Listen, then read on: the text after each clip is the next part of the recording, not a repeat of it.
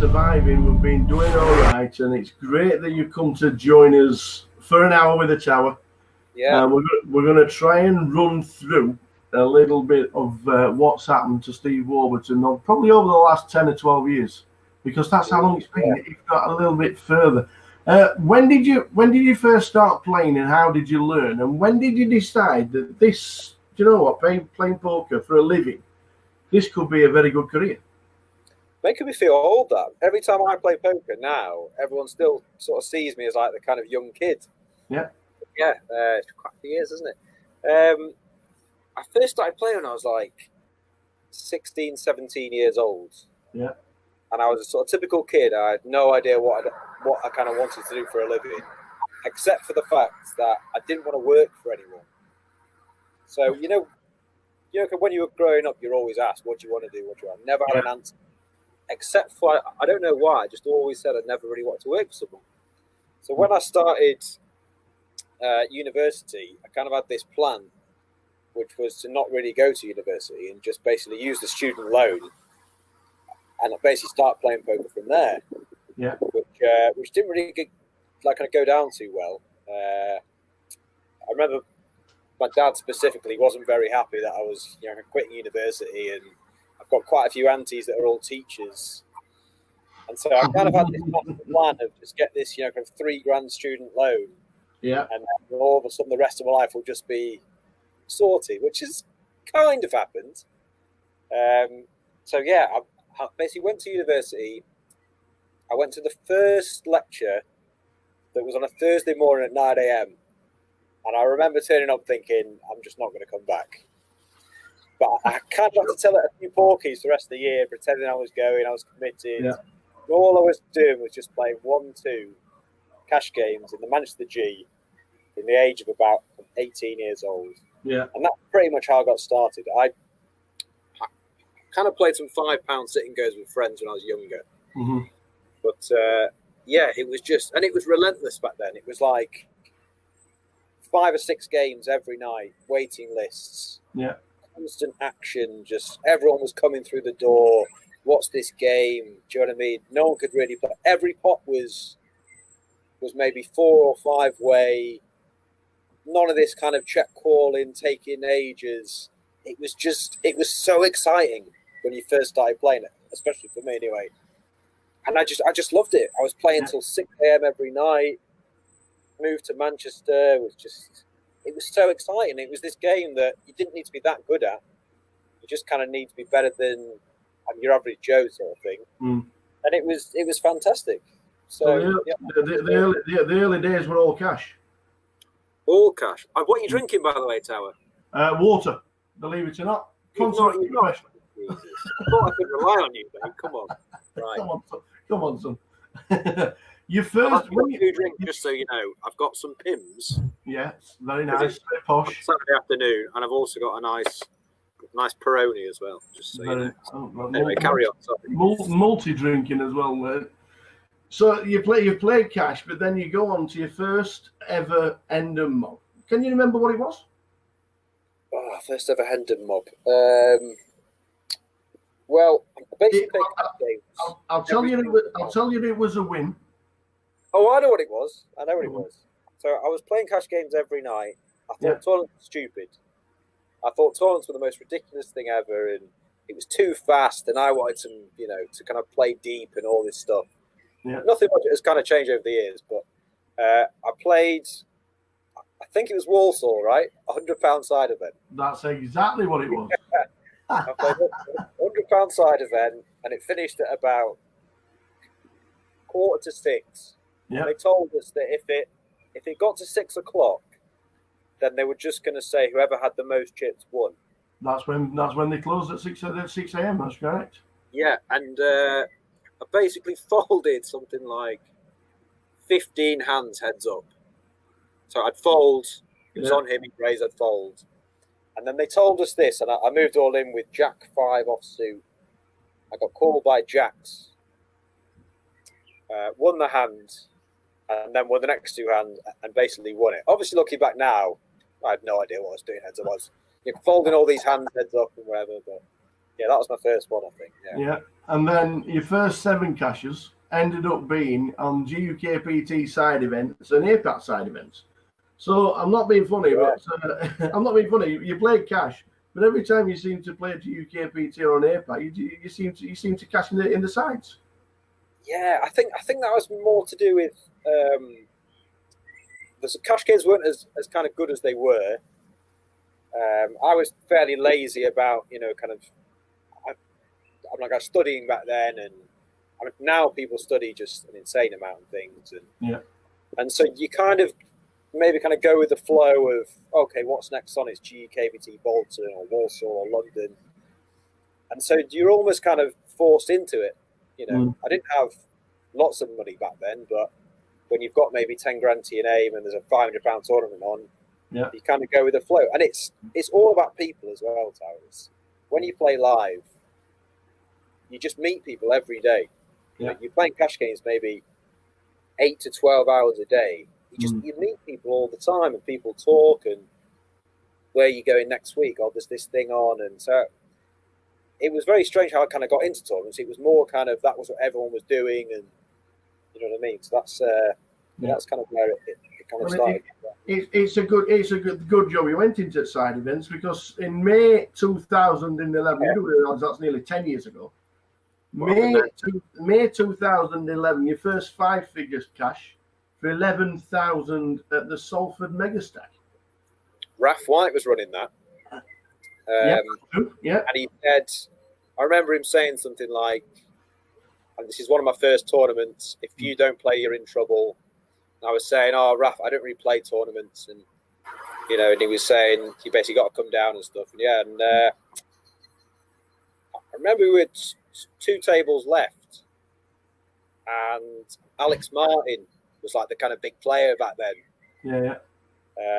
And I think I knocked him out, and then from there I won the tournament. And then probably after that I was thinking, oh, tournaments are actually all right, aren't they? Completely being results orientated to the whole thing. Pretty much after that one was when I kind of started playing them more regularly. Did that first 5 figure cash go straight into the bankroll, or was it just like party time? I'm pretty sure that doubled the bankroll. Well, that's, you got to start. You have to start somewhere. Honestly, Tal, for probably the first 4 or 5 years I played poker, I had between £1,000 and £9,000 or £10,000, and never ever got beyond that. I was just playing low stakes. You kind of win a few quid here and lose a few quid there. To win 11,000 back then was like, wow. Let's basically play these tournaments because you can win huge money. So I think I had about 4 or 5 grand to my name, and obviously won that one in Salford.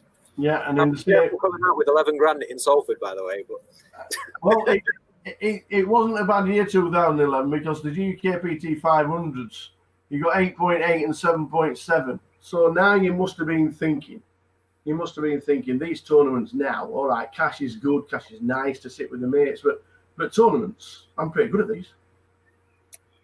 No, I really used to struggle with confidence, like a lot.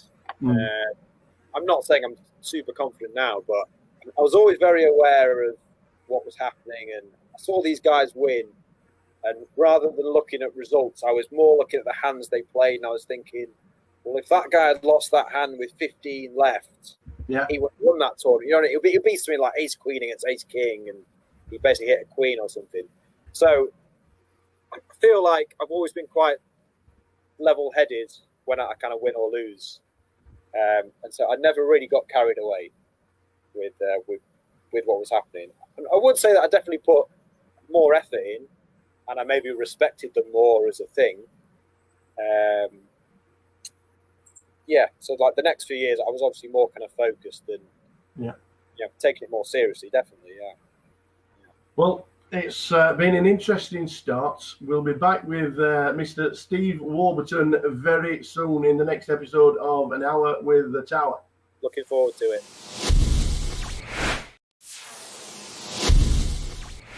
So back with back with an hour at the tower with the fabulous. Can I just say? Can you just lean forward and show everybody that lockdown's not been favourable for most?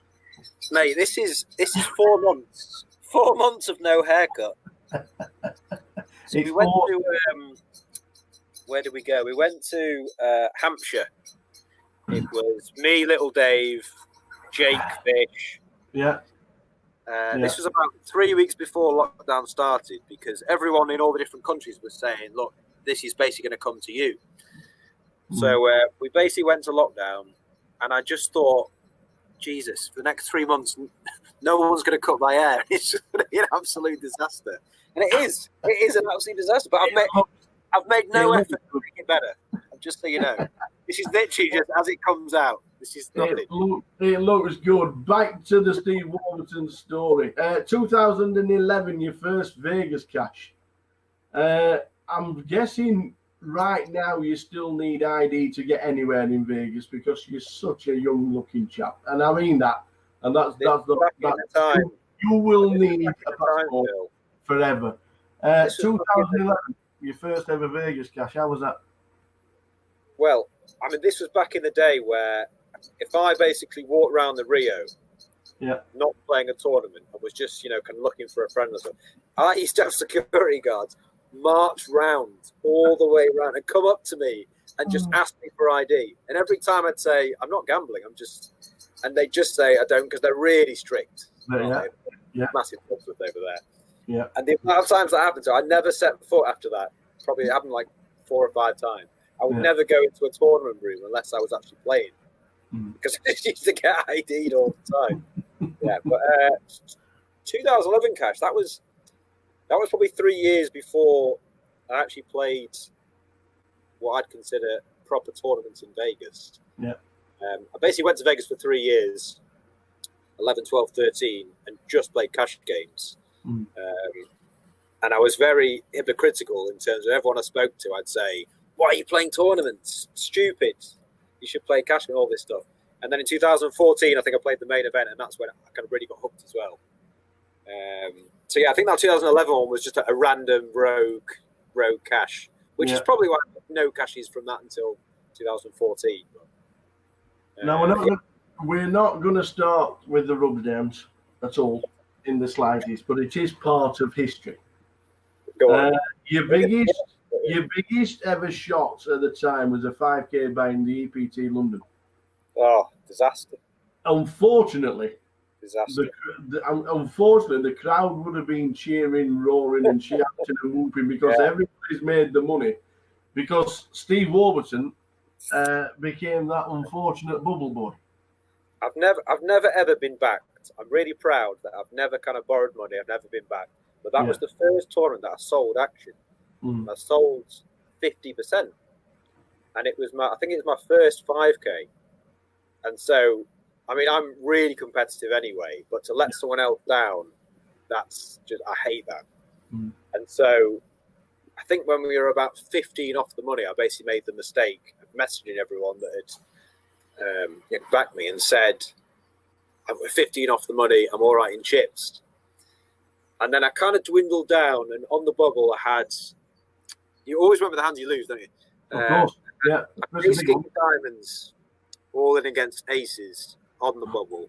And we basically got all in. I'm thinking, oh my God, I was got aces. Yeah. And like the first 2 cards were diamonds as well. So I was like, well, I've basically got 4 cards. Because also this was back in the day when it was like 1 card, not just 3 cards straight out. Yeah, yeah. So I basically bubbled, and I was in the very far end table of the room. Oh, marvellous. This is a huge, huge room. And the second the river card comes down, there's guys on the mic saying, congratulations, you're all in the money. And people used to get a lot more excited back then as well. Yeah. I'm not joking, Tower. That was the longest walk of my life. Everyone was high-fiving. Congratulations, you've made the money. I had to shake 3 people's hands on the way out because they thought I'd made the money. So I was just going with it. I got all the way to the end of the room, and one of my pals, he told me that if you finish on the bubble, you get a free for next year. So I'm thinking, oh, great. I marched all the way back, found the TD, and he said, Oh no, we stopped doing that last year. Double bubble. I've had to do it twice. I've had to walk through it twice. Oh dear. Get out. I'm going to ring everyone and say, I'm sorry, you bet on your money. So, yeah. You know. But a couple of years later, you went back to London 2013 and you actually cashed. We ended up 22nd. Redemption, kind of. Which is pretty deep. Just under 20,000. Was it annoying not to go any further in the tournament, or was it one of those where we've just experienced a bubble a couple of years ago where everybody's opening you and you didn't want to be in that circumstance yet again? Yeah, I don't know. That was a weird one. I kind of felt like I was going to final table. Mm-hmm. And then, I just kind of lost a few key hands. And also back then, you kind of get very carried away. You know, when there's 30 left, you're so convinced you're going to do well. And yeah. It's one of those. I was kind of happy that I obviously didn't bubble and I went deep. But I was kind of disappointed to not final table. Well, you started travelling about a little bit, and then obviously the year after, GUKPT Manchester, you ended up chopping it with Rhys Jones and Simon Dedman. That was a good one. That was a good one. 39,000 for finishing third. And I actually remember. So do I. You actually remember you said that you'd cry if you won it. Yeah, I remember it like it. I think you would have done, because I think Manchester's your home, isn't it? Yeah, I mean, that was obviously where I first started playing 1-2 cash, and the amount of hours you spend there, and you know all the locals, and I don't know, just I feel like with Manchester every year, I always seem to be in the mix and not really make much money based out. I'm always quite deep, and I might get a min cash or finish just before the money, and I don't know, I feel like 5-6 years ago as well, I got way more into tournaments in terms of I'd be like so invested mentally and emotionally that I remember on that last night, it was probably day 2, whatever it was, just speaking to you, just thinking, if I actually finally do this, I'll be so overwhelmed. And yeah, and it was more as well, like I've always felt like I need to kind of prove a point, maybe to like my dad, like my family. You were also, because you've been at the EPTs and because you started traveling around playing tournaments, people started pointing and saying, that's Steve Warburton. This guy's pretty good at tournaments, you know? Yeah, that was a bit weird, because I'm a sort of guy who's always like feet on the ground, and I don't really get like starstruck by people, and so like for people to say that, I was a bit just like, well, I've kind of been doing this every day for a few years, and do you know what I mean? I haven't really changed, and you didn't notice me then, sort of thing. So I was a bit kind of weirded out by it almost. But that interview though, I remember it well, and it's slightly cringy just thinking about it. Watching. But yeah, and I think I actually like fell on the floor or something, didn't I? Yeah. I think I was like, oh god. Yes, and finally for 2014, before we end this section, the World Series, we end up cashing in a side event for 3.5, but that wasn't the highlight. No, because we went and played the main event.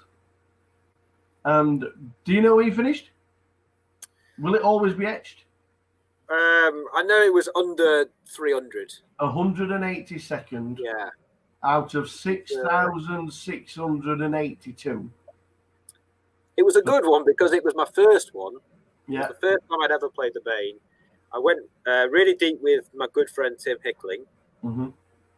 He was somehow on the table next to me every day. I don't know how that happened. Yeah. And I remember on day 5, just walking in with him, and they had the music on and stuff, and you're just thinking, this is like how it used to be. You know, like I was saying before, when you first started playing, that real buzz of playing. So yeah, that was fun. But we obviously didn't go deeper than that, but it was nice to win wherever I won. It was a very good run and a good ending to 2014. It would have been nice, obviously, because it was just, I think it was the first time it was 10 mil for the winner.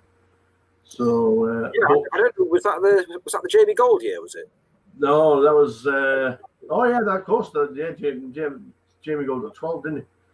Yeah, when he got 10 million, but 182nd wasn't until that ending to 2014 for you. And it was maybe 40 or 50 grand, which again at the time, Even now, it's so much money to win from a tournament. You're obviously really disappointed, but to just put that amount, it's well. Coming to the end of this episode, we will be back with Steve Warburton very soon on An Hour with the Tower.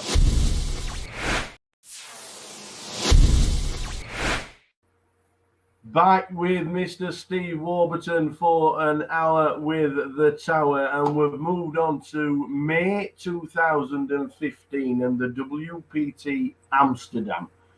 Has to be one of the favourite stops for poker players by far. 341 entries, and second, 150,000. This was my favourite tournament of all time. Yeah, it was such a good tournament. Just everyone is just like, I don't know what it is about Amsterdam, and obviously 60% or 70% of the field are kind of Dutch, and there's just no one kind of taking the mickey and being slow with their play, and everyone's talking to each other, and that's like from day one to the end. It was just a really fun tournament, and I felt like as well it wasn't a tournament where it was, just winning flips the whole way through. It was like a really good structure and stuff, and yeah, it was just a really fun tournament, and it was obviously my biggest score at the time. A lot of my best friends were there at the time. Again, it was just an obscene amount of money. It was just like so good. We had a fantastic evening afterwards. What was the party like afterwards? So good, Tower. It was just so good. It's just like I'm honestly, I'm such an old man. After about 4 or 5 hours, I'm just like a backache, and I want to go to bed. But when you've just got like pure poker rush adrenaline, it's just so good just to go out, and you just like, it's great. It happens very rarely to win a tournament, but it was a great effort. Then you go on to party poker high roll, another second, and you lost to you lost to Alex.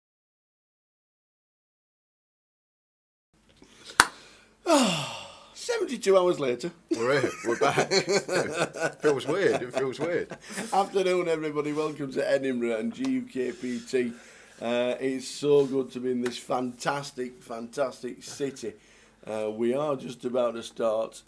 Have you done much since we last met? Not much at all. Got to see the sights of Edinburgh for a couple of days. Wash your smalls, pack your bag, and off you go. Exactly that. So good, brilliant. Welcome one and all. Welcome. We are live from Edinburgh. Fabulous Maybury Casino. It used to be a gala casino. This is why it looks a little bit like Leeds. Yeah. It's the listed building on South Maybury. If you've never been, if you're making your way up tomorrow, safe journey. I think they've got about 18 to 20 qualifiers so far, which is fabulous. So well done to the club. There's poker players directly behind us that way, because the room's directly behind. The table is that way. That's in the other room. And if you've ever been to this fantastic building, you'll know it's split into two, but it's such a fantastic place, and it's good to be here. We know it was going to be cancelled, and then it got changed to Coventry, and then we went to the GUKPT Edinburgh, so it's a shortened down version, but we're in place and ready. Yeah, ready to go. ready to go. Good to have you in the chat. Everybody who wants to chat, don't forget, if you do subscribe to the channel, you get a notification when it comes on. So we are ready to rock and roll. We might as well do it, because we're looking forward to it. That's what we're here for. Whether it's 72 hours, 96 hours, or 3 weeks, or whatever it is, we're ready. Because what we have watched this morning. Ready to rock and roll.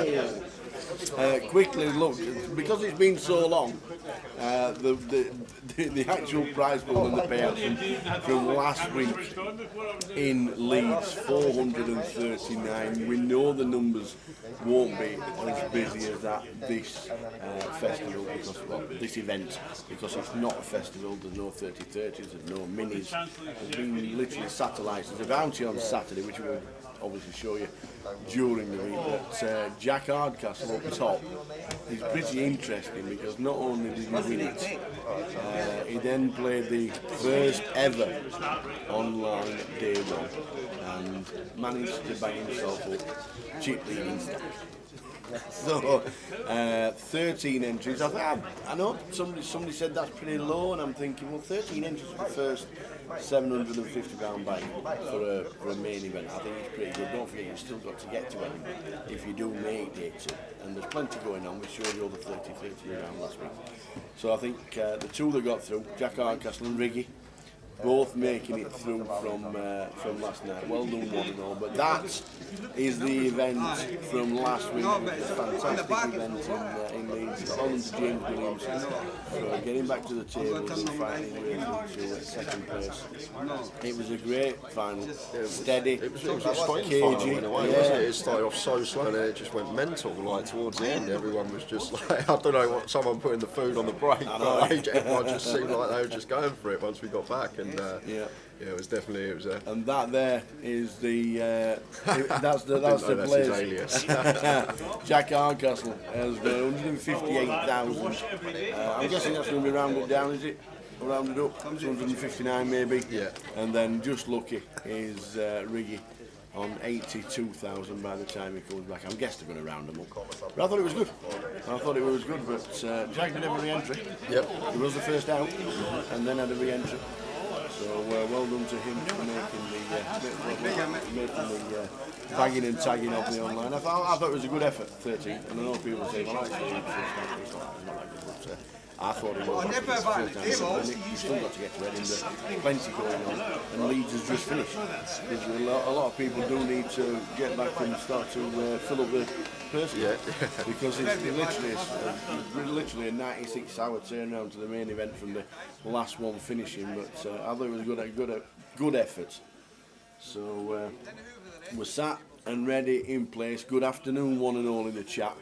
Yeah, good afternoon. Spanned, Jim Ladd. Italy's watching already. Chiesa's already. Buongiorno. Buongiorno to Italy. The Danio afternoon all, and Dave Preston. Welcome to Scotland. We had a wander round. Tell you what, Dave took us out last night. We went to where did we end up? Motherwell, near Motherwell, somewhere miles away. I'll take you away. Let me go. So he drove us miles away, and we ended up with a lovely curry, and then back into Grassmarket for a couple, and then early to bed and early to rise. That's literally what. But it is great to be in Edinburgh, and right there is the shortened down version of the festival. The satellite yesterday got 11 seats. Well done, one and all. 11 seats and a chunk of money. There's a satellite tonight at 7. And then the 2 events tomorrow are the main event day 1B and the C, which is the turbo, and we've got day 2 and the bounty to get involved in on the Saturday night, and then just the main event on the Sunday. So we know it's a shortened down version of the festival, but it's great to be back, and definitely be back as a full festival in 2022, whenever that may be. Not even seen the schedule for next year, or even if they put one together just yet. But eventually they will have, and eventually we'll get confirmation, and we'll start shouting about 2022. But we're on 2021. We are just about to start, so we'll get to the table. We are looking forward to. In fact, we'll just go quickly back just to say, have a good day. Have a good day. Enjoy it. Chat away as much as you can in the chat box, because this lad is just about to get ready for his for A1 analysis, ready for the day. We know the blinds at 100 are pretty slow, and we know there might not be any action, but we're here to chat. You chat, fire away the questions, and we will talk to you all day long. We don't finish now until 12:13 in the morning, so we've got 12 hours to fill. So let's get on with it. We're just about to start. What we didn't get is who's sat in C1 to 10. So we'll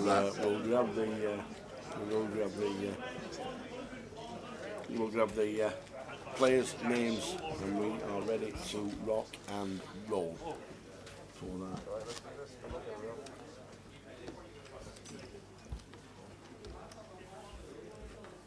Yeah, to any Chelsea fans watching, yes, it was Champions League week this week.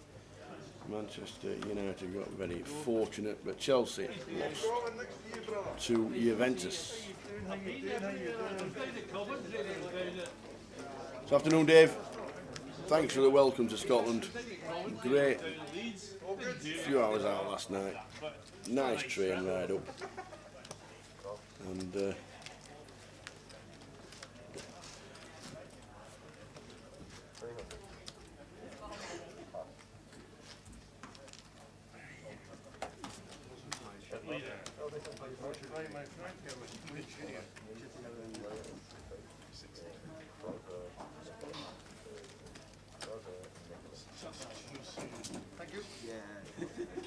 see, I was told, now I know we're in a politically correct 2021 and some people take it too far, but I've heard that Jim Ladd said, he said to us, because it's from round here, he's only around the corner, you better come and say hello by the way.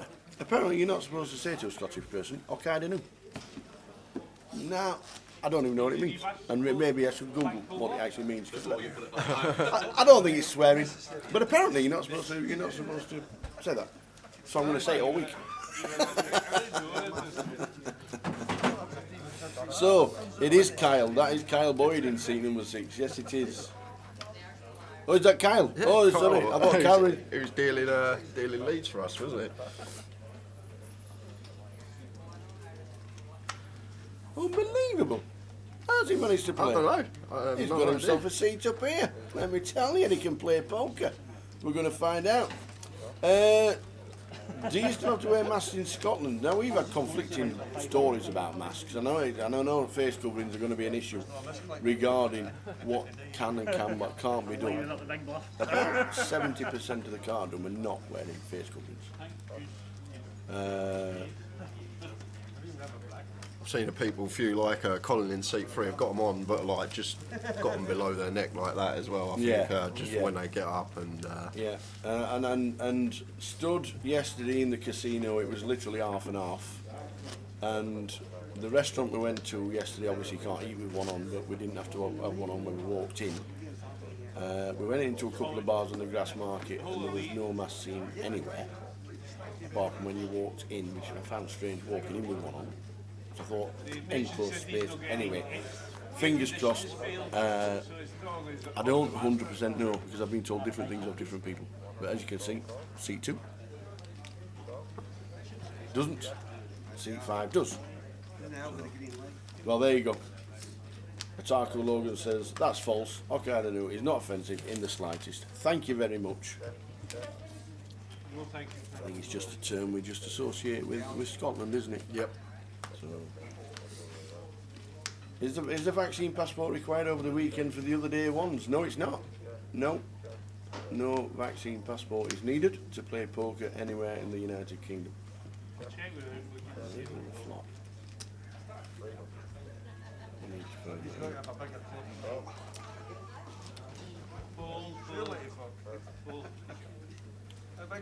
So I've got a list of the players that are at the table. In 1's Gordon Wood, in 2 Robert Goldborn, in 3 Colin Malcolm, in 5 is Paul Brown, in 6 is Kyle Boyd, and the player and I find out who that is for you shortly. He's just taken his seat.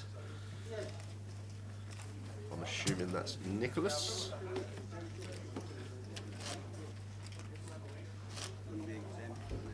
Just check the flop when it comes.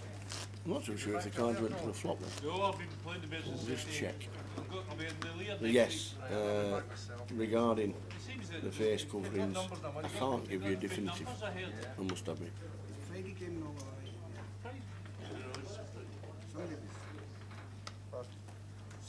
So over to Robert Kings early on. don't go mad, don't atex. It's really hard early stages, isn't it, when the bets are really small on how to bet size with big hands. You want to win the hand, obviously. You want to win a lot of chips, but it's quite hard, isn't it? Yeah, just fill yourself into the table, as I always say. Just have a little play a few pots, make sure you're paying attention to everyone else.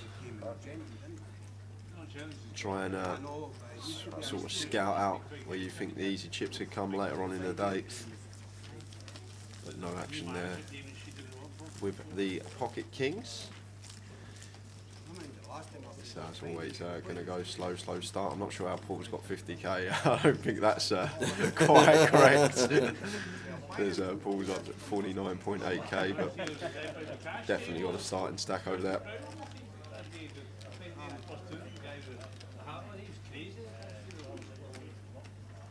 Bacon ruffles us how many day ones so far. This is first day one. Day 1A. We did have the day one online last night. Only 2 players bagging up a virtual bag for that. Jack Hardcastle was the chip leader, and Paul Rigg also bagged. Both got very nice stacks. I think Jack near 160k, which is going to be a great stack for day 2, especially because we are expecting a lower turnout at this event, so will definitely be one of the chip leaders coming back on Saturday.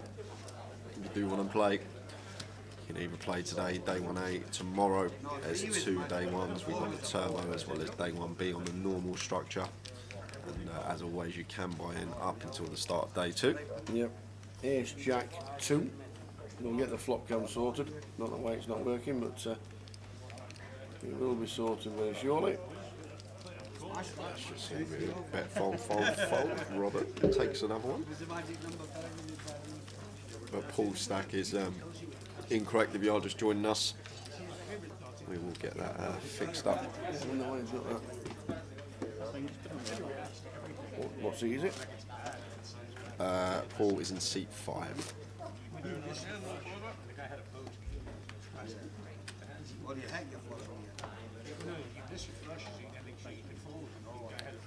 The Danny is the bounty on Saturday rebuy. Yes, you can re-enter that one if you bust during the late registration period. Yes. Blair Payne wants to see Rob Franks undefeated. Well, Rob is in the building. I spoke to Rob earlier on this morning. Four-way action here. A couple of limps. Nicholas bumps it up to 600 with the ace queen, and gets called in 3 spots. And the king jack of Robert flopping the best of it.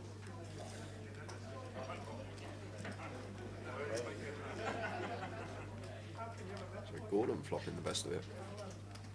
The ace jack, and Paul here just with the king 6 suited early doors makes it 1.6.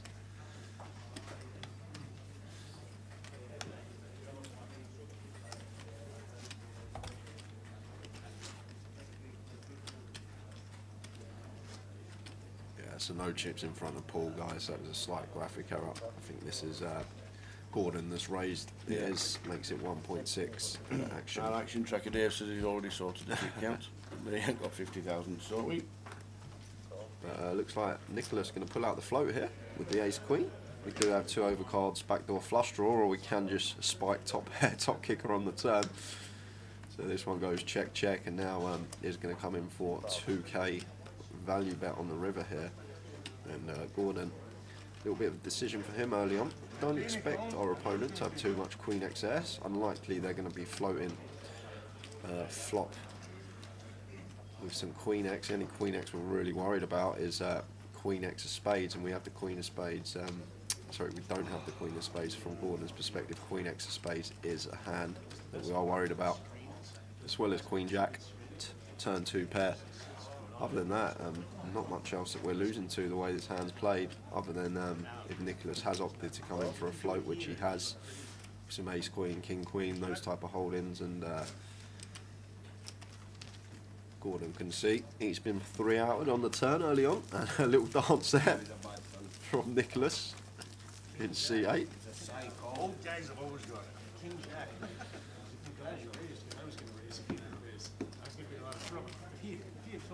Stacks are so deep at this stage of the tournament, 100, 100. It's unlikely we're going to see too many bloated pots. Usually a lot of small ball poker getting showdown. You see a lot of multi-way action. People like to get involved when they are this deep.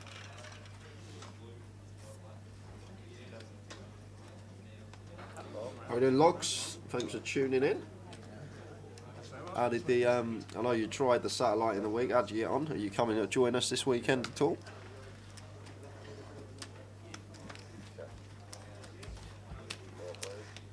Four-way action.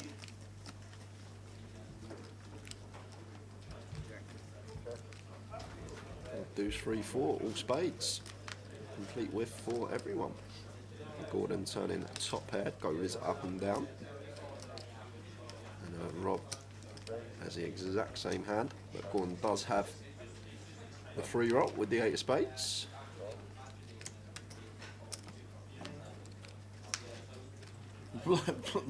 Blair Payne, what a silly question.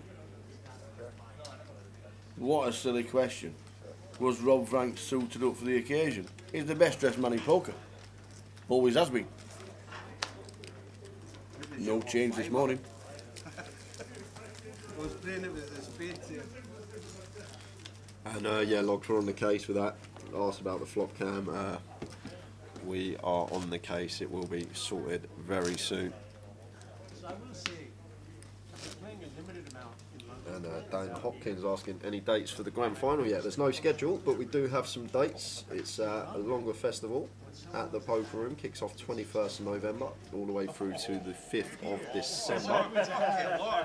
And what will be happening there, we run that across the bottom of the screen. We had the first free roll last night. Guess how many runners, Tower? 600. More. Really? Double it. Double it and more. Get away. We had over 1,300 runners for the first Haymaker free roll yesterday. If you're unaware of this promotion, it's a great promotion. We're running it for 7 weeks. Every Wednesday there will be a free roll. If you manage to win that free roll, you get an invite to the Vic at the grand final to come and play an 8-man sit-a-go against 6 other opponents and David Hay.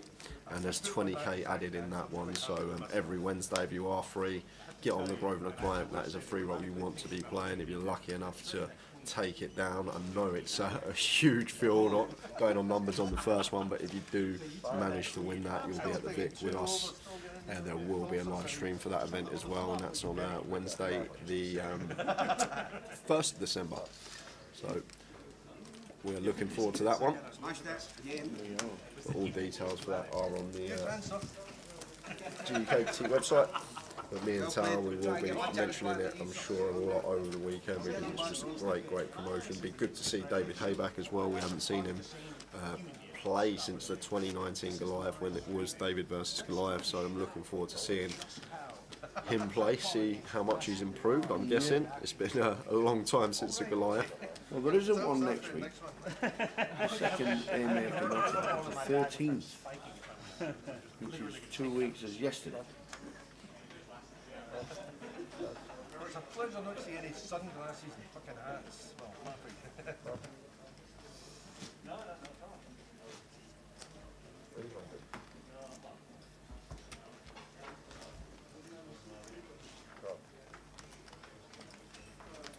Yeah, no, I thought there was one every week.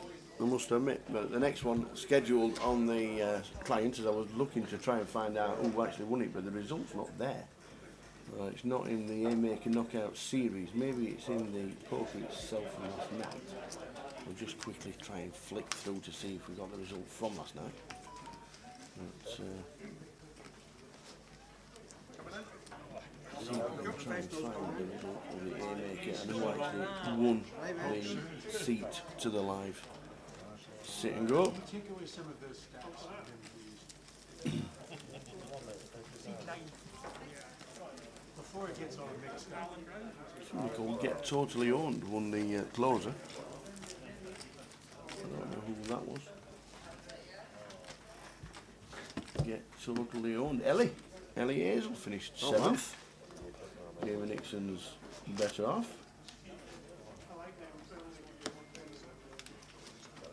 See Span cashed in the closer as well.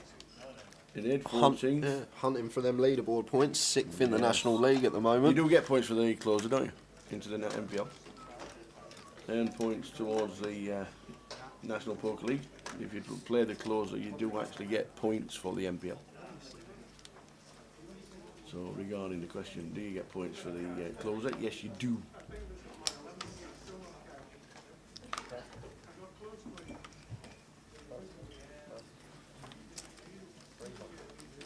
Yeah. The graphics are in the bottom right hand corner for the flop cam. We know the flop cam's not working. We will get it positioned. We don't know why. We thought all cameras were checked, but Not just yet. We'll get them. We'll get it on and get it flicked on. But I know we like to see the overhead camera. But if you don't look at the flop, they come in the bottom right hand corner. The cards in the bottom box. Yeah, thanks, Scotty. That was the winner of the free roll last night. Try pronouncing that one, Tower. Looks pretty Welsh. I sat down. I've been clever. Yes. Okay. That's a great word in Scrabble. Thousands of points for that one. A humbling moment. Star player. Keep it 300 ahead of me all the time. I'll be laughing. Someone buys I hate when they buy in the one before the break and they double up straight away and you've been sitting behind them not getting home. Yeah, there is a good chance that Rob Franks will be on the table at some point during the day. We will let you know every 2 levels. Anybody wanting to know, every 2 levels. They have a break and a new table comes in for the next session. Colin just opted into flat the ace king suited here. Early doors versus hijack open. Saw Colin on our Leeds feature table. He was included in that 5-bet post flop hand. If any of you tuned into that, that was a fun one. I'm sure that'll be posted over the next couple of weeks on Grosvenor Poker. There's all the socials for you. You can find us on Facebook and Twitter at Grosvenor Poker, and live stream coverage /GUKPT on YouTube and Twitch. There's Rob just coming in for a donk here into the aggressor. Sorry, no, it wasn't a donk, it was just a continue because Colin flatted the ace king. So just continued the queen jack on king 9-7 rainbow. I actually like that on this particular board, but once faced with the raise from Colin, into the muck it goes.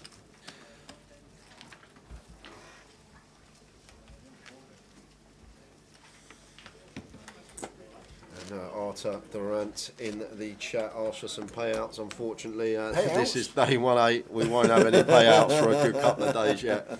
Saturday afternoon at 2 p.m. try. We've got three buying level days yet. Day 1A is now literally just started. Day 1B tomorrow and the turbo tomorrow night. So Gordon with the kings makes it 400. And Paul with pocket jacks here in the cut-off. First time today 2 legitimate hands colliding. Paul just opted into flat here. Might have something to do with the 4x open size from Gordon. May have 3-bet over a more standard size around 3x. And this is going to be a lovely flop for Gordon from his perspective. Flopping middle set, we don't block the ace. Just comes in for a continue. Like his decision just to build the pot there early on. No need to get trappy with an ace on board. Can definitely extract some value from some of our opponent's range. In this scenario, the jacks of Paul fire into the muck.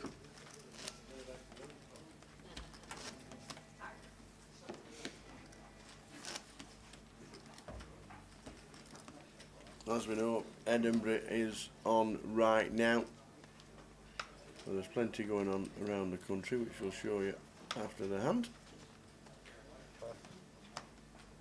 There's still talks of the 25-25s coming back at the end of the year and starting of next year. I think next year what will happen is that you'll get your bigger places and your best turnout places with the 30-30s, the 400 buy-ins, then the 25-25s will go to different places around the country. And then obviously, if the deep stacks come back as well, they'll go around as well. There'll be plenty of choice, that is for sure.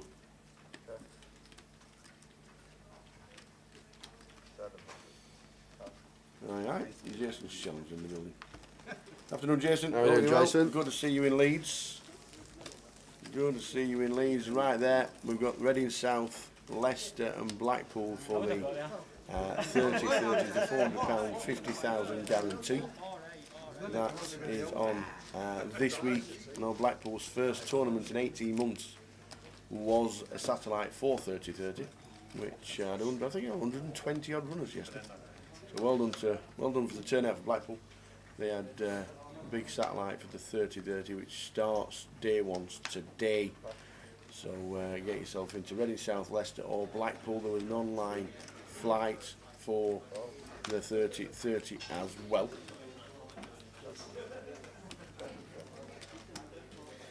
Jimbo on Twitch says, "Hey chaps, is there anything big set up for next year? And also, do you have anything planned for Plymouth?" Well, we'd love to come back. It's fitting the place into the calendar. It really is, and the size of the room's got a lot to do with it. The location of, obviously I think we did 3 seasons in Plymouth of the GUKPT main events in the late 2000s. And regarding the anything big plan for next year, we've got a little something called the Goliath that's back. Oh, Obviously, missed it this year and last because of unforeseen circumstances, but it will be back next year, and it's probably going to be the biggest ever one yet. Yeah. It's the 10th one we've ever done. But your 10th one, Tower, as well, I'm guessing. Yes, indeed. When it first started, people were thinking, how many going to turn up for this? You got 5-day ones and all this, and it's like, who's going to turn up? We ended up with 1,785, and everybody got giddy. And everybody thought, oh my God, how have you done this? This is amazing. And then year on year, it's just gone up and up and up. But obviously, the 9th one, which was pre-pandemic, was 9,300. We had a massive David Hay promotion on as well, who got himself down to 40th place out of 9,300 runners. Yeah, it was absolutely amazing. The turnout that everybody was expecting, the 10th anniversary being super, and then the world shut down. Yeah. And then, so we've got to rebuild it again, and rebuild Goliath they will for next year. Goliath set out for, the dates are already set. I do have to go to me. I think it's the 25th of August next year. I do believe. Sure is. The 25th until the 5th of September are the dates set for Goliath. There's no schedule. There won't be a schedule till next year. But the dates are set, and the only thing we can tell you is that apart from Goliath and the main event, Joker's Wild will be back. We will be having a party. So yeah, 25th of August until the 5th of September. And Jamie Nixon on his way down on the train, coming to join us. I'm guessing he's coming up on the train. Yeah. If he's coming down, it'll be a bit of a struggle. It's a lovely train. He could be up in Aberdeen. He could be up in Aberdeen. It is a nice train journey, actually. It's He got a seat in the satellite as well on the last Wednesday. You can tip me I know Katie won one. Who screenshotted? Somebody screenshotted. It was Katie, I did see it. No, on it weren't Katie. What's Katie's name like? Is it just Katie? Swifty now or something. Yeah, well, it wasn't. It was somebody else. Somebody else has got themselves a seat in one of the satellites, and Jamie Nixon. Oh, Kelly Saxby. And Kelly and Jamie's name was directly underneath Kelly Saxby. Yeah, the dates are set for Goliath, but definitely no schedule until next year. Jamie's watching it, and he's definitely coming up on the train. It's a great train. I think it's a lovely train, Jamie. I really do. Let the train take the strain. So easy. Sit back, relax, get the Wi-Fi on, stick your Sky Go on, watch a bit of telly, nod off, wake somebody up, wake yourself up snoring, trying to catch breath, and then get up. Get off at Haymarket. If you are getting the train up to Edinburgh, and you get off at Haymarket, it's the closest stop to the casino.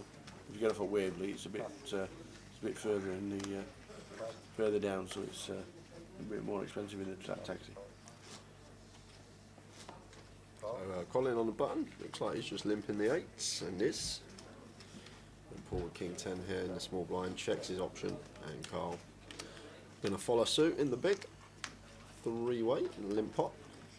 Oh! 6, 7, 8 flop by any chance? This is cold. This could be, well, this is definitely going to be the biggest pot of the day. It should be, Tower, because we've got flop straight versus top set here. Kyle with the 4-5.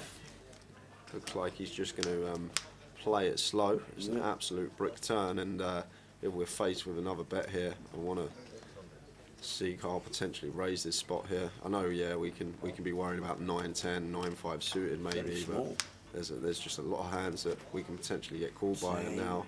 Now, this easily could go check. No, we're still firing out with the set. Yeah, now over to He's Carl, got to call who's it just off and calls he's it off. He think, sees, well, yeah, if he he's sees hit the flush, 5-4. yeah. If it, Thing is, on that turn, it's going to play so much better as a raise, not only because there's rivers that necessarily put us behind, but more often than not there's rivers that kill our action, like a 9, a 10, a 5, a 4, a club. They're all action killers for us, so we have no bad removal to the 8, 7 or 6. We've got bottom end of the straight. Colin can have all the 2 pairs, he can have the sets. Want to sort of start targeting those hands on the turn, come in for a big raise then, and try and get value from those holdings. But it is early days, maybe just playing a bit more cautiously. There obviously are combinations of 9-10 and 9-5 suited out there that can limp the button, but potentially a little bit of value missed, and just a bit of a cold flop early on. Yep. Afternoon, everybody. Afternoon, Roy. Afternoon, Cristiano. Afternoon, guys. I'll be on the Edinburgh train tomorrow. The last not to play, but seen a bloke about a horse in Yorkshire. Why are you on the train to Edinburgh then? I don't know if there's been an earthquake and Yorkshire moved to Edinburgh. Why are you on a train to Edinburgh if you're going to see a bloke about a horse in Yorkshire? Which part of Yorkshire do you travel through to get to Edinburgh? The Canes fans back in the building from North Carolina.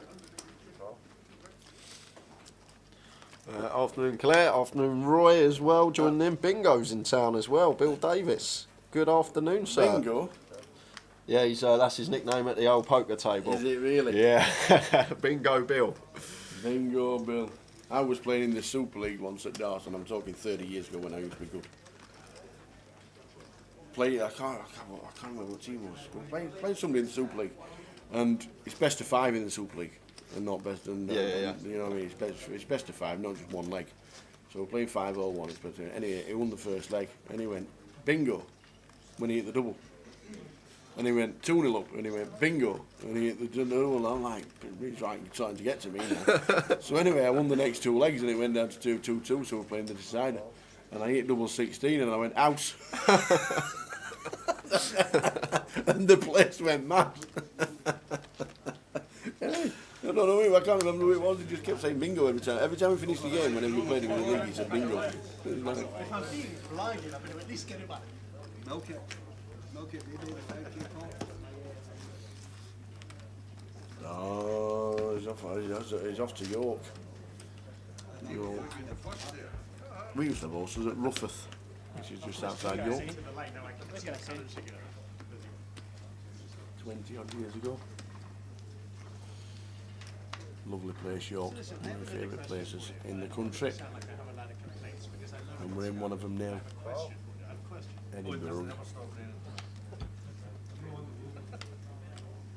So it's good to have so many on board in the early stages of GUKPT Edinburgh. We've not been on air for that long, to be fair. It's been months, hasn't it? Oh no, hours, sorry. I was sitting there last night, and it looked like my body couldn't comprehend that I had. We had another leg so quickly. It just felt so strange. Like I got working tomorrow, commentating. Just body couldn't even comprehend it because it'd been such a short space of time. Finished off in Leeds only 3 days ago, and here we are back ready for Edinburgh. There's already been 1 online leg, first ever GUKPT leg online. 2 players bagged up for that. Jack Hardcastle, chip leader, 160k, and Riggy's in there as well, Paul Rigg, with 80,000 chips. They're the 2 that bagged up yesterday for the day 1 online. They'll be here Saturday. Good to see Rich Kellett making his way up to Edinburgh as well.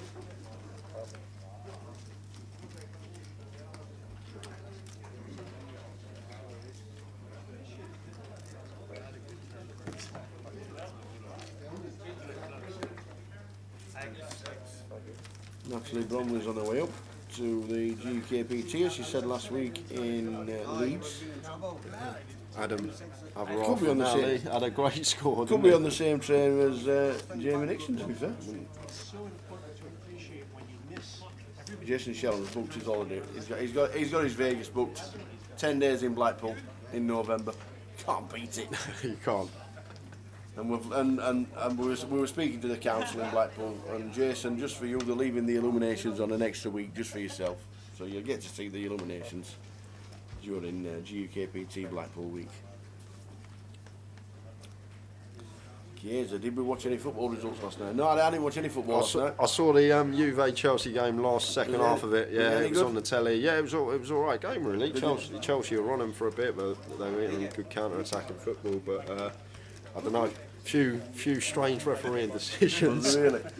I don't know. It just seemed like not being biased. Don't really like Chelsea anyway. But Ataka, what about Sheriff Tiraspol? What happened to them? Sheriff Real Madrid. 2-1 on Tuesday night. I They did beat watch the Real highlight. Madrid, Yeah, did they? they're top of their group with Inter Milan, Real Madrid, and Shakhtar. Wow. Who shot the Sheriff? Top of the league. And Barcelona, yeah, what's happened to Barcelona? Losing both opening games. Then somebody hand after it gets a yellow card for going all in there. You got the same yellow card. Sifo's still in Italy and is asking for Italian lessons on how to say good afternoon.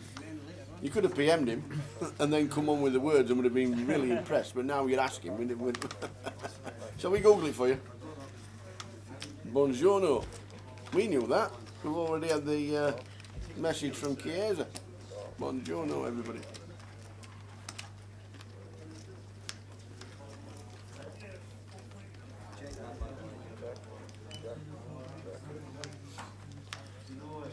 So complete whiff for everyone here. Ace of spades on the turn. Looks like Alan's going to take initiative here on the button, sense his weakness. No one wants this pot, so I'm going to have it myself.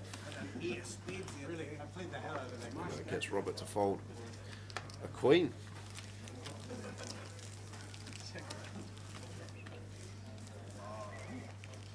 Yeah, well, not me. Get some of the best. Sifo's putting weight on. The food is too good. Yeah, it's meant to be one of the best places to eat is Italy. Fresh pasta, pizzas and salads and malarkeys. The best pizza hut. I bet your dad said that when you asked him for pizza. Is it Pizza Hut? I must admit, when you go into, I went to been to Prague 3 or 4 times, and Wenceslas Square, which is the big square in the centre of Prague, it was very, very strange to see a Mackey's and a Starbucks, spoiling the view.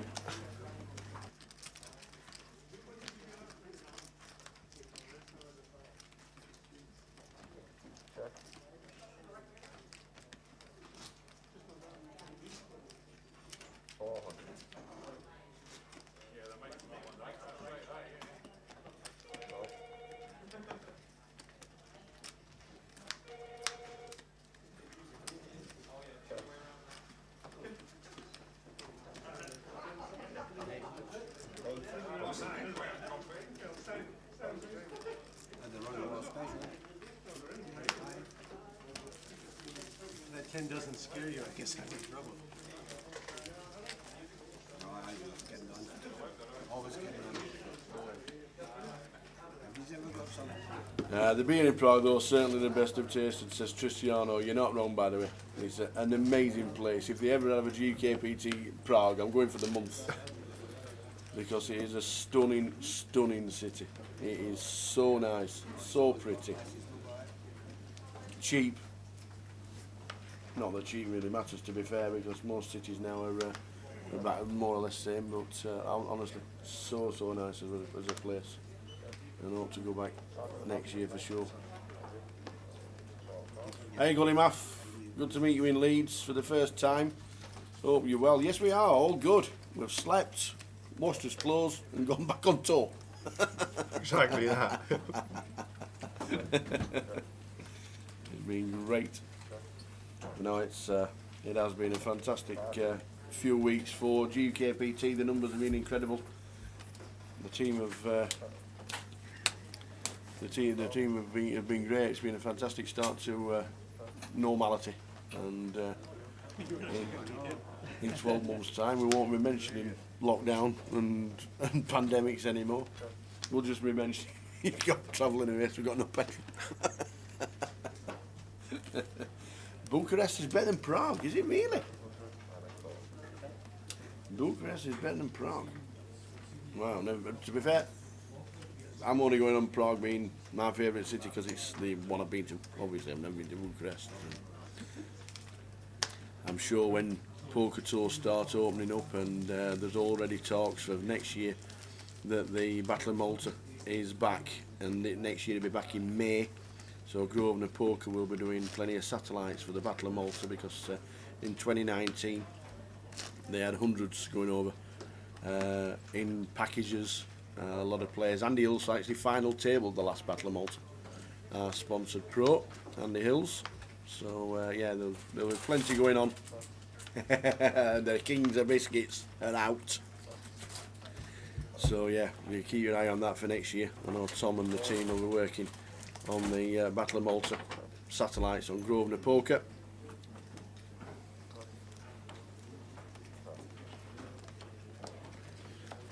How many's playing at the moment? We got 49 in the field That's at good. the moment. That's good. Don't forget to check all details. If you want to check the details on the Poker Live app, make sure you download it, click it on. It's got everything relevant. You can stick your name down for a cash game on the app as well. Get yourself your... I think do you lock up your seat if you click your name on the app? Is that how it works? You reserve your place on the waiting list if you put your name down for the cash games, because there's been plenty of cash games running here in Edinburgh. So just be aware, if you don't want to use the app, you reserve your name on the waiting list. Afternoon, Kev. Afternoon, guys. Struggling with the line, to be honest. I'm edging towards 282, but we'll set a final line in about an hour. Always here, Kev, for the usual bet. Don't you worry about that. Always ready for a gamble. Always ready for a gamble. Have you sorted yourselves out between you? How much does he owe you?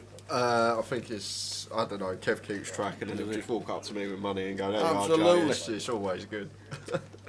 Is Span playing today, or is he entering tomorrow? Well, he's been in the chat box, so maybe he can text you to say that he's... No bust outs yet either, Tower. 40 minutes in. Usually we've had about 10 re-entries at this point. But, they're all tight up here. Yeah, there's not been a bust out as of yet. The way this year's been going, first session. Yeah, that's not the norm. Yeah, we've been losing players, like just been dropping. So up here in Edinburgh, yet to lose one, 40 minutes in. Yeah, I thought it was 40. I didn't want to say 40 on stream and get it wrong, but yeah. You're not doubling quits in every time, are you? Nah, we'll just score every go. Score every go. Unless Kev wants to do the double or quits, I'm happy to, but I don't want to hurt him.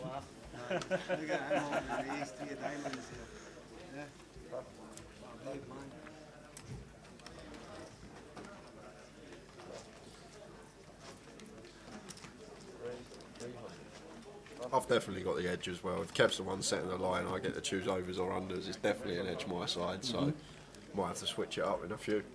So 10's here for Paul in the cut-off. And gets defend from Alan in the big blind, flicks it in with the queen at 3. And Jack 9, 2 hearts. Probably wants to be coming in for a bet here now, Paul. Try and get some calls from ace, maybe king high. And, on this occasion, queen 3 of Adam into the muck. Alan muck in that one.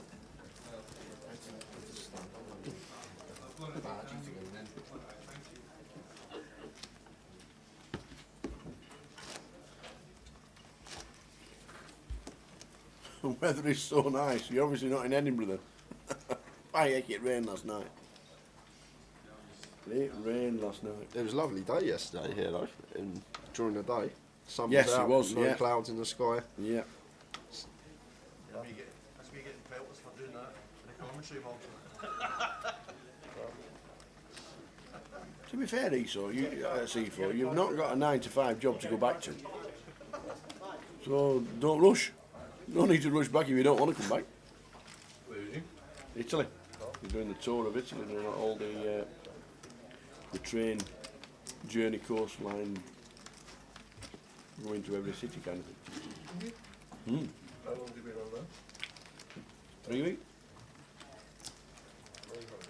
Can't play online poker in Italy though, which means he can't win any seats for anywhere. Maybe that's why he's coming back. He hasn't won a seat for 3 weeks. I think a seafoam. Win a seat to somewhere, you can't leave, so he's won a seat to somewhere else. Well, that'd be hard. Since he's in Italy now and can't play online Yeah, poker. it's stuck in Italy forever. Stuck in Italy forever. Until they legalise the online.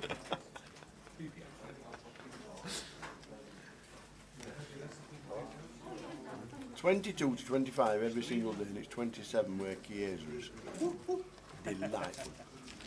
Gully Masters, terrible day in Yorkshire as well. Yeah, it's forecast to be pretty wet and wild in the UK.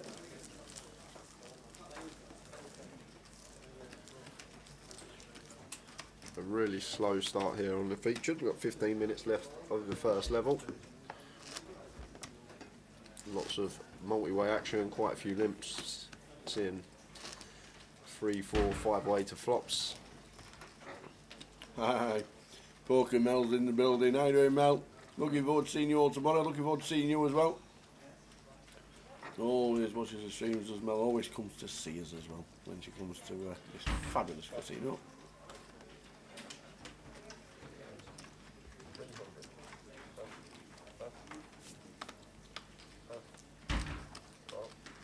He's read that the forecasting snow says 21 ounce.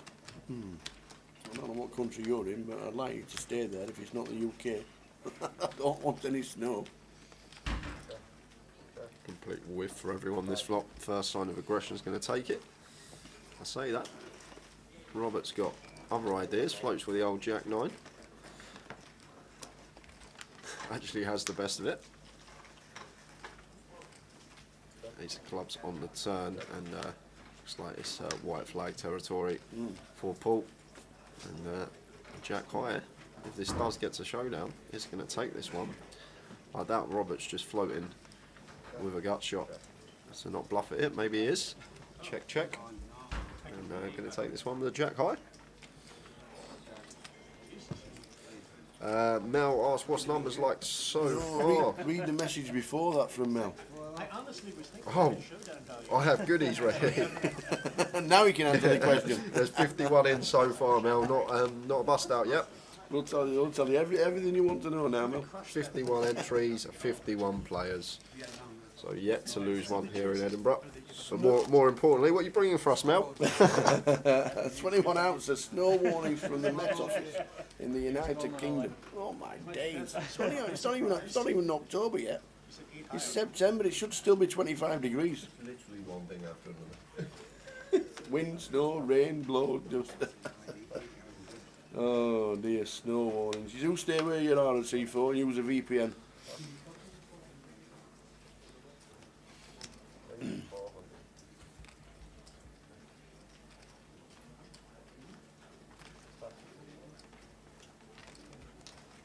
How's YouTube looking? Somebody said that last event that YouTube was more crisp than Twitch, which is usually the other way around, isn't it? I don't think there's too much difference, Tao. They're both Not anymore? really quality pictures, yeah. Especially you can change the settings on Twitch as well for how you want to watch it.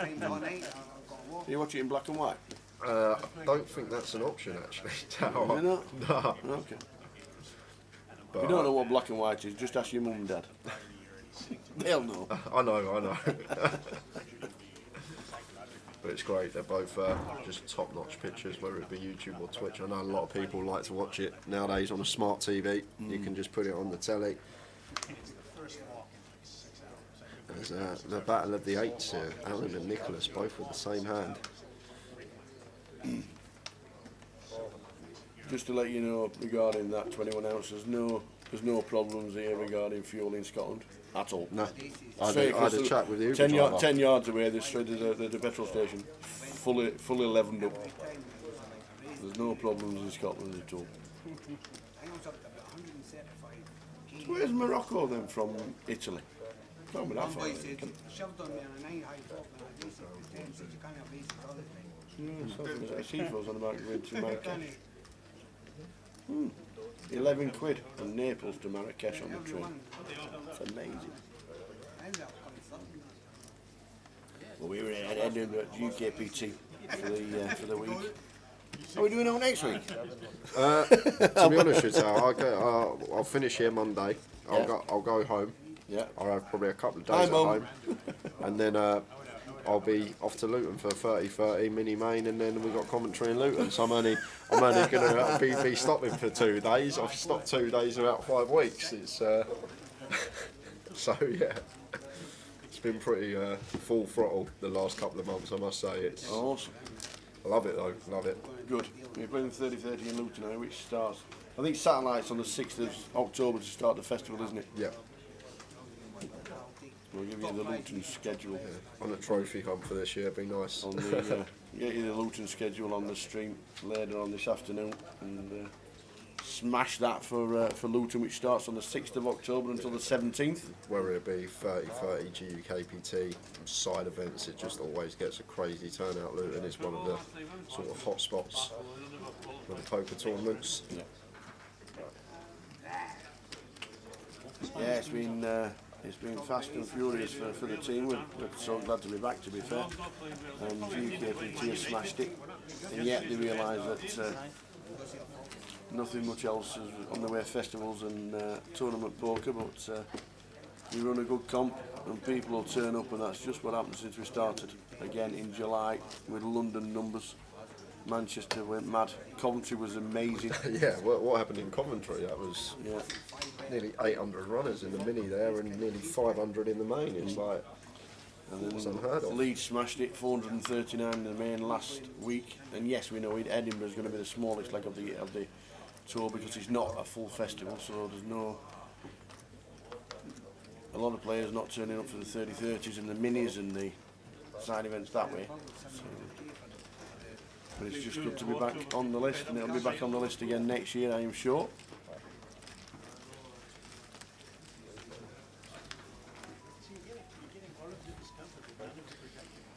So 6-5 suited, flopping the straight. Alan being the original opener as well, great for him. Oh wow, that's cold. Both players flopping a straight here. We're going to have a bit of action first time today. Proper bit of action here. Paul's just cold call here with a 6-3 suited, I think. Yeah. This deuce on the turn means it could spell trouble here for Alan, because what's got to go through Alan's head here, his opponent can have 7s, his opponent can have 8s, his opponents can have 9s, 9-8 suited, 7-8 suited. He's got all these hands. He wants a brick now, doesn't he? Yeah. And it's not really a brick. It's not really a brick. Alan checks, this will be a bet and a call. Oh, it's a lot. Go on, all says, the have small some of that. chips, and just not going to be able to fold getting this price. And there's the call, and he actually see that he could have potentially gone broke here. Alan, straight over straight, real cold flop that one.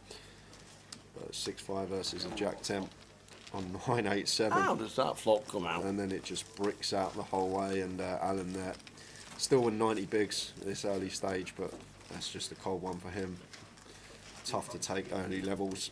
Has Dave got a break already? He's going to be working off now. He's got 3 things wrong so far. I think what should happen? He took us our action tracker who you never see, and it's the most thankful. Yeah, he did, Well, he did at Coventry when we closed up. Yeah, He was my bodyguard, wasn't he? Standing behind me, making sure. The most thankless job on the task and the hardest one to do. He's got to concentrate on everybody, and he's not the best at multitasking. We know that, but it's great. It's so hard to do, and whenever Andy steps in, he's like comatose after 10 minutes, and he's like, I can't do this. So Dave sits back in. He took us out last night and drove us to middle of nowhere. We thought we were going to end up at Woods somewhere, but we ended up at this fabulous curry house last night, and he. And yes, it was a good shout. So it is You never see Dave on camera, apart from when he stood behind you. I needed him stood behind me in Leeds when Will McMurray come up to the booth and started shouting. That's when I needed him. Results orientated Will. See, I lost my flip. It's not a call. That's not the best way to look at it. But good afternoon, everybody who's watching in the chat. We are straight back into the action from Edinburgh, straight after Leeds. Afternoon, Loz. Afternoon, Paul Rogers. And Bill Davies says, can't wait for Luton. It is a great venue for poker, that is for sure.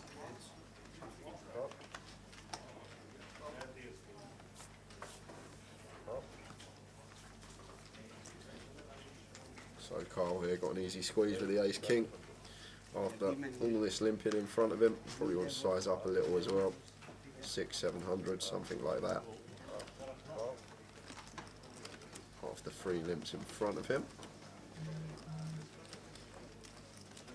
It looks like 700, green and 2 blues. Carl is in this hand. We're going 3-way to the flop here. Colin, King Jack, Queen 10 for Paul. And Carl with the best of it, Ace King at the moment. Just sorting that out. And, hopefully the action will be back. It looks like it's a continuation bet. And looks like all low cards. So it's probably just going to get the job done here. But Paul has got other ideas. Opts to just come in for a raise here with the Queen 10, and now we've got no option but to fold the Ace King. Yes, we have the best hand, but Paul's going to be this early stages, limping hands, I guess, like 7-6 suited, 7-5 suited, all the pocket pairs, 3-5-7s are in there, 6-4 suited even, so can't do much there with the Ace King, but get out of the way. And 21 outs asks who won last night's Haymaker. We did get the name of the winner of the Haymaker. It was just couldn't say it. We just couldn't say it. Yeah, it was very. We need to try and find out who it actually was, really. So. Yeah, we had the alias of the name that won it. It was. I'll tell you what. I'll post it in the chat for you. Okay. There we are. That was the alias. We'll find out who that actually is.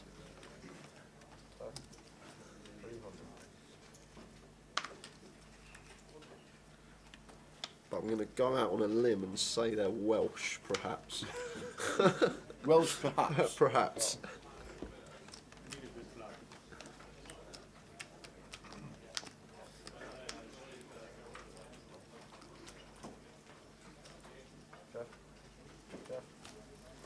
If anybody knows who that alias is, let us know. Gully says I was close, cooled with 50 odd left. Yeah, I think PK played it last night as well. He was like bang up in chips for a lot of the tournament.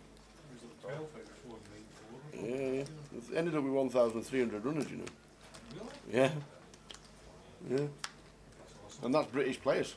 That's like, it's on a UK base, isn't it? Yeah.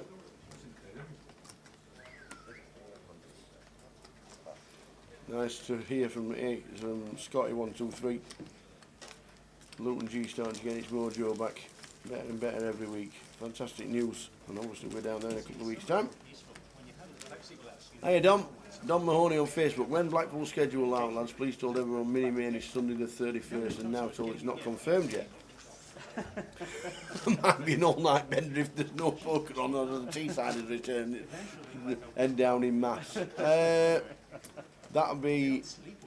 I can direct that straight to Jim, so I think Jim's tuned in. Is the schedule out for Blackpool? If not, when will it be? And is the full schedule out for Luton? Luton's out because it's on the app, isn't it? Luton's definitely out. If we get any confirmation of Blackpool this week, we'll let you know and shout from the rooftops, and we'll get it onto the stream deck so we can post it on there as well. I'll answer that very shortly, Dom. Yeah, Luton's out on the app. Yeah. We'll be on the app on the tournaments in Luton. See when it all kicks off. Wednesday the 6th. main event, satellite 5 seats, Yeah. 30-30 on the Thursday, Friday, Saturday and Sunday for the day 2. That's when the mini kicks off as well. PLO's on the Wednesday night, satellite's going throughout the week, and then main event will start on the 14th, Thursday the 14th of October, and that is when we will start as well with the live coverage for Luton. Side events, the Bounty is on the Saturday, seniors on the Sunday, as well as the £200 last call event on the Sunday as well. But if you have a look on the Poker Live app, go to Luton, go to tournament, scroll down, you'll see the schedule for the GUKPT, which we will be at in 2 weeks' time. 2 weeks today we'll be there. Is it? Yeah, 2 weeks today. American football video. I'm gonna be there a week today. I'm gonna play a couple of sides. If you are down, come and say hello. You know that? Do you guys see the movie Caddyshack? My local Grosvenor casino nearest to me.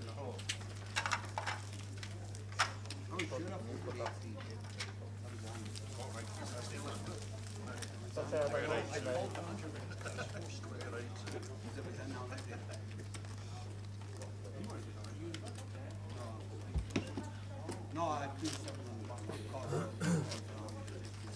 21 outs, ask what's your preferred day one to play, the earlier, more quiet, or later with more players? To be honest with you, I've always been a day 1A man unless I couldn't get there for day 1A, simply because always a chance of re-entering if you do bust, whereas if you enter day 1B, bust later in the day, you haven't got a chance to re-enter with the full structure. As well as that, I like playing early, getting in as soon as possible, level 1 or 2, or from start, simply because I think in tournaments a big part of tournament poker is profiling the players you got at the table, start understanding how they play, think how you can exploit that down the line, and it's just always been a way for me to try and get in as early as possible. And as well, I always say you sometimes get these certain players, unique players, let's say, that enter the tournament willing to have a lot of bullets and obviously fire off their 20k starting stack very early on, and if you get in from the start, you have a small chance of being on one of these players' tables, so potentially you have a chance of doubling up with the best hand. Yes, some of the time you will get unlucky, that's poker, but more often than not you can have double starting at the end of level 1 or level 2.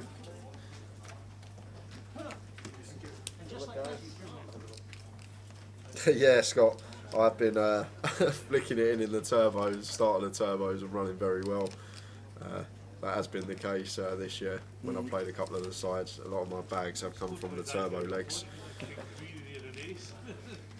Don't Do It says, you were telling someone how to check the schedule. Where can you find it? You just missed the start of the So convo. what you'll need to do is download the Grosvenor Poker Live app. If you go onto the chip icon next to the home icon, scroll down to the southeast, you'll find Luton.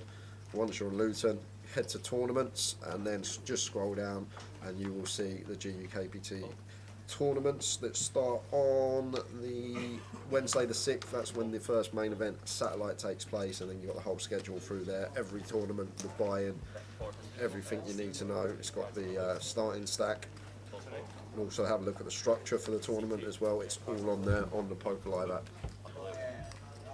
Ian's in the background, working away. Oh yeah. And 21 outs, when's the strategy book being released? I'm not too sure. This one's on. This one's on. I think if they did something like that, it would be more in the midst of 5 card or 6 card PLO. I think there's so much stuff out there on Hold'em now that there's not too much gaps in the market, but I have a look a lot and there's not a lot of 6 card PLO stuff out there, and some of the, I call them like initiative plays that you use in that game. I don't see a lot of people that I play against use certain lines that I go for in that particular form of poker. Or maybe in a few years' time, but definitely not at the moment. You don't have one? It's a major disadvantage to not have that device. Very. Definitely 400.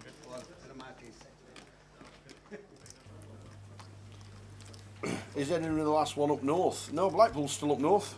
Northwest of the United Kingdom. Blackpool is on the 27th of October until the 7th of November. So Blackpool is on. It's Luton, Blackpool and London.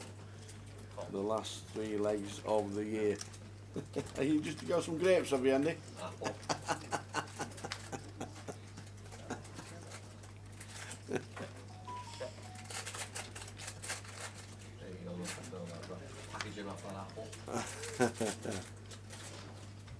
Oh, no, look, here we go. Here come the apples. Grapes are out.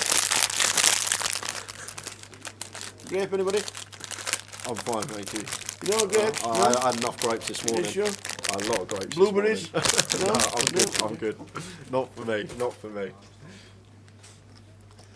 Mr. Rupert Elder, the Mr. WPT winner, says Little Chris. Yeah, Rupert, 2 million in live earnings up here in Edinburgh. Come to play. Quality player. Yeah. On the EPT San Remo in 2011 for $1.35 million.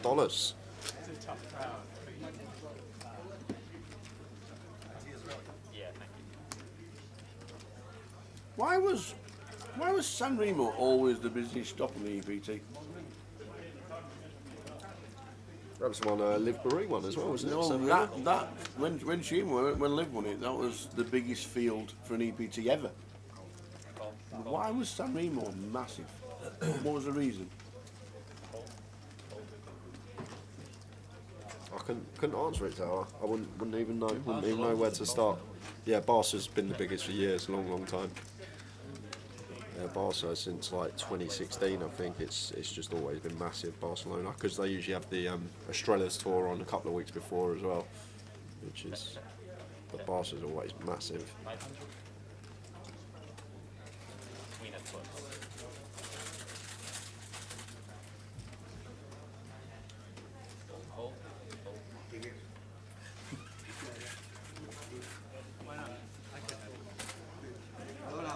They run it off tomorrow morning.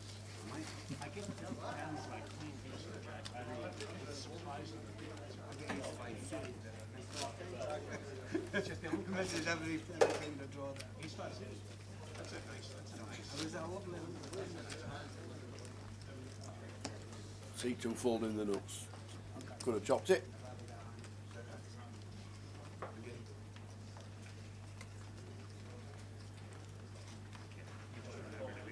It plays with your mind if you think you're playing the board and it can't be counterfeited. Like, really? Nah, just get out of it.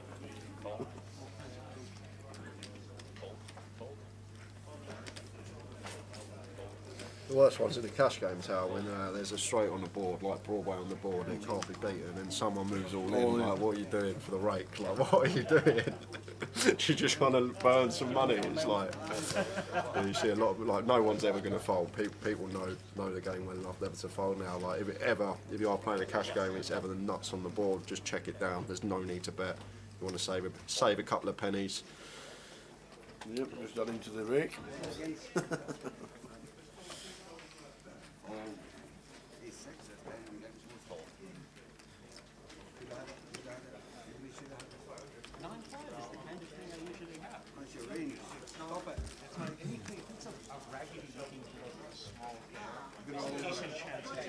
You're all over it like a rash.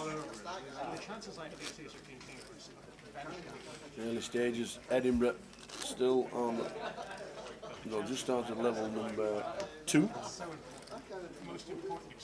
Oh, no way, he did fold, you was right. I just went and watched it back. Robert, with the nuts on the board, faced with a bet of 1k from Kyle, just folded. Getting used to the table. That could be highlight reel Getting material. used to the table on folding the nuts. Just the Broadway on the board. Yeah, I'll fold. I had to go back and watch, I do have to clarify that, yeah, it happened. Maybe there was 3 red cards on there, he might have thought there was a flush possibility, I'm not sure, but yeah, definitely did fold the nuts, you're right.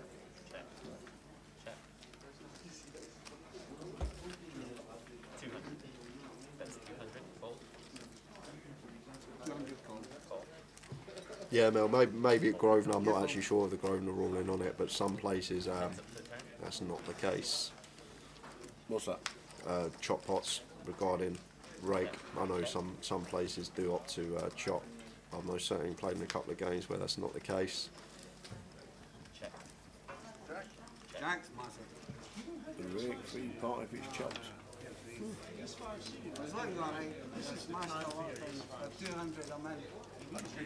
Why about we just And it happened on the Haymaker free roll last night as well. Uncounterfeitable nuts on the board. Getting the guy faults. pair of earphones. And it's often I say that. This is level 2 now. Blinds did go up about 10 minutes ago. Only hand we've really seen is straight over straight between seat 1 and seat 9. Alan ended up doing a few chips. There's still got plenty in this structure. No need to panic for him. Yes, he's half starting stack, but got plenty of time to manoeuvre in this particular structure.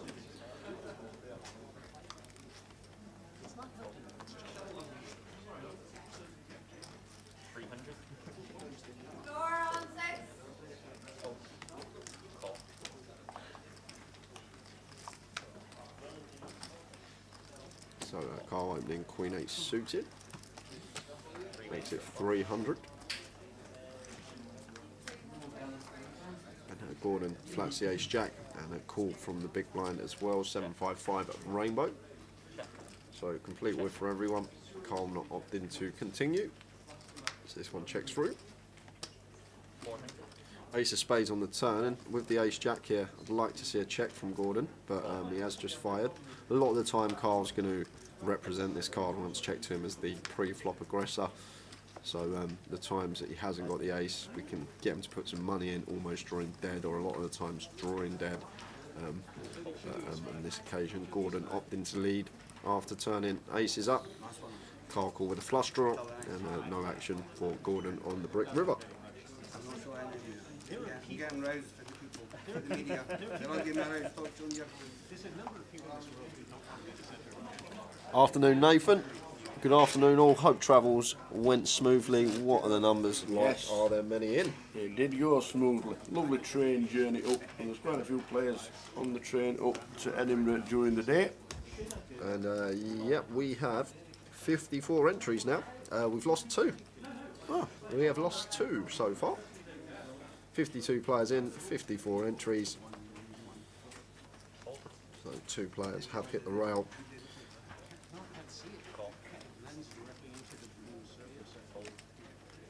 Freddie says, is that EPT winning Rupert Elder? Yes, it is. Overall, excellent player, Mr. Rupert Elder. I'm assuming 2 million he's from up this way tower. 2 million in earnings, at least.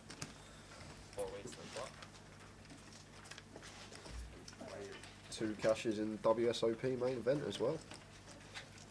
Afternoon, Dan. I'm watching on Facebook. Darren Harbison, and the buying for this gym is £750.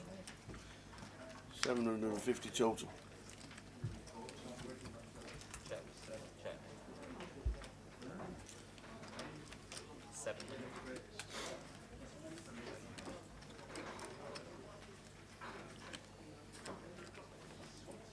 It's a lovely flop here for Paul. Flop in, up and down, and straight flush draw. Opting to bet on the 7 turn after he picks up the pair to go with it. No action for him.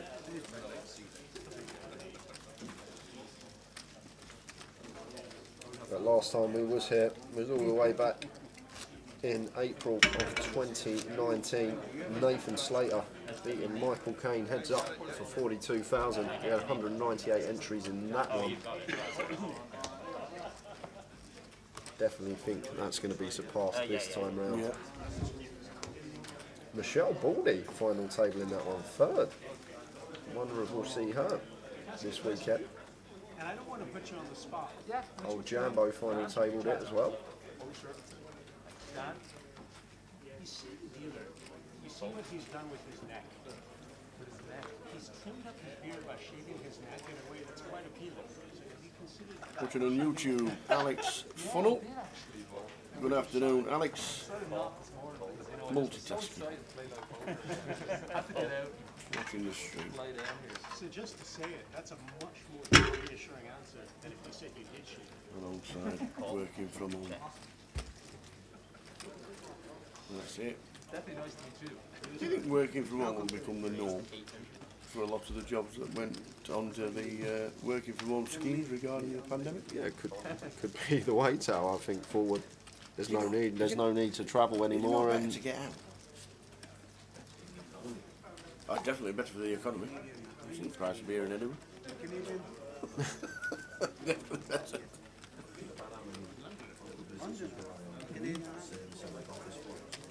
Yeah, little sandwich shops with the office staff to service. I just think it's better mentally as well. Getting out. Yeah, Having to get dressed and make an effort and get out.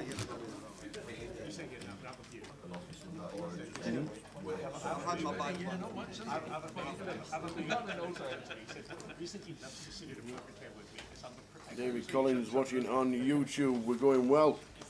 Edinburgh started pretty decent. Be a busy day 2 and a turbo.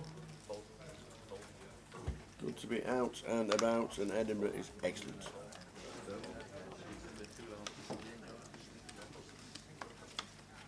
Seat 2 is Robert Goldbaum. Robert Goldbaum. It does sound like an American surname.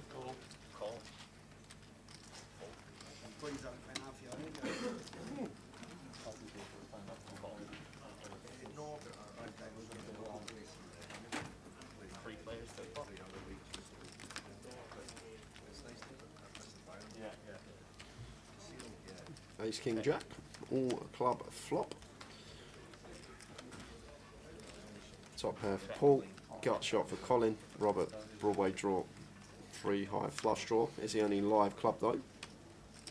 This ace on the turn's going to be a lovely card for Paul. We now chop with all other ace X except ace Queen on boats, so going to come out firing. And, not going to get any action from either of his opponent's holdings.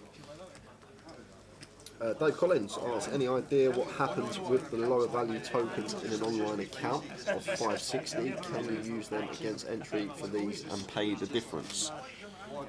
Yes. Yes, you can. So if you've got a 560 ticket, you want to play one of the 750s, it's only going to cost you 190 extra and you're BN. Yeah. I don't think you can split a 30-30 into a main event seat though. The 30-30 tokens are different.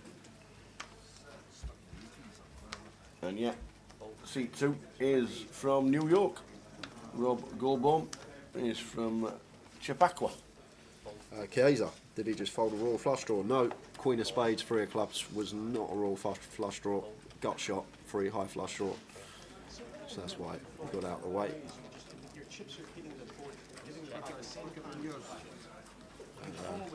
The limping continues. And Carl going to check his option with King 4, 4-way action.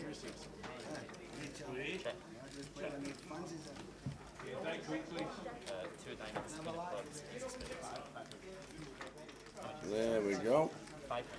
Ace, Queen, Deuce. The flop comes back.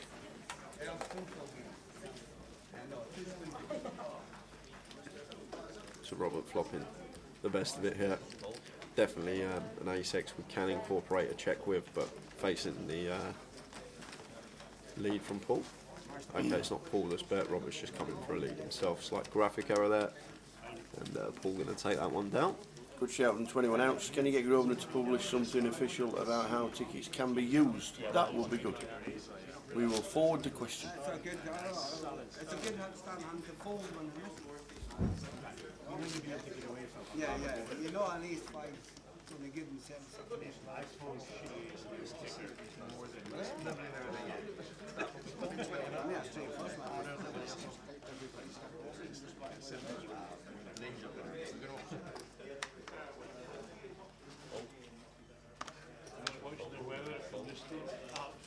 Hi Wendy. No, Alan's not playing this event.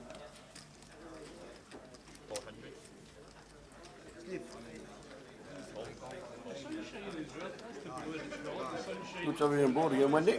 Watching in Leeds last week. Good for you to be back. Good morning, wherever you may be.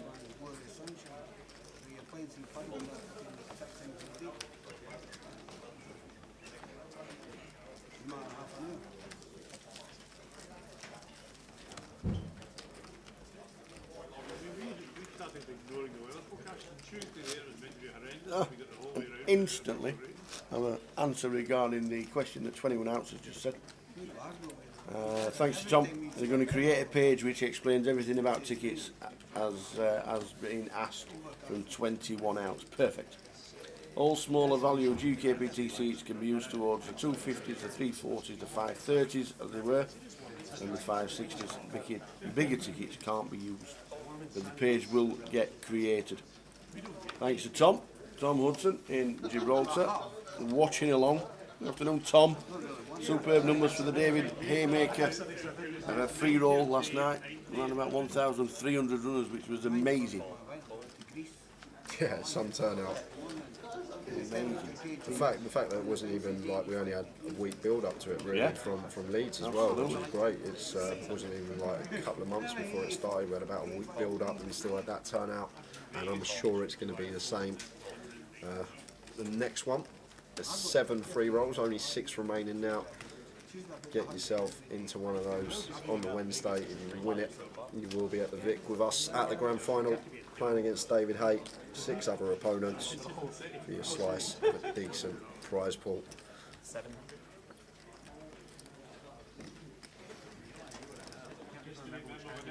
We're all good. Yeah, all good, Wendy. Thanks for tuning in. All good.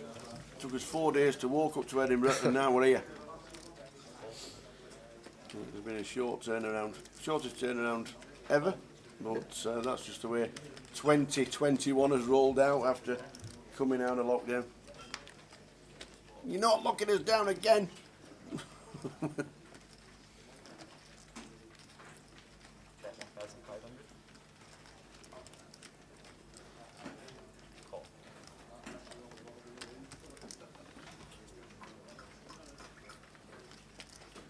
We will 21 ounce, as Tom's just said. They're going to get a page regarding the tickets and the explanation of what can be used and what can't be.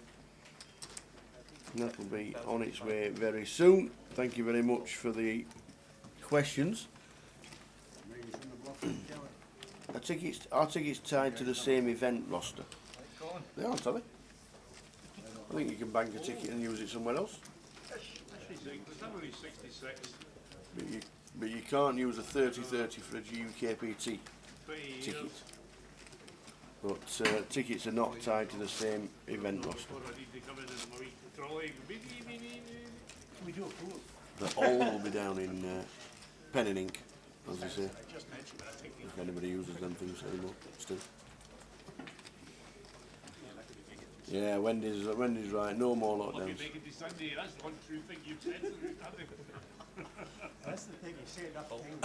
And final question, he says, can a GUKPT mini main ticket be used towards a 30-30? A mini main? No, I didn't think it could. No, the 30-30 is totally separate. So you can't use a mini main towards the 30-30. Well, first time making an appearance today. There it goes to Carl in seat 6. Aces makes it 600.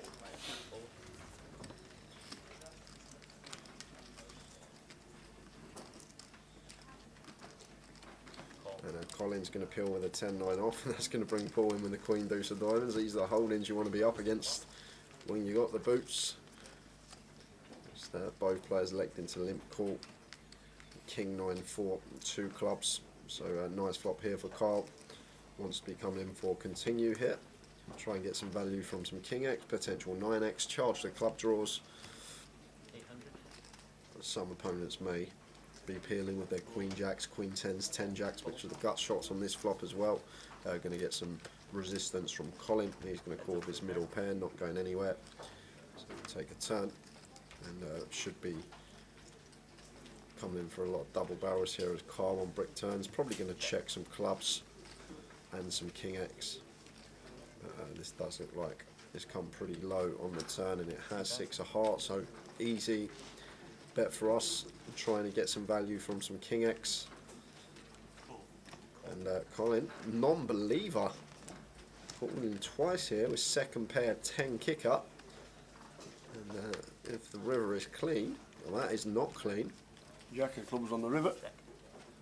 So now Colin has a little look over at his opponent, and Carl makes the assumption that he's not going to ever get called by worse in this spot, and pretty easy check on this particular river. And it's going to be difficult to get paid by King Queen, King 10 now, those type of holdings, so can't really get paid by worse. So easy check back for us, and going to take that one down against the 10-9 off Colin. Colin getting a bit sticky there with second pair.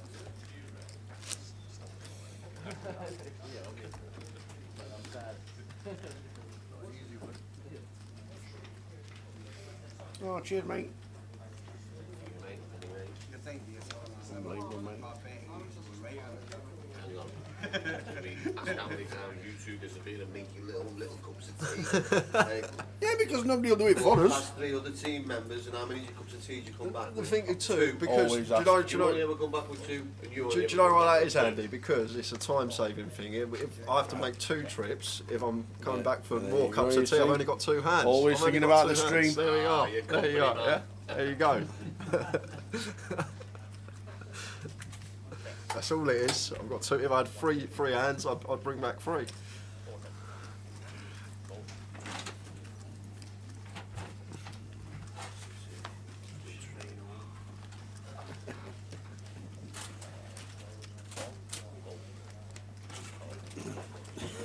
Claire Morgan's got a plane to catch, so I hope there's no lockdown before the 7th of December.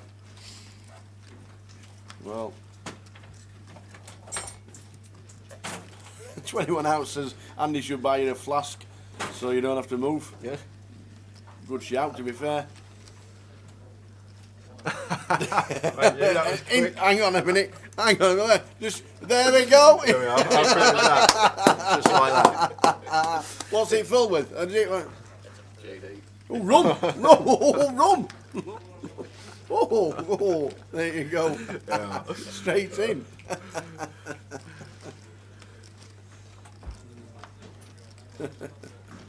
Just one watch now, though.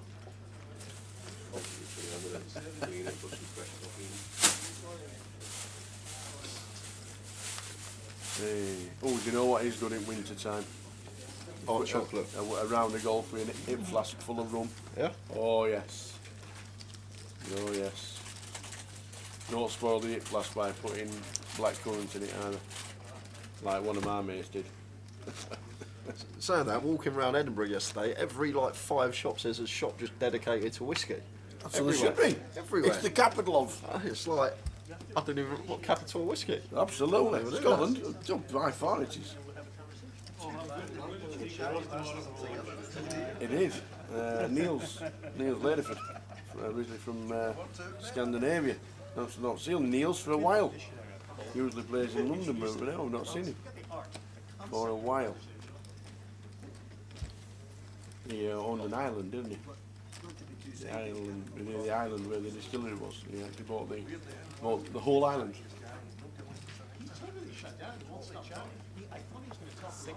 Limping from Paul, Carl overlimps, Daniel going to come in for a squeeze. We'll just try and get this one heads up potentially. With position on one of the limpers, makes it 600.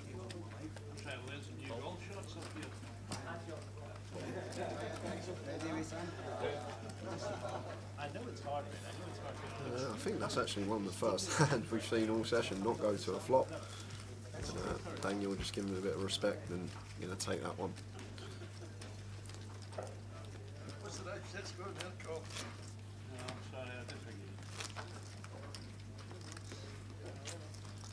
Yes, if you are travelling to Scotland, whiskey is the drink of the nation.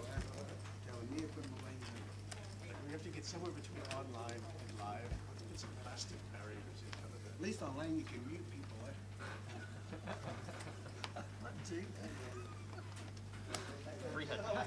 Feelings. So Rupert been fairly quiet since he's come to the table, but finds a hand under the gun in the form of kings, raises to 300. Now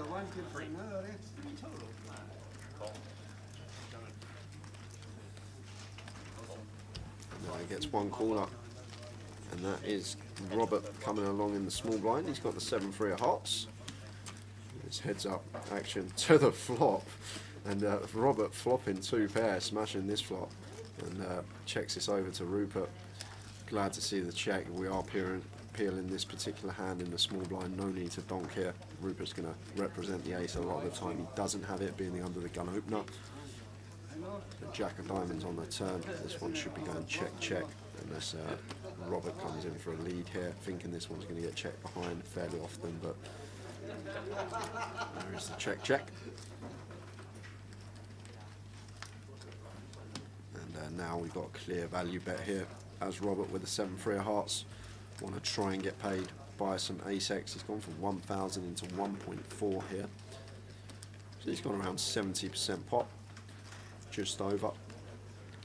And Rupert here just going to pay it off with the kings, and he's going to see the 7-3 of hearts is the best of it, flopping 2 pair.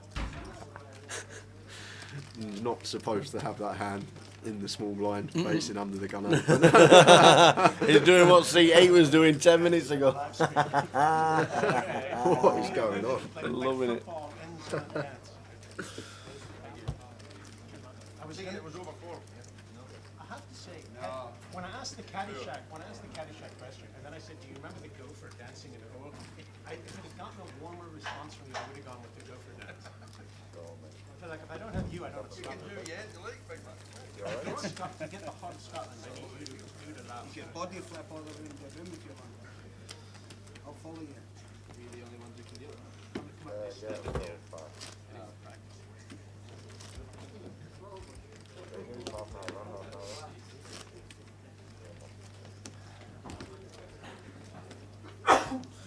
And Don't Do It says, what time's the first break? In half hour's time, just under. Indeed. We will head out on the first break of the day. This is usually how we see most first sessions, very quiet in terms of action at the table, not much going on, lots of limping, lots of multi-way pots, seeing lots of flops. So very rare you get too many big pots at this stage of the tournament. The biggest one we did see was the cold one between Alan and Gordon, straight over straight. Alan's still in the tournament, still got 9k, which is more than enough to work with in terms of big blinds. As I just say that, we've got 5-way action here. Ace King, Ace Queen, Ace Jack, all in the mix. And Rupert going to defend the King 5 of diamonds, so 5-way to the flop. Is it too late to make a field bet? I want to make a field bet. And case ace on the flop, so that is interesting. Nicholas with the best of it has both Robert and Colin outkick. Rupert with a will draw, and Gordon with a will draw as well with his deuces. So Nicholas coming straight in for a bet here with the ace king. Robert not going anywhere with the ace jack, and Colin in a bit of a predicament here now with ace queen after this action in front of him, but undeterred and gets involved here. All 3 players with an ace, but Nicholas with the best of it.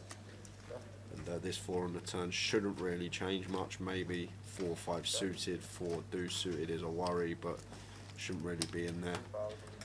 Pre-flop.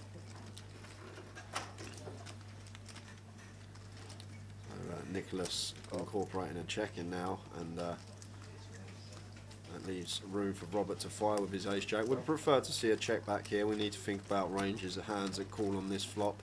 Obviously ace queen, ace king are out there. Perhaps some ace 3 that's been counterfeited. Has that paired the board? I think it has. 3 of hearts on the river. This one's going to check through tower, and the ace king of Nicholas should be taking it. There's not really too much in betting the ace jack here as Robert. What are we trying to get called by? Are we ever getting called by ace 10, ace 9? Probably not.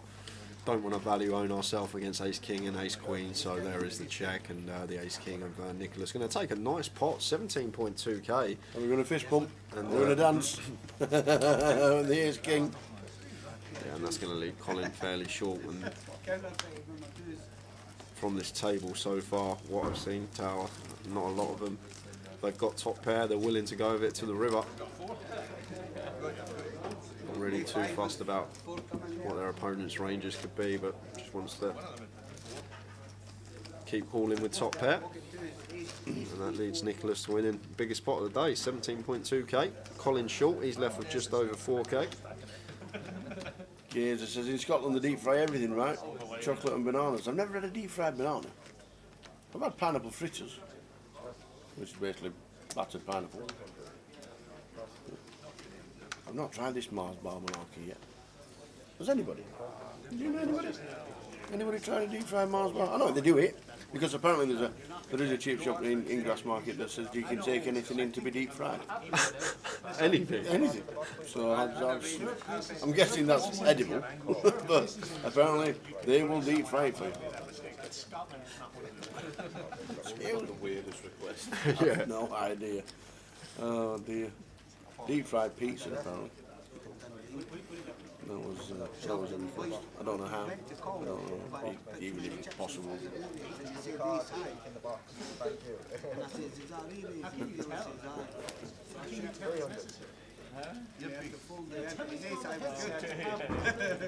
But I'm drinking the cold. Get your cards in the box, son.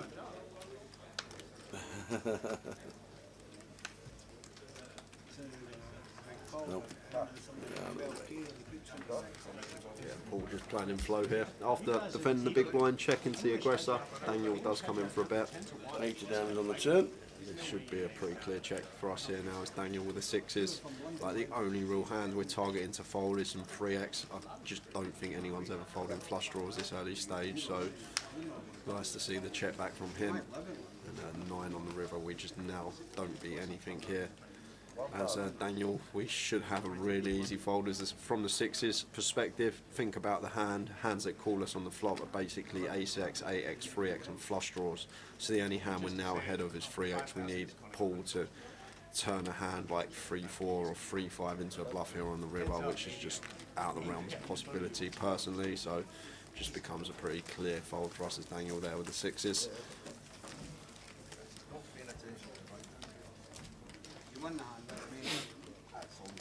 Andy's left the grapes. Can't believe it. You and them grapes, Sour. What's you leaving the grapes, Andy? Flip grapes.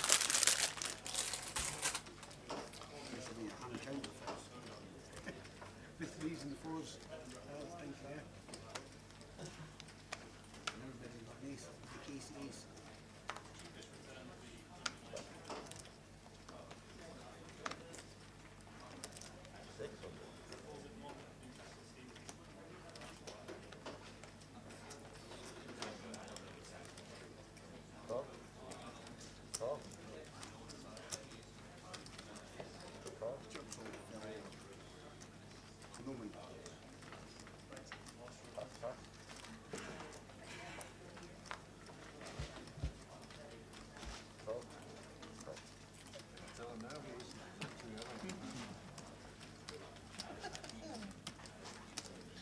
So, Alan just flattened the pocket queens here in 9.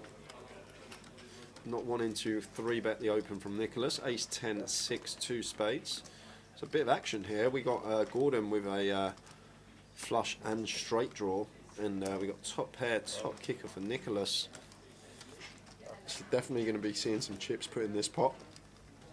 Nicholas opting for half pot. I actually like that particular sizing. Once you go 5-way, definitely want to be sizing up, try and thin the field down as the Jack of Diamonds rolls off on the turn.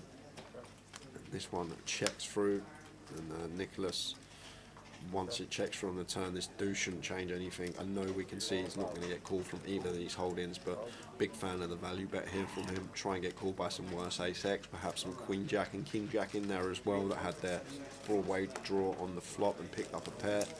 But on that particular occasion, not getting any action from 8 high from both opponents. Tal here, how are we doing? I'll be joining you guys for day 1B tomorrow. Looking forward to it. I'm right in saying it's a 12-hour day tomorrow. Yeah, it will be. You'll be starting about midday, finishing up about midnight. That's including the breaks. There's 10 levels, 10 1-hour levels, but we have an hour dinner break and 4 15-minute breaks in between as well. So it'll be 10 hours of play. But if you're looking at it for the daily perspective, it is 12 hours you'll be here in the card room, or at least you hope to be, if you want to find a bag.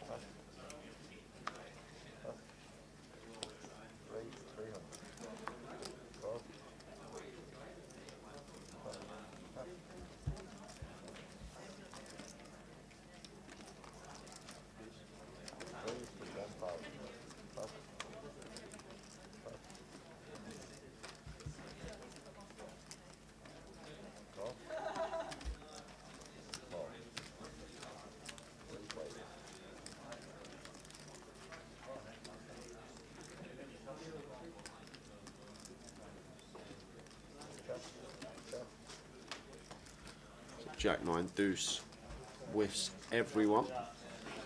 Paul's still with the best of it with his ace high, and he opts to continue with backdoor nut flush draw, 2 overs, gets that one through. But Nicholas flying out the traps, 45.2k. Great stack to have approaching the end of the first session. Alan and Colin are our short stacks. Colin's been doing a lot of calling, bleeding away chips, calling a couple of streets with dubious holdings, middle pair,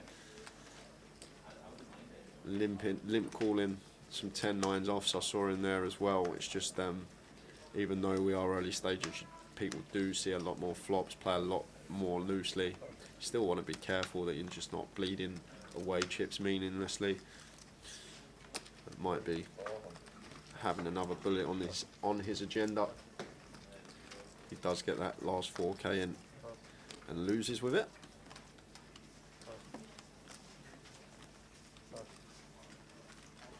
So Robert going to open the ace-3 off from early position. And Nicholas just flattening the 10s in the big king 8-7 rainbow. So not much here for Robert. So going to continue. If we are opening this raggy ace from early position, king high rainbow board, definitely one we want to be continuing high frequency on. So it does continue for 600, but the 10's not going anywhere. Queen of clubs turn, 2 of clubs river. And looks like Nicholas coming in for the lead. Not fussed about the 2 overs to his 10's, just bets 1k. Not quite sure what we're targeting to get called by, but maybe just fancy throwing a little 1k chip in there, seeing what happens. And, he's going to take another one. Man in seat 8, flying. Jay Marston says, are you playing the 30-30 or the mini? Yeah, it'll be Down in Luton? both Jakey. I think I'm going to play, I'm not sure, it'll either be Thursday or Friday for the 30-30. And I'm not sure if I don't make it through whether I'll come up on the Saturday for the turbo or not. But hopefully we'll bag up, and but it will be both. I'll definitely be playing the mini every flight if need be for the mini until I make it through, if I make it through. Awesome. But the 30-30, I'm guessing I'll probably find out in a couple of days time, but I'm guessing it'll be the Thursday that I'm going to play for that one. I'm assuming you'll be there, Jakey.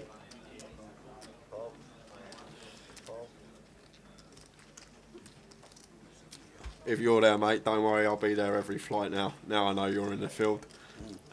You know how we said that Prague was one of the best stops in the world? Yeah. EPT have just announced that Prague was going to be the first stop after lockdown. So poker's coming back. Don't forget the Battle of Malta looks like being on next year, so there'll be plenty for Grosvenor regulars to get involved with satellites for the bomb.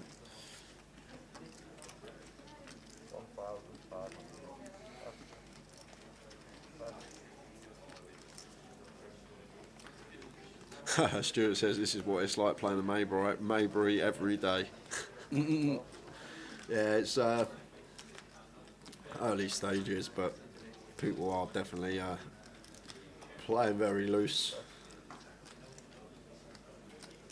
It just seems like, from my perspective, like top pair is pretty like massive in these players' minds. Fair amount of them anyway.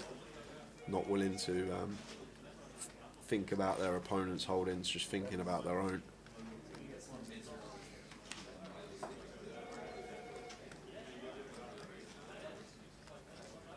Grosvenor sponsor Pro Rick Trigg made his way up to Edinburgh, and we're in for a treat because he's going to have the next feature table after the break. Yeah, This is pretty good from Carl here, checking back turn, trying to get value from a king on the river.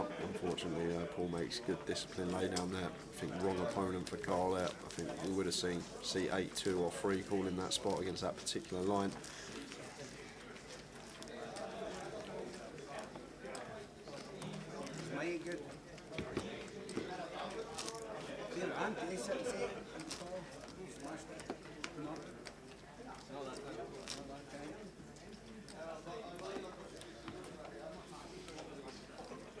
Spats says he hopes day one he's hoping tomorrow's day one is like this table. Should have played day one here. Kyle still is a dealer, Mr. Stuart Bowman.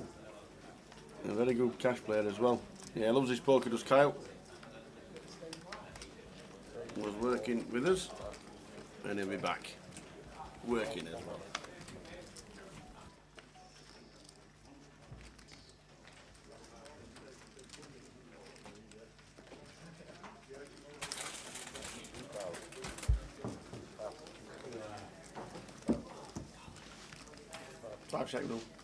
Nice little featured as well after the break. Yes, we've just been handed the table draw for the next level, for the next session. Ho! In for a right treat. Yeah. Paul McTaggart, Boba Fett is on the way. Rich Kelly. And Trig, all on the same table. And the best dressed man in Scotland playing poker at this current time, Mr. Rob Franks, is coming to the table. Best dressed man in poker, and yes, back in the early days of GUKPT, I think they only ever held one. It was like and on the floor, no 5-second rule in Blackpool. They did.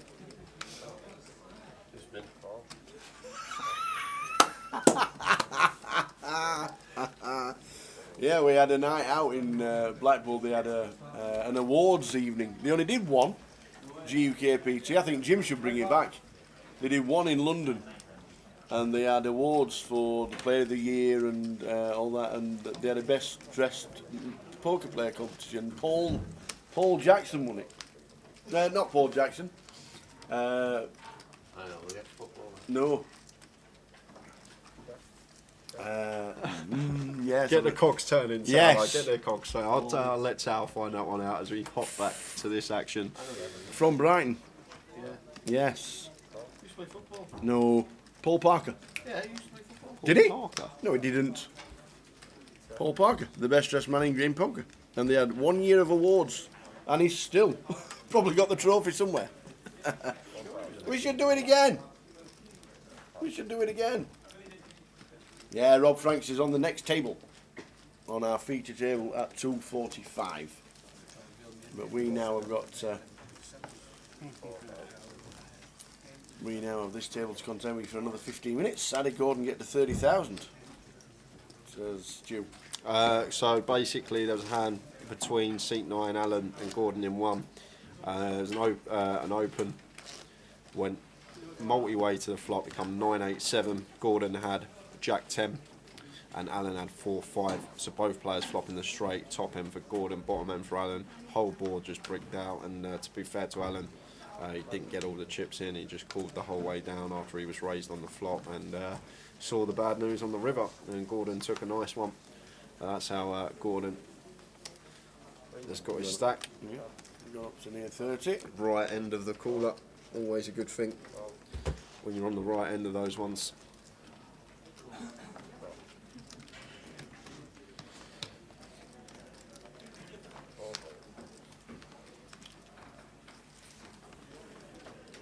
So flop time 3-10-7.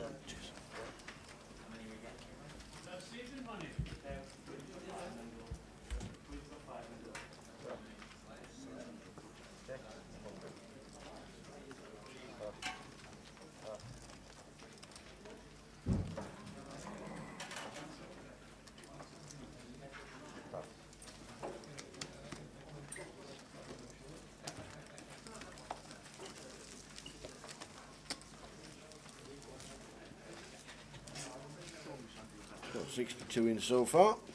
In fact, we know Rob Franks is coming to the feature table for the next session. Rob was actually the first person out, so he's on a re-entry. Don't really often get that. Must have got really unlucky.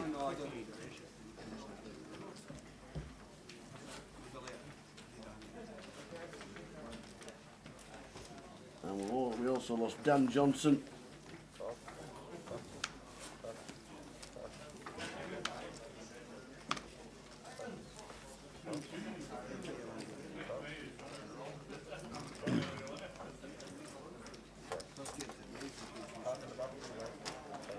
So limping in the cut-off is Gordon with a 10-9, and Rob does the same and complete from the small and big blind checks are option. 5-4 deuce rainbow, top 2 for Colin, up and down for Robert.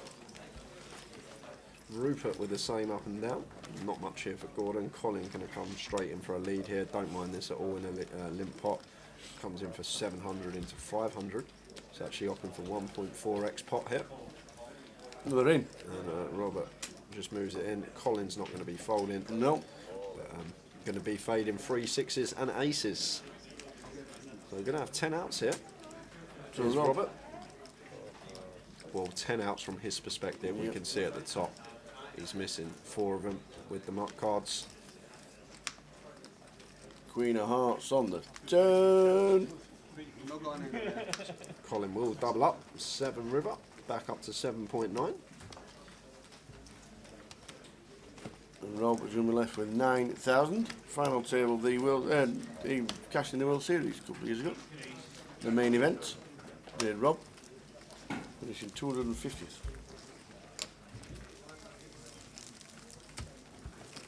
If you are thinking what's on at Edinburgh, that is the schedule, the shortened down version of a GUKPT, because obviously the festival was cancelled with all the restrictions, and then they were put back on. We went to Coventry instead, and then they thought, you know what, stick Edinburgh on, but just make it a main event and a couple of satellites, and that's exactly what they've done. So they've stuck the event on, and there is a side event on Saturday, so you're going to play the side event on Saturday. It's the Bounty. The rest of the way through, it is satellite night tonight to get into day 1B tomorrow. There's a turbo, Saturday's day 2 and the Bounty, and then just the main event conclusion on Sunday, whatever time that will be. So still plenty of time to get you and get in. Did have our online leg yesterday as well. Yes. 2 making it through from that. Paul Rigg and Jack Hardcastle were the 2 that bagged up the imaginary bags. They'll be back on Saturday for day 2.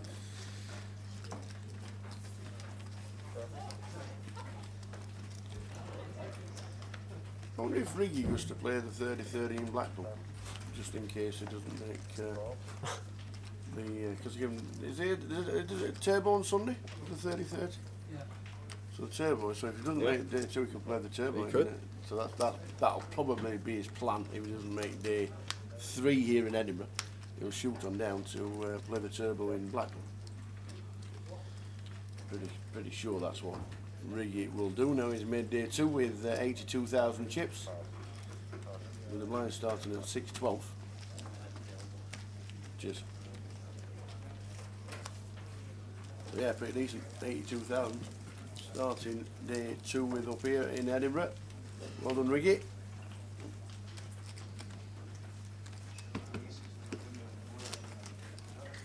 We've only got 7-8 minutes left on the clock, and then we're going to head out on the first break of the day. New featured table when we return. As Tao mentioned, some decent names on there as well.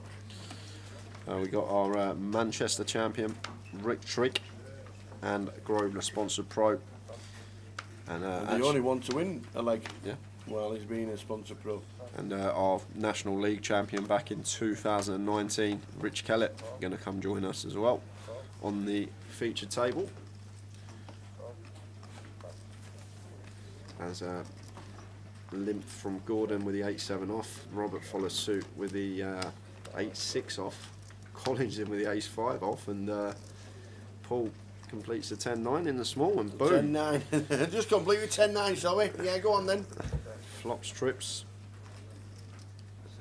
And got a pretty easy check here as Colin, but he's going to come out and fire.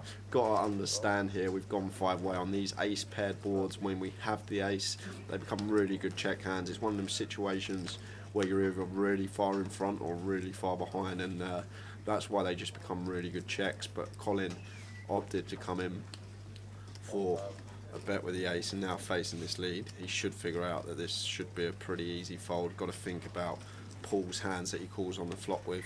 It's either an ace or a 9, and we don't beat either with our hand. Can be chopping with some ace-x, but very unlikely, and a good fold from him, just understanding the situation there. A nice fold from the man in seat 3. Lost only 1 bet, but on them like ace 9-9, ace 4-4, ace 6-6, all these type of boards that are rainbow guys, and you do have some ace-x and you go multi-way, they become very good checks. Simply, if you think about how the equity is going to work, if you look at an opponent that's got like king, queen, king, jack, they're going to be drawing to runners, whereas if they've got a 9, we're going to be drawing to 2 outs. So that's why these hands are pretty good checks, just from a logical standpoint there. If we bet with our ace-5, what are we trying to get called by? There's no draw on the board. We're only ever actually going to entice action from better, either better ace-x or obviously the trips on the board. Just a little tip for those watching that are new to the game. Don't always have to bet when you make top pair, especially on the paired boards, multi-way.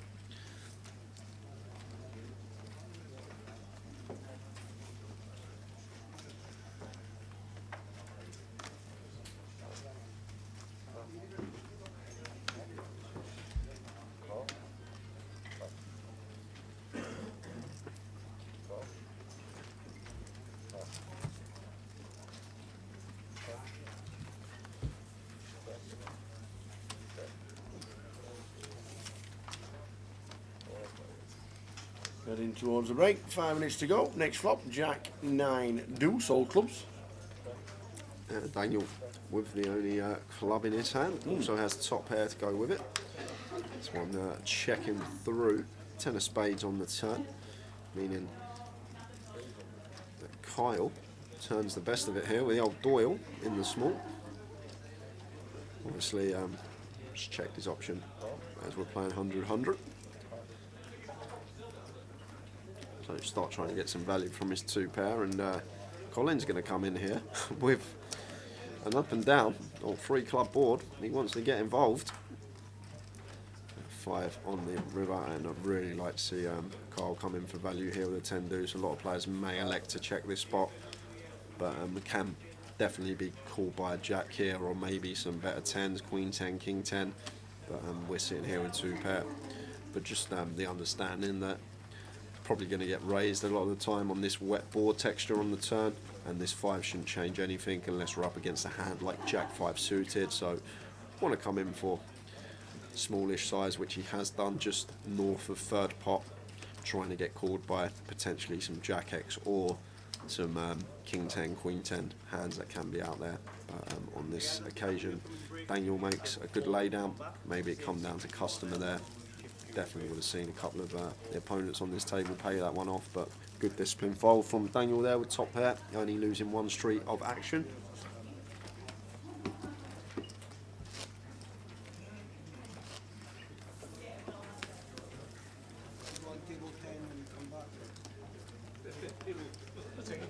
Table 10 when you come back.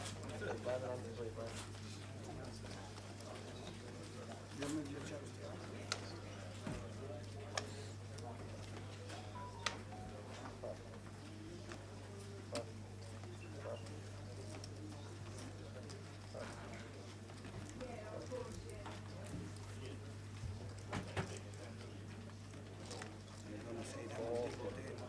No thanks.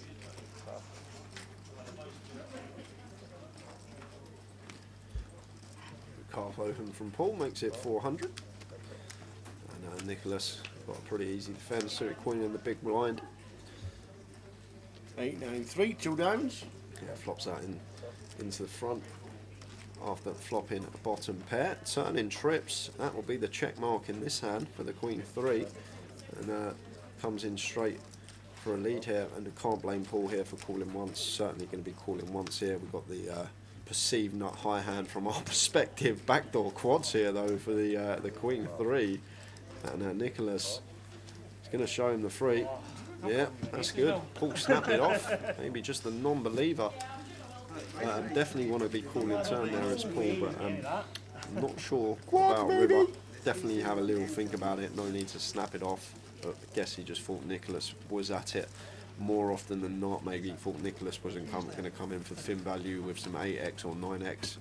Maybe just thought he's only going to bet quads with that size. So a lot of the time our ace high is going to be good.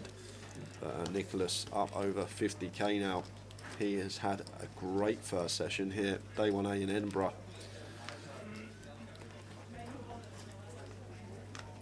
There's a make it just under a minute left on the clock. You see in the background there.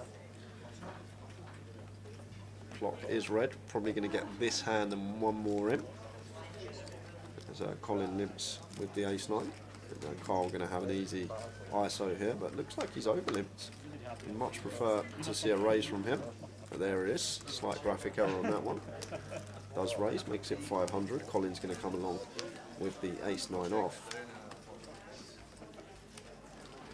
7-7 Queen. Yeah, this is a board we want to be continuing. High frequency as Kyle, it's rainbow, it's paired board. We've got some very nice backdoors with our particular holding that we can be barreling on and get the ace high of Colin to fold the best of it. Couple of minutes to go, probably one hand to go until the end of this session. This will be the last hand tower. It will indeed. And then we'll be off on a 15-minute break. We're going to be back at 1:45. We're going to go and have a nap, lay down for have a nice bath. I don't know where I make a cup of tea in this gaff. I'm going to have to go find out where the old urn is. We'll have to ask Andy because he fetched his own. Yeah. We'll just ask him. We don't know yet, do Yeah, we? we don't know where we to don't. go. We'll have to ask Andy because he fetched his own cup of tea. Last hand of the session. Good afternoon, Paul. Paul Fletch just joining us just as we're going on a 15-minute break. Last hand of the session. Then a new table with Rob Franks, Rick Trigg, Rich Kellett and Paul McTaggart.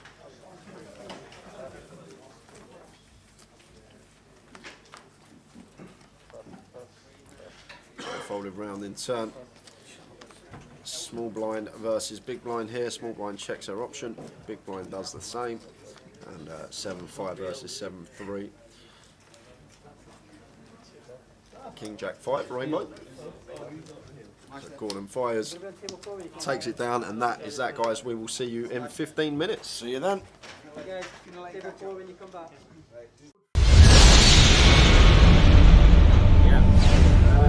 What did you? Was there a lot of chatting when you were heads up, or was it like enemies at the table and then just shaking hands and a bit of a cuddle afterwards? We were talking about this recently, actually. This is when Dusk Till Dawn had basically banned you from making a deal. Yeah. And I remember we basically went outside to just have a chat. And Simon Trumper came out. He literally just tapped me on the shoulder and he just said, if you make a deal, you're barred from like DTD for life. And I was like, okay, just outside. So yeah, we weren't actually allowed to make a deal. And yeah, I don't think I actually won a hand heads up. Alex won. He was like typically smug about it. And, yeah. As long as you're still friends, that's all that matters. yeah. As long as you're still friends. But the biggie, in 2015, we head up to Barcelona. We play another EPT. We have 1,694 runners. There's nearly 10 million in the prize pool. Yeah, it's big, yeah. 1,070,000 for second. Ridiculous, isn't it? I'm going to obviously this is one of the moments I always remember while watching a live stream for one of the first times. Watching this, because obviously we all remember the chop. But what was it like at the final table, knowing what was at stake? There's a lot of money. Yeah, I mean, I've never really talked about it. Like, obviously it happened, and people congratulate on the money and stuff. But I've never really talked about like the whole thing. I mean, I remember the night before I even entered, I was like pretty sure that I was just going to quit the game because I'd had basically a couple of years of thinking I was doing well and kind of knocking on the door and stuff, but just never actually making any money, essentially from it. And I was just completely over it, to be honest. And so I kind of went into that tournament and played, I don't know, maybe what you describe as like really badly, because I just didn't care. Do you know what I mean? And I was just doing all these ridiculous plays and like ridiculous bluffs and ridiculous things, just thinking, well, this is probably my last one ever. And if I think someone's not got a good hand, I'm basically just going to put them to the test almost. And so there are so many hand histories in that tournament where I'm just completely putting it off, never getting called. So I was never, in a situation. I think there was like one reported where I like 5-bet or 6-bet that. That's a Jeans guy. He plays like PLO online, and there's just this like ludicrous hand history where I've like 3-bet and Jack 3 off, I'm 5-bet, sorry, and he's called. And it's come like King 6 deuce, and he's checked and I bet and he's folded, and I've shown it for some reason which I never ever do. And I'm just looking back now, just thinking there was just so many hands like that where I was just like, well, let's just try and win it or not. And obviously, so lucky to actually go on and chop it and things. And the final table was just loads and loads of fun. Well, it was also famous for a rowdy rail. Super rowdy rail. There was obviously the hand where John DeWanders folded kings pre, which would have basically knocked me out if I'd not hit an ace. I had ace king suited. I think it was 7 or 8 left. Yeah. It's gone like open 3-bet, 4-bet from the small blind. I ended up jamming because we'd basically just been for dinner, and he was basically saying something along the lines of, "There's 3 short stacks. The money jumps are big. Yeah, we kind of don't need to get involved." And so from that, I kind of took it as right. You're not going to want to kind of get in some huge kind of confrontation pre-flop. And so I was pretty confident he'd fold queens pre. I would obviously never have done it if I knew he had kings, because no one folds kings pre. He ended up folding, and we basically did the deal 3-handed, which was obviously life-changing. Yeah. But yeah, I didn't really feel much pressure because I just had this mentality of like, I don't really care. And it was a really strange tournament, to be honest. And I really kind of wish now I played every tournament like that, because it was almost just like no fear. Do you know what I mean? You just didn't really care what was. Yeah. And you're doing a deal for 7 figures, and you get one guy to pick to negotiate just to make sure you got the right deal. And somebody walks on stage with 2 bottles of beer in his hand, and he's like, "Yeah, well, it's only 7 figures." Yeah. Because it was either Fraser Mack, who was very notorious at the time for doing every deal, wasn't he? He was always there, kind of, or it was Feraldo, who I kind of knew but didn't know as well as I know him now. And I remember Toby Stone came up and he said, "You're only allowed one person to come in up and kind of helping you." And Fraz Mack was like, "Right, yeah, it's me, it's me." And I was going, "Feraldo, I'll take you," which was probably a mistake because Feraldo was half cut, wearing a hat, holding beers, as you say. But actually, he was really good because you basically only get a couple of minutes. Yeah, I was completely lost in like the whole what was going on. And he was very just like, you need to do this, this, and this. You shouldn't do this. And he basically gave me some really good advice, actually. And yeah, from there onwards, I think I said something along the lines of, "Well, we don't have to deal. I don't care about the money," which is a complete lie. I was desperate for a deal. I just literally wanted to do it. And I was like, "Oh, well, if you guys want to do a deal, up to you. I'm not bothered about the money. Just trying to get more money out of it, obviously." And then as soon as it was done, I was like, right, this is the greatest thing ever. I can just do whatever. But yeah. Obviously went straight to bed afterwards. Again, that was an absolute. I'll actually tell you something as well. We basically went out afterwards, and I basically got mugged. Well, not mugged. I basically got robbed because I actually had no money on me. I basically won all this money, and we basically had organised, this kind of massive thing afterwards that cost loads of money, and I didn't have any money. So I went round almost every person that was there and ask them for money, just like a massive pigeon, just like if you got 500, if you got 200. And after an hour and a half, I'd collected something like, I don't know, it was like 10 or 15,000 euros in cash. And I basically put the euros in my pocket. And obviously around there in Barcelona on those beaches, and stuff, everyone's watching. Within 5 minutes, Phil, that had been swiped. So when the bill came, it was like, you need to pay. I had no money, so I had to then go round again. I had to ask everyone for a second time, and everyone's going, well, I've just paid you 1,000. What's going on? You basically just won this million. So yeah, it was like the best time to ever be robbed because you didn't care because you kind of cashed all this money. But yeah, I basically got done for about 15 grand. Wow. And on that note, we'll be back with Mr. Steve Warburton and more stories very shortly.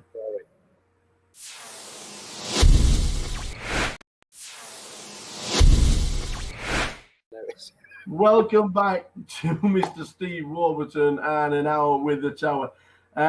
Huge 2015 that we were talking about before. Absolutely huge. 2016. Did you slow down? Did you play more cash?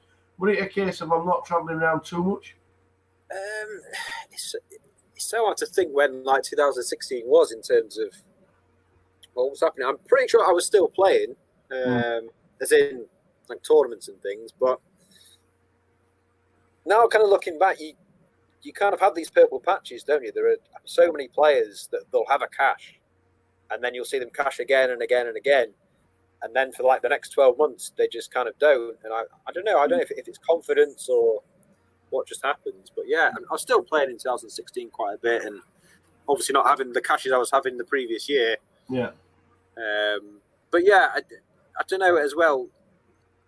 I never really got carried away with tournaments. I was never really one to play 60 events of the World Series or every single EPT and stuff. I was always quite kind of level-headed. But one of them you do like, as we can see, GUKPT Manchester. You've got so many entries in the database, 2018 to 14, 2020 for 20th. You got so many cashing 3 of the last 4 years. It has to be the favourite stop. I know it's your local one, it's your home one, but is it classed as your favourite stop? It's the favourite stop because it makes up for all the other GUKPTs that I'm just doing my money in. I can't go to Luton or Walsall or Bolton and just do 4 or 5 buy-ins. Yeah. So yeah, I don't know. I feel like with Manchester, I'm always trying that little bit harder because home stop, most players, the kind of great camaraderie of people. So that's always fun. But yeah, I mean, I've no idea if I don't know. I think I'm probably slightly up on GUKPTs because of that. Yeah. Sort of shop with Devon and thingy, but I've put a lot of money into them, don't you? Don't you worry about that. Yeah. Norwegian Championships came to Britain, and they started being played around the country. You had three tournaments where you cashed for well over 60,000. I heard they used to be crazy. I heard the cash tables used to be mad as well. Was that one of the reasons why you played them? Oh yeah, definitely. I mean, the absolute best stop on the calendar every year is the Irish Open. It's getting better and better. I think it's going to be the biggest it's ever going to be next year. Yeah. I basically booked my flights in January this year for it. Obviously, it got cancelled because of everything that's going on. Yeah. But yeah, I mean, they were having 60 or 70 cash game tables every single night. Yeah. Which, I mean, that's just crazy. You just don't see that anymore. And yeah, again, it's a little bit like what I was saying in the 2015 WPT in Amsterdam. Everyone's just on the same wavelength. Everyone's chatting away, and do you know what I mean? It's kind of how poker should be. There's tanking, no one's dressed silly, there's no without talking, trying to, like piss people off and stuff. It's just kind of nice, fun poker, and yeah, it was a good one, yeah, sure. Yeah, absolutely. Your strangest ever Hendon Mob entry. Blackpool Tuesday nights, free run. 60 entries. You finished 7th for 40 quid. And it ended up being on the Hendon Mob. Please explain what happened. Why? Why is it there? I think I maybe need to blame PK for researching this. Don't I? I don't really know how that's on. I think that's 15-pound entry or something. I'll just check up on Steve Warburton so we can have a nice chat while we're all in lockdown and we've not had a haircut for 3 months, and we get it was a free roll on a Tuesday night and there were 60 runs. Times were tough, Tower. Times were tough. That 1.8 million you were talking about before had gone. I had nothing left. Oh, brilliant. I remember actually. No, I remember what happened. We basically gone to Blackpool to watch I don't know if we're watching the darts or a oh, right, okay. And what we did, we all rang Dina, and we made Dina extend the late reg, just so we could get to this thing. And it was one of those classic ones where you basically want to bus quite soon so you can go to the bar and just have a few drinks. But I ended up final table in it. Yeah, ridiculous. The UK Poker Championships in 2018, the High Roller. Your final table, you finished 8th for 7,000. That wasn't the story. The story was Mr. Jake. The story was Mr. Jake Cody and the viral video that you were involved in and crazy scenes. How did that all come about? How long have we got? Well, is it really that long? The short version, what I remember is we'd all been out the night before, and I mean we'd all been out to the point of in day 2 of this tournament, there was 5 or 6 people who hadn't arrived. Now you can speak. We're back. Quick 15-minute break. There he is. Look at him. Always dapper. Yeah. Have you tried shaking his hand? No. Well, when you say shake, when you go and shake his hand, can you just say don't break it, please? It can't be worse than Swanee, can it? It's as bad as. Swanee's the worst. Swanee's the worst. Your fingers are all clenched together and you can't reopen them for an hour when Swanee shakes your hand. So we're back. Let's do it. All set to go. All we got, come on. I'll run you through the featured table. In 1's going to be Rich Kellett. In 2, Paul McTaggart. In 3, Michael Nichols. In 5 is Rob Franks. Tom's in 4. Paul McCauley in 6. Martin Brown in 7. Rick Trigg in 8. And Steve Kay is in 9. That's who we got for the next 2 hours. Bringing us up to the dinner break.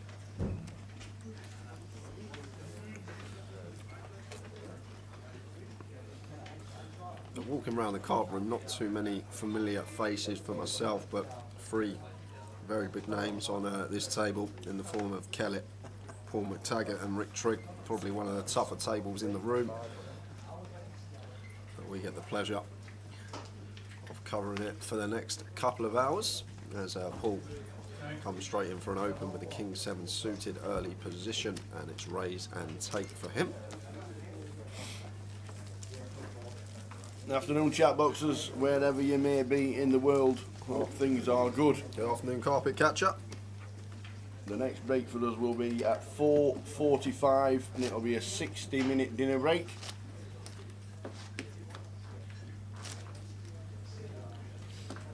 So we're looking forward to a great session.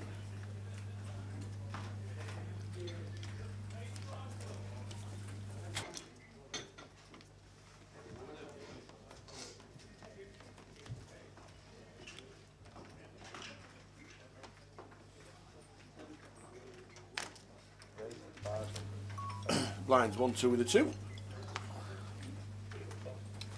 Paul McTaggart, who we've seen on the tour. And there's Trigg, champion in Manchester. Yeah, we've got Rich opening the 7s under the gun. Second raise and take. Blair Bain, now we're talking. This is a table.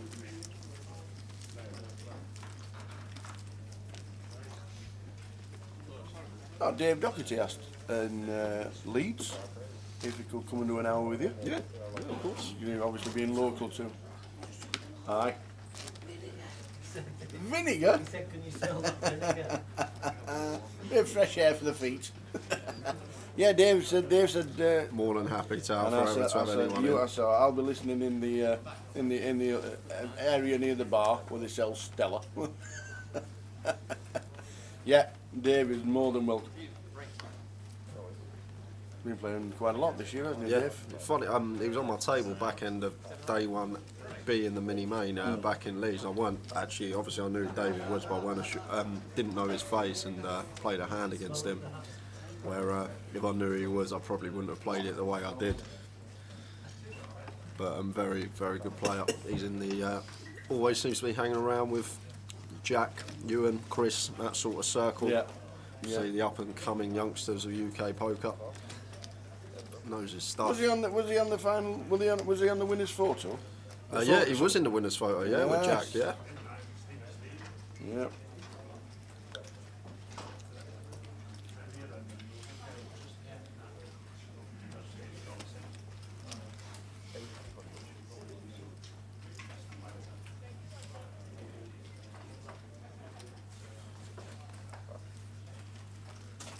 Doesn't look a bad sandwich neither. Michael chomping into.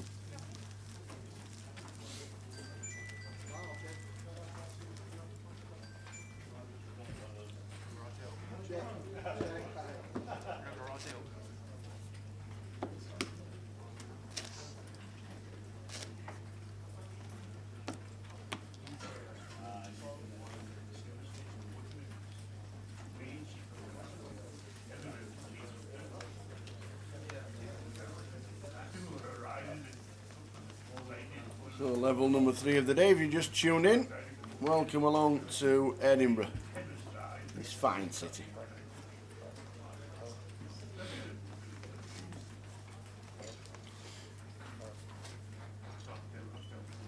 So folded around to the blinds, Richard the King Do's here suited, he's going to be continuing, looks like it's in the form of a complete, and Paul McTaggart, I'm going to check his option.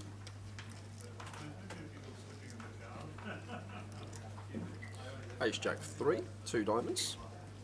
So Paul flopping the best of it, going to come in for a bet here after catching a piece, blind on blind. Wants to potentially try and deny some equity to all the overcards to his free. Doesn't want Rich to realise that by checking behind, so small bet of 200, and Rich going to call once here, same sort of reason, blind on blind, king high can be the best hand. Got some nice back doors as well, and there is one of them. Yeah, the 6 of hearts. So Paul probably going to check this one behind here now. Tower, not too much merit in betting. We're not ever really getting called by worse in this jack on the river. Pretty good run out for us here with the Queen 3. Rich might opt to lead his Jack X blind on blind more often, and then check them. And Paul just happy to get to showdown, shows the Queen 3, and that is the best hand. 37,000 chip leader on our table. Michael in seat number 3, and just short of starting stack is Paul McTaggart. Sorry, Paul McCauley in seat number 6.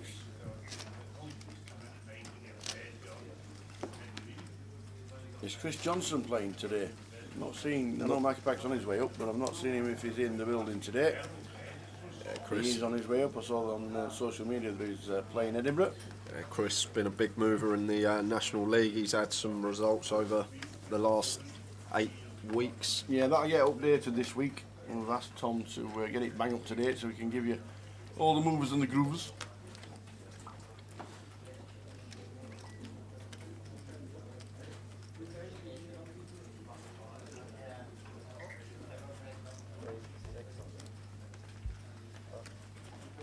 Pocket 6s for Tom under the gun. Going to be opening this one.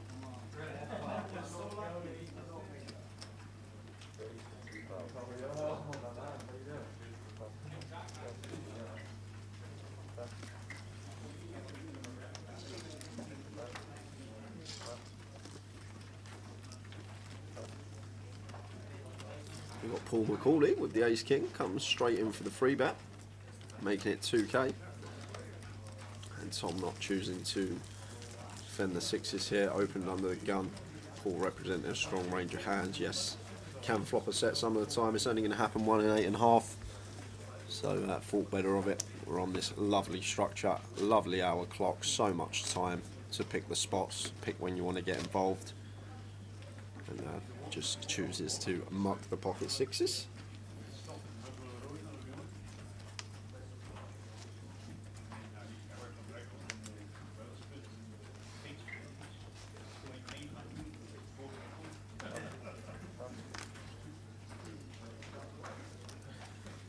So Martin wakes up with the jacks,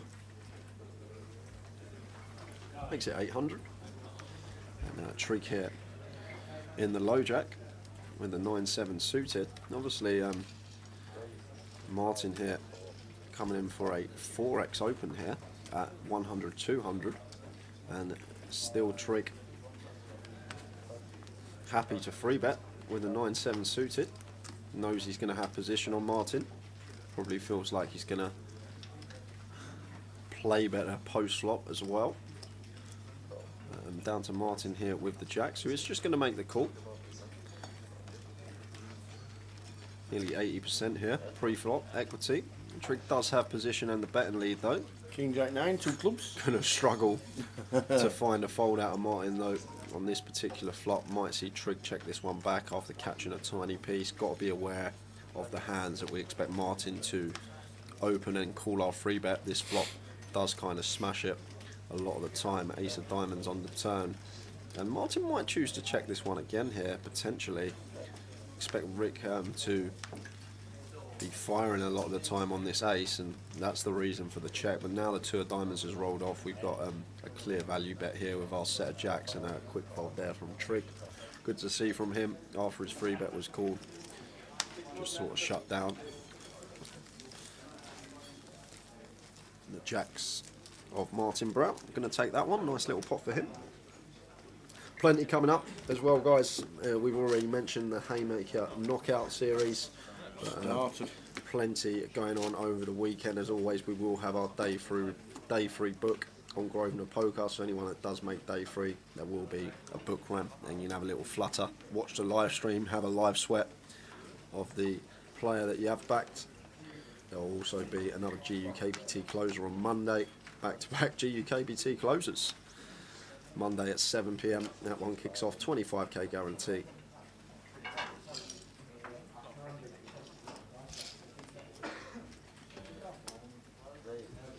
So we see Martin open the King Jack to 500. And Trig comes in with a 3-bet with the Ace Jack, 1.5k. Back-to-back 3 bets from Trig. What will be going through Trig's mind is the sizing of Martin here. Open 4x last time. This time he's open 2.5x.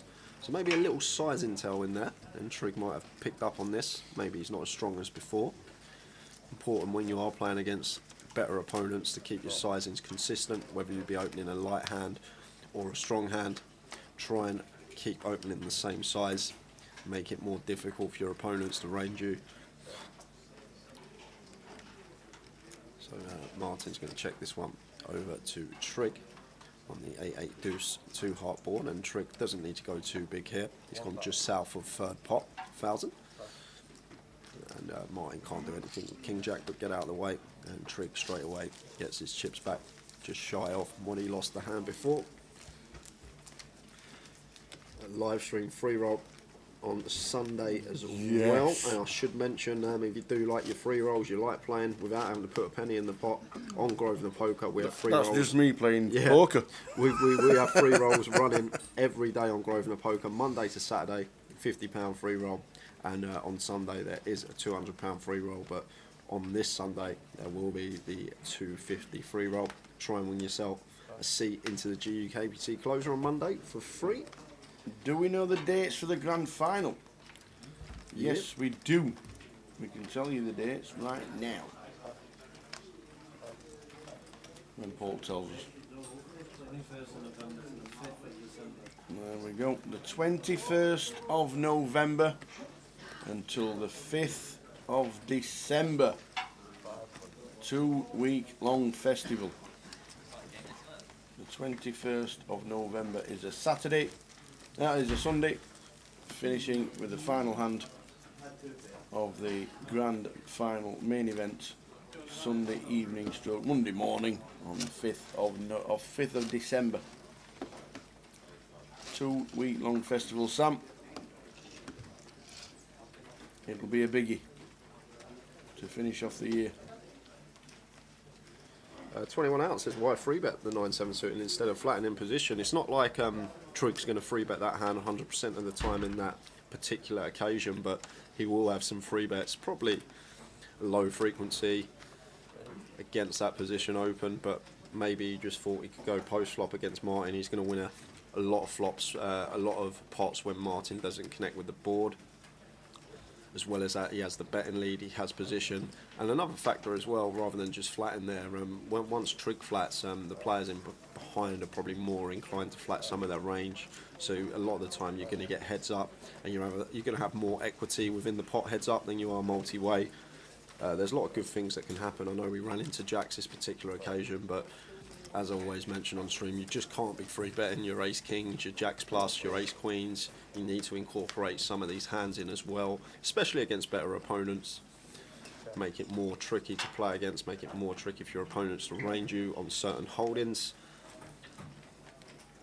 It's all about mixing it up, but not just mixing it up with random 9-4 off, 10-4 off, these trash holdings like 9-7 suited. It's got good playability, it's a good hand to do it with. But we got four-way action here. King deuce free, 2 clubs. Steve flopping the best of it. This one checking through, 9 of clubs on the turn, so it's a good card for the ace-9 of Martin. He turns second pair, nut kick up with the nut flush draw as a bit of backup. But Steve not going to be going anywhere here with the king-queen after flops check through.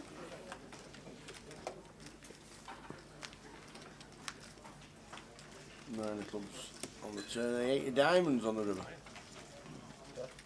Now, I'd like to see a value bet here from Steve Towell, but no, he opts to check back. You've got to make the assumption here as Steve that Martin is going to be value betting all his 2-pair plus here. So we've basically got the nut pair queen kicker because ace king's going to have an easy squeeze out of the big blind pre. So we really think about that hand with the king queen there. We can come in for some value against some worse king x or potentially some 9x as well. Very rare our opponent's ever going to be checking a flush over to us on the river or 2-pair, so maybe missed a little bit of value. I'm not sure he would have got called, but always important to be thinking about things like that, especially on river decisions. So the talk with Logan. Logs is on his way from Perth to Edinburgh, en route for the satellite tonight later this afternoon.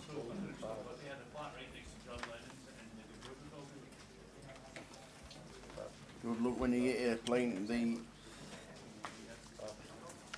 satellite that he's on.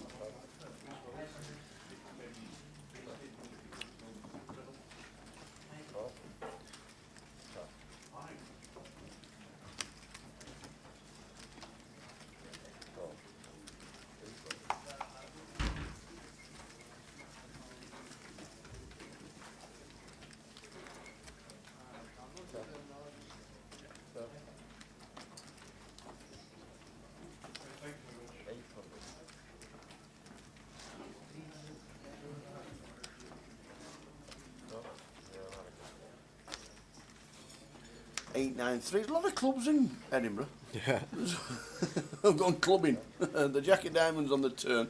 That's a lovely card this for the ace jack of Steve, turning top pair, top kicker to go with his nut flush draw. Brings in an up and down for both Trig and Paul. Paul having second pair to go with his though, so he's going to be continuing. It's actually Steve's opted to check this twice here after being the opener.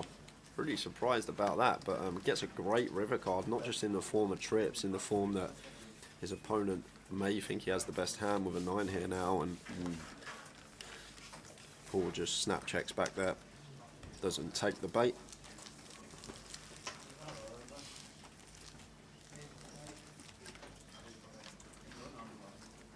Yeah, nothing wrong with buying into a satellite, that is for sure. Certainly a great way to try and play any GUKPT main events, any 30-30, any event really. There's feeders online as well as live satellites, and then there's plenty of cash games to fall back on.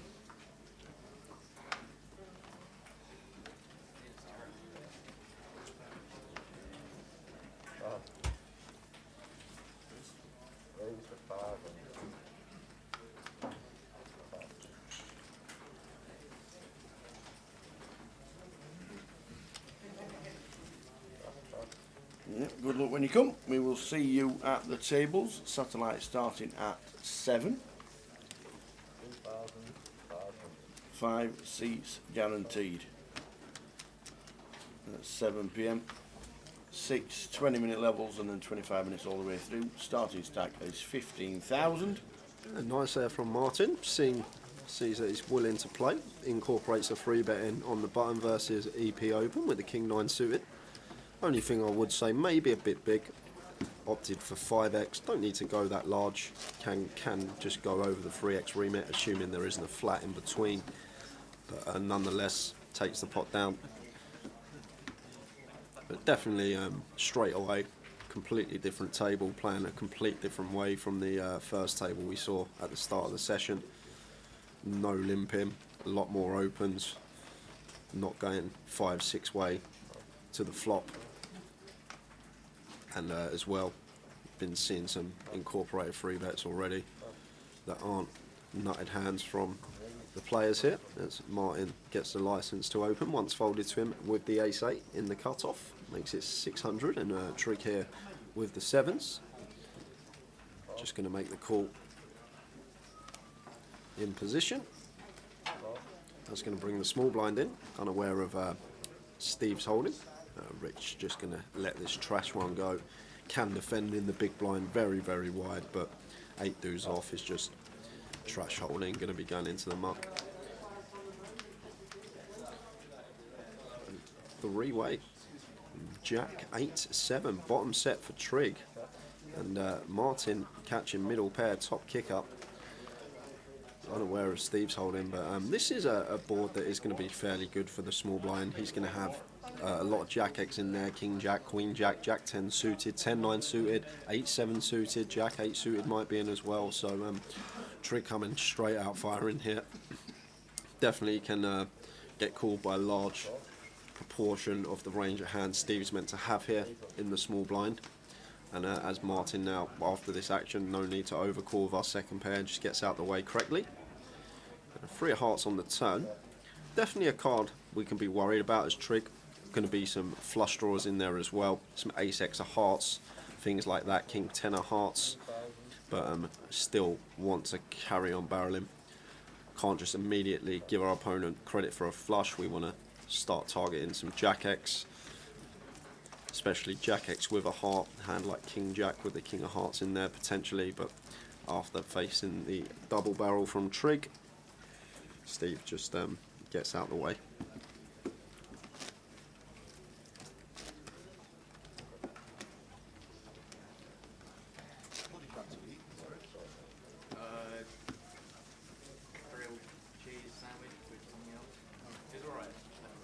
Quick question for the boys. Will I be able to watch at the event as long as you're not on the feature table? Yeah. The only time you can't watch the live stream is when you are on the feature table. That's the only rule and stipulation there is.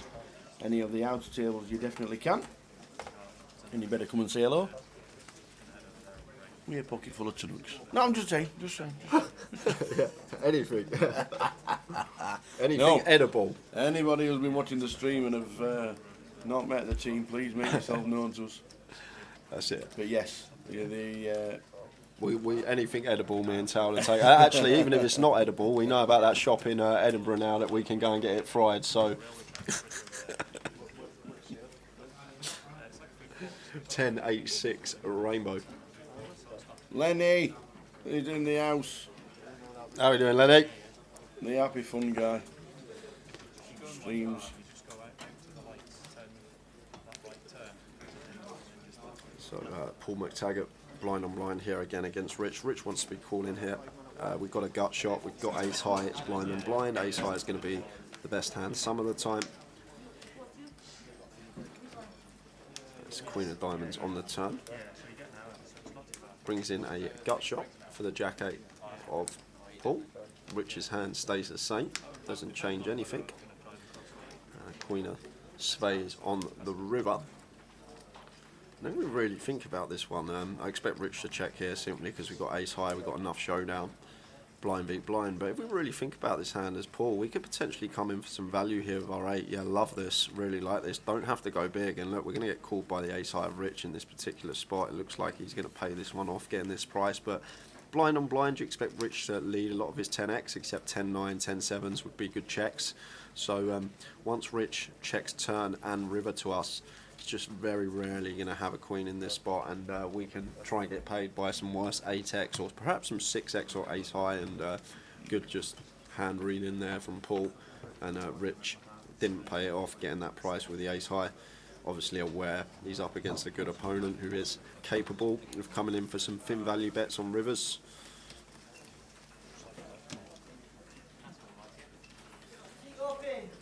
Span, of course I can. Span just joined in, wants a run through of the lineup of the featured table. In 1's Rich Kellett, in 2 Paul McTaggart, in 3 Michael Nichols, in 4 is Tom, in 5 Rob Franks, in 6 Paul McCauley, in 7 Martin Brown, in 8 is Rick Trigg, and in 9 is Steve Kate. There we go. Great lineup until 4:45.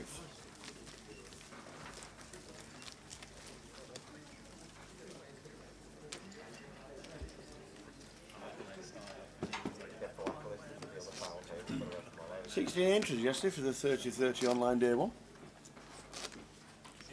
with 3 making it through. Nish, Indutcher, Guy Taylor and Dan Stacey bagging up the old virtuals, and they can take it to either Blackpool, Reading or Leicester. He's been smashing it online, Guy, this year on the Grosvenor. Every time I see an online day one, he's always up there, always finds a bag somehow, but you see it because he's in the top 5 of our National League as well. Obviously playing for them packages at the end of the year.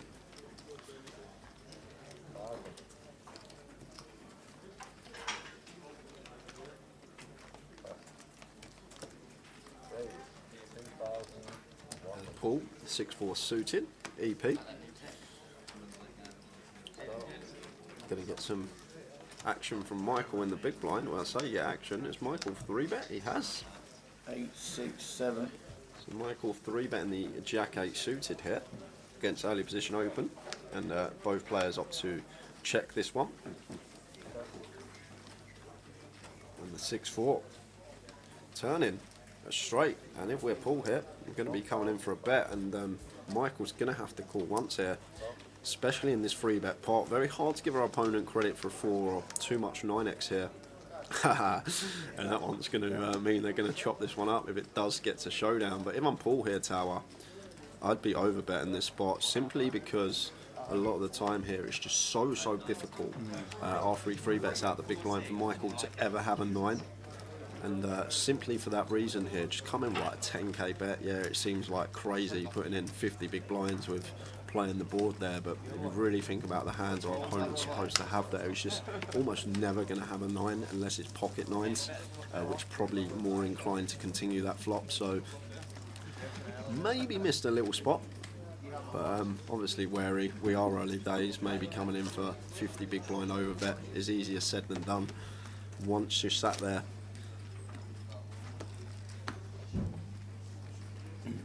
67 total entries so far, 6 eliminations. Tom Gill being the last one.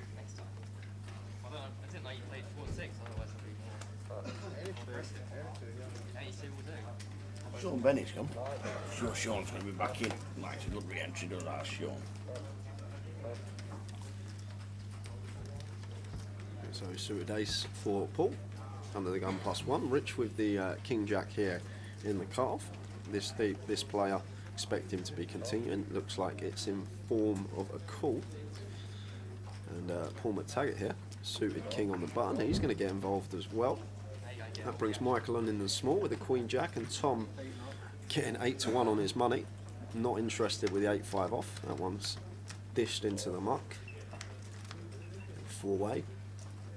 5, 6, Jack, 2 clubs. And so Rich Kellett flopping the best of it here, has Michael outkicked. McTaggart catches middle pair. And once it's checked to us as Rich, definitely want to be betting this one 4-way. Want to try and thin the field down, try and get the ideal situation for us, perhaps going heads up to the turn. So betting 900 from Rich here. And Paul going to make the call. It's going to bring Michael in as well, going to overcall here, the original opener. Yes, out of the way. Paul McCauley's out of the way. Turns the 3 of clubs. You're wrapping.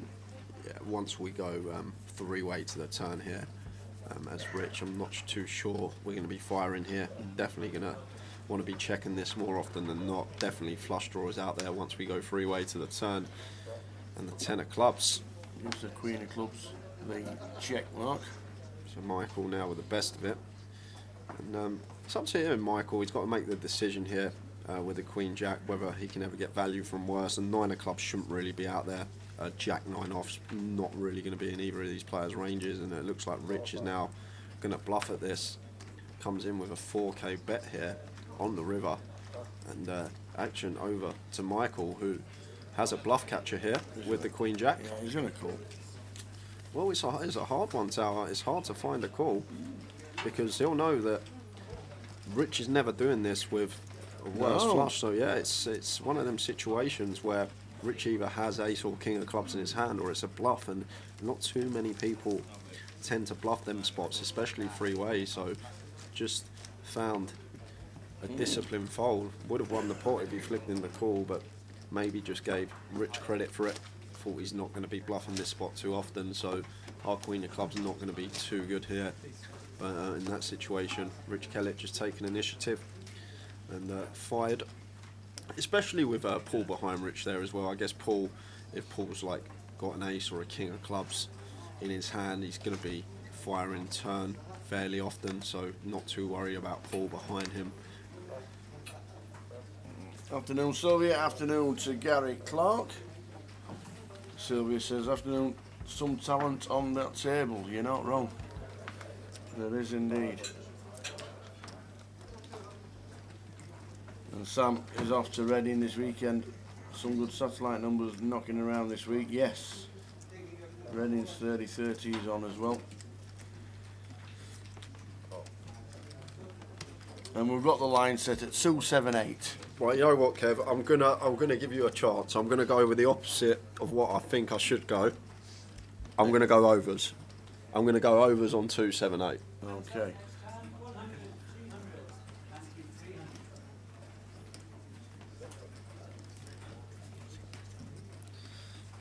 So we're on, Kev. 278's the line. I'll have the overs, please, mate. It's win-win for me. Either an earlier finish or I make a score. There you go.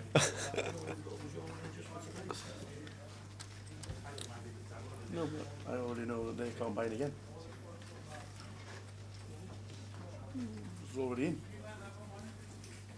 278 is a good line. 278 is a good line. Yeah, slim chance of that. They're all getting through. Imagine.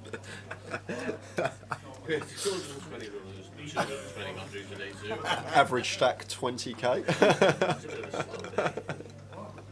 278 is a good line. Yeah. Very good line. I'm going to be fair. I'll be Good fair. line, Kev. I'll be fair to Kev. I would usually take the unders on that with what we've had turn out so far, but I'm gonna be optimistic that tomorrow's going to be a. Just remember, a Leeds, boomer. they're only 9 day 2 binds as well. 9. This is the smallest number of the year.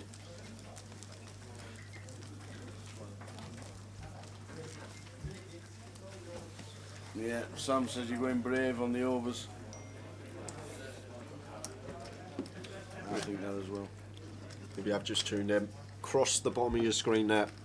We're going to hammer this one over the weekend because it's just an unbelievable promotion the guys have put on for everyone. Haymaker Series, 7 tournaments, well 6 remaining now. We had our first free roll last night, so we've got 6 more remaining free rolls over the coming weeks. If you manage to win one of those free rolls, invitational tournament at the Vic, 8-man sit and go. It's going to be 7 players and David Hay all there live streaming that one, and 20k is added for that. It's just an unbelievable promotion the guys from online have put on for everyone, and we had 1,300 runners in the first free roll last night, so it's great to see that everyone's getting involved in that one, and I'm really, really looking forward to the coverage of the sit and go at the Vic. Afternoon, Scott. Scotty Clark. I miss you too, Scotty. He'll be watching the Bengals tonight if he's allowed to stay up. He's a big NFL fan. He's in our NFL group. He likes his American football. Just as he's got this biggest dog in the entire world. It's even bigger than yours. It's enormous. And he bought it as an NFL shirt. And it sits at the side of him on setting. It's a true story. It's a true story. The dog's got an NFL jersey. What breed is it? It's an enormous one. Irish Wolfhound? I have no idea. It's enormous. It's massive. It looks at you and you think, not today, pal. Not today. What's his team? Cincinnati Bengals. Might be a Bengal target. Aye. It's just this enormous thing. Hey up, Dark Angel. Aye, Just come back from seeing 007. All you will say is it's intriguing. Yeah, a lot of people making out the first. Gary McGaffney went to the Royal Albert Hall, didn't he, to watch the Royal opening. I know my friend went to the 1 minute past 12 showing last night. 1 minute past midnight. There was a showing in Blackpool. Yeah. Yeah, It's a late one. yeah, or an early one. Yeah. However you look at it. Yeah, 1 minute past midnight.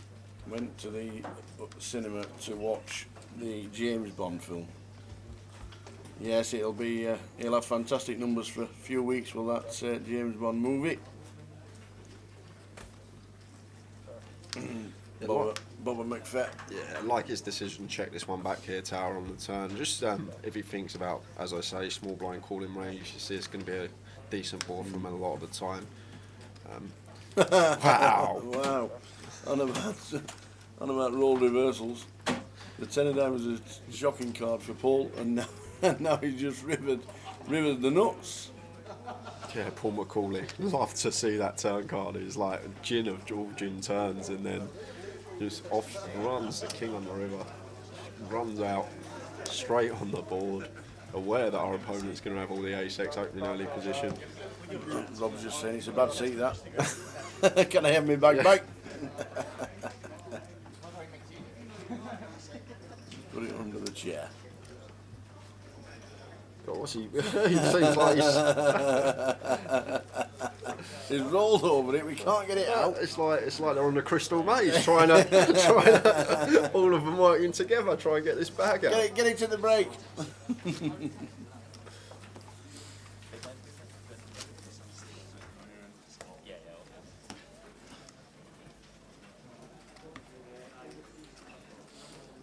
How do you pick a team to follow the American football, says Razor Kev? His boy loves it and follows the Seahawks because they are or were sponsored by Xbox. What a great shout to pick your team by. I picked mine out in 1983 because it had just come onto Channel 4 and the Dolphins had just signed Dan Marino. That was mine. And they played in orange. And the first jersey I bought was an orange jersey. That was mine. Dan Marino was the reason I started following the Dolphins. It had just started 90. You won't remember 3 channels on telly, and that was your only choice, will you? Vaguely, Tower. 1982 was Channel 4's opening. Is Rich 4-bet in here, Tower? He's counting out a lot of green chips. I'd like to see just the call this early on. There it is. I thought he might have been 4-betting, but ace-10 suited, facing this 3-bet from Michael. Yes, we've opened early position, we're getting that price. How deep we are, fine to take a flop with this one. Actually flops the best of it on Queen 10, 6, 2 diamonds. So we're going to check this one over to the aggressor, and Michael comes in for a continue, just north of half pot. Bet of 2k into 3.7. And Rich here, getting just under 3 to 1 on this money. Prefer at least one spade to be on the board with this particular holding here, but we are still ahead of some ace-king, some ace-jack, some just airball-ins that's elected to 3-bet us, like some 7-8 suited might be in there. So going to call once, take a turn, which is the 8 of diamonds here, and potentially could be lining up a double barrel here as Michael. Rich got no option but to check this one over. to Michael here. And Michael does snap check back, obviously, with the ace of diamonds. It's a 6 on the river, and once more, Rich going to have to check this one over to Michael. Needs to be aware that on this diamond, Michael's going to check some of his strong hands, his ace queens, his kings, his aces. Probably going to check this turn fair amount, so Rich aware of that, so checks it over, and ace king, ace 10. We're going to see the bad news. Ace 10 Rich takes the pot. So Kellett takes that one up to just shy of 30k. Yeah, Ricky Kebab's all that about the Dolphins, and then watching it late on Sunday night. And then Bernie says, how much is it for first place? And Ricky has also answered that as well. You can still buy in until the start of day 2, so we won't know the exact number of runners until we start day 2 on Saturday. And then within an hour of the play starting on day 2, we'll find out the exact number of runners and the payout structure. It's normally 25% for first place, and it's normally double your buy-in for getting into the money.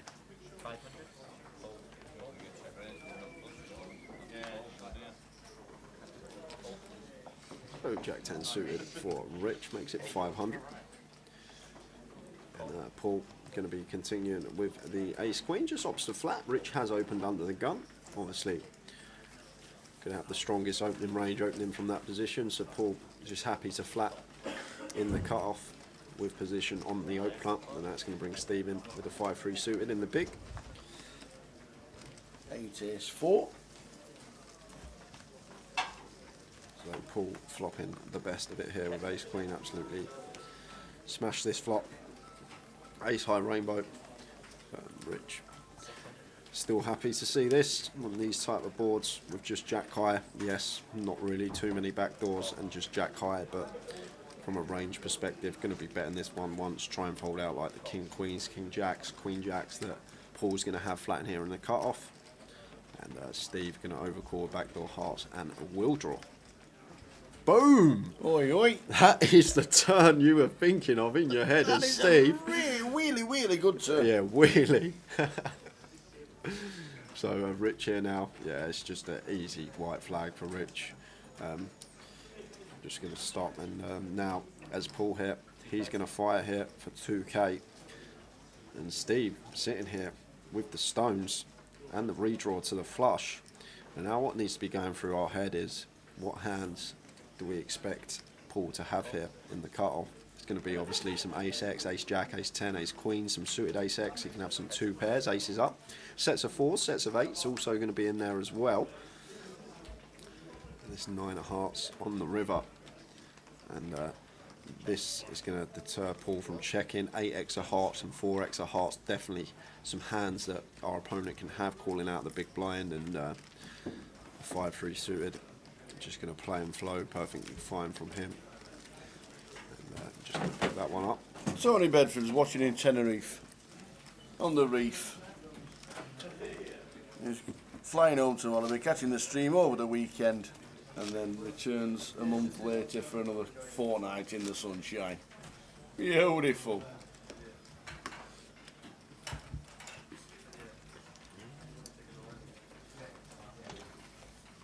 And we are covering the tournament at the moment, but for you cash game players out there that like playing online, we have got exclusive rake races in October just for grown-up poker players.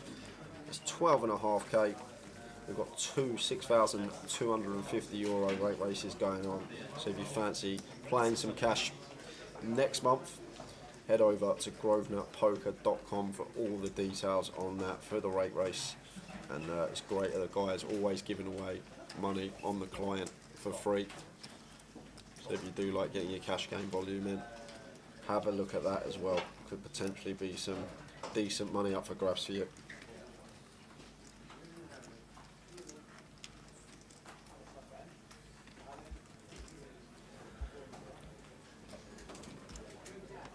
So cut off open from Martin with the Queen 8 suited. And Trig could definitely be free betting this one, but opts to just flat with position. And that's left room for Mr. Kellett. just going with it here with the Jack 9 off, and gets 2 faults, and that's just understanding about position and ranges. Cut-off's going to be opening fairly light. Trig's just flatted here in position. At this stage, don't expect him to have too many monsters or traps, so Rich just had the green light there. Dead money in the pot. Only Jack 9 off for him, but bumped it up to 3.2k. Takes it down uncontested. I never would have seen Rich do that if it was under the gun and then a flat from under the gun +1, but because of the positions in question, he just thought, I'm going to take this spot. I'm not too worried about my hand. We're just going to go for it. Gets the job done. So Rob, looking dapper as always in seat 5 with the ace jack. Raises to 600, and Trig with the ladies.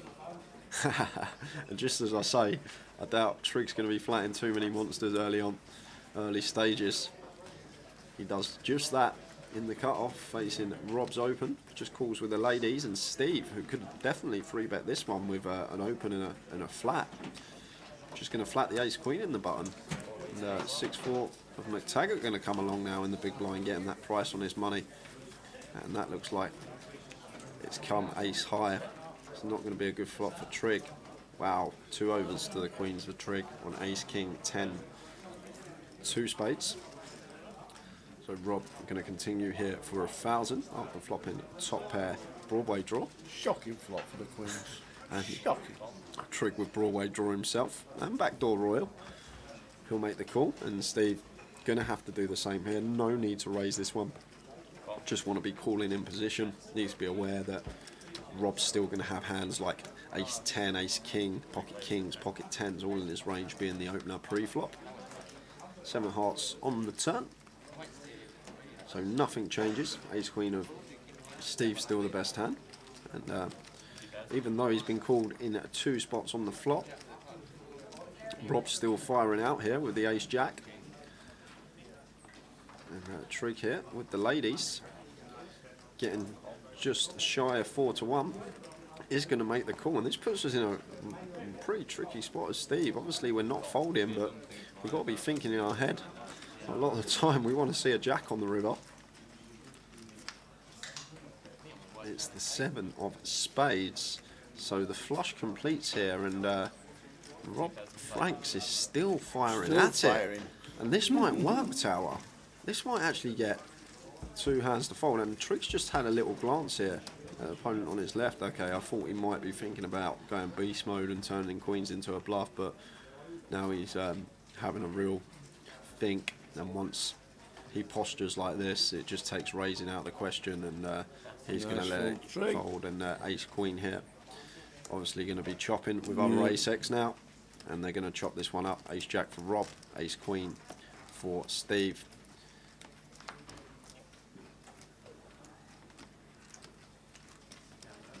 And Trig, who opted to flat the ladies pre, got probably the worst possible flop to see. Ace and king on board.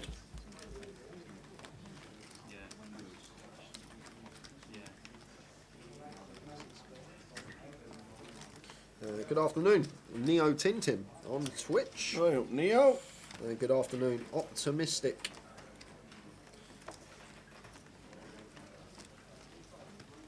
Neo.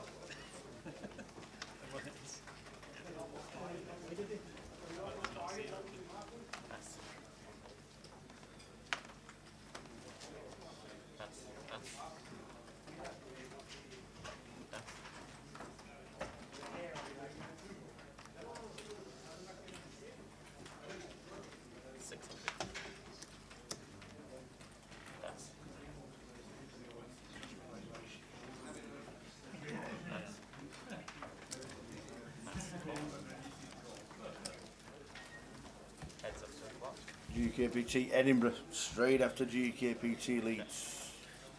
Main events flying through the door in 2021. Yeah, lovely flop this for Trig. Flop the nut flush draw, but it's also good for our range as well, so it comes in for what was about to be a continue, but Michael's card's already in the muck.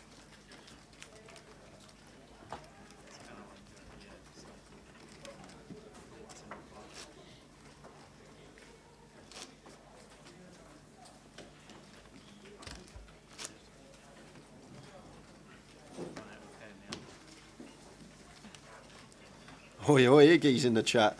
Oi, oi. Nana Eggy. Brilliant, likewise. You two Leeds doesn't feel the same without you lot. You entertained us as well on the feature table. Yeah, it was a great event, really good event. 439 runners. We run through the final 9 and the money. Jack Hardcastle winning the title, and he's also bagged yourself 130,000 chips for 160, 160. 160,000 for day 2 on Saturday. Played the online leg yesterday. First online flight of a main event, and yesterday 2 players got through. Jack, who was on fire, and Riggy. They were the 2. So Well done. this is just Rich choosing his opponent carefully. He knows Trig doesn't necessarily have to have a holding opening in the low jack, so Rich just going to free bet his ace jack, which is probably for value in his head.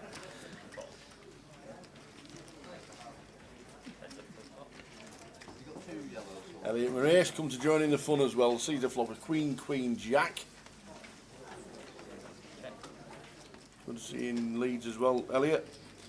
And definitely mixing a check here as Rich with the ace jack on this Queen, Queen, Jack board in a free bet pot. Obviously we've got position, see what Trig does on the turn, but it's going to come at straight fire in here. Doesn't need to go too large, that looks very small. Looks like 800, 1.6, little 1k chip hiding under that. And Trig just gets out of the way with a gut shot. Shall we have a look at the old Leeds tower? Yeah, well, just remind everybody from, I don't know if it's still there to be fair. Is it that one? I think it's that one. I don't think it is. You want to gamble? Yeah, gamble, gone. No! Oh, that's the online That's day. who made it through. Yeah, we changed it to the online proceedings from yesterday. 12 runners in the online flight, as you can see right there.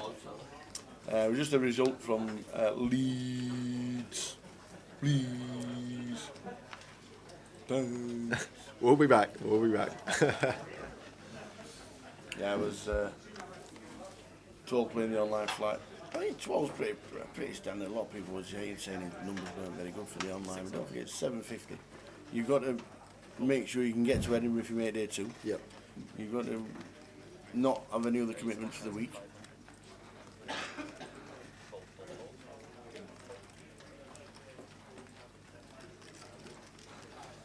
So we've got Martin opening to 600 with the Jack 8 suited. Steve's going to come in for a free bet to 1.5 with the Ace King.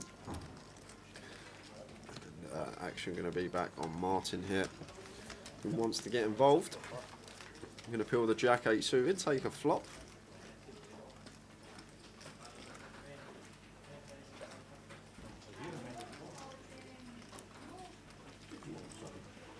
Leeds results, final table leads. Yes. It has.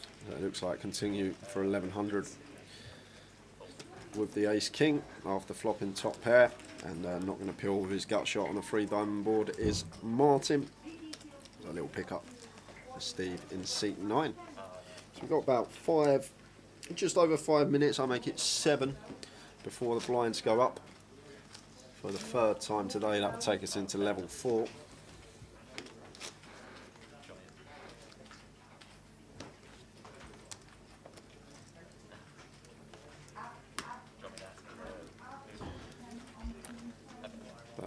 Been a nice little table. I've enjoyed this first hour of this session. Lots of free betting going on. Seems like, as I mentioned at the start of the session, one of the tougher tables in the room that I've seen. but it's usually fairly quiet early stages on day one. Throughout the day, if you have any questions for Tower or myself, whatever it be regarding, whether it be poker or food or geographical locations or 70s bands, that's usually Tower's expertise. But anything regarding online, what's happening regarding the closer, the haymaker knockout, the free rolls, the online sportsbook for day 3, 30-30s in Portsmouth, Glasgow and Manchester coming up in the middle of October. GUKPT, Luton and Blackpool on the way. Plenty going on online as well as live.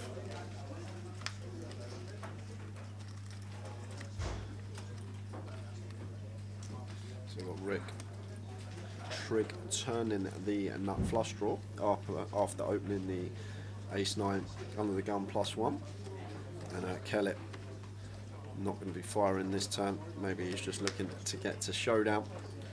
3 of hearts on the river up, so the ace-9 is going to take this one, assuming it goes check. So not sure if Kellett's going to fire here, Tower. It's difficult to credibly rep something the way this hand's played. So there is the check behind, and Trigg going to show the ace-9 off here. Little peek for the table. Seeing the ace-9 off under the gun open, 4 ring from Trigg. Yep. Eggy says, what's the next stop? It is Luton. Starting next Wednesday with Satellite Night, and then the 30-30 starts on the Thursday. There's the mini, there's the main, there's the sides, there's the Omaha, there's satellites going on all week. Eggy Luton is next week, starting Wednesday the 6th with satellites, and then going on for a full 11 days. A lot of people arguing in the chat what pocket pair makes the most sets. Interesting. Well, if you're Mickey Black, he says it's 6s. Yep. He says they set up more than any other set, and he's got a PhD as well, so I wouldn't disagree with the man. But it's a funny one. You're always, whatever pocket pair you got, you're always 1 in 8.5 to 1 shot to flop a set, regardless of the pair. Selective memory may be coming into account for some people in the chat.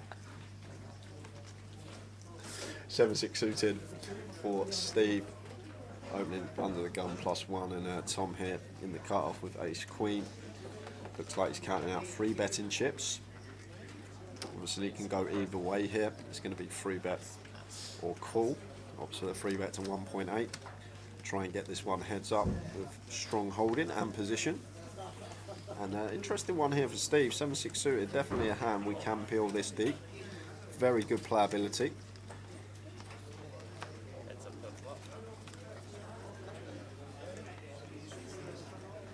Ace, Queen, 8, rainbow.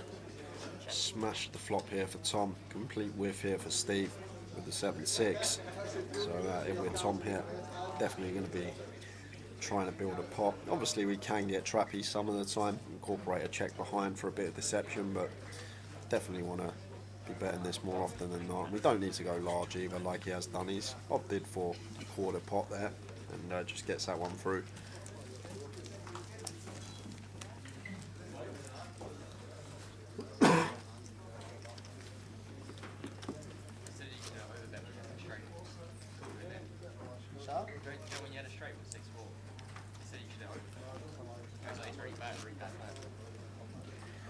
Loz says, do Grosvenor casinos do any Kaluki competitions?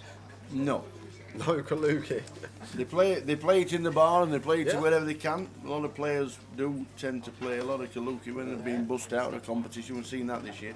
If you are a member at Grosvenor casinos and you and your friends come down for a few drinks or wherever, you ask for a deck of cards and you can have one of the empty tables, have a little session amongst yourselves.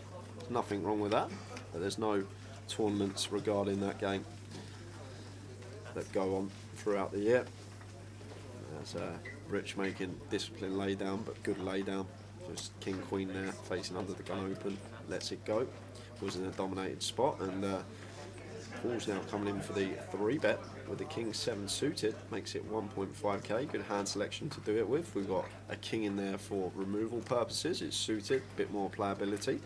Got position on the original opener as well. Unfortunately for us, we've run into it here. Steve's got ace king, and especially once this cold call here with the jacks on the button from Paul, we're going to have a pretty easy 4-bet. Once it comes around to us, I think as Steve is just going to call here. Definitely think we can be 4-betting this one more often than not, especially once that cold call's in there. Maybe just a bit wary, doesn't think Paul's getting too out of line once we open under the gun. And if that's the case, then I guess it's fine to call in that particular scenario. 9, 7, 6 rainbow board. And, Paul has called middle pair here. He's going to come out firing. Does have the bet and lead. Was the pre-flop aggressor. Still going to have all the strong hands in his range. Queens, kings, aces all in there. And now Macaulay, Paul Macaulay on the button with the jacks. He's not going to be going anywhere. We've got an overpair to the board. We're still ahead of hands like ace king, ace queen, some 3-bet bluffs that Paul might have in there. So going to have to call once here with position as Paul and take a turn. Shouldn't really be doing much else other than calling here. You will see some recreationals in this spot raise the pocket jacks because they have an overpair, but we've got to think about the hands that Paul is supposed to have in this particular spot, and there is the call. Yeah, just a call from Macaulay. Yeah, we've got the overs in seat now. Yeah, Steve here, he is getting 5-1 in his money. He's going to flick it in. I thought the ace king might just hit the muck there, but honestly 5-1, 2 overcots. Just to get involved, the king would be disastrous though for Steve. It's the 4 of diamonds. And as Paul here, once we've been called in 2 spots here, Tower, I'm just can never see him firing again here with this particular hand. Maybe if it's the 4 of hearts, he might have lined up a double barrel, but really big fan of his check here on the turn. No need to start barreling away this stage of the tournament. So we're going to check it over to the jacks of Paul. And now, with this SPR, Paul might just put this in, Tower. Definitely going to bet, it's just dependent on sizing, but the only thing that might be going through Paul's head here, under the gun open from Steve. Exactly right. Yeah, under the gun open from Steve, he does have the 6s, 7s and 9s in his range, but I really like how Paul's played this hand with the pocket jacks here. Big fan. And action back over to McTaggart. Paul Macaulay in 6, Paul McTaggart in 2.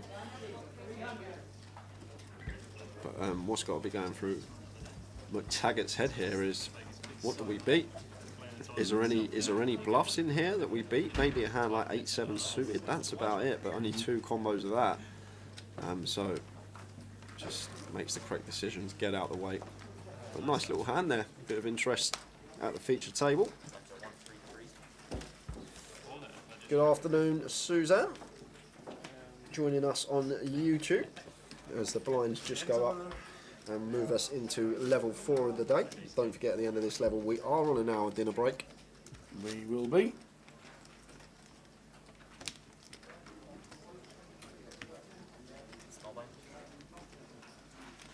You'll be able to tell you in half an hour. Is it 1-3? Yeah.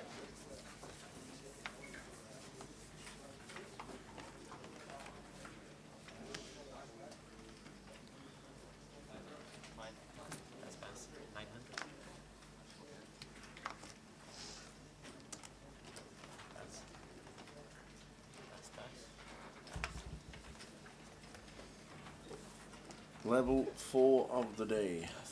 Layer edge all the way through till the end of the evening. Right into start of day 2. How many runners are we on now, says Paul Rogers? We are on 73. 73.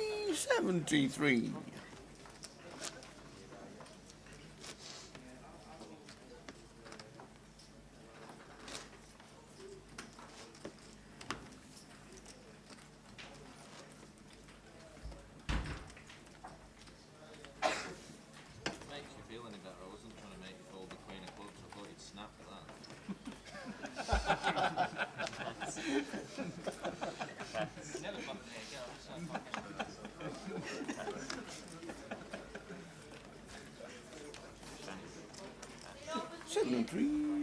Yep, 73. The line was drawn up today by one of our regulars, up to 278, was it? Yeah, 278, said Kev. 278, and Jay said, we'll Overs. chance it and we'll go overs. So come on, Edinburgh, get in.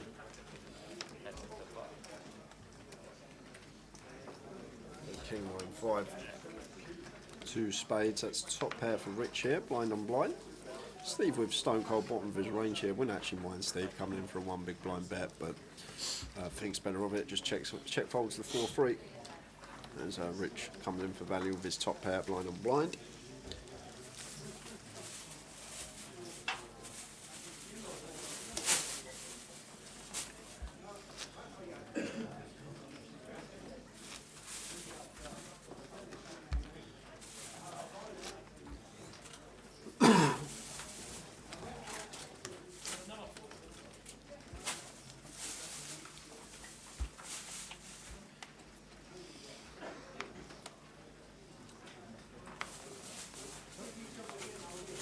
When's the next time you can play on this table with the camera? Well, if you're buying today 1B, or even buying day 1A, you never know how you get chosen to play on the feature table. The GUKPT is in Edinburgh, then it's in Luton, then Blackpool and London to finish off the season. If you're in Dublin, you could be on the feature table there because the team are in Dublin for the IPO. There's a satellite into that event. Good afternoon to Abu on Twitch. Aye, joining us. 85. As Tom 7-8 suited opens this one. Paul defending the King 10.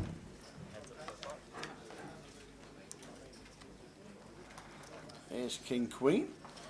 I'd still like to see Tom continue this one. We've got 8 high. We're going to fold out a lot of hands that Paul can have defending the big blind here. So just come in for like 500, 600 bet. Around quarter pot. Don't need to go too big.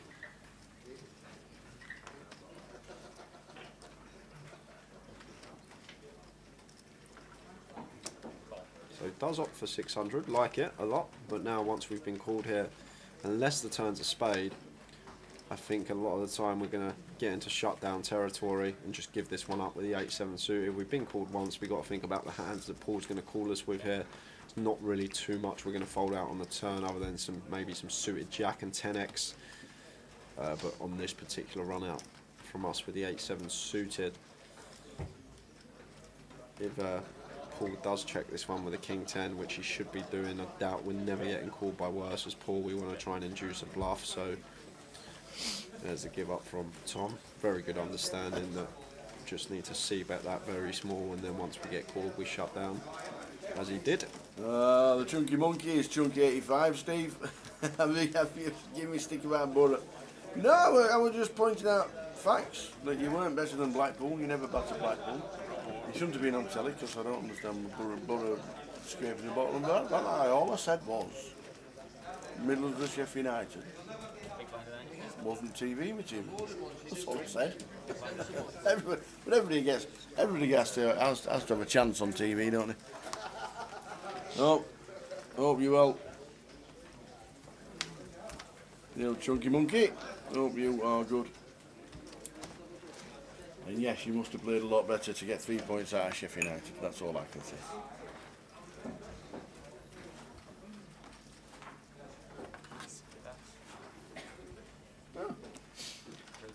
I've just been informed that if you press play and go to the endermob.com to find out to play stats, we are live on the Endermob. Oh, hello. There you are. So if you're just tuning in, I'm guessing it's via, will that be YouTube?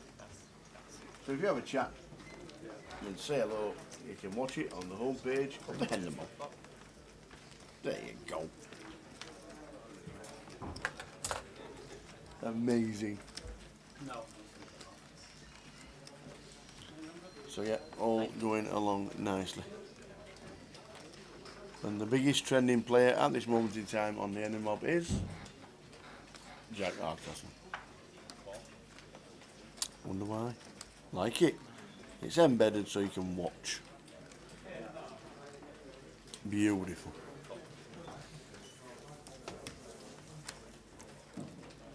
Yep, Optimistic is 750. It's a main event of the entire festival.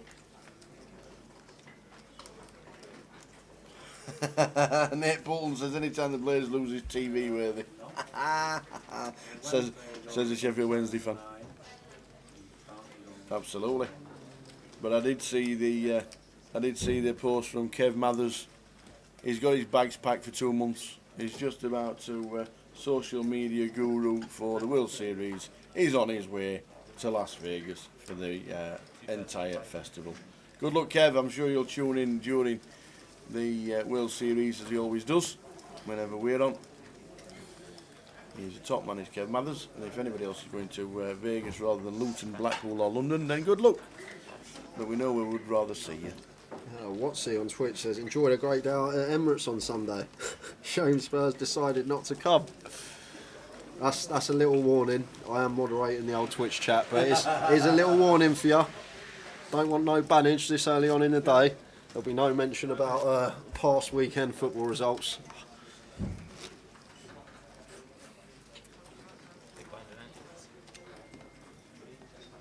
Exactly, Span. Don't need the WSOP, GUKPT. We are live all the way through until Sunday.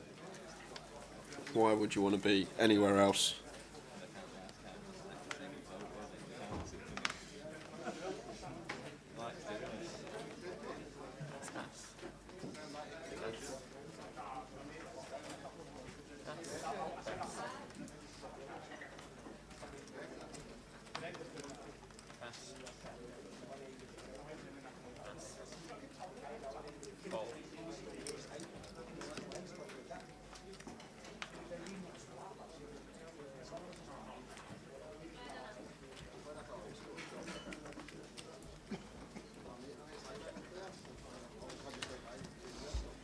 Blind on blind action.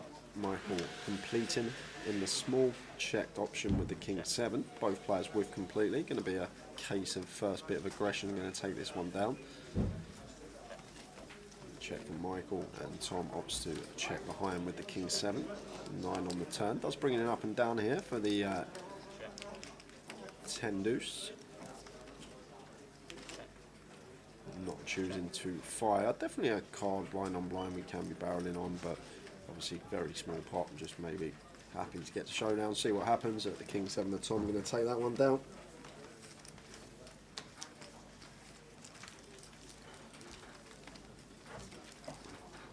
Yeah, I know. Abu Chunky, it can't. It's not a good time to support the club. No idea what's going on at the moment with us, but as I say, I think it all stems back to Poch.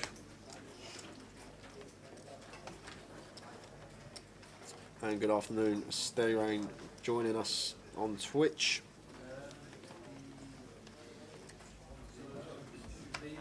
Do you know what, Nathan? I don't even know who we're playing tonight in that little Tim Pot Conference League, whatever it's called. I couldn't even tell you who we're playing. That's how uninterested I am. As it's folded to Paul with the Queen 8 in the cut-off. Makes it 700.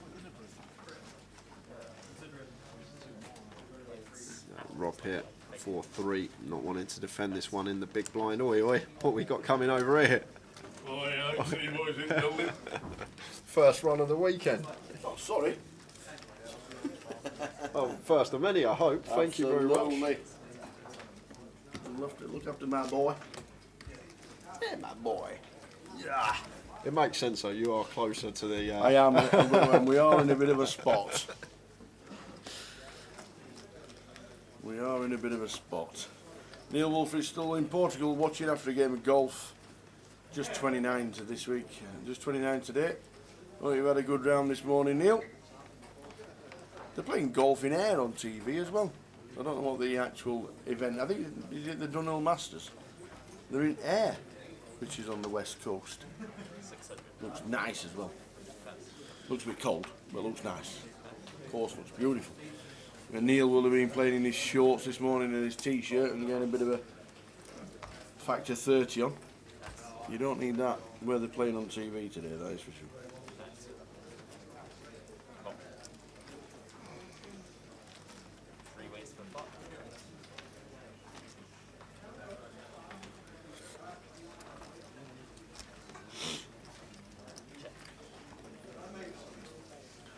Lovely flop here for Paul McTaggart. After flopping trip 10s, he's going to check it over. So that's Paul McCauley, who's checked, and Rick Trigg is going to bet 900 here with his pocket 8s, and McTaggart just going to call in position with his trip 10s. No need to raise here. Oh, Oi, oi. where has that come from on the turn? Delicious, baby. And now Trigg checking this one over. Oh my days. And this is good from Trigg as well, because he just got to think about the hands that you expect Paul to call flop with. And obviously there's some pocket pairs in there, but we're going to fold out all the pocket pairs to a double barrel. So we want to try and induce from some diamond draws, and potentially Paul can sometimes have a 10, which is the case in this particular scenario here. And if this is a brick river, this is a black card. Ooh, it's the queen of diamonds. That might slow the action down a bit, but Paul still should be value betting here and try and get called by some pocket pairs, some of the stronger pocket pairs Trigg's going to have opening under the gun. You expect Trigg might fold some of his flush draws on the turn as well, out of position, but like to see that bet here from Paul of 2.5, and Trigg's got an easy raise here now with his boat. No hand we're really worried about here.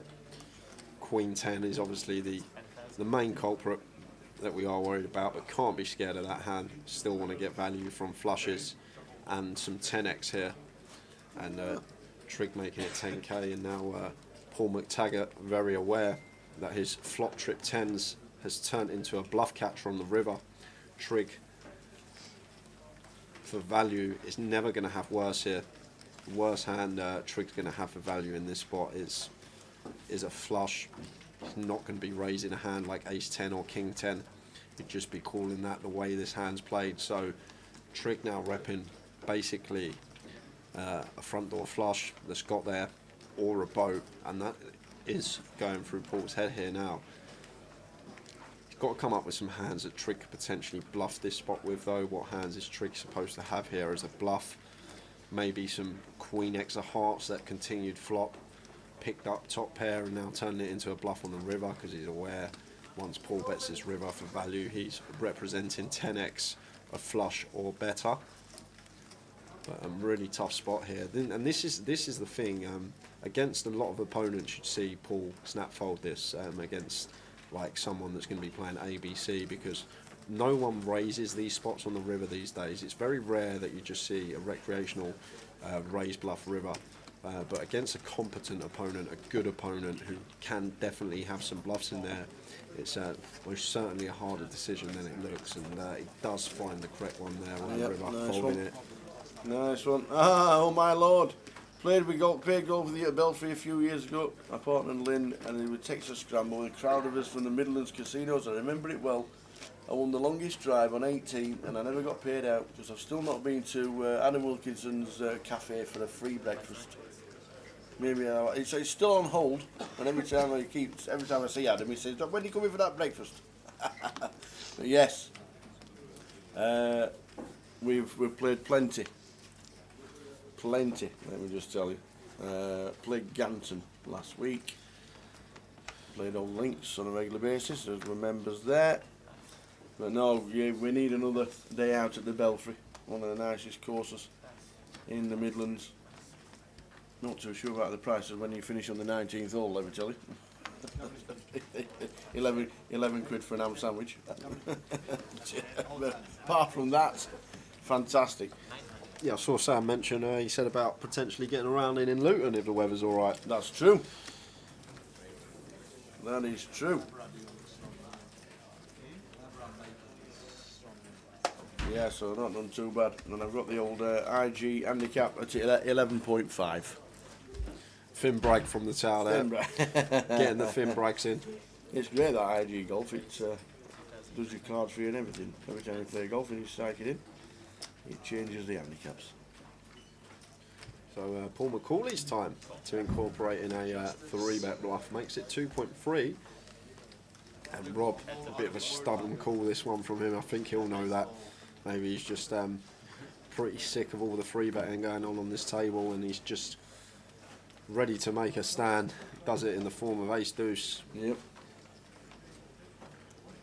Well, that actually makes sense why, because Paul's actually on the button here. Sorry, Rob's actually on the button here, guys. You can see the button in front of Rob Frank. So I've actually got a position error here.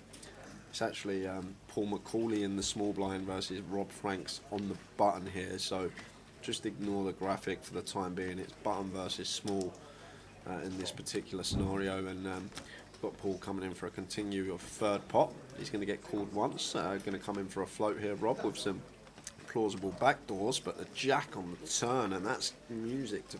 Oh, what a turn this is for Paul. Like, we free bet the king nine. We don't get the best flop. We continue, and then we just hit gin on the turn, and this is effective nuts for us because you expect Rob to be 4-betting ace king on the button. So from our perspective here, we've just always got the best hand as Paul, so we want to start building a pot, potentially trying to get all the chips in by the river if it is clean. So about 3.8k, like the size, setting up a nice river jam. But in this scenario, Rob was looking for perhaps a diamond on the turn to keep him interested, and going to take that one down.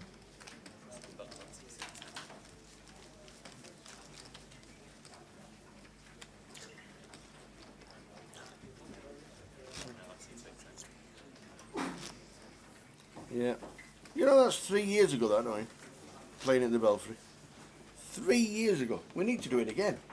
And yes, Sam, you're absolutely right. If you're looking for a way to lose weight and you're exercising and you're eating properly, walking around the golf course, you don't realise you're doing 7 miles a game. It's around about 7 miles for walking around at 18 holes, and you just don't realise it. So, and that's, it certainly helped me. I've dropped down 2.2. And golfing and eating correctly is just the way forward. But yeah, we're definitely. I've always said it as well. Somewhere for a game of poker, game of golf, and then poker at the night time. I've always said golf days, poker nights are definitely something that should be done. I can't see why, if you can get poker players playing golf, stick it together, make a day of it. And I think it's something we should definitely look forward to doing in 2022, because they're just great days. Jason Shellham didn't realise Crazy Golfer got that much walking involved. Not the best flop for aces, as Mr. McTaggart has just been outflopped. Yeah, by the other Paul at the table, Paul McCauley, flopping the best of it, but this is just straight away sign of someone who's very competent in the game. When they check aces 5-way on this board, they're just aware that 8x can definitely be out there. And it's now gone bet call, and Paul in a bit of a spot here with the aces, obviously going to be calling once, but I think he's not going to put another penny in this pot here. Paul's good enough to understand once we go 3-way to the turn here, that a lot of the time, especially if a club rolls off, his aces are never going to be good. Queen of Hearts, Jack 9 suited now actually completing as well. So if we're McCauley here on the button, we've got trip 8s, removal to Jack 9 because we've got a 9 of it. Going to be coming in for some more value, trying to get paid by potentially a 10x, charge some flush draws that can be out there. But once he bets into the whole field, we go 5-way to the flop, and Paul fired. And now I could see Paul McTaggart here actually making a hero fold with the aces. Maybe because he's got the red aces, he is going to make the call. Maybe he still thinks some flush draws can be out there. Yep. But I'd be very shocked, Tower, if he actually paid it off on the river, unless he perceives Paul McCauley to be capable. If he thinks Paul's capable of running it with a club draw here. But what he's got to understand and what he will... Wow, he's checked it back. He's checked it back. And he says, no good, they get cracked. Yep. But the thing is that turn action there, once Paul McCauley fires again on the turn, he shouldn't ever really have a 10. He may bet some 10x on the flop. But once that turn rolls off a queen, pretty much he's going to be checking all of his 10x on the turn. So once he fires again, his range just then becomes condensed to 8x and flush draws, and that's about it. And how often is he going to double barrel flush draws at that frequency? You'll see a lot of people actually take a free card there. So maybe if he delved into it a bit more, maybe had a bit more time in the tank on the turn, he might have come to the correct decision there. But it's very, very hard to fold aces, and obviously, as I always say, we can see the whole cards, but probably still lost near them in there, Paul McTaggart. But it's just a horrible sight when you've got aces, you go 5-way and it comes out a paired board, and you like straight away, could be in trouble here. Last 3 eliminations through the room. Alan Brown, Lynn Brown and Cosmin Tomescu. 75 in the mix so far. 7 and 5, 75.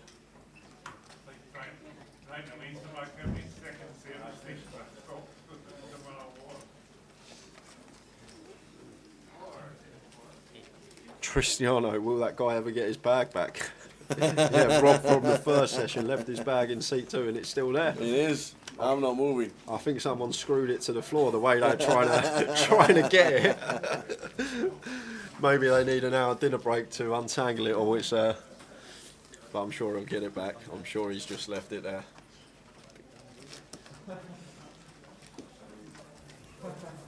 So we're on 75. Edinburgh main event, £750 buy-in. Rob Frank's still looking dapper in seat number 5. He's on a re-entry.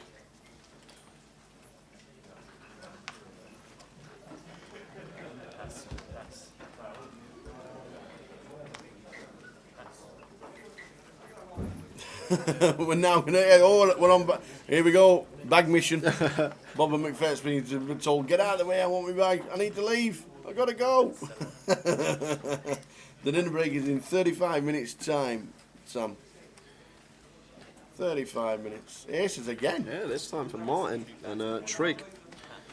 Facing cut-off open here. Comes straight in with the 3-bet bluff with the Queen 10. But timing is everything. Walks straight into it on this occasion.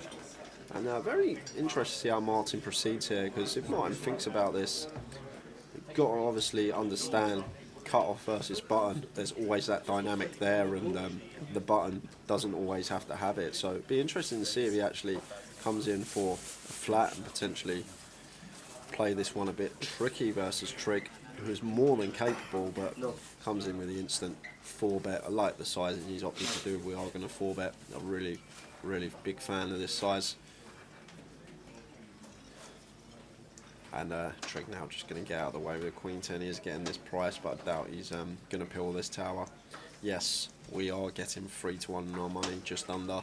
Yes, we do have position, but the hand that Martin's representing here is a very big hand here after facing this 4-bet. And the other thing as well, if we do call getting this price, we can get ourselves into a lot of trouble when it comes Queen or 10 height. So Trigg just correctly getting out of the way. Fine to come in for the light 3-bet versus cut-off open, but once it's stuck back in our face, no need to continue, just get out of there. Exactly what he does. This is the festival that is on this week. Shortened down version of the GUKPT, obviously because of the restrictions in Scotland, and they changed to Coventry, then they put it back on again. So that right there is what is on this week. If you fancy playing the satellite, it's on tonight. Day 1B tomorrow. Day 1C is the turbo that's on at 9 o'clock. Tomorrow, Saturday will be day 2, and then the bounty starting at 4 p.m. on Saturday, and then Sunday, the final day in Edinburgh, is just the main event. I'll face the coffee. Yeah, it was Tower. Tower got him, to be fair. It wasn't me. So yeah, that is what he's on. The shortened down version of the GUKPT Festival. I'm sure next year's Edinburgh will be bigger and better.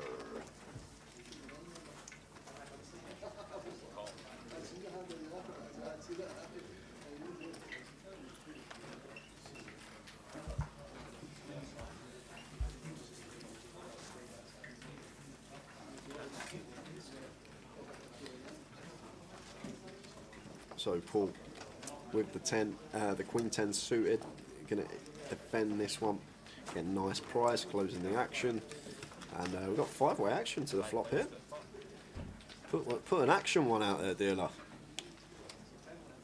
5 Jack 3 might not be the one that we wanted at all. Definitely not the actual best hand here, equity-wise, is the Ace-7 of clubs of Rob, and it's actually well, the Ace-8 of Martin's actually the best hand from a hand ranking perspective, but I'm not going to be putting any more chips in, and Rob's going to fire, and that should be that 5-way. Not getting any action from any opponent.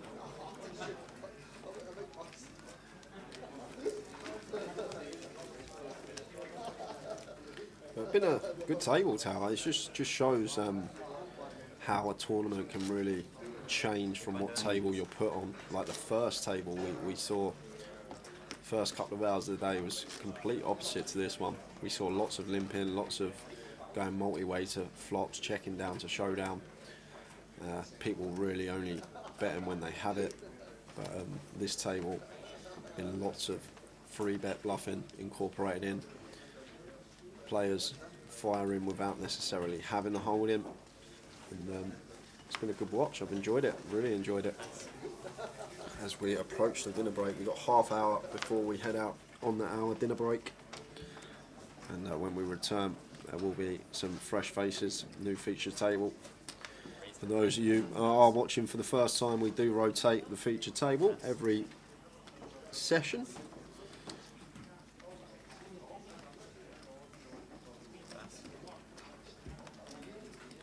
Aye, Mr. Jack Hardcastle, that is Jack. Oi, Jack. Well done yesterday, well done last week, well done last year.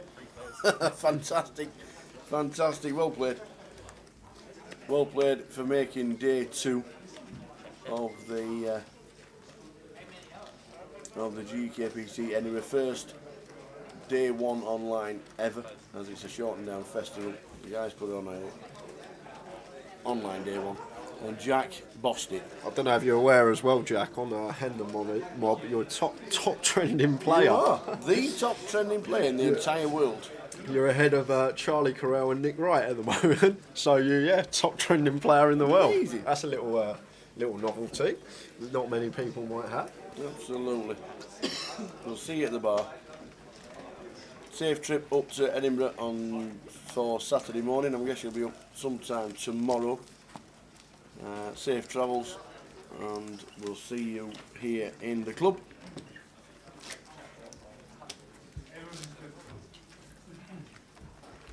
Good turnout to start with for day 1A, 77 in at the minute.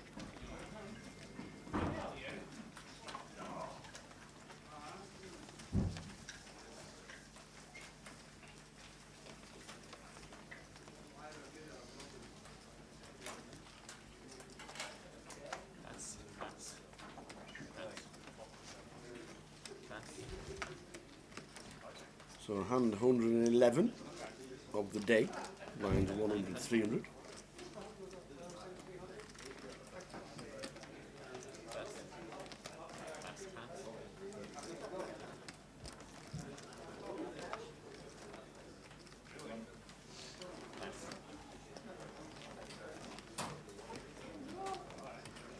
Can you still play day 1 online? No, the online flight was last night at 8 PM.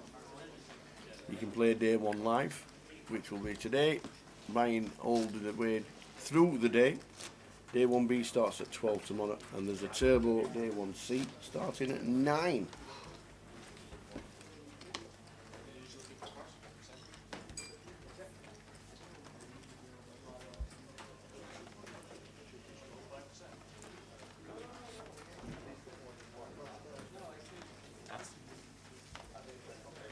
So Martin wants to be opening this one, UTG +1. 700.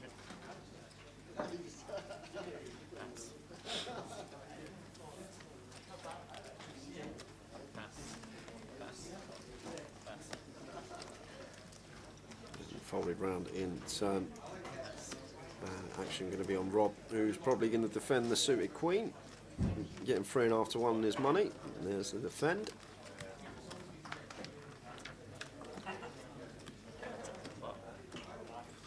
Seven, 6, 6, 2 spades, so jumps out into the lead, catches his 7, Martin not choosing to continue on this particular board. Checks it behind. Jack of spades on the turn. So Rob checking once more. Could potentially have led this one. But now we have got a bet from Martin. Don't expect Rob to be folding here to 1-bet. Expect him to call at least once. There is the call. Still going to have the best hand a lot of the time with our 7. And there's the boat on the river. And I'd be very surprised if Martin fired at this one tower. We're just never folding out a 7 or a jack. So there is the check behind. We do beat some flush draws with a bare spade in their hand. So happy to take that one to showdown, but that one going the way of Rob Franks. How many players playing today? Says Dave Fleming on YouTube. 77 at the moment.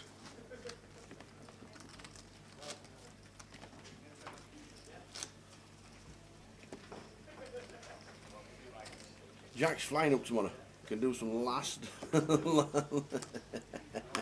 can do some last level B influenced commentary if needed. Jack will give you the shout. If not, just carry on with the sandbox. You're always welcome. Just pop in. Absolutely. You know where we are. Yep.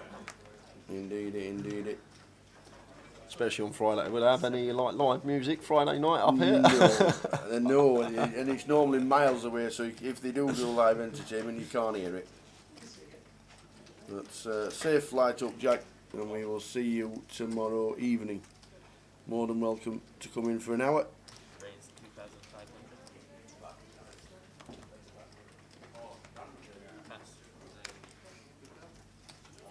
25 minutes to go until the end of this session. Look at this for a free pre-flop action. Martin raises to 700, gets called, gets 3-bet. McTaggart could be 4-betting, could be 4-bet jamming really. Yeah, this is all legitimate holdings as well. Martin opening the ace-jack. Trig's flat is perfectly fine, and I like Steve's decision to 3-bet with the ace-queen suited, and now spot on tower.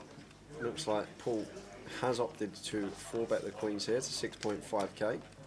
Obviously just under half his stack, so he's not going to be 4-betting to fold this one, but action on Steve here now, and we hate our life now as Steve after we've opted to 3-bet this one. Once Paul McTaggart comes in for the cold 4, our hand's just going to shrivel up. He's never doing this with ace-jack. He's probably jacks plus here. I doubt he's ever going to take this as a cold 4-bet bluff spot after the action in front of him. Early position open, early position flat, middle position 3-bet. It's just unlikely it's ever going to be a 4-bet bluff. There it is on the flop. Absolutely. The thing is, yeah, we hate live seeing the aces Paul McTaggart here, but from our perspective, Ace King's probably going to just 5-bet against our stack set pre-flop.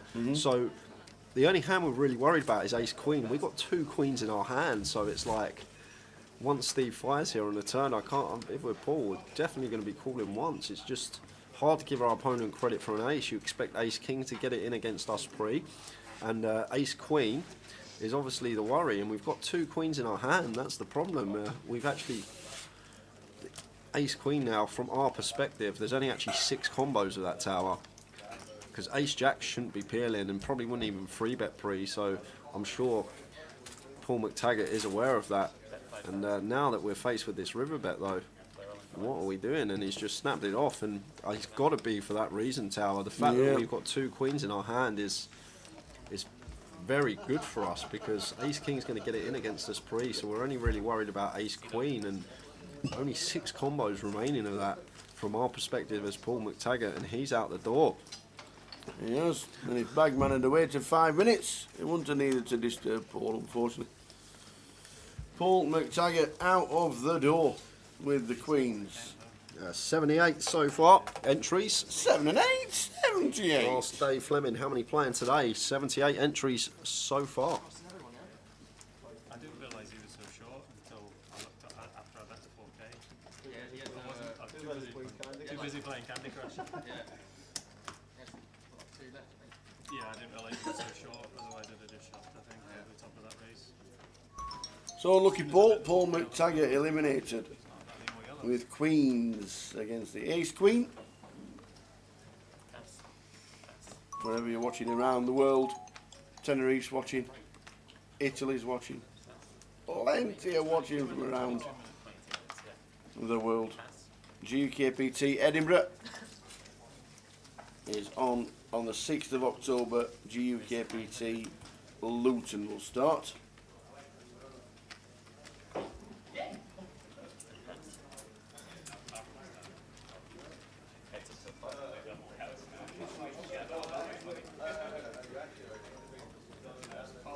For Jack Queen.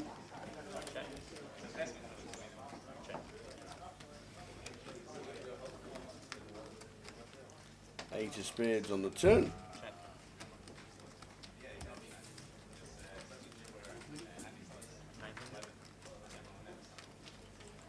Rob Franks, Science E5, bets 900, gets a call. With the best of it from Paul. And this will probably go check, check. And it does. It does, it does, it does.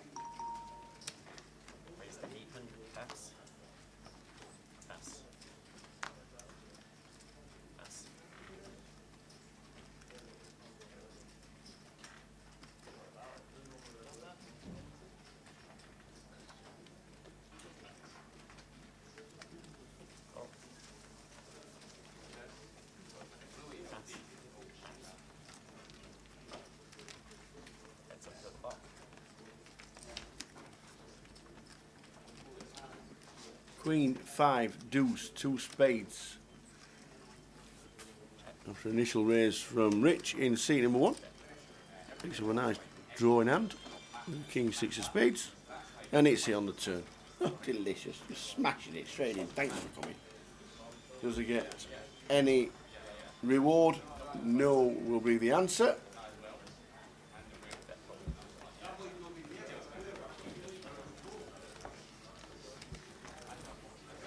Indeed it doesn't.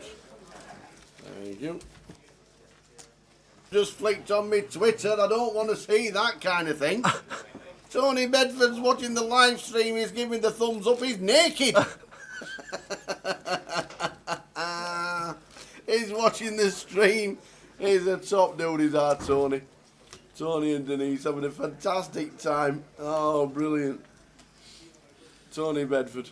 He'll be in Luton come next week. He's replied. He's watching live in Tenerife. He's got the phone in the shade, watching the live stream. Headphones are on. Good man, Tony. Have a great holiday. I know it's your last day today, but I'm hoping you have a fantastic time in Tenerife, and I'm sure he'll be back. He loves it. Afternoon, Numa, watching from Romania. Oi, oi. Hello from Romania. Calvin Rudd says, good old Tony. He loves Tenerife, doesn't he? He loves it. So action here. Got open from Paul in the cut-off of a suited king. Instant free bet from Martin, like his hand selection. It's a free bet, this particular hand. And Triggs just come in with a cold call here in the small blind with the ace-queen suited.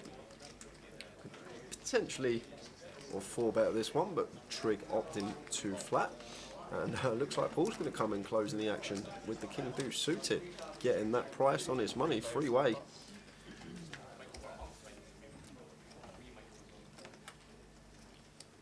$593. Rainbow.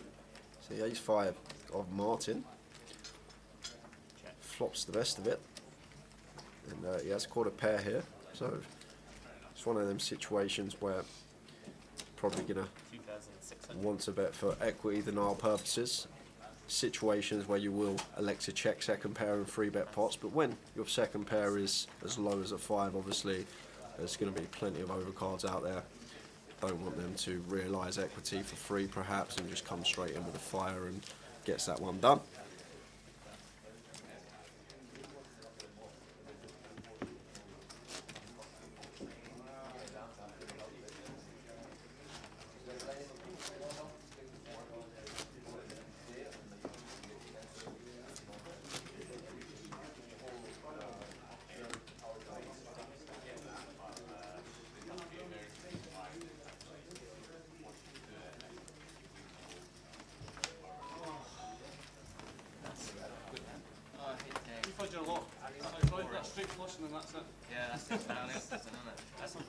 It was when you called in the back door for that other guy, your karma was done.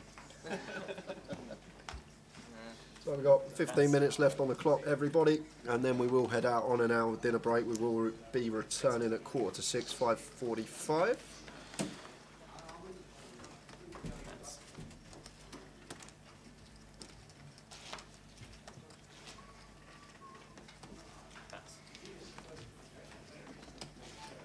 Nice action going on today. Welcome along to Edinburgh, everybody watching wherever you are, wherever you may be. Romania's watching, Tenerife's watching, we've got North Carolina watching, we've got Florence watching, we've even got Edinburgh watching. It's amazing.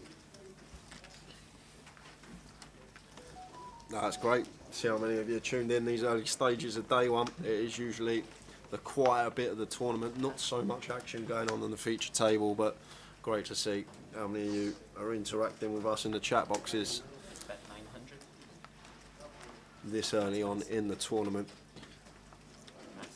We've got Estonia watching, says UV Vilderson on YouTube.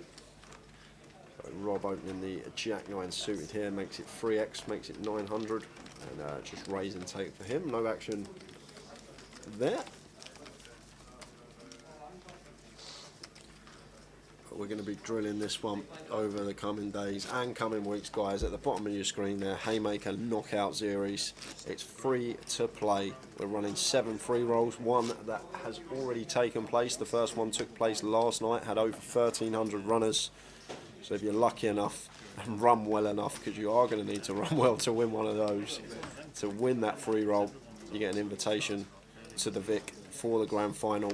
7 opponents and David Hay. It's an 8-man sit and go, so you'll be playing for a share of a prize pool which has £20,000 added to that, and it will be live streamed as well, so get a chance to play on our feature table with Tara and I covering it for the duration of the sit and go.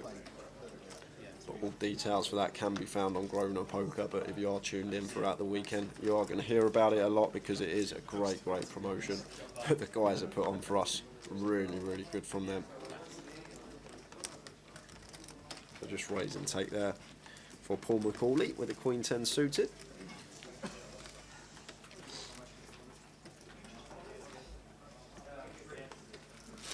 And for all your socials as well, you can find us on Facebook and Twitter at Grosvenor Poker, and live stream coverage /GUKPT on YouTube and Twitch. If you are watching on either of those, make sure you either hit the subscribe or follow button so you do not miss a live stream. Every time we do go live, you should get notified if you've got notifications on.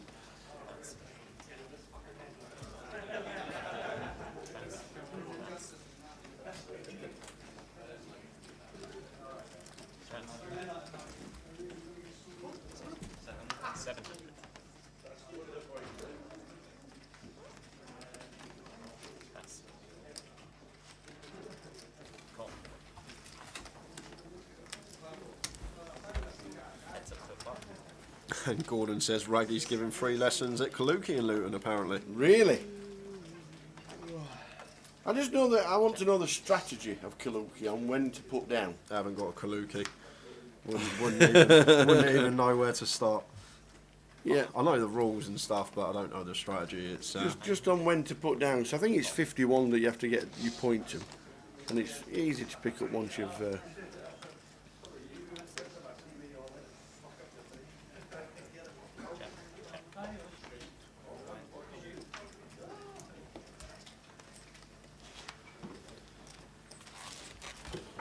Yeah, there were a lot of players. I know Paul Fisher played a lot, didn't he, in Manchester when he won the mini main? yeah. Played a lot. It's funny, the night he won the mini main in Manchester, coming the day after, must have been about 1 p.m. He's sitting there playing 10p a point Kaluki. He's just won 35 bags. Don't want to get it all back. Get rid of your worst hand first in Kaluki. Okay.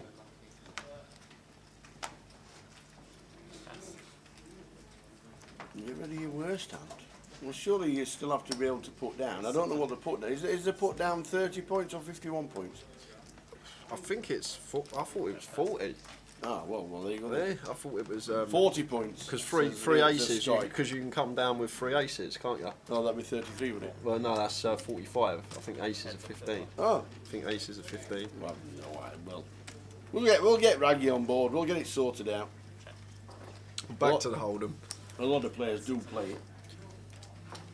We've got a king 6-5 all diamond flop. Trig getting action after continuing here. Only one overcard to his pocket eights. Does have a flush draw with the 8 of diamonds in there as well. 10 on the turn. This one goes check, check. 3 of spades on the river. So Trig will get the check mark. And Paul McCauley not opting to bluff at this one. But no, you never know, Trig might even against big blind range. Oh, he is bluffing at it. He is bluffing at it for 1600 from the looks of things. He's just sitting there with 8 high. Trig having none of it, snaps him off. And Paul goes, you're good. Shows him the 7-8. Trig shows him the 8s.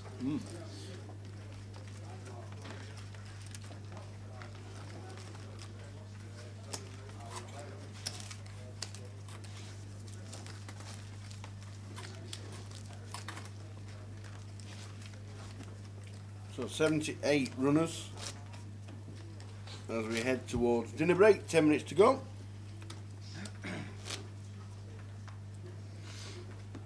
Paul McTaggart was the last person eliminated on our feature.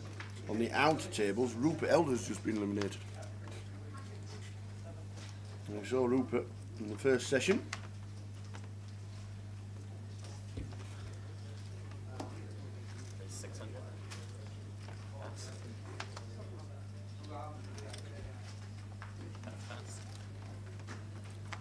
To go until the end of this session.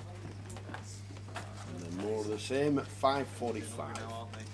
Racing take there for Trig. Not an ounce of action for him.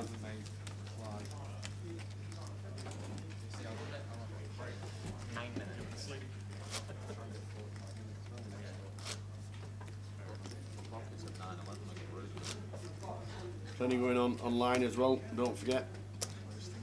Regarding Grosvenor Poker,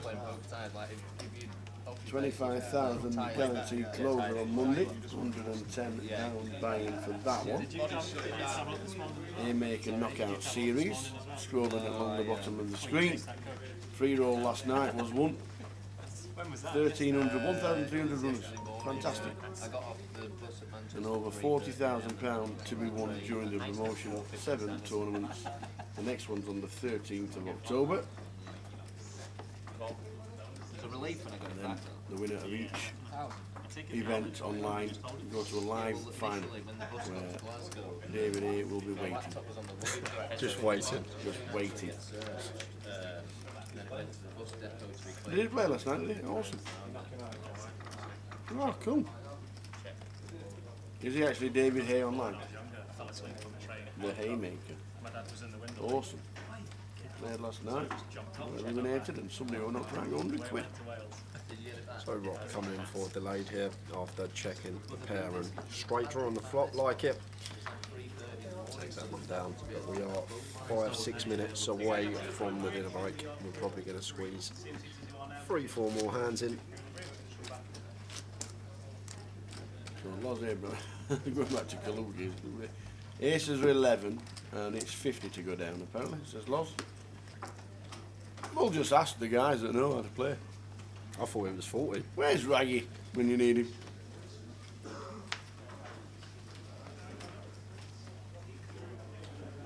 Grew up watching his dad and uncles playing every Friday at Kaluki. He was only allowed to play at Christmas. I still ended up playing on a regular basis.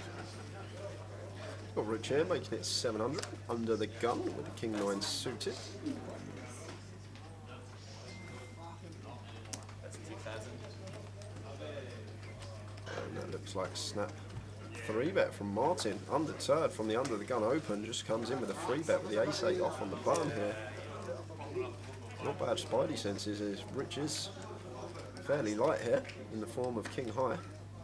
But Rich getting just south of 3-1 in his money here. Fairly deep with Martin, both playing 80 odd bigs effective. That's the effective stack size of mine here. Rich obviously has it covered, so he's going to make the call out of position, take a flop. And both players catch a piece. Rich flops best in the form of top pair. Middle pair for Martin here with the ace-8. Same reason we spoke about with the ace-5. Second pair here is going to choose the bet in this scenario because there are a lot of bad turn cards for our hand. Don't want Rich realising equity with a hand like King Jack, King Queen, Ace Jack, which you can possibly have in this spot. Rich not going anywhere, going to make the call after flopping the top pair. 6 of clubs on the turn. So 4-line into a straight, although shouldn't really be too much 7x out there in a 3-bet pot. Both players opting to check.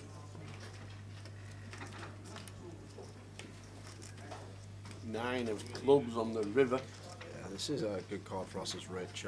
Would like to see him come in for value here, Tower. We can feel fairly confident that Martin's not going to have a 7 here too often, especially in a 3-bet pot. And the other thing, backdoor clubs shouldn't really be a worry for us because a lot of the time if Martin does have a hand like Ace Queen, Ace King of clubs, he might elect to double barrel this particular turn card. So good from Rich here, just understands where he's at in the pot, knows that trips is just going to be the best hand, almost always how played, so potentially trying to get some value from some overpairs that can be in there, and that's exactly what he's done. He's actually been called by an 8 in this particular scenario, and Martin pulled it off. What might have gone through Martin's head there, he might have thought, hold on a minute, Rich probably only repping a straight here or better, so it's pretty thin, but Rich a good player, more than comfortable to go for value with a 9 there, as he did, and managed to get called by the ace-8. Don't think that was the hand he thought he was targeting, but manages to get the value, and that puts him chip lead at the table up to 44k. Heading towards the break, less than 5 minutes to go until the said 60-minute dinner break.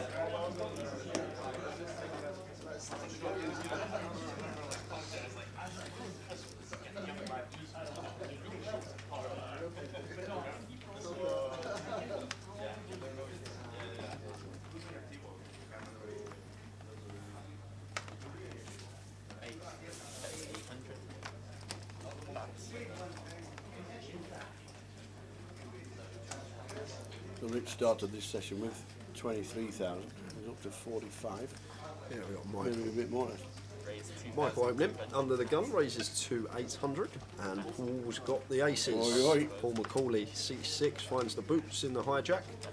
3 bets to 2.2, and folded round back to Michael here. This deep wants to be calling the King Queen of clubs tower. Yeah, absolutely. I Great want to see a flop with King Queen of clubs. Yeah, great playability. Yes, we are out of position, but we are going heads up.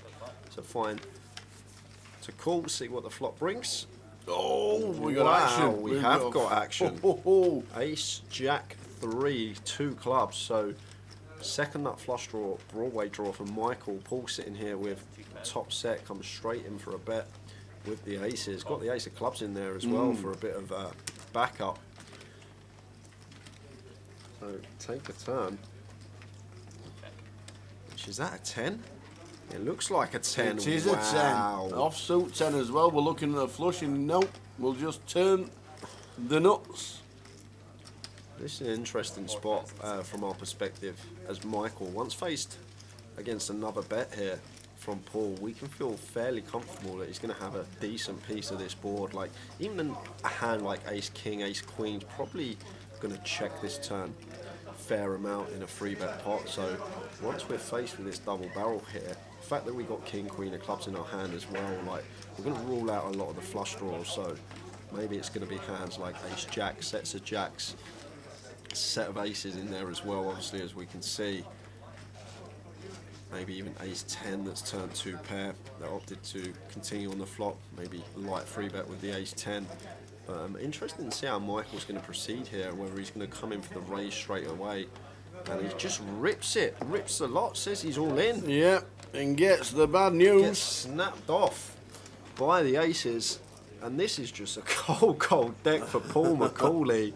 Paul just never folding. Sees the bad news. 63k. Can we pair the board? No. We'll get the flush as well for extra. Now they're going to check the stacks, because by the looking of that, there's a 1 chip going in the way of Paul McCauley. Has he got him? If he hasn't got him, it's absolute fumes. Michael is on 64k after turning the nuts, and the board doesn't pair on the river. I was thinking, why is Michael getting up? He's won the hand. Oh, it's dinner break. It's dinner break, I think. He has got him by the skin of his teeth. Flops a set, flops top set, and still gets eliminated. And we have 1 more hand of this session. 1 to go. Wowzers.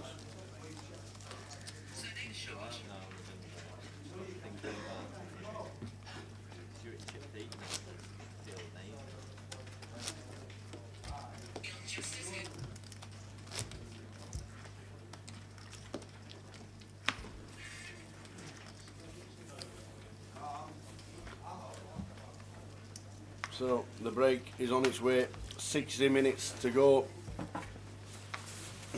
Do the pots, get the tea, come back, watch the news, live stream back on at 5:45. Rob Franks is off. Best dressed man in poker. Shake his hand under caution. Everybody's standing up. Michael and Tom want to see a flop. 7, 10, 5. Pocket 2s don't flop very well. Goes check. The arm check from Tom. Oh, just the turns the deuce to give him the check mark. Delicious. And now Michael comes in for a lead. So it should just be a call from Tom. Don't do anything silly. It's as dry can be.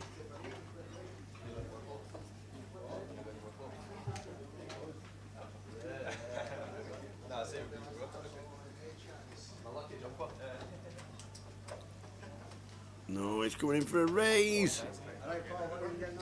Wow, how to get rid of your opponent on a dry board like that. There's a lot of value left on that table. That's it. We will see you back in 60 minutes for more of the same. Not mention names for, other people. Ludo and all the Scottish boys. Yeah. And with about, 50 people left, I remember Jake saying, if I win this tournament, it'll be so unjust that I'll put it all on black. And Ludo was on the rail, and Ludo heard this. And he never shut up about it from 50 all the way down. He was on the rail with the drink, obviously, and he said this. And all of a sudden, me and Jake were on this fine. I have no idea how I was there or he was there. First thing he did was get shots for the table and stuff. He had the tournament director literally over every hand because he was showing cards and chat. You know what I mean? He was just whatever. And so I think he got three-handed, and I'm not entirely sure. I think they might have done a deal, did they, or something? Or I'm not sure how it ended. All I saw was the video about an hour later. Was it literally straight after the tournament finished? It was literally straight after, and obviously when I busted, I was sulking, because I always sulk when I bust. I basically went and played cash. And then the next thing I remember, honestly, is Jake coming up to me and saying, I don't really want to do this, but I've kind of been forced into it. Rob Young, by the way, Young had walked in the casino to pick up his car keys. So he wasn't even going to be there. And he'd basically heard from Scally, he basically wants to do this. Rob being Rob was just like, yeah, fine. Yeah. And then all of a sudden, it's kind of gone from I don't want to do this, Swarbs, to us marching over to the table. It's all in, and then like there's just no chance that Jake's ever going to lose there. By the way, and I was like slightly fuming that we didn't all get more on ourselves, like because it's like that's Jake. And also the other thing was Rob basically said if it went on 0, that would be a chop as well. Oh, so, nice one. Yeah, it was a proper good bet, really. But brilliant. You know, I remember the video on it. It just went absolutely mad, didn't it? It just went viral, and the shouting and the screaming. It's just ridiculous how it happened, because it wasn't. It's just not really a thing that was like planned. It just kind of happened randomly, organically, and then obviously it was again a really sick night after that. But absolutely. Yeah. But then we head over to Canada. More responsibly, you're supposed to say after that, Carol. oh yes, absolutely. Do what Jake it's not big. It's not big and it's not clever. But we're still traveling. We end up in Canada, the Bahamas. I know we do Vegas on a regular basis, but it's not bad, is it? There playing a few card games for traveling the world, is it? It's not that bad. I mean, over these past 3 times 10 minutes or whatever, it sounds like it's all like roses and money and it's all amazing. But I mean, it is quite tough at times.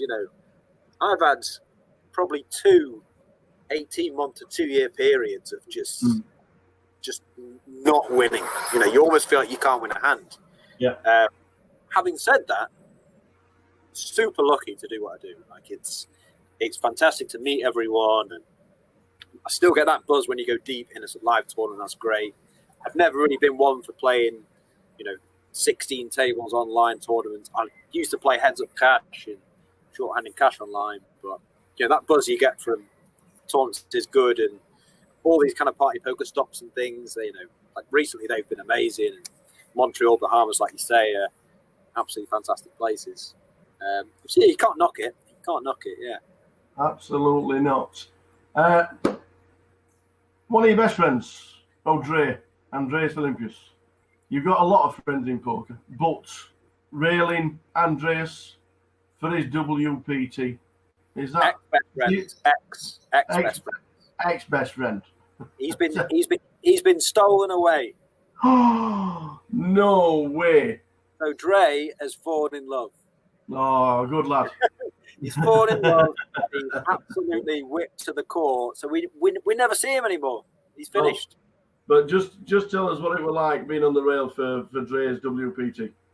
Oh yeah. Oh god, yeah. I actually forgot about that one. Yeah, that was a really good one. There's probably 20 of us on the rail.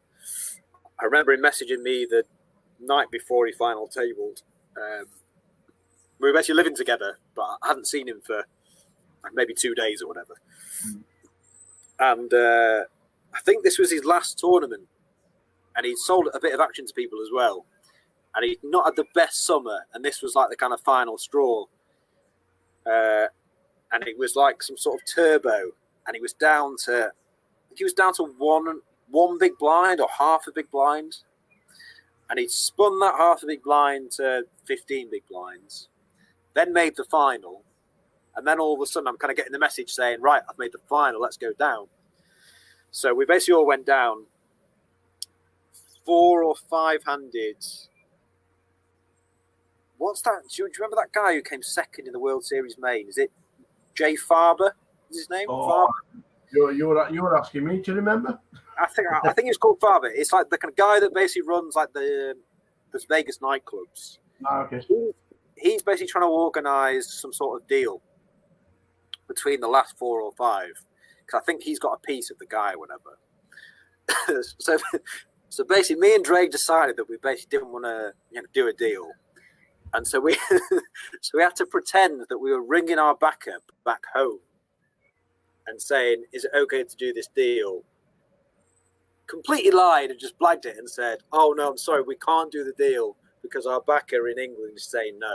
This was all complete nonsense, just because we thought that Dre would basically win because he was playing well, and it was like I think there was 5 left. He was definitely the best player, and then from there, it was the best final table of all time. He just won 6 of 6 all-ins. Yeah. Everyone was constantly cheering. It was fantastic. That is probably the best final table I've ever always seemed to be the bridesmaid, but he came up trumps at the WPT. It was great because Dre is a fantastic guy. He's such a nice guy. So it was great to see. Yeah, we are just about to end an hour with the tower, so we're going to quickly run through some quick fire questions. If you're ready, go on then. The best poker player you've played against? Midi, by far. Tom Middleton. He will put you under it like no man you've ever seen. You can go out for a beer, you can go out for a dinner with Midi, and 2 minutes later you'll be on the poker table and it'll just be putting you bang under it. Tom Middleton. Who is your poker nemesis? Tom Middleton. It is though. It's not even. It is Midi. Every time I play with him, I probably win 1 of 30 hands. And if you play it live, you probably only play 6 or 7 a time. So, yeah, Midi. The most underrated poker player you know?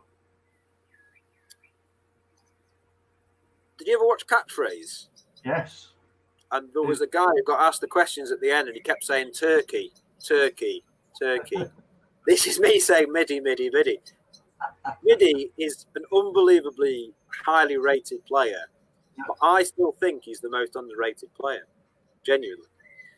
Because I don't know, when you kind of talk to people, they think he's good, but I genuinely don't think people realise how good he is. He's got absolutely no fear playing live. And let's move on to the next question because my cock is so far up the top. I need to stop. If you could have one superpower, what would it be? To see these cards. No. Do you know what I'd do if I had a superpower? Of all the things you could do, I would attach a zip to Wilkersooth's mouth and I would close it forever. And let's leave it at that. Favourite food? God, favourite food? Where's that come from? Question. Huge fan of going out with everyone and eating together and stuff. I like all foods. I'm a huge fan of like a guacamole. I'd like to put guacamole in everything.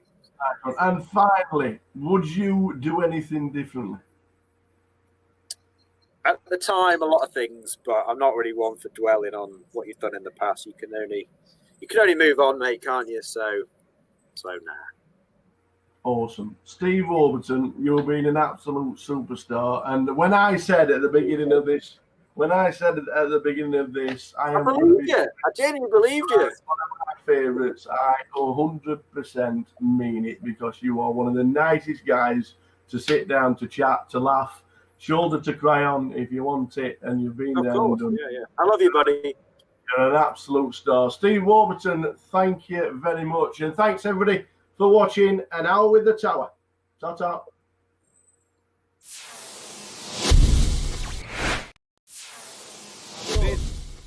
We've been surviving. We've been doing all right, and it's great that you've come to join us for An Hour with the Tower. Yeah, we're going to try and run through a little bit of what's happened to Steve Warburton, probably over the last 10 or 12 years, because that's how long it's been. If got a little bit further. When did you first start playing, and how did you learn? And when did you decide that this, do you know what, playing poker for a living, this could be a very good career? Making me feel old. That every time I play poker now, everyone still sort of sees me as like the kind of young kid. Yeah. Yeah, it's quite a few years, isn't it? I first started playing when I was like 16, 17 years old. Yeah. And I was a sort of typical kid. I had no idea what I kind of wanted to do for a living. except for the fact that I didn't want to work for anyone. So, when you were growing up, you're always asked, what do you want to do? What do you want? Never had an answer. Except for, I don't know why, I just always said I never really wanted to work for someone. So when I started university, I kind of had this plan, which was to not really go to university and just basically use the student loan and basically start playing poker from there. Yeah. Which didn't really go down too well. I remember my dad specifically wasn't very happy that I was quitting university, and I've got quite a few aunties that are all teachers. And so I kind of had this plan of just get this, kind of $3,000 student loan. Yeah. And then all of a sudden the rest of my life will just be sorted, which has kind of happened. So yeah, I basically went to university. I went to the first lecture that was on a Thursday morning at 9 a.m. And I remember turning up thinking, I'm just not going to come back. But I kind of had to tell it a few porkies the rest of the year, pretending I was going, I was committed. Yeah. All I was doing was just playing 1-2 cash games in the Manchester G from the age of about 18 years old. Yeah. And that's pretty much how I got started. I kind of played some £5 sitting goes with friends when I was younger. Mm-hmm. But yeah, it was just, and it was relentless back then. It was like 5 or 6 games every night, waiting lists. Yeah. Constant action, just everyone was coming through the door. What's this game? Do you know what I mean? No one could really play. Every pot was maybe 4 or 5 way. None of this kind of check calling, taking ages. It was so exciting when you first started playing it, especially for me anyway. And I just loved it. I was playing till 6 a.m. every night. Moved to Manchester. It was so exciting. It was this game that you didn't need to be that good at. You just kind of need to be better than your average Joe sort of thing. Mm. And it was fantastic. So the early days were all cash. All cash. What are you drinking, by the way, Tower? Water, believe it or not. I thought I could rely on you, mate. Come on. Right. Come on, son. You first when you drink, just so you know, I've got some Pims. Yes, very nice, very posh. Saturday afternoon, and I've also got a nice Peroni as well. Just so you know. Anyway, carry on. Sorry. Multi-drinking as well. So you've played cash, but then you go on to your first ever Hendon mob. Can you remember what it was? Oh, first ever Hendon mob. Well, basically, I'll tell you it was a win. Oh, I know what it was. So I was playing cash games every night. I thought tournaments were stupid. I thought tournaments were the most ridiculous thing ever, and it was too fast. And I wanted to kind of play deep and all this stuff. Yeah. Nothing much has kind of changed over the years, but I played. I think it was Walsall, right? £100 side event. That's exactly what it was. I played £100 side event, and it finished at about 5:45.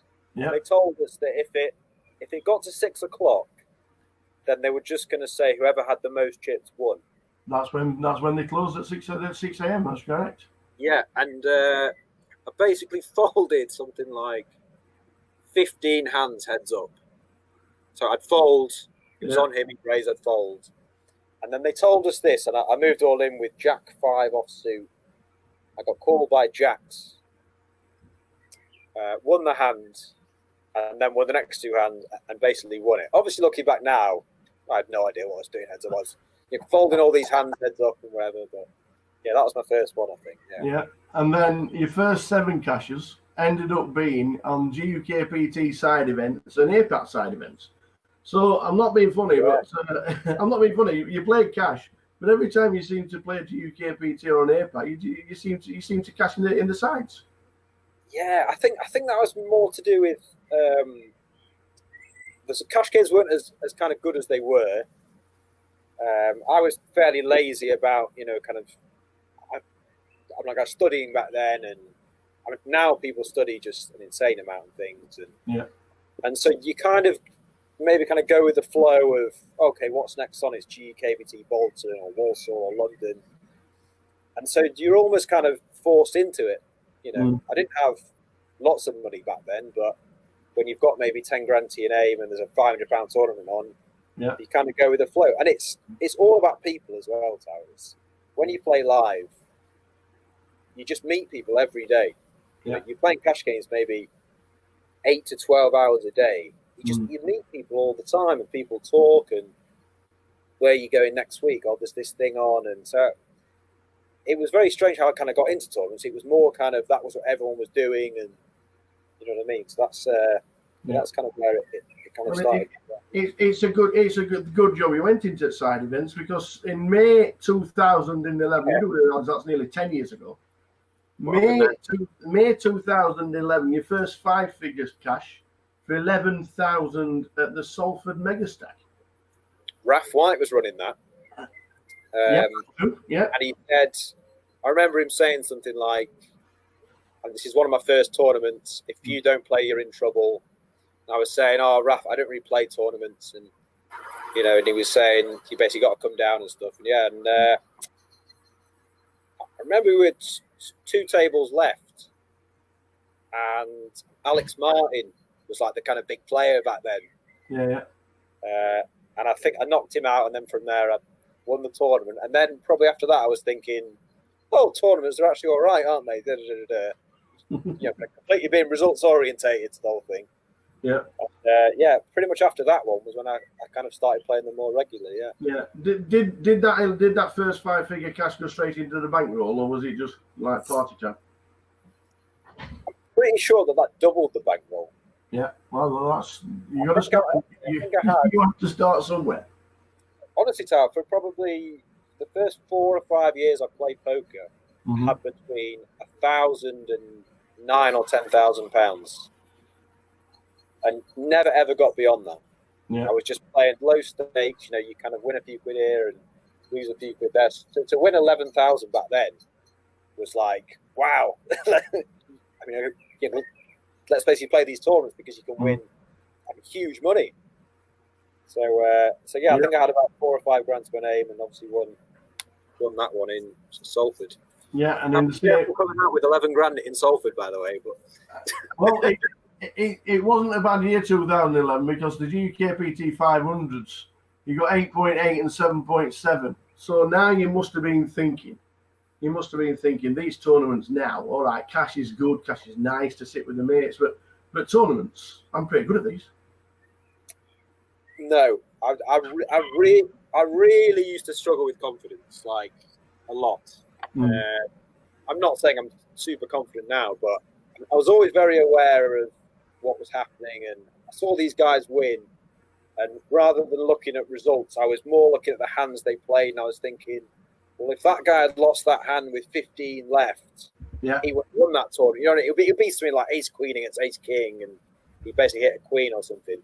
So I feel like I've always been quite level-headed when I kind of win or lose, and so I never really got carried away with what was happening. And I would say that I definitely put more effort in, and I maybe respected them more as a thing. So like the next few years, I was obviously more kind of focused and taking it more seriously, definitely. Well, it's been an interesting start. We'll be back with Mr. Steve Warburton very soon in the next episode of An Hour with the Tower. Looking forward to it.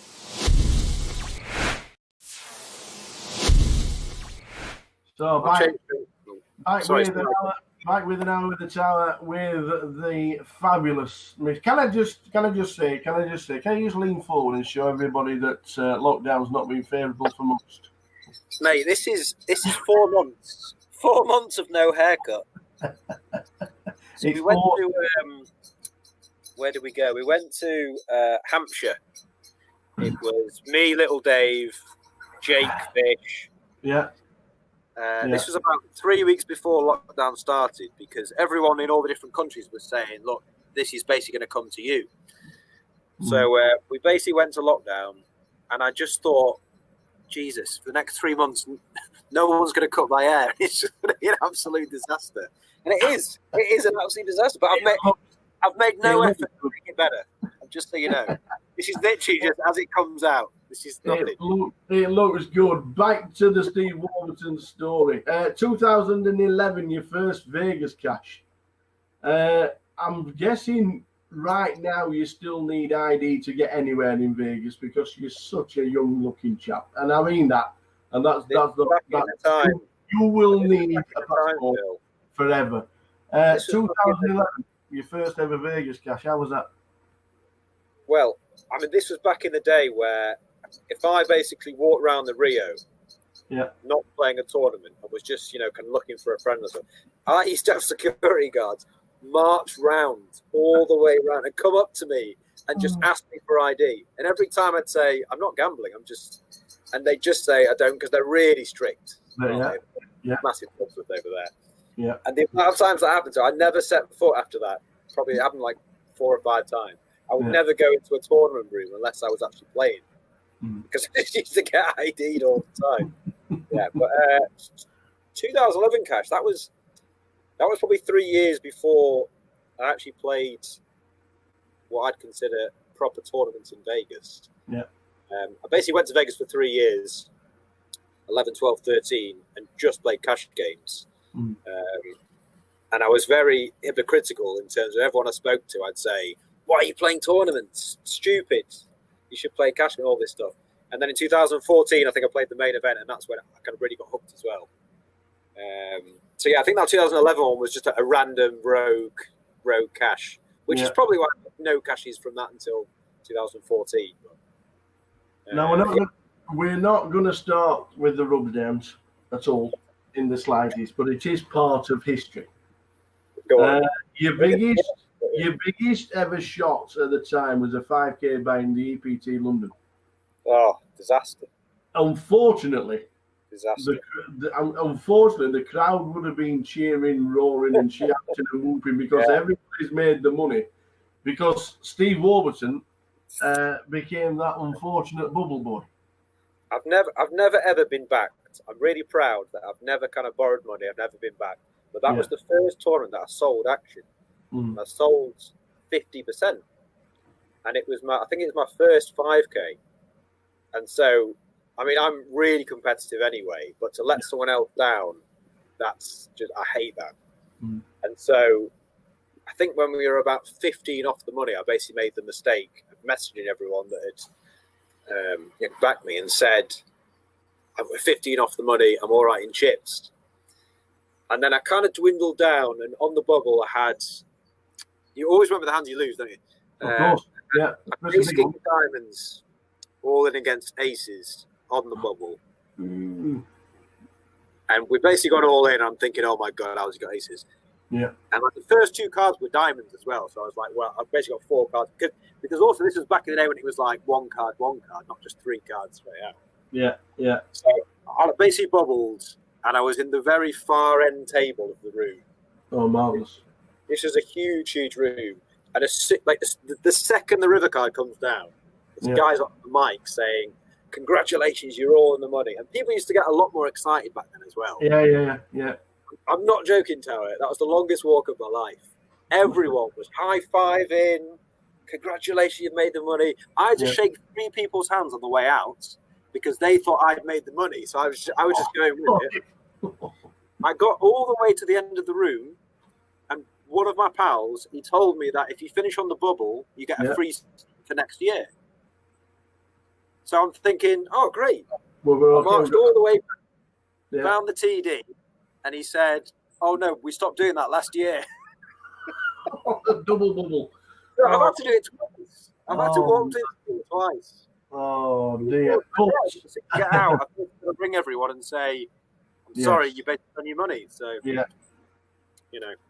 But a couple of years later, you went back to London 2013 and you actually cashed. We ended up 22nd. Redemption, kind of. Which is pretty deep. Just under 20,000. Was it annoying not to go any further in the tournament, or was it one of those where we've just experienced a bubble a couple of years ago where everybody's opening you and you didn't want to be in that circumstance yet again? Yeah, I don't know. That was a weird one. I kind of felt like I was going to final table. Mm-hmm. And then, I just kind of lost a few key hands. And also back then, you kind of get very carried away. You know, when there's 30 left, you're so convinced you're going to do well, and it's one of those. I was kind of happy that I obviously didn't bubble and I went deep, but I was kind of disappointed to not final table. Well, you started travelling about a little bit, and then obviously the year after GUKPT Manchester, you ended up chopping it with Rhys Jones and Simon Dedman. That was a good one. That was a good one. 39,000 for finishing third. And I actually remember. So do I. You actually remember you said that you'd cry if you won it. Yeah. I remember I think you would have done, because I think Manchester's your home, isn't it? Yeah, I mean, that was obviously where I first started playing 1-2 cash, and the amount of hours you spend there, and you know all the locals, and I don't know, just I feel like with Manchester every year, I always seem to be in the mix and not really make much money basically. I'm always quite deep, and I might get a min cash or finish just before the money, and I don't know, I feel like 5-6 years ago as well, I got way more into tournaments in terms of I'd be like so invested mentally and emotionally that I remember on that last night, it was probably day 2, whatever it was, just speaking to you, just thinking, if I actually finally do this, I'll be so overwhelmed. And yeah, and it was more as well, like, I've always felt like I need to kind of prove a point, maybe to like my dad, like my family. You would also, because you've been at the EPTs and because you started travelling around playing tournaments, people started pointing and saying, that's Steve Warburton. This guy's pretty good at it, you know? Yeah, that was a bit weird, because I'm a sort of guy who's always like feet on the ground, and I don't really get like starstruck by people, and so like for people to say that, I was a bit just like, well, I've kind of been doing this every day for a few years, and do you know what I mean? I haven't really changed, and you didn't notice me then, sort of thing. So I was a bit kind of weirded out by it almost. But that interview though, I remember it well, and it's slightly cringy just thinking about it. Watching. But yeah, and I think I actually like fell on the floor or something, didn't I? Yeah. I think I was like, oh god. Yes, and finally for 2014, before we end this section, the World Series, we end up cashing in a side event for 3.5, but that wasn't the highlight. No, because we went and played the main event. And do you know where he finished? Will it always be etched? I know it was under 300. 182nd. Yeah. Out of 6,682. It was a good one because it was my first one. Yeah. It was the first time I'd ever played the Bane. I went really deep with my good friend Tim Hickling. Mm-hmm. He was somehow on the table next to me every day. I don't know how that happened. Yeah. And I remember on day 5, just walking in with him, and they had the music on and stuff, and you're just thinking, this is like how it used to be. You know, like I was saying before, when you first started playing, that real buzz of playing. So yeah, that was fun. But we obviously didn't go deeper than that, but it was nice to win wherever I won. It was a very good run and a good ending to 2014. It would have been nice, obviously, because it was I think it was the first time it was 10 mil for the winner. So I don't know, was that the Jamie Gold year? Was it? No, that was. Of course. Jamie Gold got 12, didn't he? Yeah, when he got 10 million, but 182nd wasn't that ending to 2014 for you. And it was maybe 40 or 50 grand, which again at the time, even now, it's so much money to win from a tournament. You're obviously really disappointed, but to just win that amount. Well, coming to the end of this episode, we will be back with Steve Warburton very soon on An Hour with the Tower.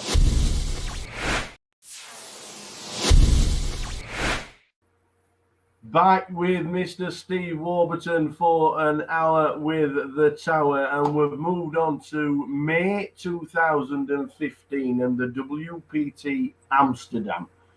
Has to be one of the favourite stops for poker players by far. 341 entries, and second, 150,000.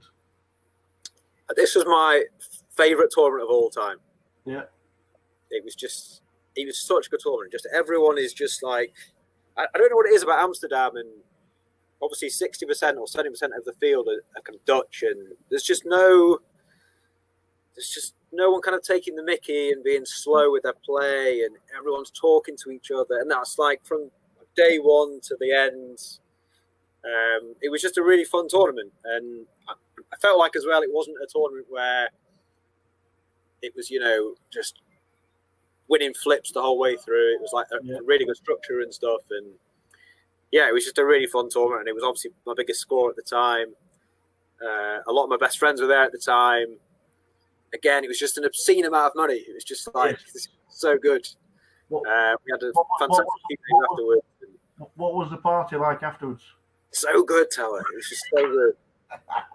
It's just like I'm honestly, I'm such an old man. After about 4 or 5 hours, I'm just like my back aches and I want to go to bed. But when you've just got like pure poker rush adrenaline, it's just so good just to go out and you just like, yeah, it's great. It happens very rarely to win a tournament, but yeah. It was a great effort. Then you go on to Party Poker High Roll, another second, and you lost to Alex Golder, but you're good friends with Alex. Yeah, sure. What did you? Was there a lot of chatting when you were heads up, or was it like enemies at the table and then shaking hands and a bit of a cuddle afterwards? We were talking about this recently, actually. This is when Dusk Till Dawn had basically banned you from making a deal. Yeah. And I remember we basically went outside to just have a chat. And Simon Trumper came out. He literally just tapped me on the shoulder and he just said, if you make a deal, you're barred from like DTD for life. And I was like, okay, just outside. So yeah, we weren't actually allowed to make a deal. And yeah, I don't think I actually won a hand heads up. Alex won. He was like typically smug about it. And, yeah. As long as you're still friends, that's all that matters.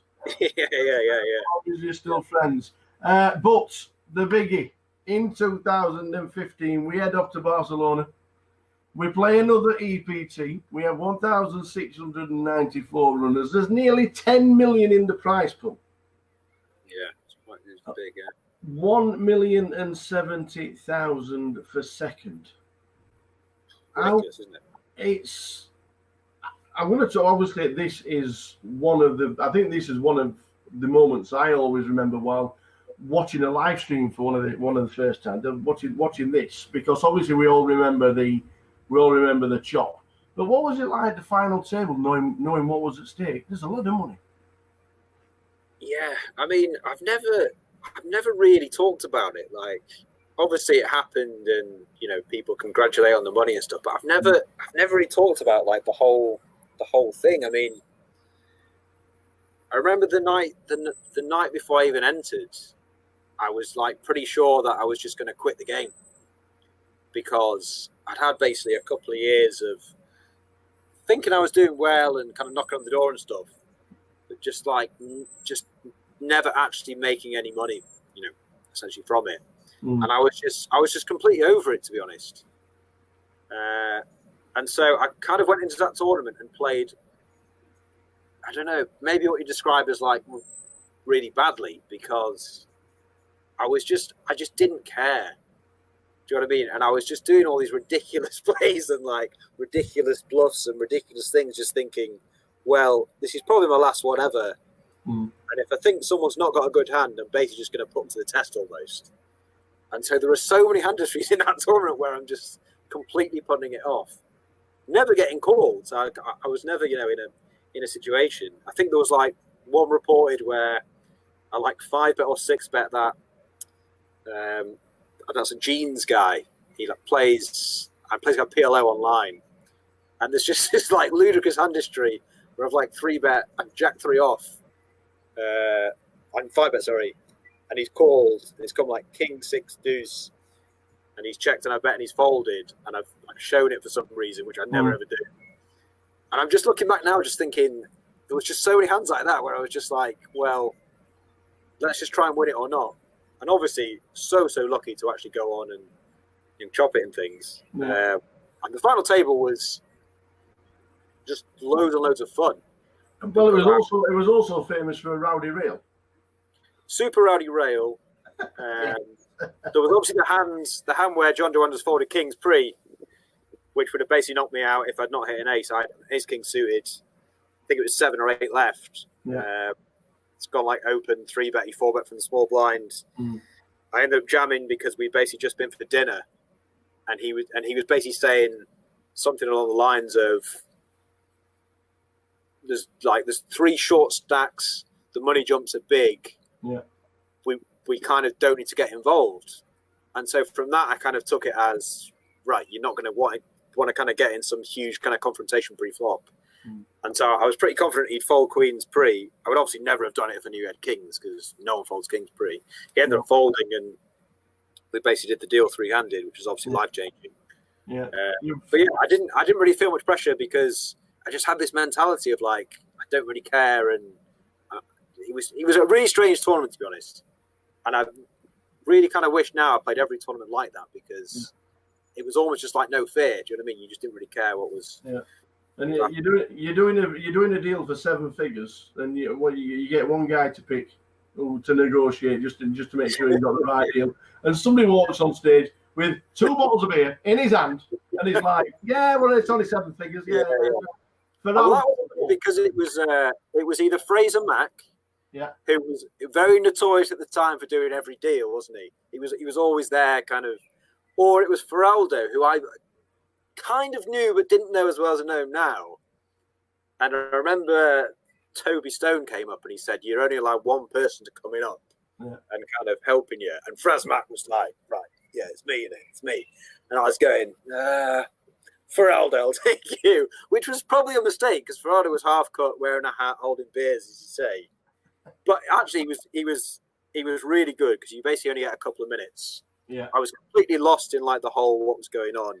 And he was very just like, you need to do this, this, and this. You shouldn't do this. And he basically gave me some really good advice, actually. And yeah, from there onwards, I think I said something along the lines of, "Well, we don't have to deal. I don't care about the money," which is a complete lie. I was desperate for a deal. I just literally wanted to do it. And I was like, "Oh, well, if you guys want to do a deal, up to you. I'm not bothered about the money. Just trying to get more money out of it, obviously." And then as soon as it was done, I was like, right, this is the greatest thing ever. I can just do whatever. But yeah. Obviously, you went straight to bed afterwards. Again, that was an absolute. I'll actually tell you something as well. We basically went out afterwards, and I basically got mugged. Well, not mugged. I basically got robbed because I actually had no money on me. I basically won all this money, and we basically had organised, this kind of massive thing afterwards that cost loads of money, and I didn't have any money. So I went round almost every person that was there and asked them for money, just like a massive pigeon, just like, if you got 500, if you got 200. And after an hour and a half, I'd collected something like, I don't know, it was like 10 or 15,000 euros in cash. And I basically put the euros in my pocket. And obviously around there in Barcelona on those beaches, and stuff, everyone's watching. Within 5 minutes, Phil, that had been swiped. So when the bill came, it was like, you need to pay. I had no money, so I had to then go round again. I had to ask everyone for a second time, and everyone's going, "Well, I've just paid you 1,000. What's going on? You basically just won this million." So yeah, it was like the best time to ever be robbed because you didn't care because you kind of cashed all this money. But yeah, I basically got done for about 15 grand. Wow. And on that note, we'll be back with Mr. Steve Warburton and more stories very shortly.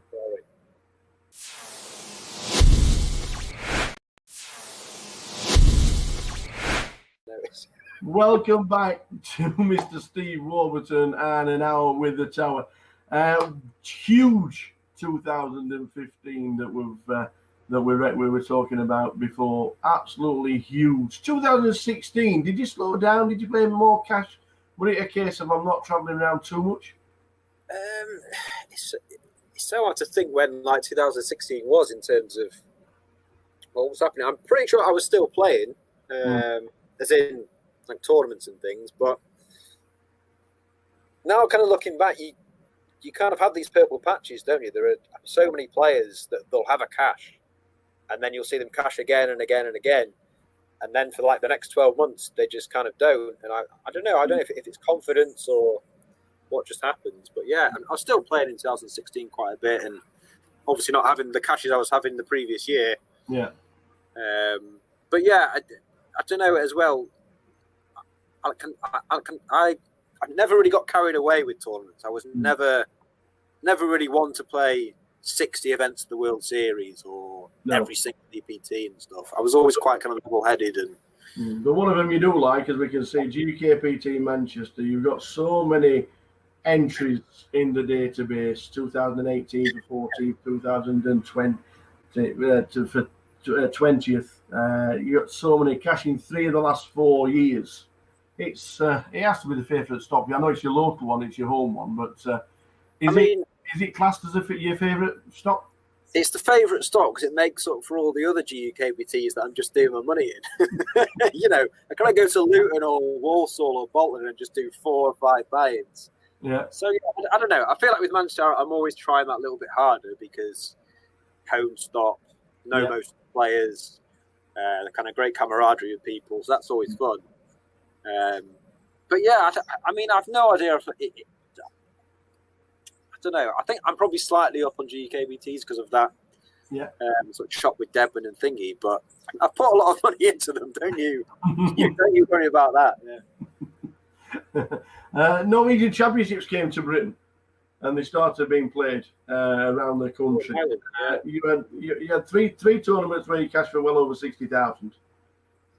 I heard they used to be crazy. I heard the cash tables used to be mad as well. Was that one of the reasons why you played them? Oh yeah, definitely. I mean, the absolute best stop on the calendar every year is the Irish Open. It's getting better and better. I think it's going to be the biggest it's ever going to be next year. Yeah. I basically booked my flights in January this year for it. Obviously, it got cancelled because of everything that's going on. Yeah. But yeah, I mean, they were having 60 or 70 cash game tables every single night. Yeah. I mean, that's just crazy. You just don't see that anymore. And yeah, again, it's a little bit like what I was saying in the 2015 WPT in Amsterdam. Everyone's just on the same wavelength. You know, everyone's chatting away, and do you know what I mean? It's kind of how poker should be. You know, there's tanking, no one's dressed silly, there's no about talking, trying to, you know, like piss people off and stuff. It's just kind of nice, fun poker, and yeah, it was a good one, yeah, sure. Yeah, absolutely. Your strangest ever Hendon entry. Blackpool Tuesday nights, free run. 60 entries, you finished 7th for 40 quid. And it ended up being on the Hendon mob. That's please explain what happened. Why? Why is it there? I think I maybe need to blame PK for researching this, don't I? I don't really know how that's on. I think that's 15 entry or something. I'll just check up on Steve Warburton so we can have a nice chat while we're all in lockdown and we've not had a haircut for 3 months, and we get it was a free roll on a Tuesday night and there were 60 runs. Times were tough, Tower. Times were tough. That 1.8 million you were talking about before had gone. I had nothing left. Oh, brilliant. I remember what happened. We basically gone to Blackpool to watch I don't know if you're watching the darts or a footy. Oh, right, okay. And what we did, we all rang Dina, and we made Dina extend the late reg just so we could get to this thing. And it was one of those classic ones where you basically want to bust quite soon so you can go to the bar and just have a few drinks. But I ended up final table with it. Yeah, ridiculous. The UK Poker Championships in 2018, the Eye Roller. Your final table, you finished 8th for 7,000. That wasn't the story. The story was Mr. Jake. The story was Mr. Jake Cody and the viral video that you were involved in and crazy scenes. How did that all come about? How long have we got? Well, is it really that long? The short version, what I remember is we'd all been out the night before, and I mean we'd all been out to the point of in day 2 of this tournament, there was 5 or 6 people who hadn't arrived. You know, Jake for one, not mention names for other people, but Ludo and all the Scottish boys. Yeah. And with about, 50 people left, I remember Jake saying, if I win this tournament, it'll be so unjust that I'll put it all on black. And Ludo was on the rail, and Ludo heard this, and he never shut up about it from 50 all the way down. He was on the rail with the drink, obviously, and he said this. And all of a sudden, me and Jake were on this final. I have no idea how I was there or he was there. First thing he did was get shots for the table and stuff. He had the tournament director literally over every hand because he was showing cards and chat. You know what I mean? He was just whatever. And so I think he got 3-handed, and I'm not entirely sure. I think they might have done a deal, did they, or something? Or I'm not sure how it ended. All I saw was the video about an hour later. Was it straight after the? Was it literally straight after the tournament finished? It was literally straight after, and obviously when I busted, I was sulking because I always sulk when I bust. I basically went and played cash, and then the next thing I remember, honestly, is Jake coming up to me and saying, "I don't really want to do this, but I've kind of been forced into it."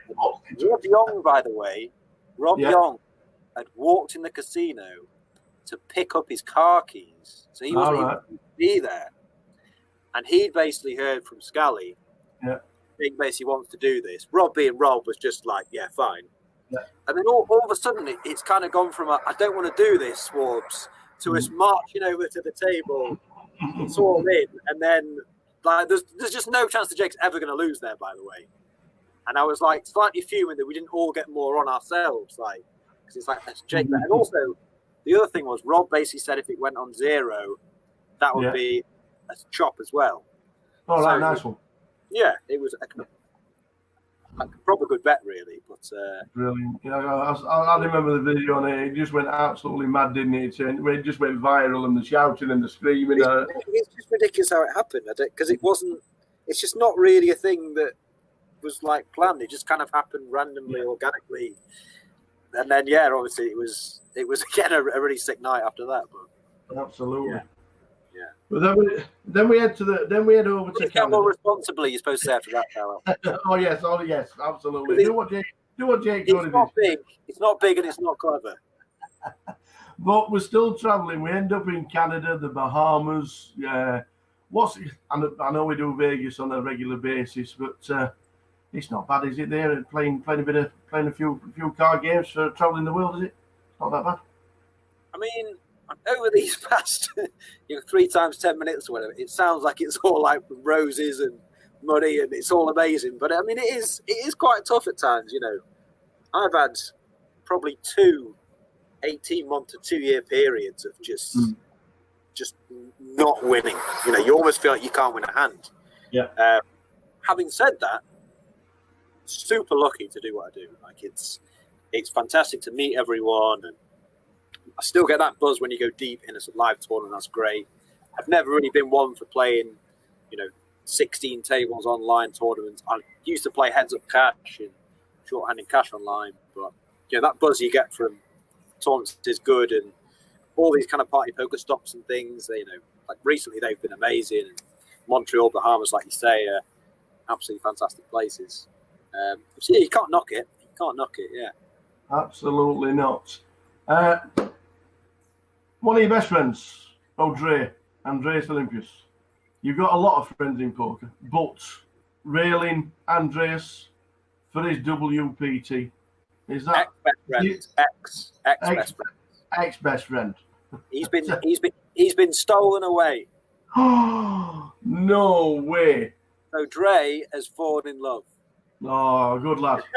He's fallen in love. He's absolutely whipped to the core. So we never see him anymore. He's finished. But just tell us what it was like being on the rail for Dre's WPT. Oh yeah. Oh God, yeah. I actually forgot about that one. Yeah, that was a really good one. There's probably 20 of us on the rail. I remember him messaging me the night before he final tabled. We were basically living together, but I hadn't seen him for maybe 2 days or whatever. And I think this was his last tournament, and he'd sold a bit of action to people as well. And he'd not had the best summer, and this was like the kind of final straw. And it was like some sort of turbo, and he was down to one big blind or half a big blind, and he'd spun that half a big blind to 15 big blinds, then made the final, and then all of a sudden I'm kind of getting the message saying, right, I've made the final, let's go down. So we basically all went down 4 or 5 handed. What's that? Do you remember that guy who came second in the World Series main? Is it Jay Farber? Is his name? Oh, you're asking me to remember? I think it's called Farber. It's like the kind of guy that basically runs like the Vegas nightclubs. Oh, okay. He's basically trying to organise some sort of deal between the last 4 or 5, because I think he's got a piece of the guy or whatever. so basically, me and Dre decided that we basically didn't want to do a deal. And so we had to pretend that we were ringing our backup back home and saying, is it okay to do this deal? Completely lied and just blagged it and said, oh, no, I'm sorry, we can't do the deal because our backer in England is saying no. This was all complete nonsense, just because we thought that Dre would basically win because he was playing well. And it was like, I think there was 5 left. He was definitely the best player. And then from there, it was the best final table of all time. He just won 6 of 6 all-ins. Everyone was constantly cheering. It was fantastic. That is probably the best final table I've ever always seemed to be the bridesmaid, but he came up trumps at the WPT. It was, and it was great because Dre's a fantastic guy. He's such a nice guy. So it was great to see. Yeah, we are just about to end an hour with the tower, so we're going to quickly run through some quick fire questions if you're ready. Go on then. The best poker player you've played against? Middy. By far, Tom Middleton. He will put you under it like no man you've ever seen. You can go out for a beer, you can go out for a dinner with Middy, and 2 minutes later you'll be on the poker table and he'll just be putting you bang under it. Tom Middleton. Who is your poker nemesis? Tom Middleton. No, it is though. It's not even. It is Middy. Every time I play with him, I probably win 1 of 30 hands. And if you play it live, you probably only play 6 or 7 a time. So, yeah, Middy. The most underrated poker player you know? Did you ever watch Catchphrase? Yes. And there was a guy who got asked the questions at the end and he kept saying Turkey, Turkey, Turkey. This is me saying Middy, Middy, Middy. Middy is an unbelievably highly rated player, but I still think he's the most underrated player, genuinely. Because, I don't know, when you kind of talk to people, they think he's good, but I genuinely don't think people realise how good he is. He's got absolutely no fear playing live. And let's move on to the next question because my cock is so far up the top. I need to stop. If you could have one superpower, what would it be? To see these cards. No. Do you know what I'd do if I had a superpower? Of all the things you could do, I would attach a zip to Wilkersooth's mouth and I would close it forever. And let's leave it at that. Favourite food? God, favourite food? Where's that come from? Question. Huge fan of going out with everyone and eating together and stuff. I like all foods. I'm a huge fan of like a guacamole. I'd like to put guacamole in everything. And finally, would you do anything differently? At the time, a lot of things, but I'm not really one for dwelling on what you've done in the past. You can only move on, mate, can't you? So nah. Awesome. Steve Warburton, you've been an absolute superstar. And when I said at the beginning of this, I believed you. I genuinely believed you. One of my favourites. I 100% mean it because you are one of the nicest guys to sit down, to chat, to laugh, shoulder to cry on if you want it, and you've been there and done. Yeah. I love you, buddy. You're an absolute star. Steve Warburton, thank you very much. And thanks, everybody, for watching An Hour with the Tower. Ta-ta.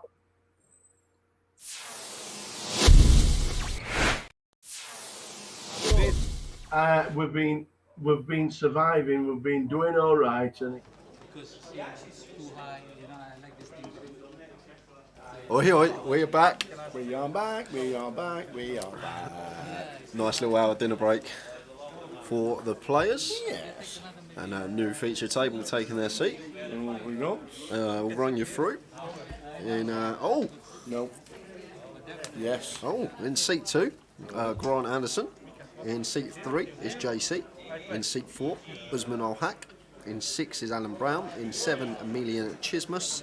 In 8 is John McCauley. And in 9 is Jay Crowler. Usman coming to the table. I wonder if he's related to Tony Crowley. Tony Crowley's one of the older players. I don't know. I've not seen Tony for a while. Used to play here back in the old Gala days, like 12, 13, 14 years ago.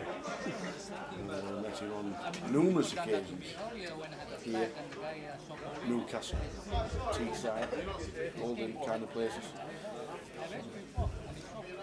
Could be, you never know. Welcome back, Chatbox. We are now live and ready to rock and roll for level number 5 here in Edinburgh. Players just taking their seats. Looking forward to watching the man in seat 4 in Leeds. First time I saw him. Yeah, he was my pick. I said to look out for him in Leeds on day 1, and he did have a deep run. He did cash.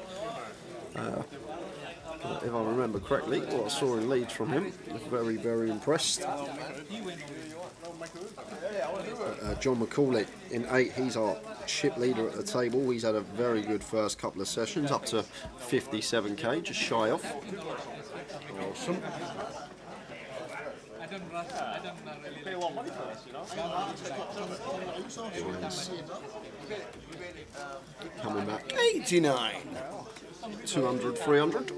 89. Let's entertain us. Ready for the next session. Afternoon, Chatbox. Good evening, good morning, wherever you might be. Hurricane Higgins says, hi guys, are there any big names in the field? There's a few. No, and JC's in seat 5, not 3. But when we do, there's Paul McTaggart, Colin Gillen. You might see Ludo at some point. Yeah, we got obviously our pros. Do you think we'll see David Vamplu? As David decided to. I know David's not playing. Is that not him in C2 Tower?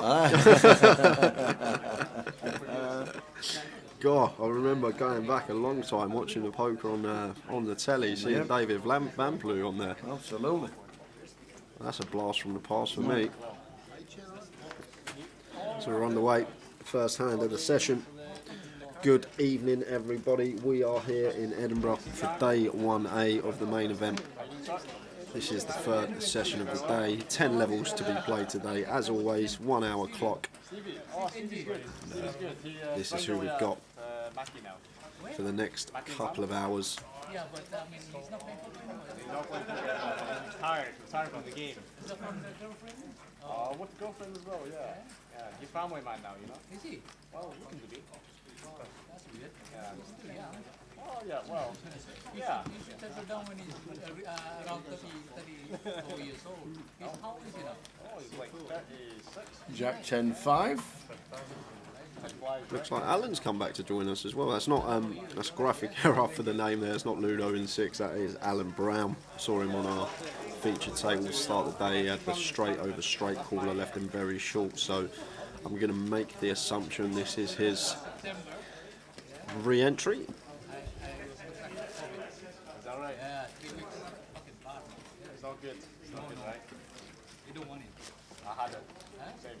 You have it, yeah? Not good. Not good. Don't worry, it's protected now. The worst is over. Don't kill you, make you stronger. Actually, I have to. How many? this. We have to go to the COVID ICU. It will stabilize my oxygen saturation. Oh, damn. That's serious. Well, glad to have you here. So Usman, pocket tens, wants to be opening this one. Looks like raised to 800, so just south of 3x. And Emilian with the ace queen and the cutoff, not going to be going anywhere here. You can take two options here. He's either going to flatten position or come in for the 3-bet. Opts for the latter. Obviously, what I saw from Usman in Leeds, very competent player. Doesn't have to have just strong holdings opening even from early position, so may have something to do with Emilian's choice to just come straight in with a 3-bet here, potentially 3-betting the ace queen for value.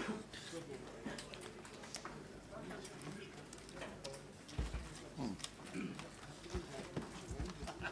Usman not going to be going anywhere.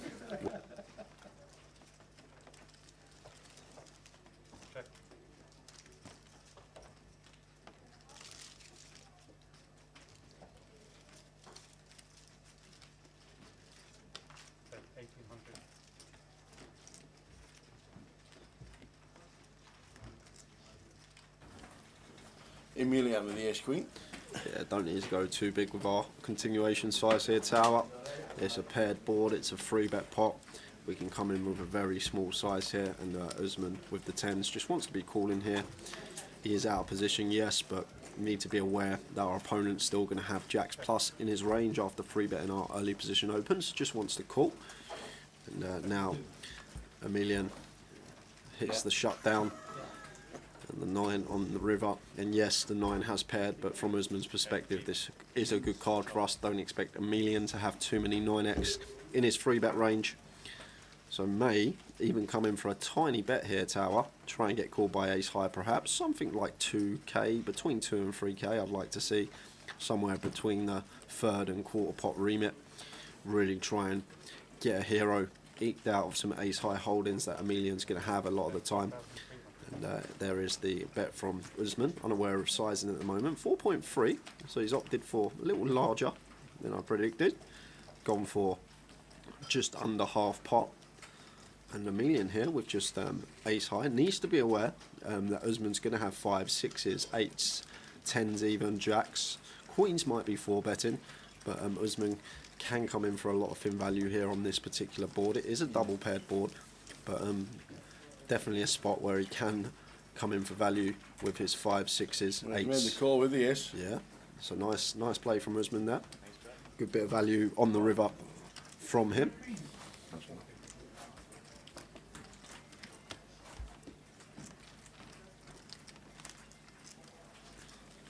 $56,000, cheap leader is John on our table.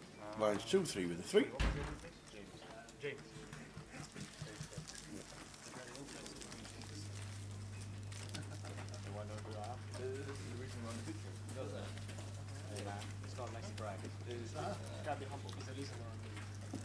So all good, level 5 of the day. Welcome one and all, wherever you may be.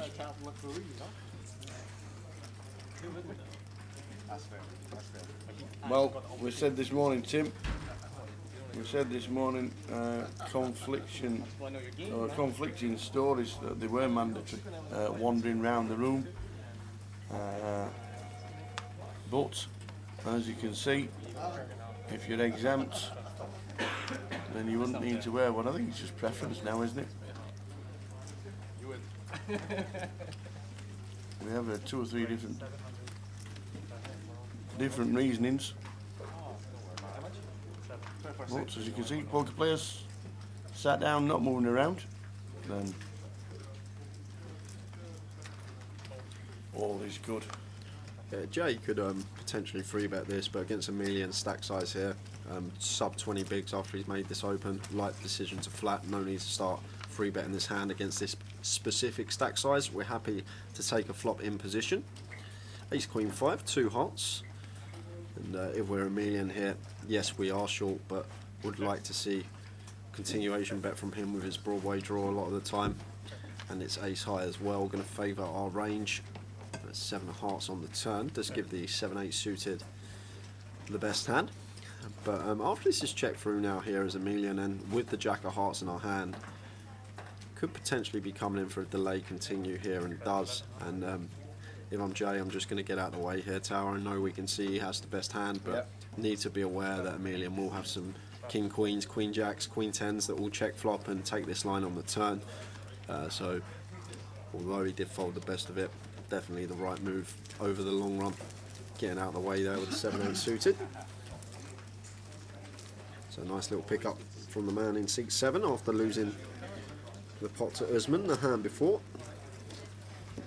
Plenty coming up as well, guys. This promotion is terrific. Haymaker knockout series. We've got 6 more 3 rolls remaining over the course of the lead up to the grand final. The first one was last night, had over 1,300 runners, so we've already got 1 seat locked for the grand final. 6 more up for grabs, and if you're lucky enough to bink one of them 3 rolls, you'll be playing against former world heavyweight champion David Hay at the Vic. The grand final, we will be there, and it will be live streamed as well, so we are looking forward to that event. Tower and I can't wait. And look at the added in that, £20,000 added. It's just great that the team have managed to get this on. It's a great promotion for us, and all I'm going to say is when them 3 rolls are on, make sure you're playing them. It's a great opportunity. Indeed it. A6-9, 2 downs, our latest flop. So action here, we got Usman with the 9-6, flopping bottom 2 here versus John's hijack open. John flopping top pair here, and could see some chips get put in this pot pretty quickly, because from Usman's perspective here, if we do come in for a raise, we can credibly represent a fair amount of bluffs here. So if I'm Usman, I'm going to start putting chips in this pot pretty quickly, and it looks like that's what he's opted to do. When you do have a value hand and you are raising, always think about the bluffs that you can have in this spot, and there are a lot of bluffs on a 2 diamond ace-9-6 board that we can have as Usman. So starting to get some value straight away, and what a turn card for us as Usman. Not only is it a good turn card because it makes us a boat, but from our opponent's perspective, our value range is going to decrease on this 6th turn. It's going to make hands like a6, 9-6, pocket 6s all less likely. So no need to get trappy here as Usman. I don't think there's no need to check. We want to continue building the pot. Ace-X is going to have a very difficult time folding to a second barrel here, and he does come in for this bet again. And John's going to be in a tricky situation here with ace-queen. Be very impressed if he can get away from it, and he does. Just snap folds it. Very good instincts from John McCauley there in seat 8. Not putting another chip in the pot after calling the flop raise, and just gave Usman credit for the hand.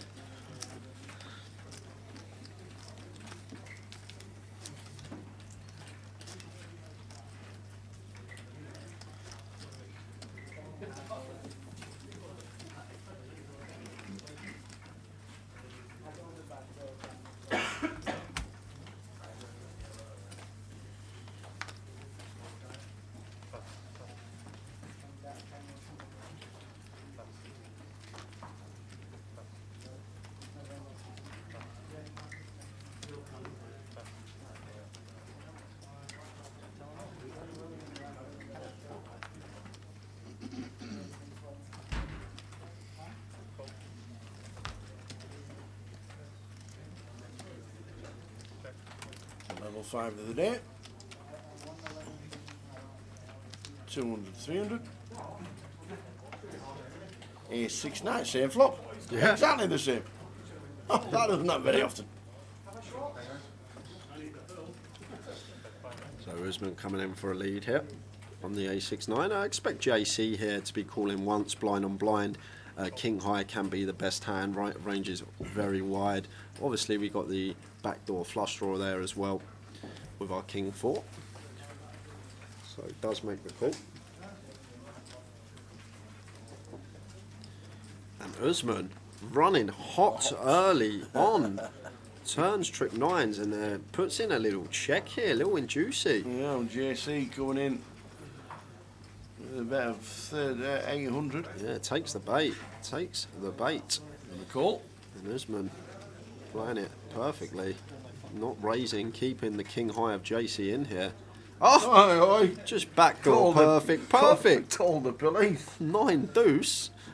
And the thing about this tower, Usman's going to check because JC is going to be betting all his ace-x for value. He's probably going to check behind his 6x from Usman's perspective, but the thing is, he's either going to have a bluff in this spot or a hand that's going to fold to our lead. So shows him the king high, and Usman says, "I've got quads." Don't show him the deuce. And 9 deuce. Oh, the old 9 deuce.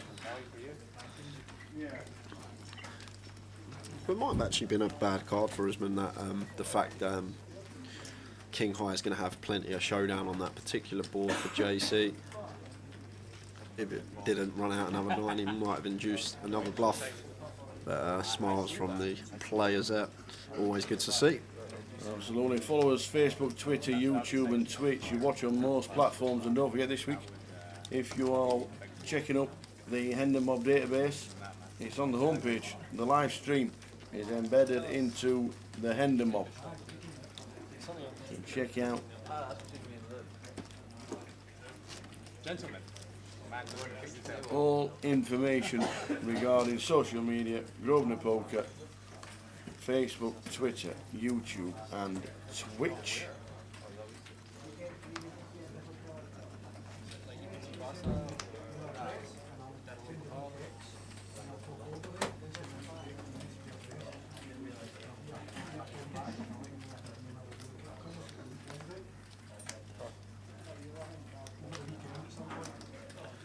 So Emelian rocking with the old super system. Oh, folds the ace-10 under the gun.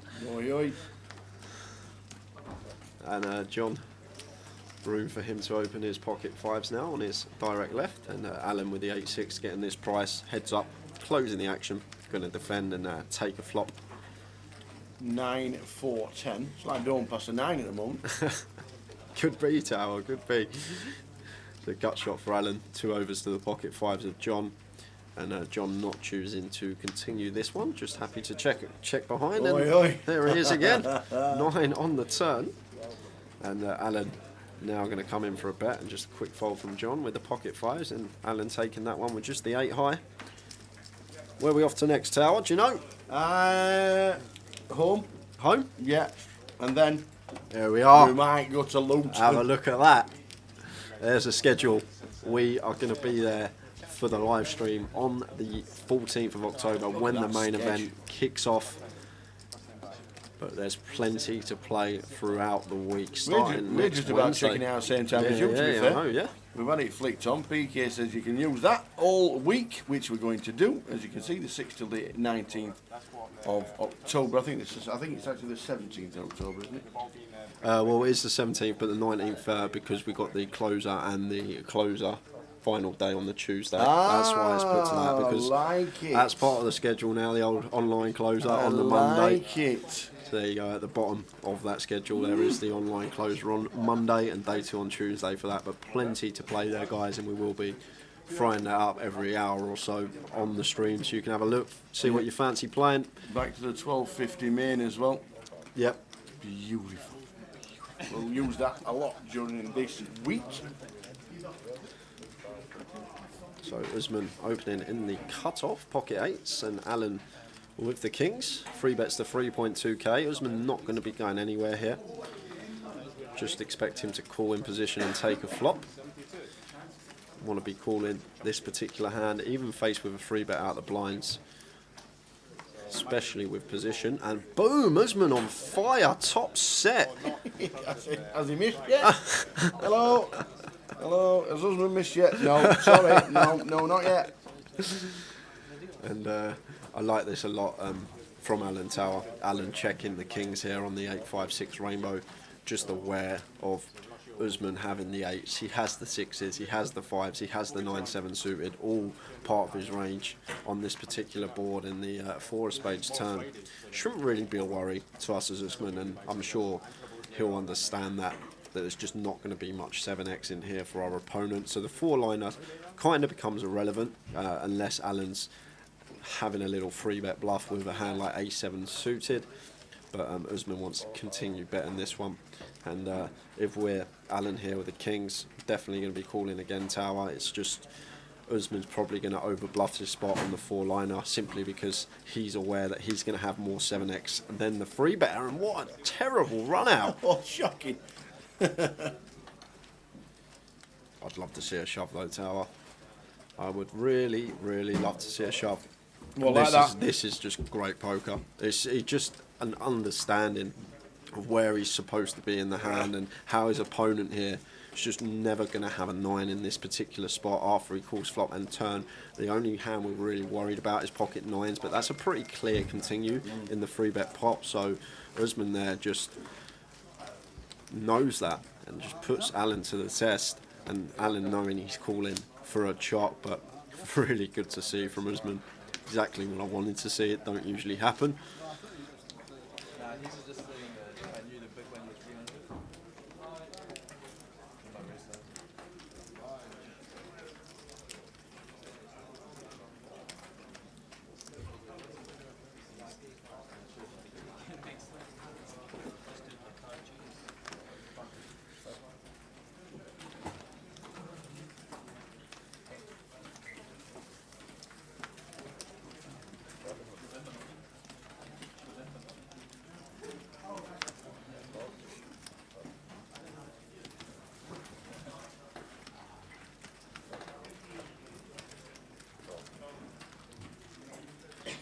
So open from Grant, 6-5 suited, early position.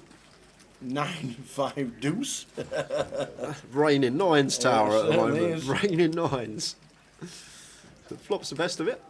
Grant after opening this 6-5 suited EP. And not choosing to continue here with his middle pair. He's going to check call this one. He's got lots of good backdoors here as well with this particular holding. So check call is how he would like to proceed. And we'll see a turn card, which is a 9, obviously. Why wouldn't it be? But a good card this for Grant. Makes it less likely that JC has a 9 here in this particular spot, and it's gone check, check. And the do 2 on the river. So Grant does get the check mark. Do 2 is pretty irrelevant in this spot, so he comes in for a blocker bet here, 600 into 4.8, so he's opting for the 8th pot bet. You don't see that very often. So giving JC 9-1 on his money. And it's interesting whether this could be a little induce here from Grant, because you're going to expect JC to fire all his 9s on the turn, so I'm hoping that he's bet this size to get this to happen, and he's going to call it off. Surely has to call it off. Well, I thought he'd induced, but obviously Grant, from the facial expressions, that weren't the plan. But if it was an 8th pot to induce this on the river, I really like it, because if you think about the hand, it's hard for JC to have a 9 once he checks back turn. So that's what he's representing here with a raise on the river. Maybe an ace deuce suited's in there, but only 2 combos of that. But if we're Grant here, I thought he might have gone this size to hope this would happen, and we can just snap it off. But it just comes down to how often is JC checking back turn here with a 9. Does Grant think that JC is going to be checking a 9 back enough of the time to make this call? And it's really good from him with a 6-5 suited. You win. And 6-5 suited is going to be good. But if that's the full process of Grant on the river there, I really love that. Try and induce. You know our opponent's very unlikely to have a 9 here, so go 8th pot, see if we can induce a raise, and that's exactly what happened.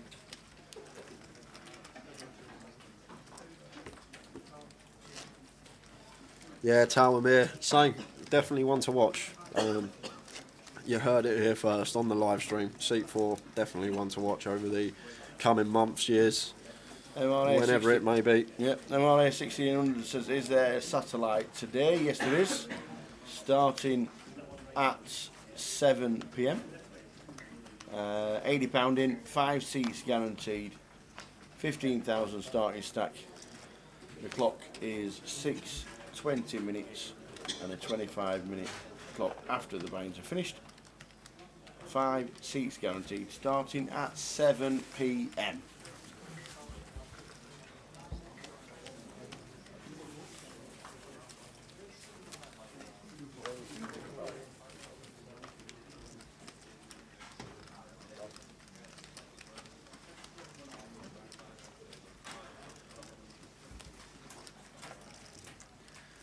So John opts for the 3.5x out of the blinds here, and wow, JC not peeling the Queen Jack suited.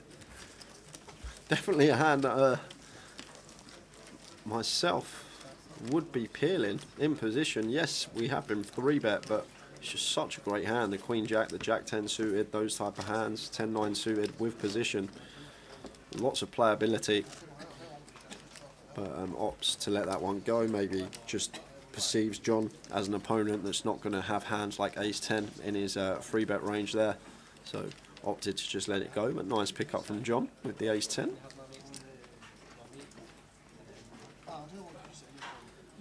Usman will be opening this one, Tower, 7-8 suited. And Usman come to the table with 16k, and he's up to 42 already, and we've only been playing this session 20 minutes. Loving this feature.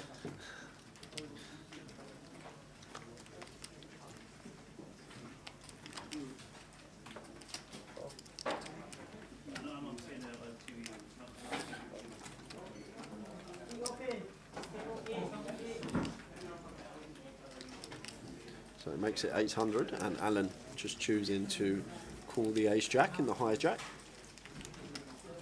And James here, pocket 10s in the big blind. Just opting to call, could potentially squeeze this spot as well. Definitely a hand that we can be 3-betting out the big, but opts not to. The flop of ace, ace, king, 2 hearts. And if I'm Usman here, I'm coming in for 1 bet and then shutting down. Don't even have to go large on this particular board, 700-800, something around that remit. Quarter pot on these ace-ace boards. So opts for 800, and Alan, like to see that from him. Just wants to be cool in here, no need to raise the ace-jack. Want to keep some of Usman's bluffs in there and potentially get him to barrel on some later streets. But I am very surprised to see this from James in seat 1, overcalling here with the pocket 10s. And the turn is the 4 of clubs, so Usman does actually pick up a club draw here, but I'm going to have to check this because we've been called in 2 spots. Definitely some ace-x out there.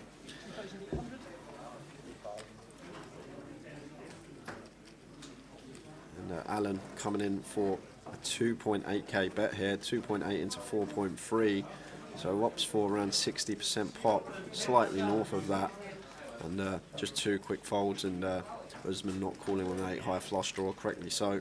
Could be dead against hands like King X of clubs. And hand went on the turn how you expect it to.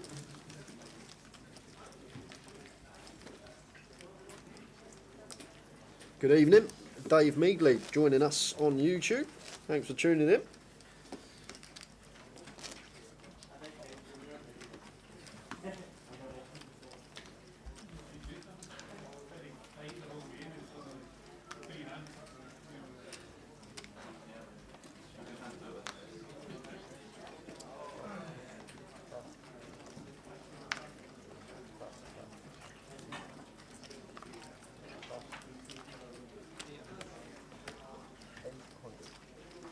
So Jay with an easy button open, King Queen, raises to 800. James getting a bit loose in the small, wants to see a flop with a Jack 7 off, and Grant with a suited 9-5, going to defend this one. 8-8 ace. And this pot should be going Jay's way. Tower more often than not. Jay wants to be continuing this a lot of the time versus both blinds here. Hard for an opponent to hit this one, and it's going to favour us being ace high. Yeah, there's some 8x we have to worry about, but more often than not, that's going to be the result of our c-bet taking it down.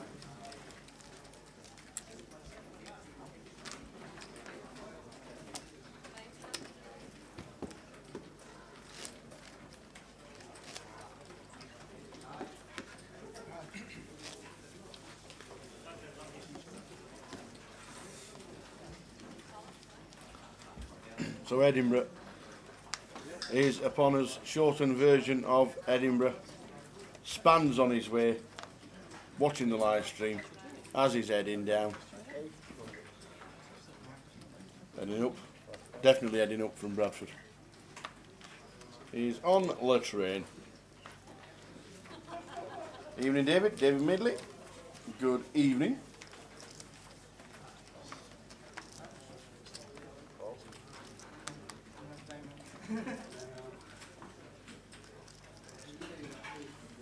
So 4-way here.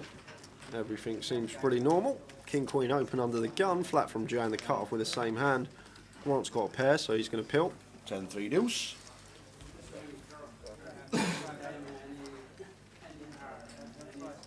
So just one overcard to the 5s of Grant. That looks like JC going to be continuing here on a dry ball. We are 4-way.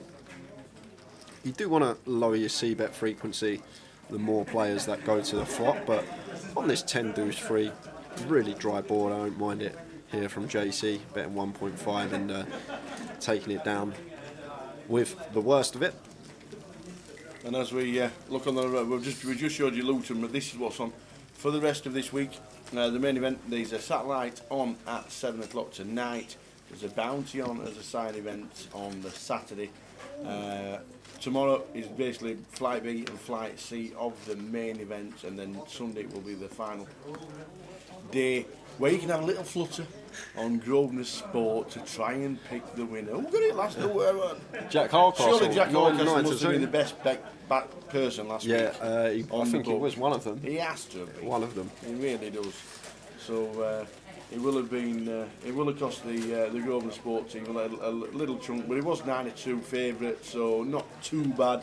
But on Sunday, for the final day, you can have a little bit of a flutter to cheer your favourite person on as we head down and get the trophy out on sometime late Sunday evening. So just be aware.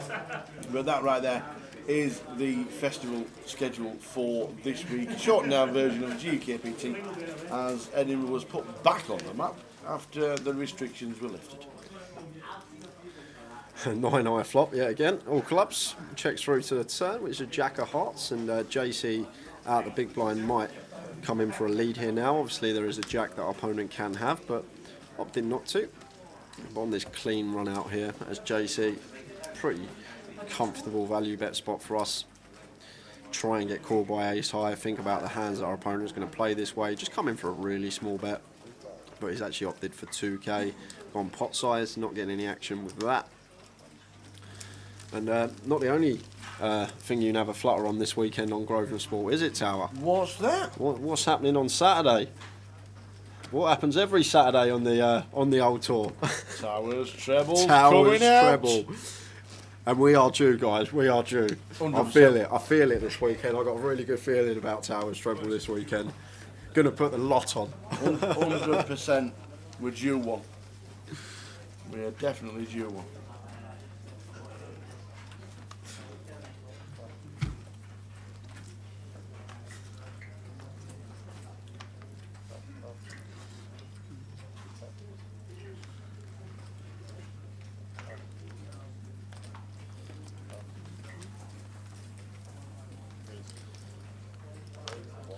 Folds round to the blinds. JC 10-8 suited in the small. Makes it 1k to go, and Alan with position, happy to make the call here with king 6 off. We are heads up. Jack 10 queen. So bottom pair dummy and gut shot for JC. Alan flopping up and down with his king 6.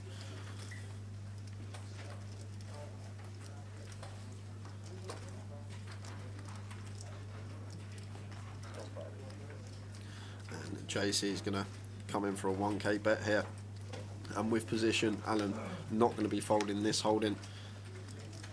Queen of clubs on the turn doesn't change anything in terms of hands, but if we're JC here, probably going to be checking this one. Hard to ever get called by worse now, and boom, 9 on the river. That's actually the most action card we can get. The 9s are out in full force this time on the end, and both players river in a straight, and unless he goes some extortionate size in here, Alan, I can't see how JC's ever going to let this one go.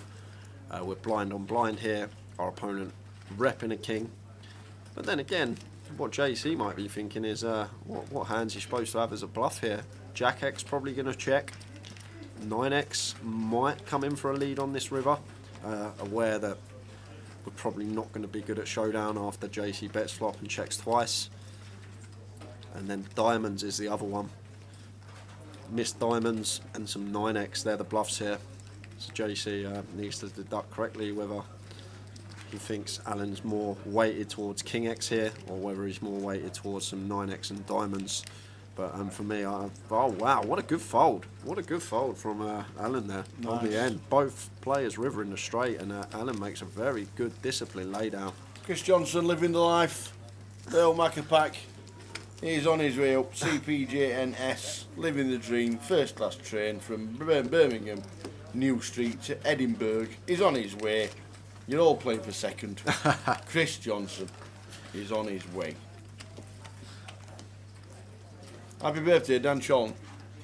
Dan Charlton's birthday today. Happy birthday, Dan, if you tuned Saw in. him in Leeds. Top lad, Dan Charlton. It's his birthday today. Won't be watching the Mike lads today. I'm sure we'll be going on Saturday. Wow, John, that is tight. King 10 suited under the gun. It's fair enough. Can't lose chips if you're not in the pot. We'll see a lot of players open that hand, King 10 suited, but John, full ring, just thinks better of it. Could definitely get behind it on an hour clock, this structure. As I always say, there's going to be plenty of time to choose what hands you want to get involved with, and on this occasion, John dishing the King 10 of clubs into the muck.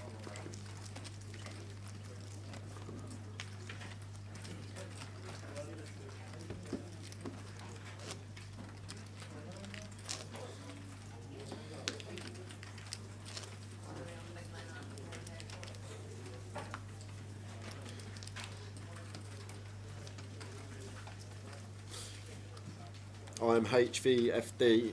If I said Alan, I didn't mean JC. They were the two in the pot. JC, obviously, with the bottom end straight, was the one that folded. Very good fold. Alan, obviously, with the higher straight. May have got him mixed up blind on blind, but it was. Thank you for correcting me. If it was JC, if it was Alan that I said, even though it was JC making the very good fold.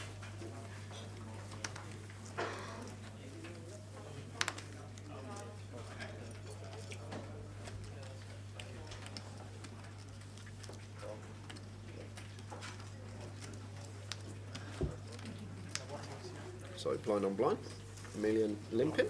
Jack 9-4. So neither player hitting this board. Going to be one of them situations. First sign of aggression is going to take it down, but looks like they're both just happy to get to showdown, see what happens. And it's checked all the way down, and King Deuce high. It's going to take it. Anybody want lemon? I mean, I'll have it if no one wants it. I didn't order that. We'll take it, Edinburgh, leg number 1, 2, 3, 4, 5 already. Yeah, leg 5. Amazing. Level number 5 as well. There you go. Leg 6. I don't know. It's definitely leg 5, isn't it? Faithy says, we want Sapiano. Well, I don't think we'll see him up here, Faithy. No. I think it's a bit too much to travel for Albert all this way up here. You'll see him in Luton. 100%. You'll see him in London. You might even see him in Blackpool.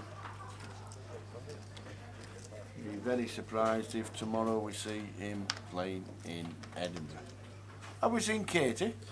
I haven't seen Katie. She did send a message that she was on her way last night. She was meant to go for lunch with Trig. Oh no, that's tomorrow, isn't it? They're going for lunch. Yeah, so she might be here tomorrow. Is there a team talk? Yeah, probably. Ah. There was actually, they had a couple of spaces spare for the dinner I saw on Twitter, but what were you doing? We're a bit busy, aren't we, Tower? We're a bit busy.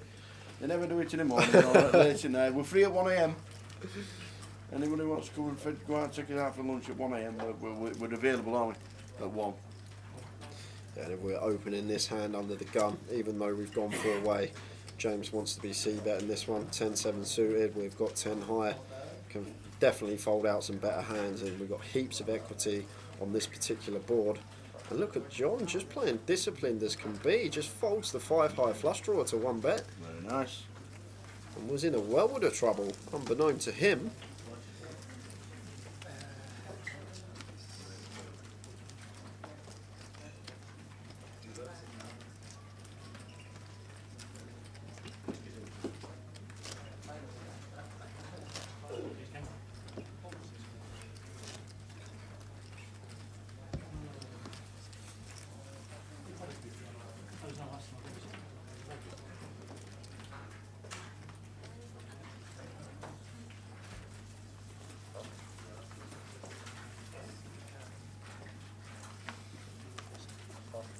Level 5 of the day, blinds 2-3. Sean Bennett, top left hand corner on the outer tables. Good to see Sean again. Was one of the first eliminations in his Edinburgh entry. That's just the way it is. That's the way it goes. We saw some big bust outs just before the dinner break as well. We did.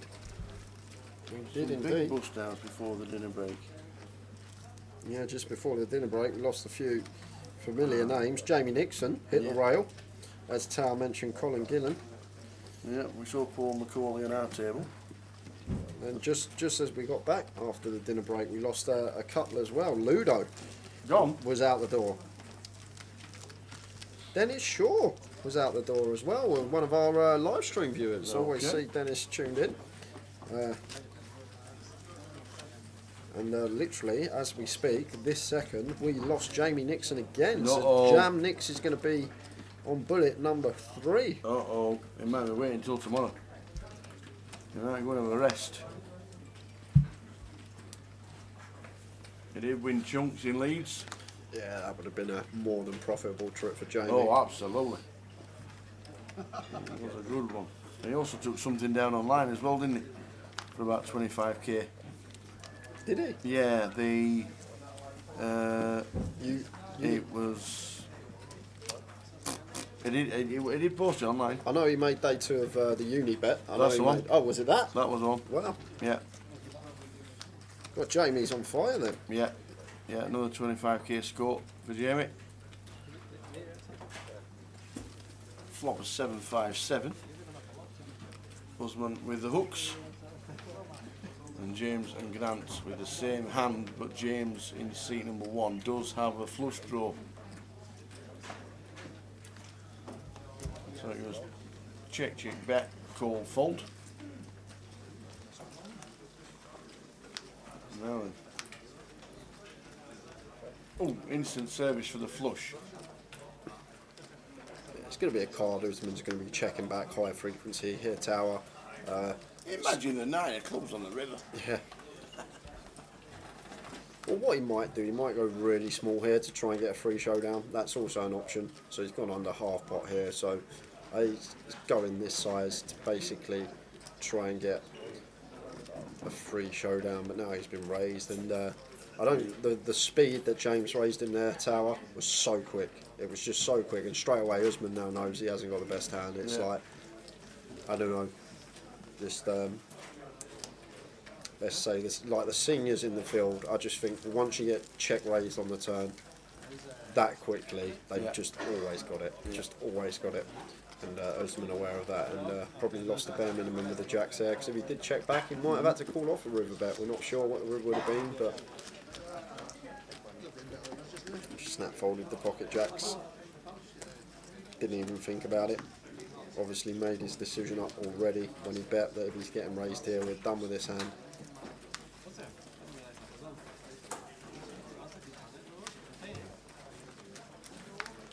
Yeah, a quick win raise is never a good sign. It's a spanned. Oh, here he is. Jimbo. Jim Marlowe. Jim Marlowe. Afternoon. 6 PM is when you go from afternoon to evening. I thought it was 5. 6. Good evening. Good evening.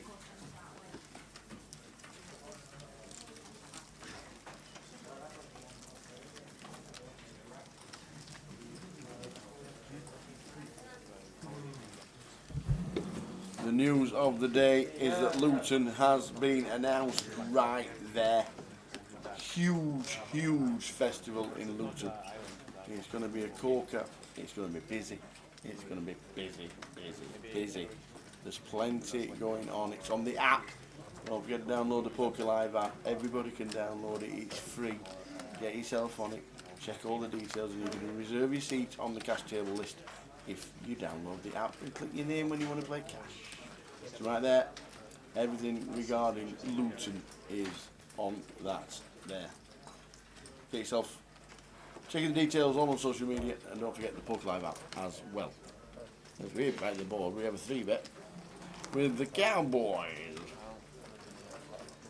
Yeah, and John chose the Kings. Emilian not getting involved off of his stack size, no need at all. We've still got over 20 big blinds at this blind level, 23 to be precise, and can find a much better spot to get involved with rather than the A6 suited. What is 4, 5, 6 PLO? Around a 4 card, around a 5 card, and around a 6 card PLO. Yeah, WhatsApp said slight correction though. It's not a round of each. It's it's a level of each. So when the clock goes up, the 4 changes to 5, 5 changes to 6, then back to 4. So it's level 1 will be 4 card, level 2 will be 5, level 3 will be 6. I see. And then back round level 4, 4, and then so on. Just shows how often I play it. So Emilian here, King 10 suited under the gun, raises to 600. And JC going to come in for a call with this in the small, and Alan going to defend the Jack 10.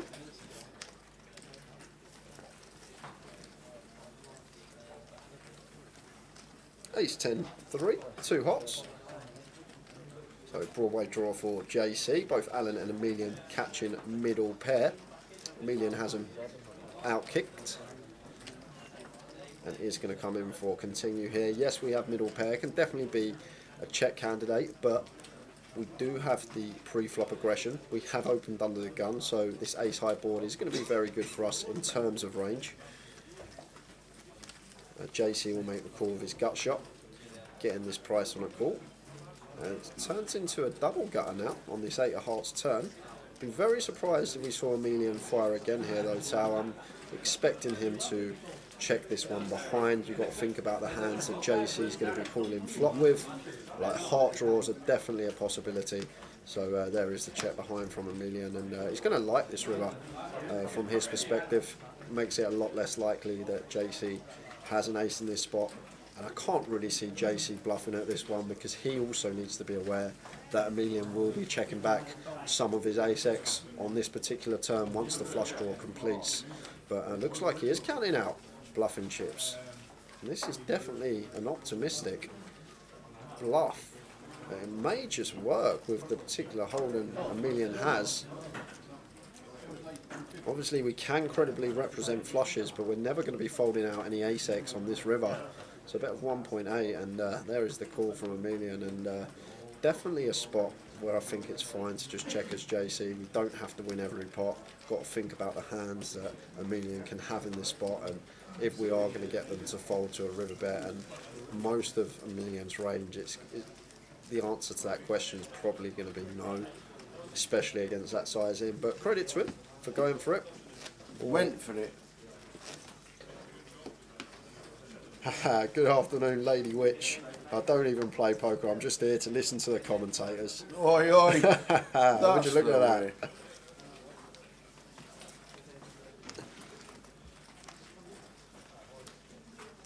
Loving the accents.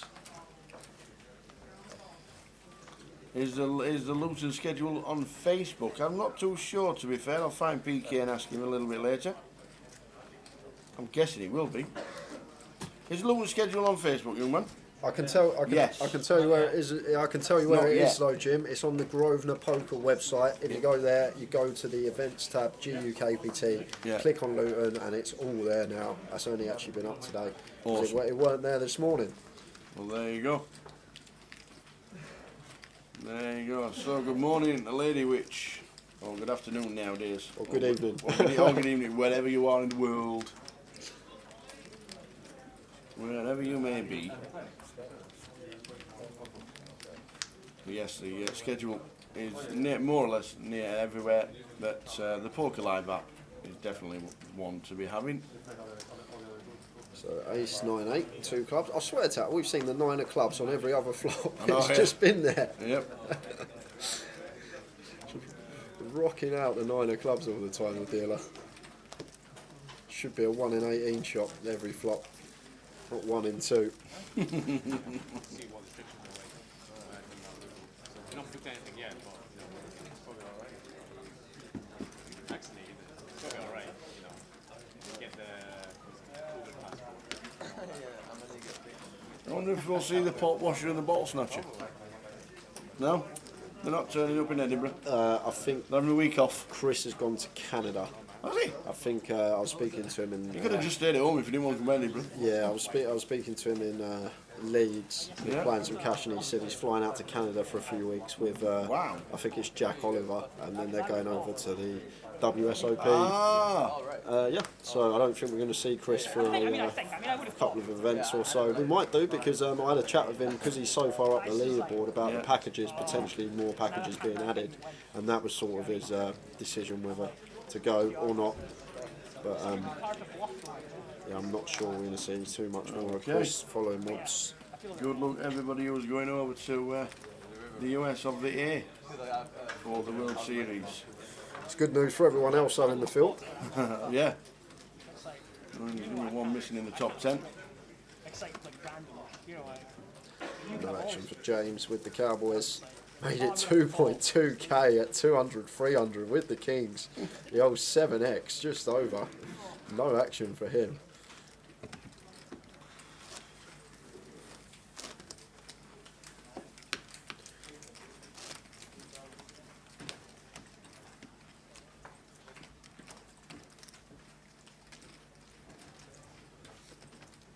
Don't forget about all socials, guys, as well. Facebook and Twitter. You can find us at Grosvenor Poker, and for all live stream coverage, /YouTube, /GUKPT on YouTube and Twitch. Hit that follow button, hit that subscribe button. You'll get a notification when we go live. There's James opening the 7s under the gun, making it 800.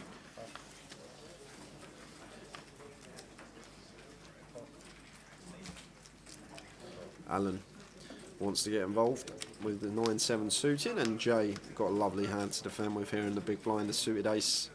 And what a flop for him as well. 8-10 jack, and the 9's about. So this is action tower because we got Alan flopping the second nuts here with a 9-7 of clubs, and we've got Jay, who even though Alan's flopped the straight, he's still around flipping to win this pot outright, which is crazy. Jay not going to be going anywhere here. And the 6 of spades changes nothing on the turn. So once again, Alan going to be firing here. Wants to choose a size that gives him a nice river shove.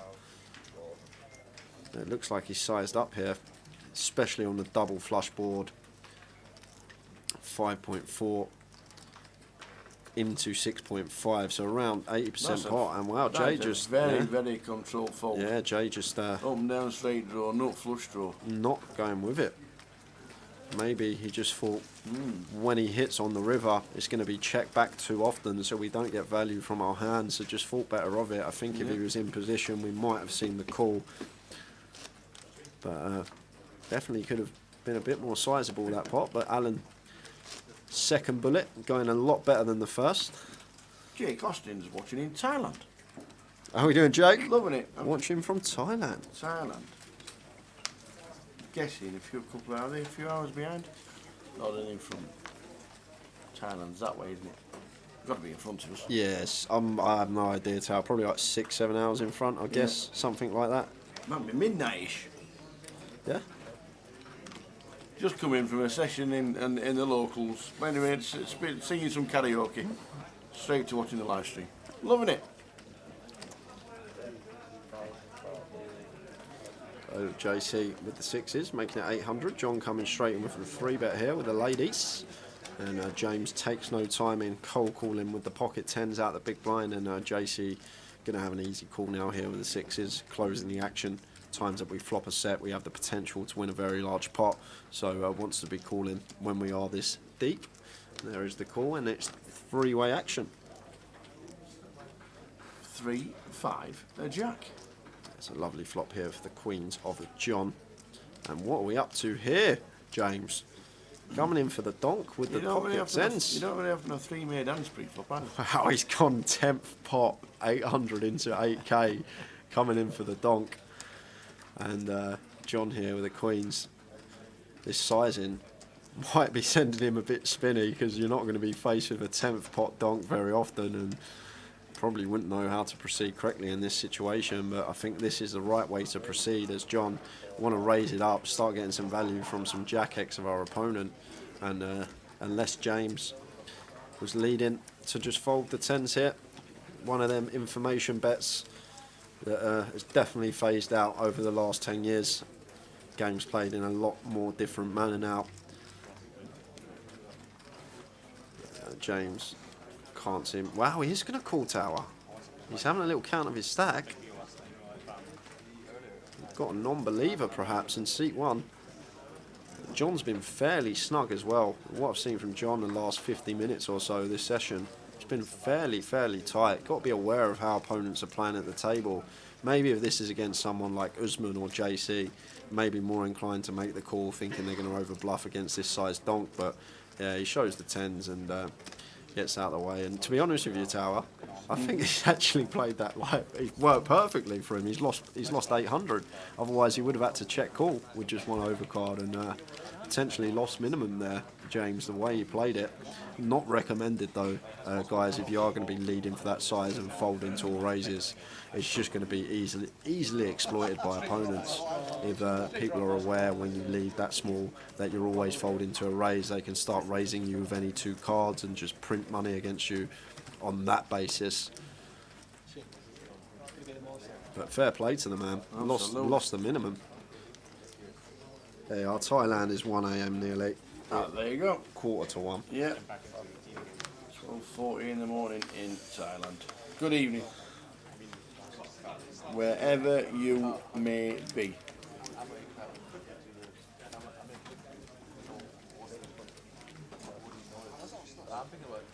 Sluggish. I'm not sharp.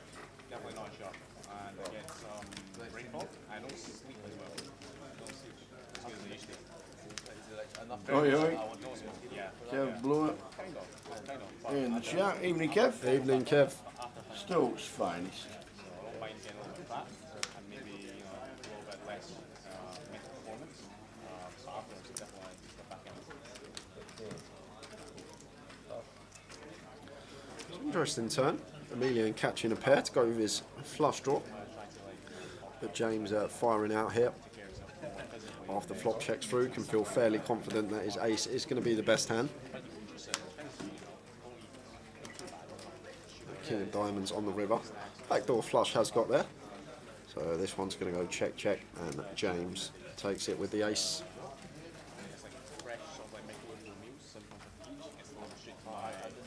What's happening around the rooms? Oi, oi. You shout out your favourite player in the room. Ben Teague's in the middle. Yeah, he is. Oi, oi. That's Sean Bennett on the left. I saw Sean Bennett, one of the first players eliminated, but comes straight back into the mix. There's Sean, one of the local stars up in the building, and that won't just be Iron Brew. Yeah, I can tell from the colour of it. I was about to say he's on the bevies a bit early. Not early, it's 6 o'clock. Oh, that is true. It's tea time, man. Colin Gillan back in. Colin back in the game. Rick Orban was playing there. Oh, yeah.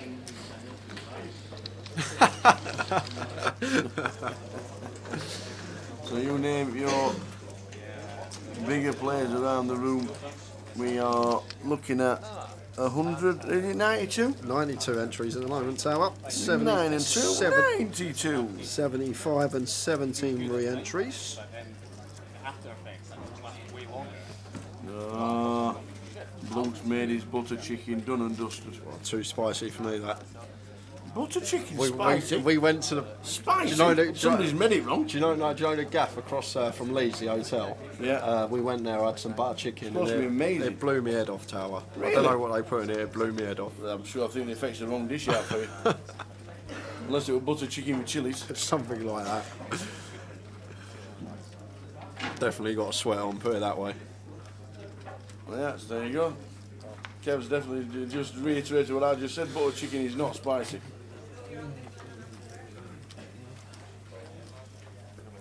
We won't be taking Jay for a curry, let me tell you.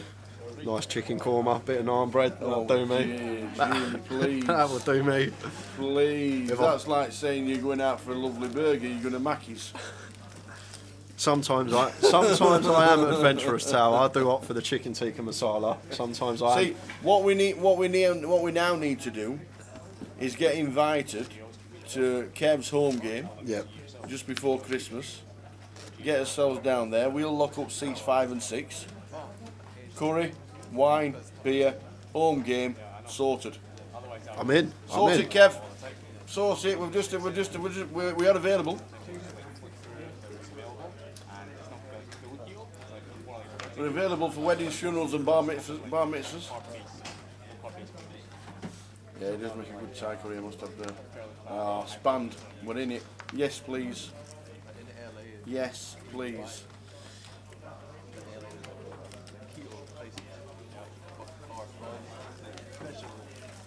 The blind's going to be going up after this hand, then we're going to move into the 200, 400 level. That'll take us to the halfway point of the day.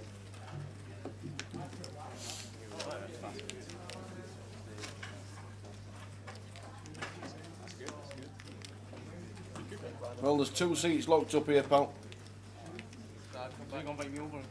I'll tell Jay we don't play for the crown jewels. I wasn't expecting a 10, 20, 40, 80 Omaha game anytime soon at Kev's place, let me tell you. The hospitality is second to none. I'll just be there for the cards, Tower. Whatever the stakes, I'm happy to play. Absolutely. Just enjoy the game that much.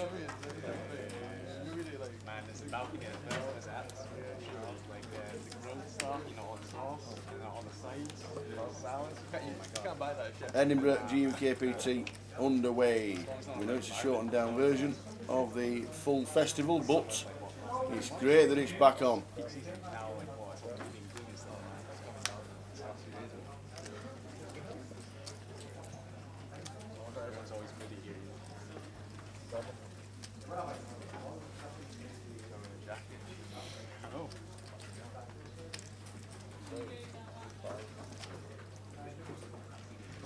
Emilian has stashed the 9 clubs.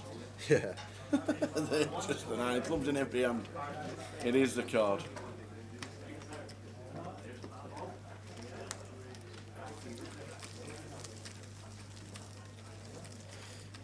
Well, bullets flying across the room because we've just lost Ludo again. Tower. No way. Both Ludo and Nixon on their third bullet and final of the day. They'll have 2 re-entries in this one. So 3 bullets total per flight.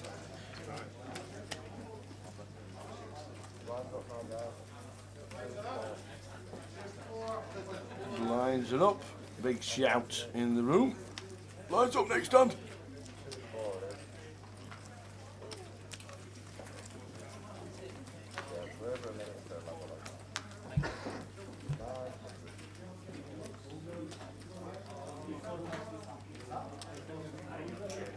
So Jay opening Jack 9 suiting under the gun, makes it 900, just over the 2x mark. And a JC here in the cut-off suited ace. Can go either way with this one. He opts for the free bet, like it.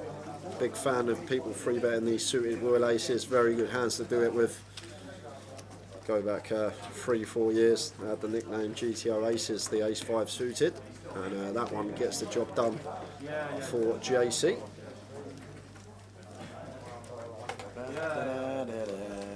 That's where we're going for the 30-30s. Right there this week. We will be in Reading, Leicester and Blackpool, and don't forget the online flight. If you bag up, you can go to any one of those, Reading, Leicester or Blackpool. Choose your destination and get yourself off. I did get the question, I keep mentioning it, I did actually get asked the question, if I bag up the online day one, can I save it to when I want to play? No. Imagine that, just looking at the fields. Who's made day 2? Which one's the best field to get into? Exactly. Portsmouth, Berry Road and Glasgow are on the way at the end of October, and then the middle of November, straight after Blackpool, it'll be Leeds, Luton, Bolton and Edinburgh. So back here for the 30-30 in Edinburgh. If that's going back up to this fabulous city, then Edinburgh is back on the 30-30 map. So Usman got out of the traps flying this session, but definitely things have slowed down the last half hour or so. But because he entered a 9 in his hand. He's only one hand with a 9 in his hand. Back amongst it though, it's just easy raise and take there with the ace queen, no one getting involved.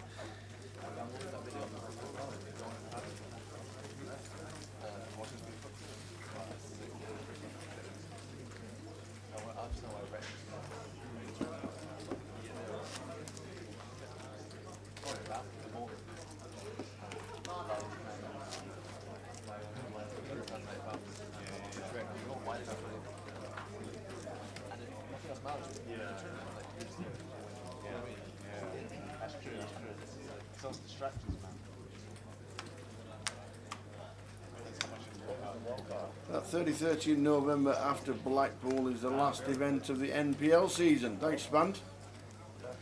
Does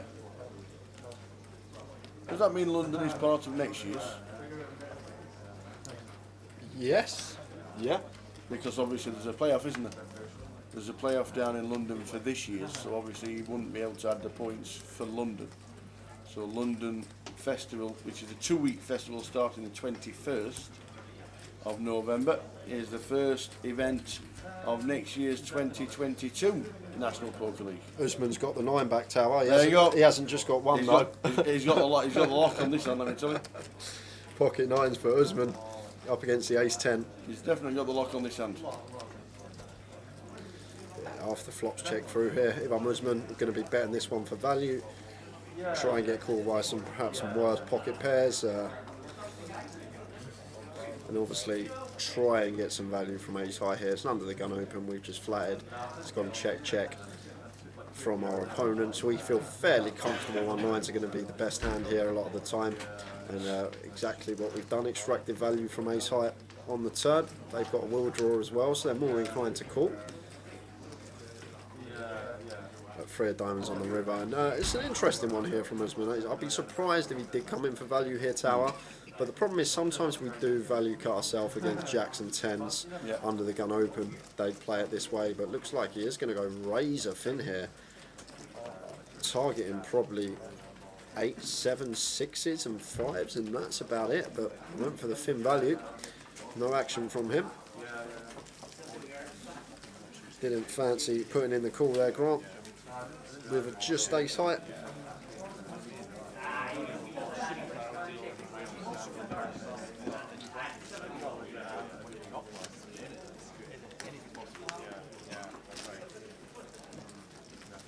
Satellite will be starting in 8 minutes time. We'll keep you updated. A 5-seat guaranteed satellite, £80 in. Re-entries available, 15,000 starting stack. Late entry finishes at 9:15.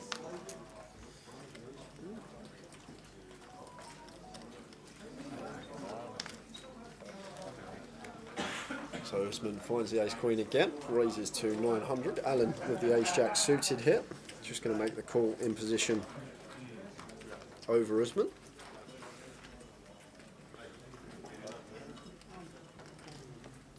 Grant going to defend the 6-4, closing the action. Nice price. 3-way. 10-8-5. Rainbow. Usman still with the best of it with the ace-queen high. Opting to check this one. Check through. So 3 of spades turn, and now if we're Grant, I'd like to see a lead from him. This is good. Just understanding here, once both opponents check, a lot of the time they're going to have missed this flop. And we've just got 6 high. It's not going to be good at showdown, so want to come in firing after we pick up this up and down straight draw. And a nice pick up from Grant.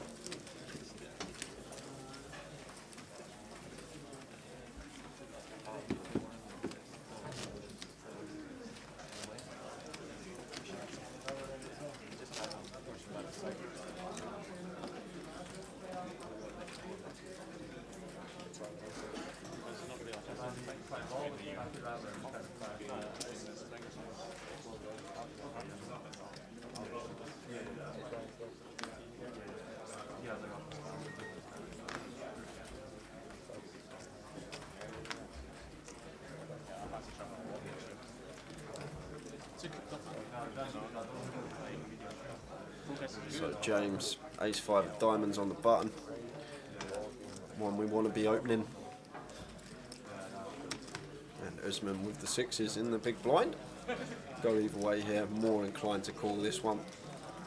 And just going to make the call. And take a flop. And what a flop it is. Ace, King, Jack, 2 diamonds. James flopping. Nut flush draw to go with top pair, and that Usman top pair. finds the upside down 9 on the turn. Boom. That's a set of The Mickey 6s. Blacks, baby. Ah, the Mickey Blacks do it again. This time on the turn. And if we're Usman here, especially after the flop checks through, I think we can be fairly comfortable to raise this one. Imagine the 6 of diamonds on the river. Yeah, imagine, Tower. It's not out of the realms of possibility. No. And it's the king of clubs. And this is actually a really good card for us as James from our perspective, because it shrinks down Usman's value range here. Like hands he's going to raise on the turn, some 2-pair combos are now less likely because this king has rolled off. And if we're Usman here, it's hard for our opponent to have a king here. A lot of the time it is going to be like an ace-x holding. So like the sizing he's opting to choose here, 4.5k from Usman. Actually found the 1 outer on the turn. The only card in the deck that would give him the best hand.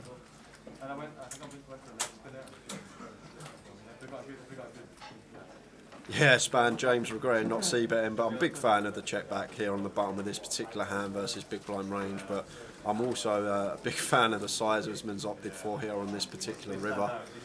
Trying to get called by exactly what he's up against, and pocket 6s are the best hand. And James sits back in his chair. How's this happened?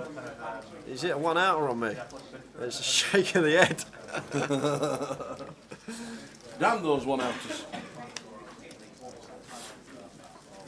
But, Why did I not see that? Just as I said, he'd hit a bit of a brick wall. He's just set a light again. It started with that 9 of clubs. Yeah, it in his did. hand. It did. And Usman back up to just sub 50k.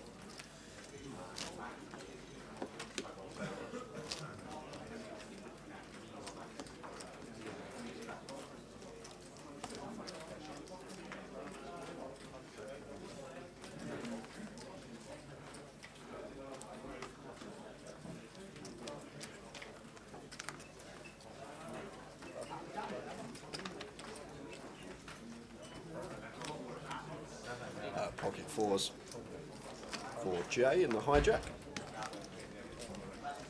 Raising to 800. JC here with ace 10 of clubs will be continuing here. Probably more inclined to flat this one than free bet, but nothing wrong with free betting this one either. But it just depends how wide we think Jay's going to be opening. But I like the decision here just to call in the big, take the flop heads up. Yes, we are out of position, but we've got a lovely hand to defend with.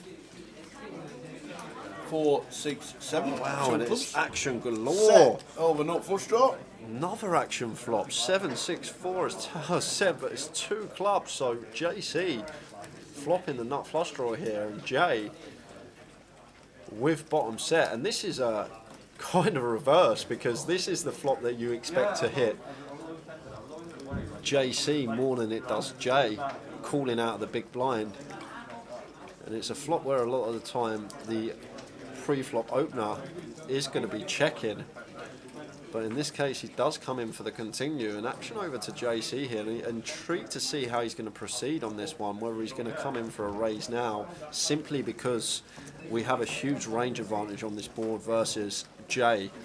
We're going to have the two pairs, the flop straights, the sets, all these type of hands here, and we're actually repping one of the hands that Jay has, and Jay just says, you know what, I've got a set, let's get it in. Let's get him. And JC now just going to make the call with his ace 10 of clubs, and he's going to hate to see a set because he means he's drawing to only a club. But Jay in a really good spot here to double up.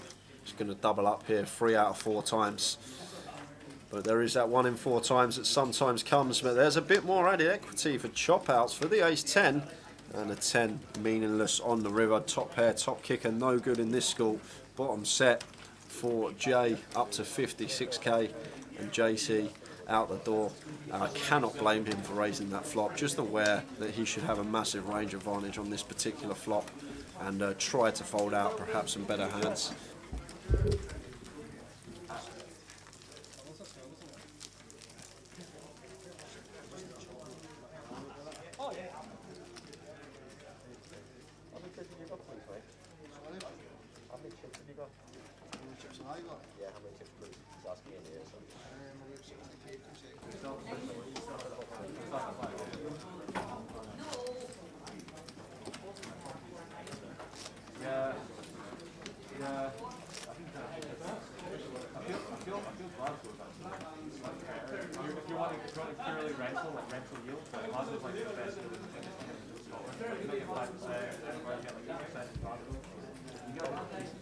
More of the same, please, dealer. Definitely be an influx of action over the last 20 minutes. Some action flops rolling out there. As John wants to be opening the old snowman under the gun +1.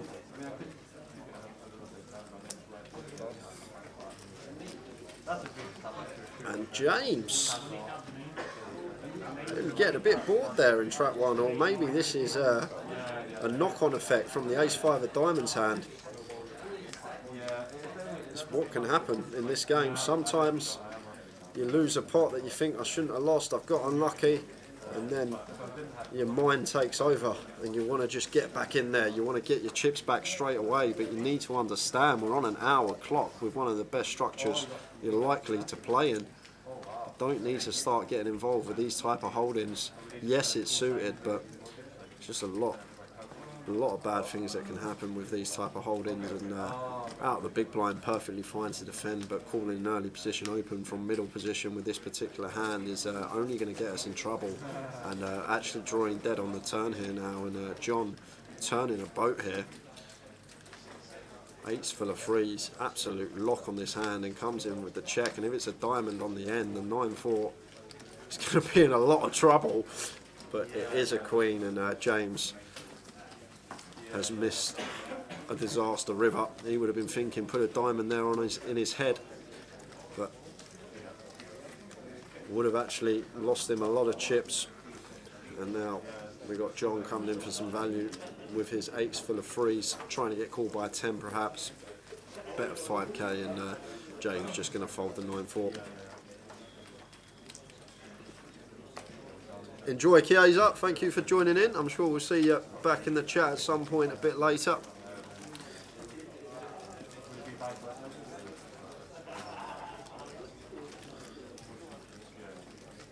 But I can't stress enough, if you are someone that tunes into the stream, wants to improve your game, a big place to start is you've got to make sure you're fit mentally at the table. You can't start letting hands get to you. You're going to get unlucky in this game. You're going to make mistakes. You're going to make bad calls. You're going to run bluffs that probably aren't good bluff spots, and everyone makes mistakes. Even the best players are going to do that. And it's all about just calming yourself down, getting back in the right mindset and going again don't just start getting involved with hands that are going to get you into trouble, trying to get them chips back straight away. On this clock, on this structure, you've got all the time in the world to start finding your spots, and it seems like James has been affected by that ace-5 of diamonds hand, because he's in again here with the 8-7 off, and definitely this is to do with the mental side of the game more than anything else.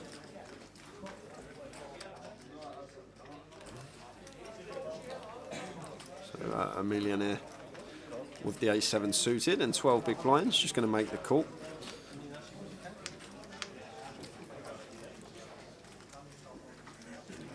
And a flop of king 9-6 rainbow. So James, if we are opening this hand early position, this is a great flop for us to come in for the continuation bet, and he is going to take that one down. Fair play to him. But as mentioned, just keep your head strong when you're at the poker table. They're long, long days, these day ones.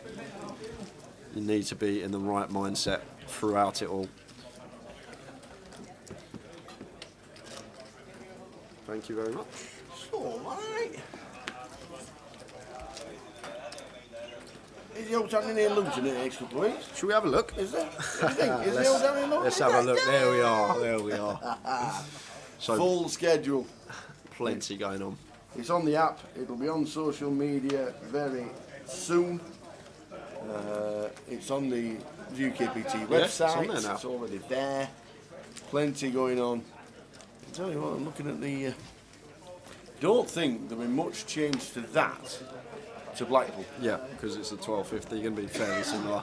You expect. Yeah, I think most of that will be in Blackpool. When we get confirmation of Blackpool, then I'm thinking if you just change the word Luton to Blackpool, that could definitely be what Blackpool will look like. Luton is as well. A little additive to the schedule. We should mention. What's that main event satellite shootout? A little new event. A 15k starting stack. Thursday the 14th of October. Oh, this is the yes. This is the new way to play a satellite. Now, is it 10x? Yes. So you got to get to 150k. Yep. New concept of a satellite.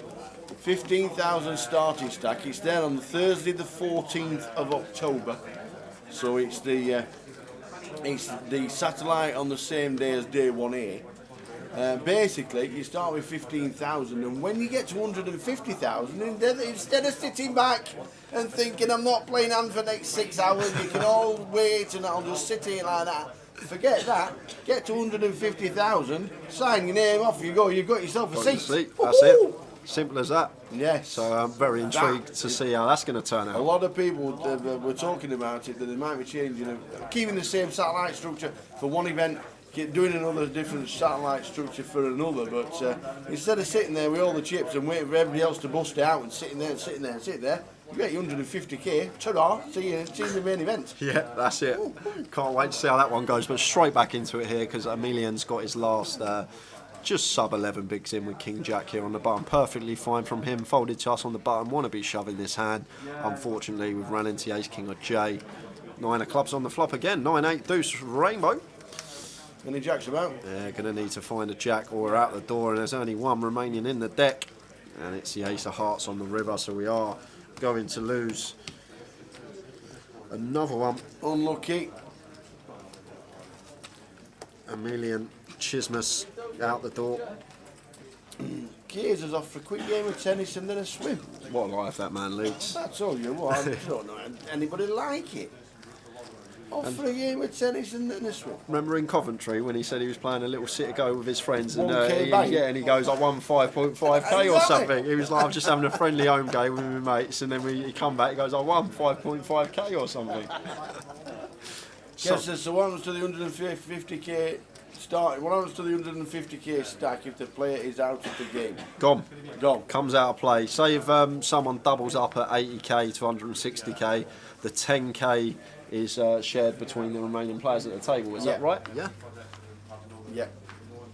So the 150k is taken out of the game.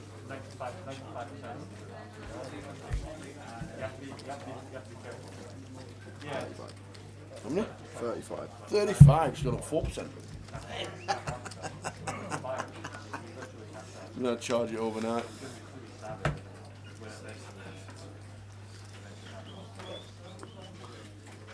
So 9s for James in the big blind, just opted into flat the open from William, who opened in the hijack. William flops the best of it on Queen Jack 5.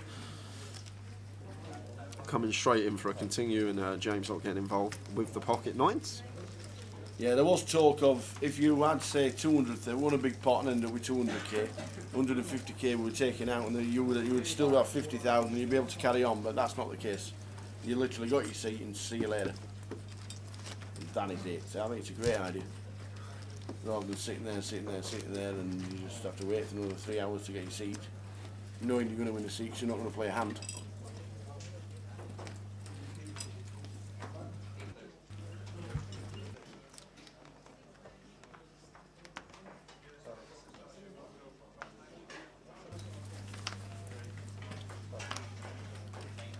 You missed the blue square size with Boothie and Co back in the day, absolutely. Boothie used to win him for fun, didn't he? Back in the day on the old blue square when he first sponsored the GUKPT. Mike Butlin and all those guys that was when the satellite winners had a meet and greet in the poker room, and the free little bar and the free nibbles before you went in, and you got your badge and you got your t-shirt and your cap and all that. Them were the days.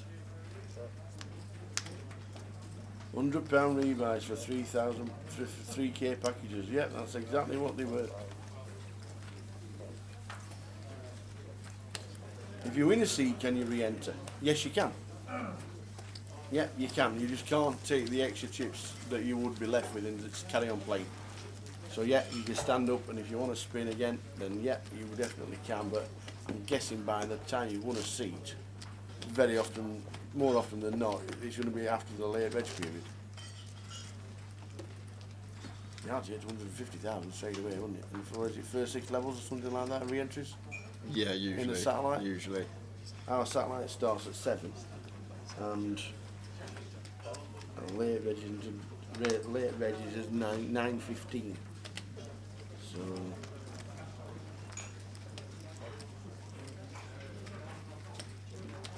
So Jay with ace-4 in the cut-off. Going to raise this one up. Makes it 800. And James with ace-6 on the button. Hope this is free betting chips. It looks like it is. I like it. There's a lot of chips there. Unless it's all blues. It could be all blues, but yeah, free bets at 2.1. Definitely get behind it. Just understanding, I hope, that it's cut off open. We've got an ace in our hand. We're just going to take the little block up and just go for it, and it gets the job done. Bit of value in the moment in the 5 seats guaranteed satellite. 33 runners it started with.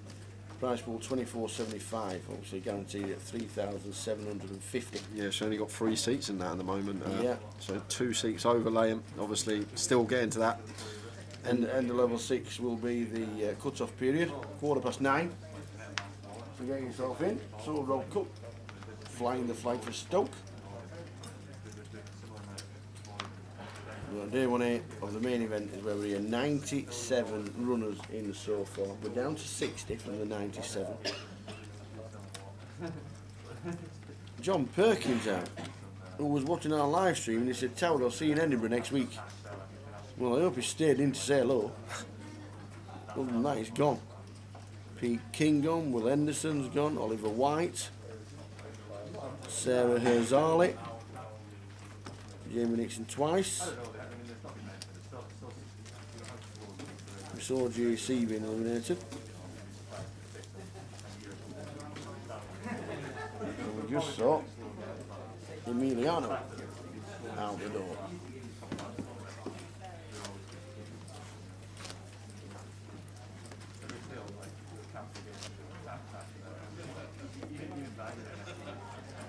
We'll be checking on that satellite next week, or next Thursday, no, 2 weeks time. 2 weeks today will be the brand new satellite for Luton. Jay will be out the door watching, see if anybody gets a seat. Early doors, he'll be straight in. He'll be like, Tower, come and look at this, it's crazy.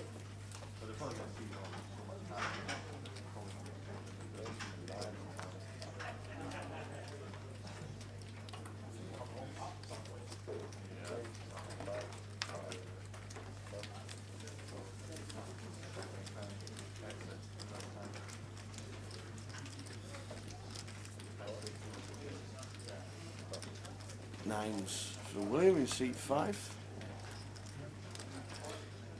Yeah, cold calling out the small. This is fine off of these stack sizes. Hijack open from James. Grant just comes in with a 3-bet on his left. Look at James here, 7-8 suited. Obviously, got to be wary of our stack size, but getting this price 4-1 the call over that, closing the action. Very good playability hand. Seeing we can potentially catch a big enough piece of the flop. I can't see James folding this one tower. There is the call. And three-way action here. 3-bet pot, 3-way. 8.3 in the middle already. 2, 3, Jack, 2 spades. It's a nice flop here for us as Grant. Flopping top pair, top kicker, backdoor nut flush draw. And expect him to be continuing here on this board.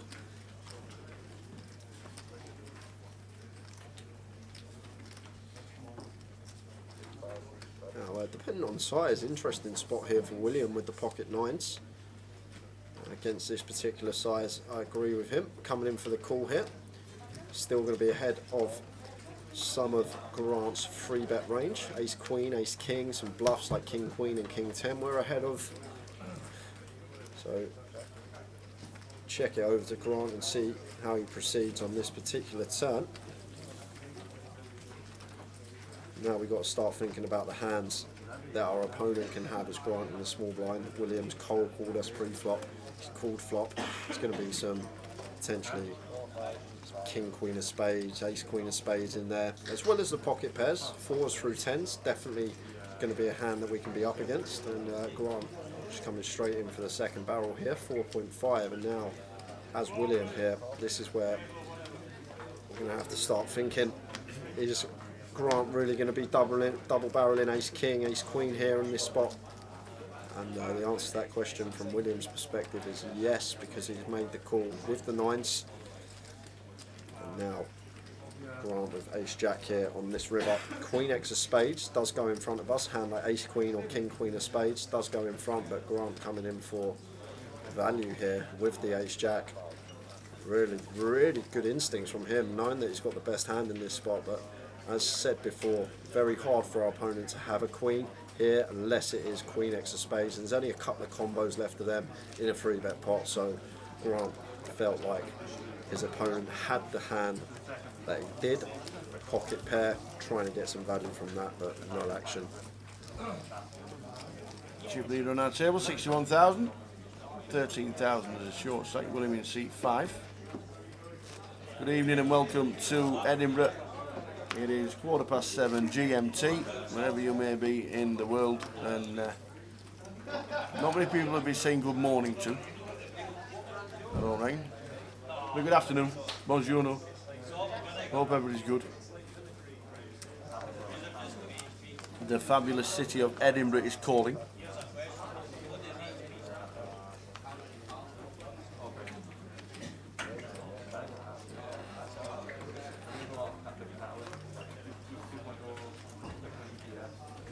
So Grant making it 1k with the Ace King, 2.5x, and William here with the Ace 8 on the button. He's going to call. No, he's going to 3-bet. Much prefer this than a call. I know we can see he's 3-betting into Ace King, but I guess if we do want to continue this hand, it's going to play better in the form of a 3-bet. But on this occasion, Grant, against his stack size, just going to put his opponent all in, and we're going to have a quick fold here as William. Fine, we went for it, it didn't work.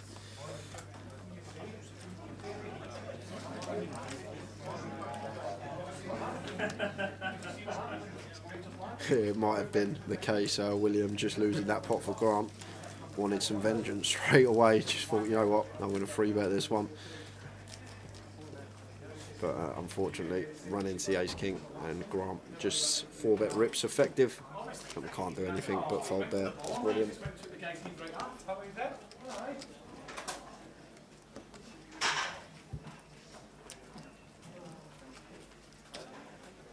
Oi oi, former champion in the chat. Oi oi.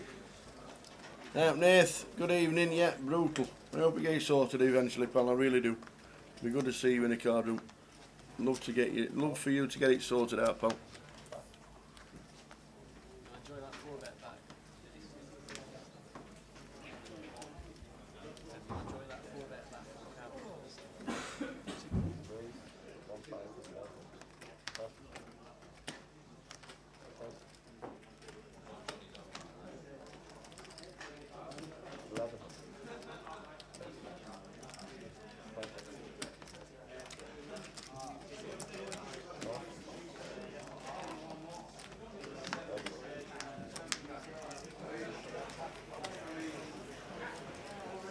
Have you ever been onto this space that gets advertised on Twitter? Space? No. Have you not? Have you not been on? Nope. I didn't know what it were. I don't know if you guys out there know what this space is on. Every now and again something will come up on my Twitter and it'll say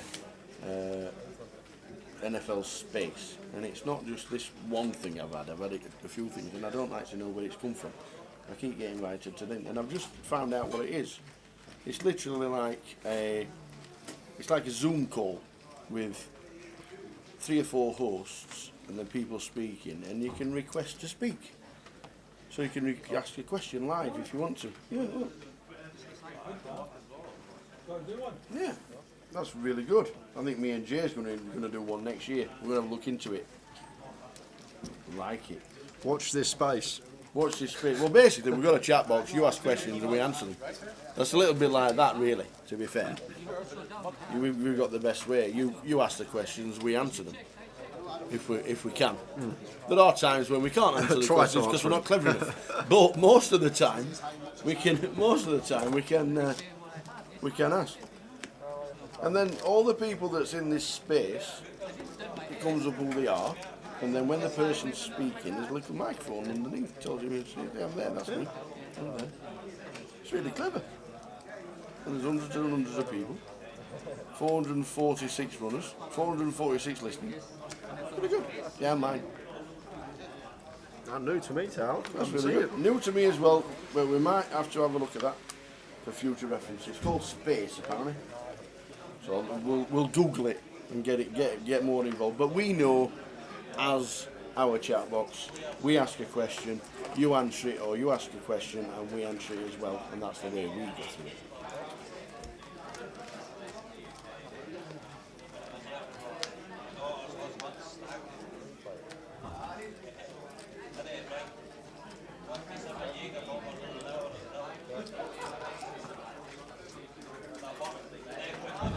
Freeway to this flop. Usman opened the King Queen, got called in 2 spots, and this one's been checked to Allen, and he's going to fire with position, but not going to be getting through because James has middle pair. He'll be calling once at least, and we'll see a turn card.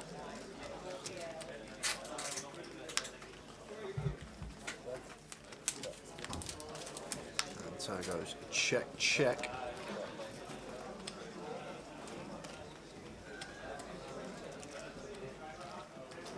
River does the same. James not wanting to lead with his trips, but maybe wanted to induce a bluff from his opponent. Just got news of the next table. Colin Gillen's on it, Stephen Wood, Anthony Galloway, Paul Green, former champion, and Shane Ross, to name but a few. So tune in, that'll be from 8 p.m.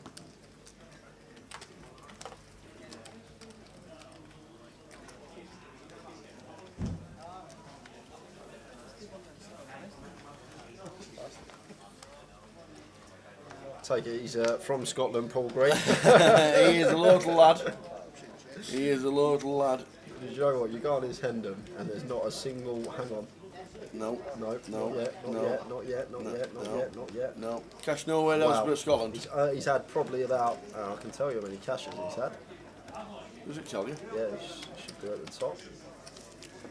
He's had 219 cashes, and every single one of them has been in Scotland. So basically, he's rubbish anywhere else apart from Scotland. Is that what you're trying to tell me, Well, Jay? it could be the case. Is that what you're trying to tell me? But he's a GUKPT champion. Was that the year he chopped it with Colin Wu? Yes, yes it was. Back in 2017. Yeah.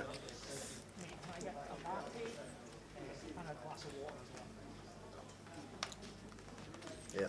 Swanee was in the chop as well. Awesome.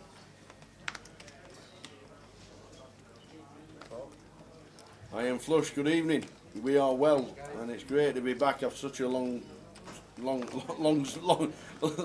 long time between events. You know, like 96 hours. Yep. It felt weird, Tag, getting up this morning, putting the old comms kit on. I was like, oh. Pokemel's back, finished work, enjoy. The numbers, yeah, we're up to 97 for the day one here. I think that's very good. Yeah. The numbers, what were the predictions for the total numbers this week? Your line is 278, isn't it? Yeah. So 278 was the line. I think that's an excellent line, by the way. I really do. And Jay went overs. And I am Flush, good evening. We are good, hope you are too. So cold 4 here from Usman. James getting out of line on the button versus early position open, and a call coming for the free bet with the ace-7 off, and Usman instant punishment in the blinds with the ace-king. No action for him.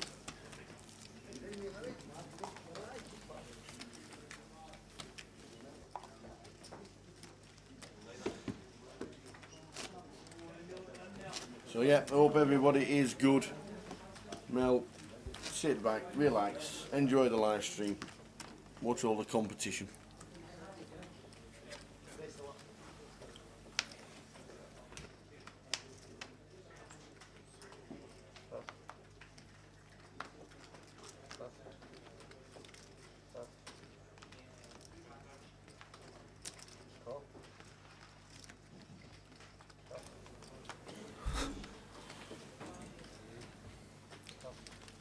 So we've got about 20 minutes to go for this session and new feature table when we return. And Pokemel says, how is Katie, Jamie and Trig doing? Katie's not in the field today. Jamie is on his 3rd bullet, I believe. He's definitely had 2. I'll get some clarification whether he's flicked in the final bullet for the day. And Trig's going pretty well, I think. Trig's still in on his 1st bullet. But Jamie Nixon has had 2 already. I'm not sure if he has fired again, but I will try and find that out for you. Mel.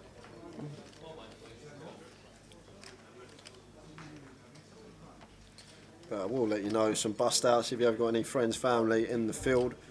Since we lost Ludo, Oliver White has hit the rail, William Henderson, Peter King, John Perkins, as Tower mentioned. We lost Emilian on the feature table, Colin Malcolm and Ben Sweetman have all busted.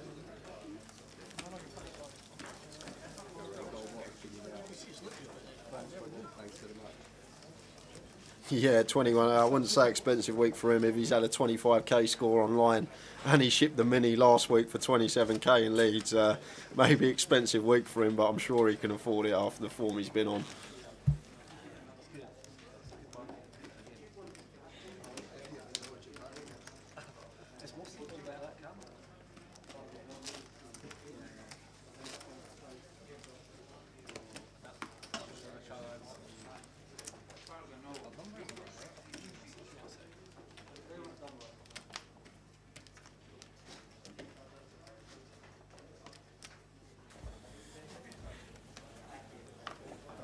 I believe it was in the Unibet, Tower said, for around 25,000. I'm guessing that was in euros, so probably a bit less than that. But yeah, it's been a very, very good week for Mr. Nixon. Ah, there we are. Or 320 on party on Sunday, PBKR poker. Clarifying that one for us. Thank you. Back to the hand, because we've got Kings versus Queen Jack here, and lovely little check back on the flop from the Kings. Going to get some action now. Jay playing it in this manner. Just going to call turn after checking back flop. Checking back flops definitely kept his opponent in, because Alan has turned top pair here.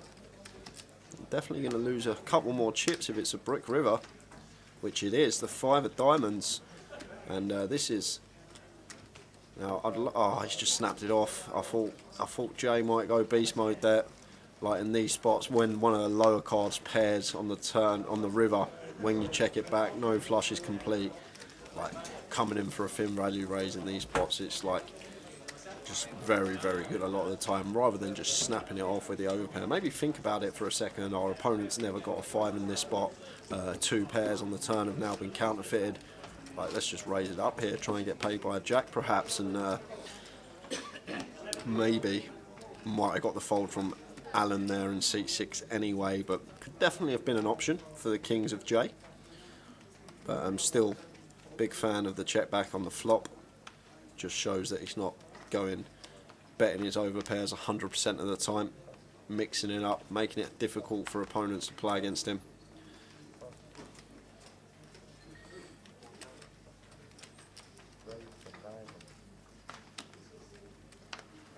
So William making it 900 with the king queen on the button, and that's going to be raise and take, no action.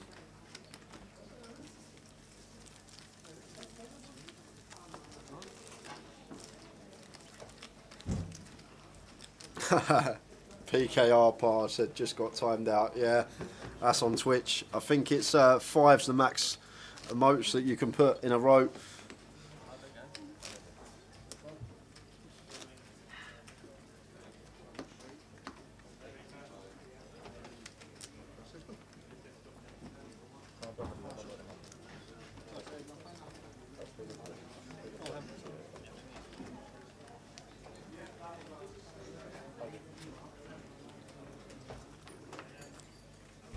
Been a steady session. We did have 15-20 minutes of it where the dealer was just putting out action flops left, right, centre. Did have some nice hands, nice pots. William just opened on the button. Going to do the exact same thing here in the cut-off with the ace-king, but going to ISO James's limp under the gun. James is in with a 7-6 off here. So limp calling, the 7-6 off under the gun.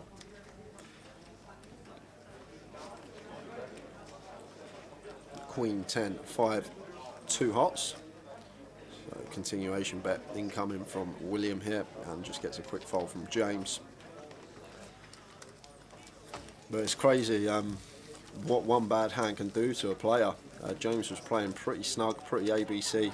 He then lost that fairly sizable pot against Usman when Usman hit the 1-outer on the turn, and then since then he's just been loosened up.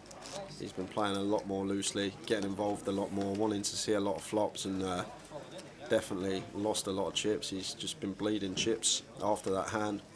And I just can't stress enough how important it is to be mentally strong in this game and just not let the cards get the better of you. Just keep going, keep doing the right things. Don't start changing your game because you've lost a few chips, because you got unlucky. Continue doing what you was doing before. But Usman 900 with the ace-10 under the gun +1, and William here not going to call this one, I hope, and it is in the muck. And John with the king-10 going to come in for a free bet here. John makes it 3k, and John's been playing very snug as well, using his image to his advantage here for sure. And I'm not sure if Usman's going to call this particular hand. We are getting a really nice price. But yeah, I agree with the fold there from Usman. John's been playing very, very snug, and I just can't see how we're ever not going to be dominated in that spot with ace-10. So 9 deuce deuce flop, rainbow. 1 overcard to the 7s of James, sorry. John is going to continue here and opts for a very small sizing. Doesn't need to go large. 2.5 into 7.5. Opts for exactly 3rd pot. And action over to James here. Probably going to call once. No need to do anything else. It's in. It's all in. It looks like 7.1k. And John getting this price on a call. He's going to make the call with king 10. He's just going to call it with king 10.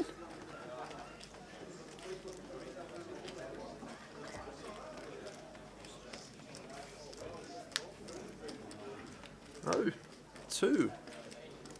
The turn, and river. Wow, 7 on the end. Meaningless boat for James, but maybe a little bit of a gift there. John probably thought, I've got the chips, you know. I'm probably up against a 9, might have been his thought process, and even though it is a 3-bet pot, and maybe he just thought, you know what, I'm going to see if I can snag a king or a 10, but very surprised to see him call that one. I was even more surprised to see James shove, to be honest with you, but didn't realise that he was that short. If he did make the call, where he's going to be getting it in on most turns anyway, so just wanted to go with that one in that particular scenario. But the King 10 call is definitely optimistic. But he's got the chips to do it. Wouldn't be my approach in that hand, but definitely got the chips to do it. An even more interesting fact that Usman's going to see that John actually 3-bet him there with a King 10 after Usman opened under the gun +1. So that's going to be an interesting little hand for his memory, especially if they stay on the same table throughout the day. He's going to be aware that the player in seat 8 that was perceived to be playing very tight is going to be incorporating in some light 3-bets. Always important to take note of these things, even when you're not in the hand. As William makes it 1k. John's in the cut-off with the ace-10 suited. Well, he's 3-bet the ace-10 suited to 3k. And William, who's just seen John 3-bet the king-10 off, going to be more than happy with his hand now. And just moves all in and gets a quick fold from the ace-10. And if I'm John there, I might choose to flat that one, especially after the dynamic of the hand before. We're aware that the table's just seen us 3-bet the king-10 off, so maybe we want to lean a bit more towards the flat with the ace-10 there in position, simply for that reason.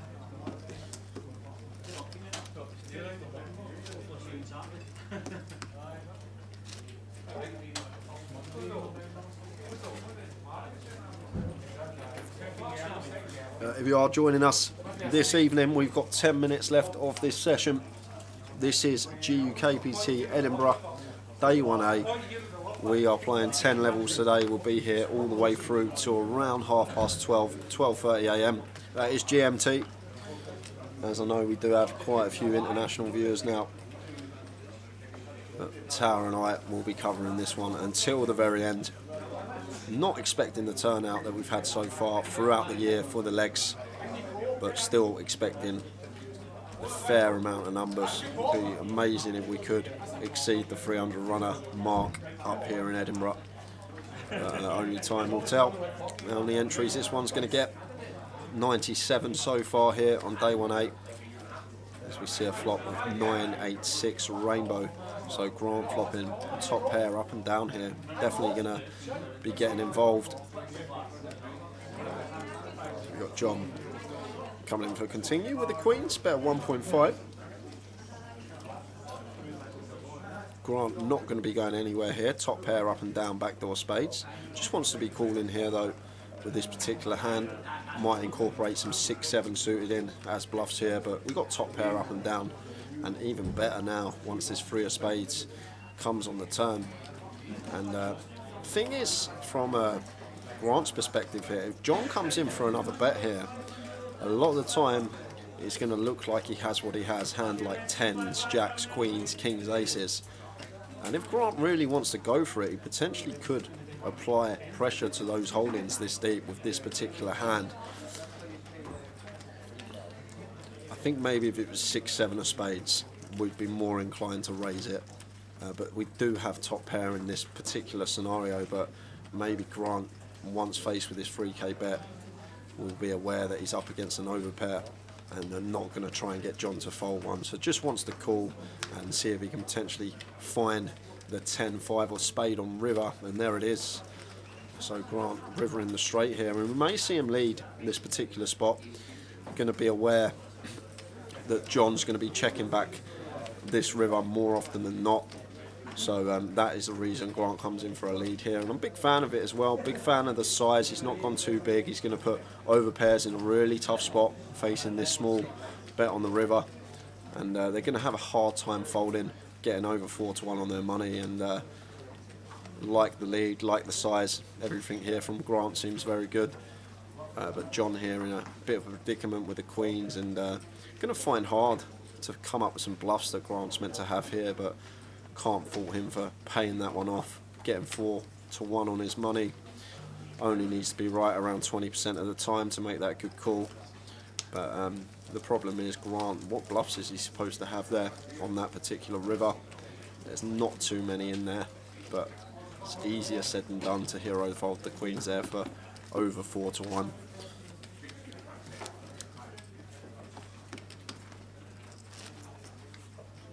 Yeah, Nathan says Esfiandari in seat 9. Definitely a little look from that angle. I think it's the glasses though. I think he's got very similar glasses to him, so, and the cap as well. Cap backwards, glasses, white t-shirt. Definitely be Antonio in seat 9.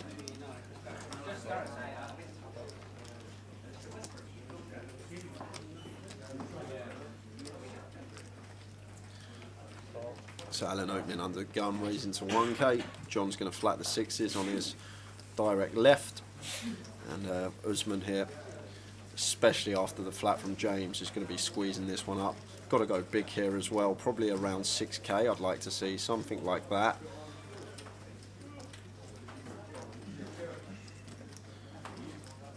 Out of position, all this dead money in front of us. I'd like to see around the 6k mark from Usman. He's just flatted. No, he has free bet 5.7. Like the sizing, really good from him. And action back on Alan here, gets out of the way. Everyone folds in turn, and Usman going to pick up a little 3.8k for nothing. Didn't have to go to a flop.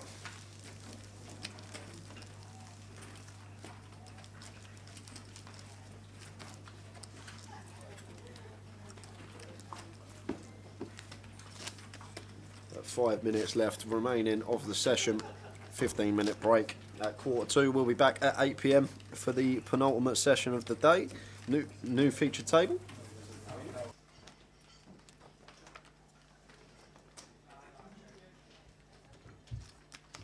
As Tao mentioned, former GUKPT champion Paul Green here in Edinburgh won it in 2017 after a 4-way chop.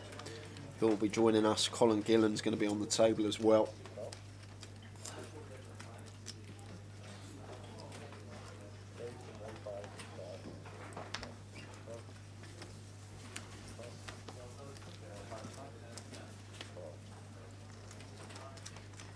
It looks like we've got Tommy Lee coming to the table as well after the break, so if memory serves me correct, I could be wrong. I'm pretty sure Tommy won this event back in 2016. I will double check that.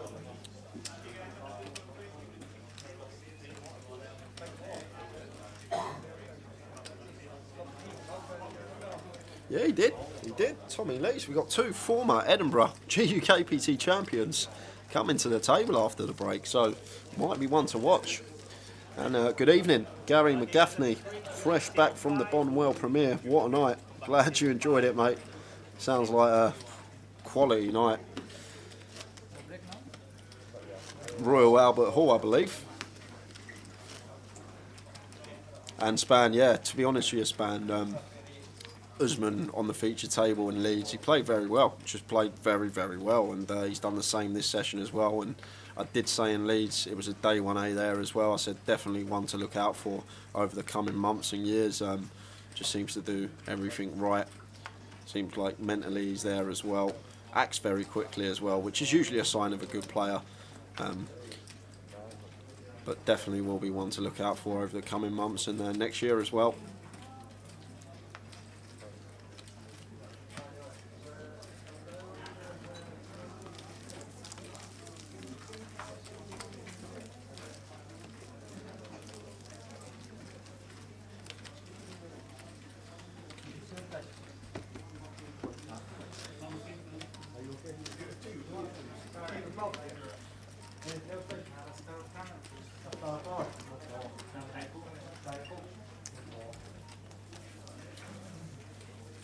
And good evening, Warren O'Brien as well.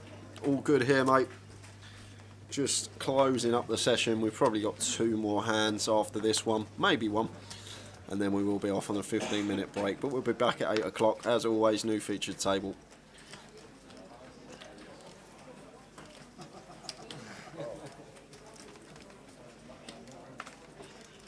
So ace deuce on the button for Alan. Just going to limp this one, playing 18 big, so happy to come in with a limp. Doesn't want to open and get ripped on potentially by the big.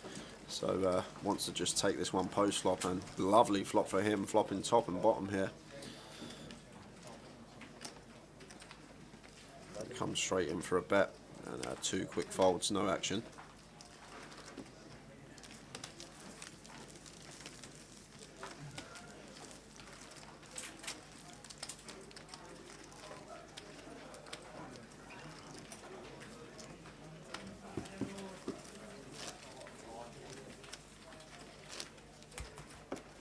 Oh God. Gary says the guy next to him at the Bond premiere paid 7k for 2 tickets.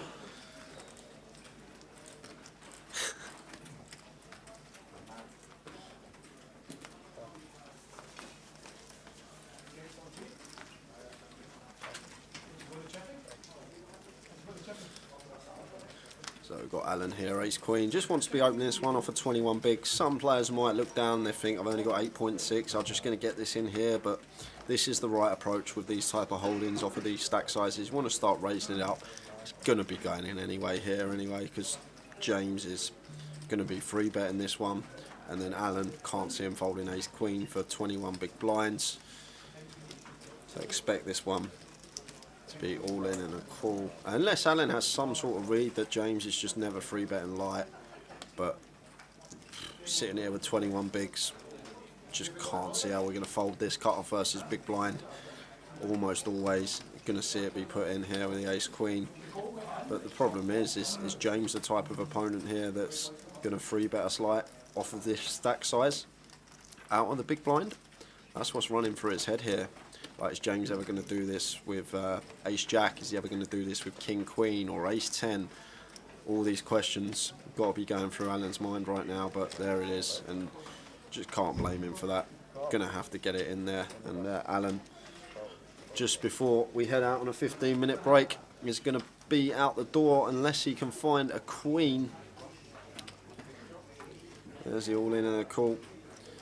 And James, who was on the rocks for a bit, could be back up to 30 odd K after this one. Alan at risk. Oh, picked up a couple of extra outs, or 4 in fact. Can find a 10 now, as well as a queen. So scenario stays the same. Oh, it's a lady on the end.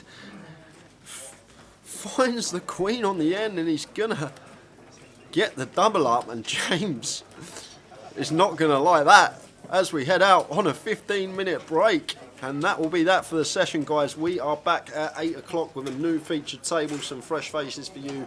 2 former GUKPT Edinburgh champions as well, I should mention. So we will see you at 8 PM. For an hour with the tower. Yeah. We're going to try and run through a little bit of what's happened to Steve Warburton, probably over the last 10 or 12 years, because that's how long it's been. If you've got a little bit further.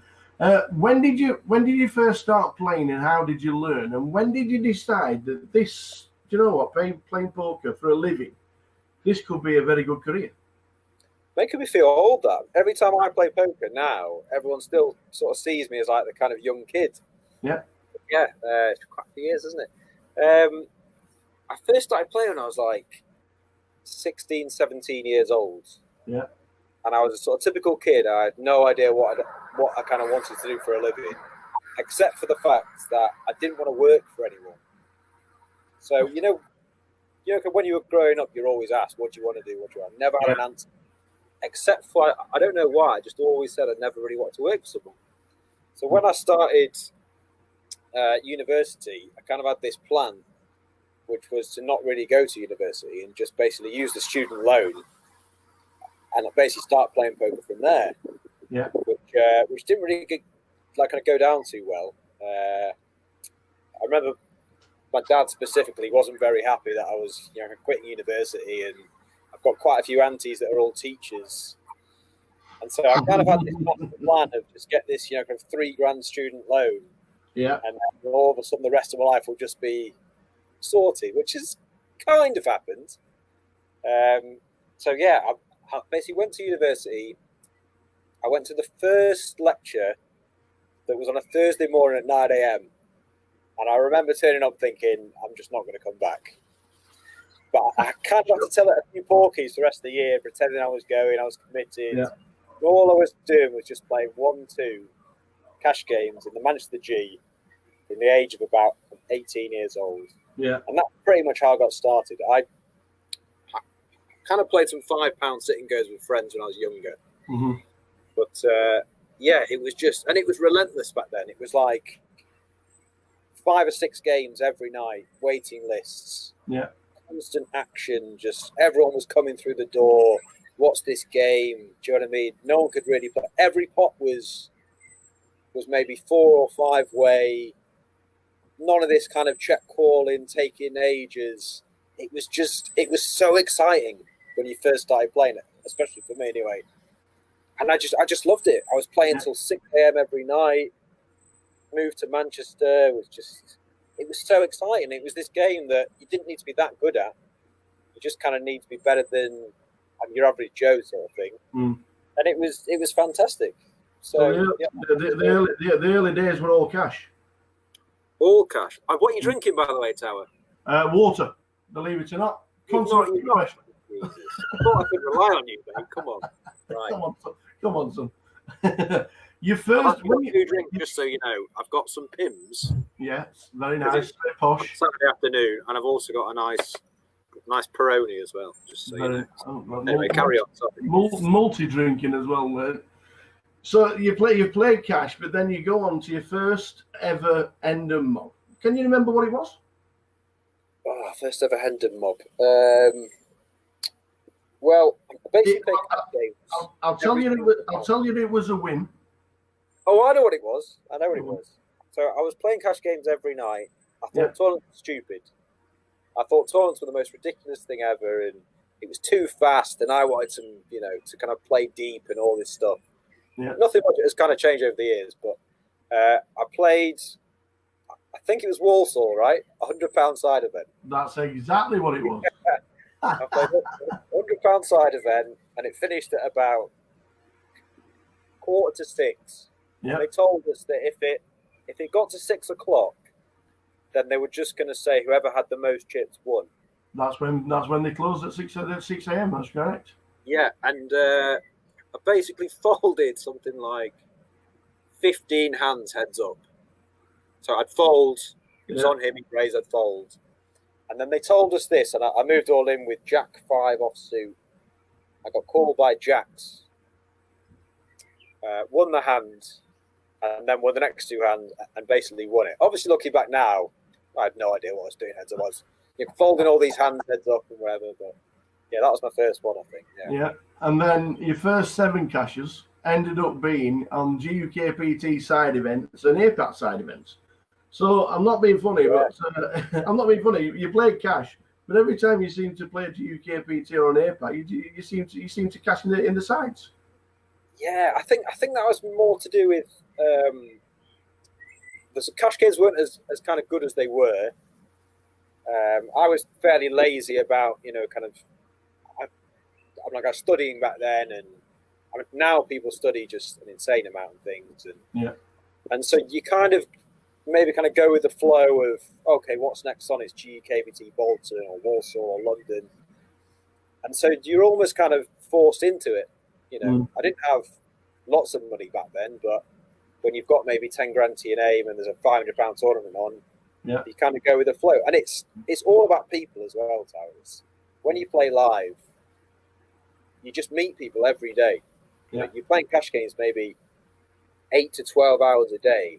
You meet people all the time, and people talk, and where are you going next week? Oh, there's this thing on, and so it was very strange how I kind of got into tournaments. It was more kind of that was what everyone was doing, and you know what I mean. So that's kind of where it kind of started. It's a good job you went into side events, because in May 2011, you do realise that's nearly 10 years ago. May 2011, your first 5 figures cash for 11,000 at the Salford Megastack. Raf White was running that. And he said, I remember him saying something like, and this is one of my first tournaments. If you don't play, you're in trouble. And I was saying, oh, Raf, I don't really play tournaments, and and he was saying you basically got to come down and stuff. And I remember we had 2 tables left, and Alex Martin was like the kind of big player back then. Yeah. And I think I knocked him out, and then from there I won the tournament. And then probably after that, I was thinking, oh, tournaments are actually all right, aren't they? Completely being results orientated to the whole thing. Yeah. Pretty much after that one was when I kind of started playing them more regularly. Yeah. Did that first 5-figure cash go straight into the bankroll, or was it just like party time? Pretty sure that doubled the bankroll. Yeah. Well, that's you got to start. You have to start somewhere. Honestly, Tal, for probably the first 4 or 5 years I played poker, I had between 1,000 and £9,000 or £10,000, and never ever got beyond that. Yeah. I was just playing low stakes. You kind of win a few quid here and lose a few quid there. So to win 11,000 back then was like, wow. Let's basically play these tournaments because you can win huge money. So I think I had about 4 or 5 grand to my name, and obviously won that one in Salford. Yeah, and I'm coming out with 11 grand in Salford, by the way. But well, it wasn't a bad year 2011 because the GUKPT 500s, you got 8.8 and 7.7. So now you must have been thinking these tournaments now. All right, cash is good, cash is nice to sit with the mates, but tournaments, I'm pretty good at these. No, I really used to struggle with confidence, like a lot. I'm not saying I'm super confident now, but I was always very aware of what was happening, and I saw these guys win. And rather than looking at results, I was more looking at the hands they played, and I was thinking, well, if that guy had lost that hand with 15 left, he would have won that tournament. It would be something like ace queen against ace king, and he basically hit a queen or something. So I feel like I've always been quite level-headed when I kind of win or lose, and so I never really got carried away with what was happening. And I would say that I definitely put more effort in, and I maybe respected them more as a thing. So like the next few years, I was obviously more kind of focused and taking it more seriously, definitely. Yeah.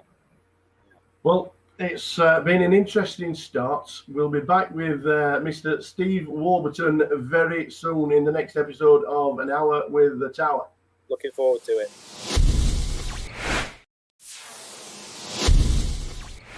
So back with An Hour with the Tower with the fabulous. Can I just lean forward and show everybody that lockdown's not been favourable for most? Mate, this is 4 months. 4 months of no haircut. So we went to where did we go? We went to Hampshire. It was me, Little Dave, Jake Fish. Yeah. This was about 3 weeks before lockdown started, because everyone in all the different countries was saying, look, this is basically going to come to you.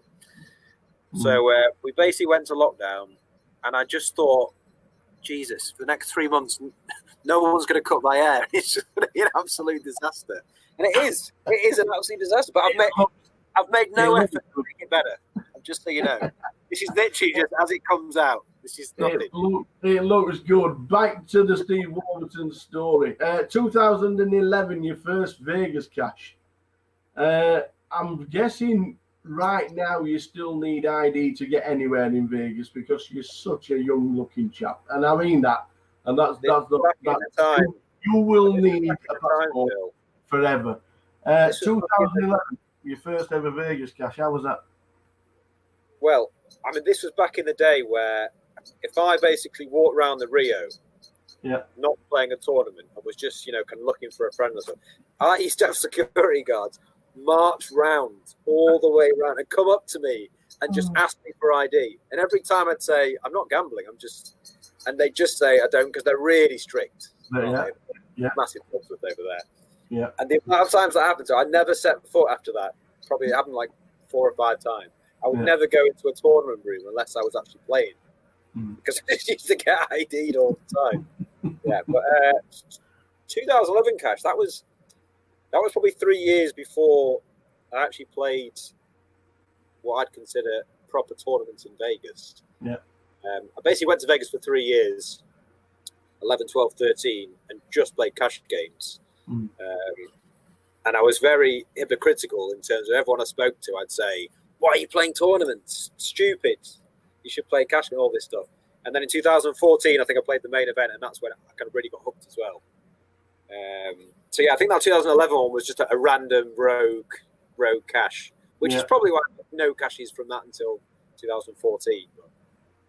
No, we're not going to start with the rub downs at all in the slightest, but it is part of history. Your biggest ever shot at the time was a 5K buying the EPT London. Oh, disaster! Unfortunately, disaster. Unfortunately, the crowd would have been cheering, roaring, and shouting and whooping because everybody's made the money. Because Steve Warburton became that unfortunate bubble boy. I've never ever been backed. I'm really proud that I've never kind of borrowed money. I've never been backed. But that was the first tournament that I sold action. I sold 50%, and it was I think it was my first 5K. And so, I mean, I'm really competitive anyway. But to let someone else down, that's just, I hate that. And so, I think when we were about 15 off the money, I basically made the mistake of messaging everyone that had backed me and said, I'm 15 off the money, I'm all right in chips.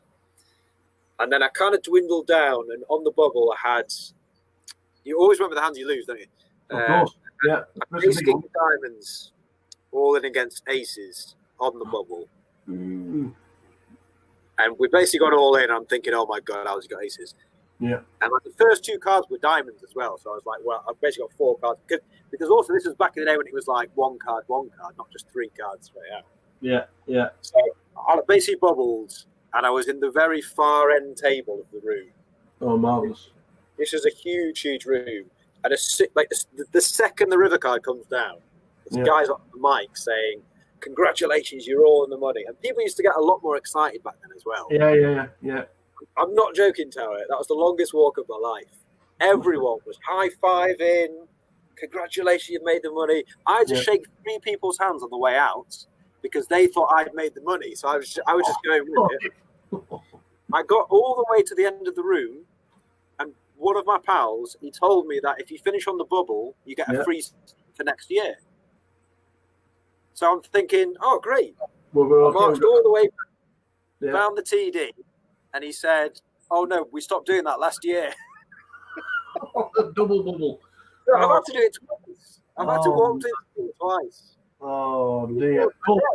Get out. I'm going to bring everyone and say, I'm sorry, you bet on your money. So, you know. But a couple of years later, you went back to London 2013 and you actually cashed. We ended up 22nd. Redemption, kind of. Which is pretty deep. Just under 20,000. Was it annoying not to go any further in the tournament, or was it one of those where we've just experienced a bubble a couple of years ago where everybody's opening you and you didn't want to be in that circumstance yet again? Yeah, I don't know. That was a weird one. I kind of felt like I was going to final table. And then, I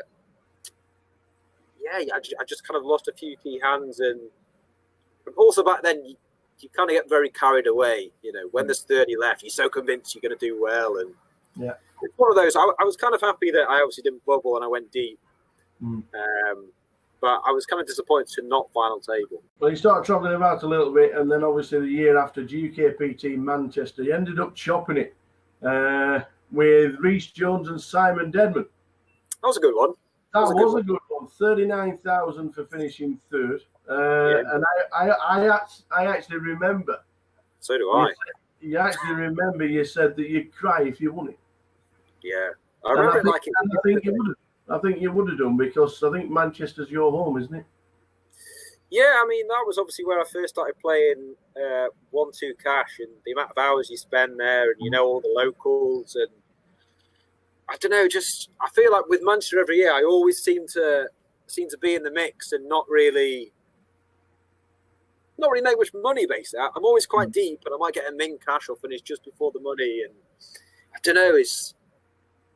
I feel like 5 or 6 years ago as well, I got way more into tournaments in terms of I'd be like so invested mentally and emotionally that I remember on that last night, it was probably day 2, whatever it was, just speaking to you, just thinking, if I actually finally do this, I'll be so overwhelmed. And yeah, and it was more as well, like, I've always felt like I need to kind of prove a point, maybe to like my dad, like my family. You were also, because you've been at the EPTs and because you started traveling around playing tournaments, people started pointing and saying, that's Steve Warburton. This guy's pretty good at tournaments, you know? Yeah, that was a bit weird because I'm a sort of guy who's always like feet on the ground, and I don't really get like starstruck by people, and so like for people to say that, I was a bit just like, well, I've kind of been doing this every day for a few years, and do you know what I mean? I haven't really changed, and you didn't notice me then, sort of thing. So I was a bit kind of weirded out by it almost. But that interview though, I remember it well. And it's slightly cringy just thinking about it. Watching. But yeah, and I think I actually like fell on the floor or something, didn't I? Yeah. I think I was like, oh god. Yes, and finally for 2014, before we end this section, the World Series, we end up casting.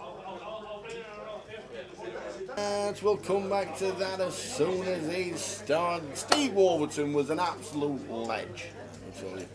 Great to have him involved in an hour with the towel, which we did during lockdown. Jay's gone for the water. He's back in 30 seconds. And we are starting with, there's Jamie Nixon on his third bullet. Bullet number tres. So we're coming round. Colin Gillen is coming in to seat 1. Stephen Wood, Anthony Galloway, Graham Williams, Paul Green, Tommy Lee, Shane Ross. Let's do it. There's Tommy. Tommy Lee sat in 8. Colin Gillen's coming to sit right down. So, should have been at the Celtic game today. Decided to punt it at the GUKPT instead. That's the way to do it. Both playing in Europa League, Celtic playing at home, nothing crowd. Come up play GUKPT instead. That's the way to do it. So we are just about to start. Jay's on his way. Really comes. The water boy is in the building, trying to fight his way through the door. I've never known a man try and not open the door, but there you go. He's done it. He's here. There he comes, running round to start the proceedings.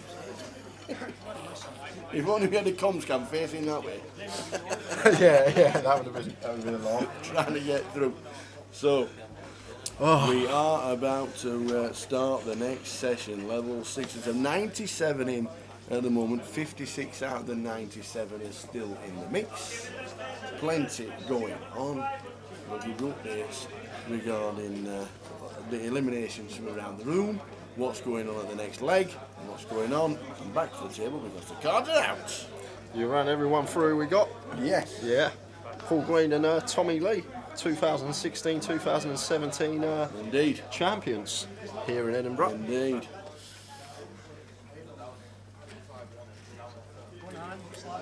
Straight in. Paul says I'm having some of that. I've only got 12 bigs. Get them in. Anybody wants to call, I'm not shoving light. Colin Gillen. Don't think he's going to give him a spin, even though he'd like to. Yeah, I think ace 10. He's probably thinking, nah, ace 9 is just not good enough. Especially against Paul as well. I don't think Paul's the type of player to start shoving ace 5 suited, ace 2 suited, king queen. Would probably be in there from Paul actually, but ace 9, good fold there from Colin.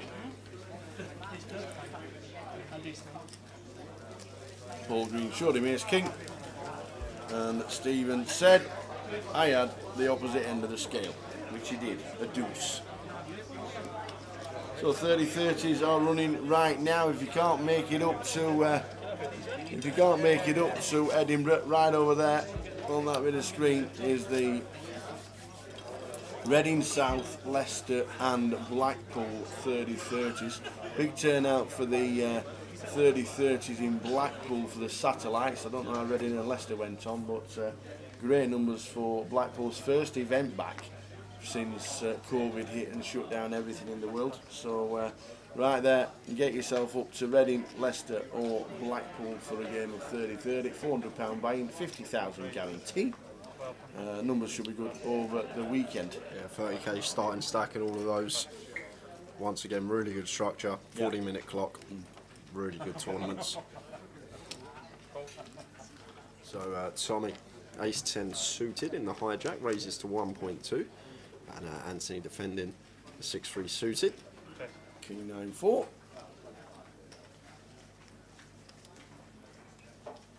So King high board. These are the ones that we're going to be continuing often in. And so often for Tommy, he's going to take that one down, but the 6-3 suited just can't do much there. How's our very own James Bond, Gary McGaffney going on?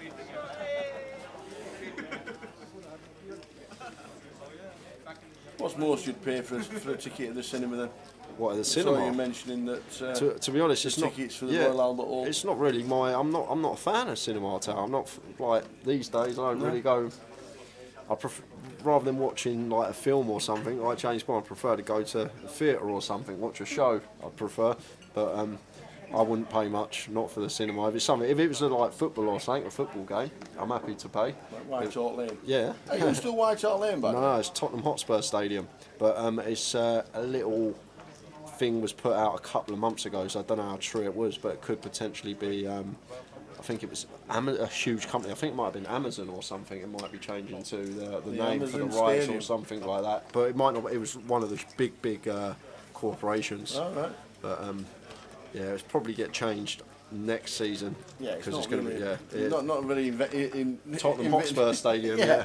Yeah. What's an innovative name we can use for the new Tottenham ground we've just spent £1 billion on? I know, we'll call it the Tottenham Hotspur ground. Tango fan, how was Birmingham 30-30 for you? It was alright. I can't remember where I come. There was 2 tables left near the final. It was either 11th, 12th or 13th, I'd say that. Min cash? Well, there was a few, I think it was like 30 cash, so it was a bit more than min cash. But yeah, deep run, but not deep enough, unfortunately. But it was a good event, enjoyed it. Hill Street, yeah, good for you. Yeah, enjoyed my time at Birmingham. It was definitely somewhere I'd go back to as well. Awesome. One thing I will say about that casino, you got to walk up 3 flights of stairs to get to the poker room. What's that about? Because they know you're going to be sat on your ice for the next 4 hours. Get some exercise.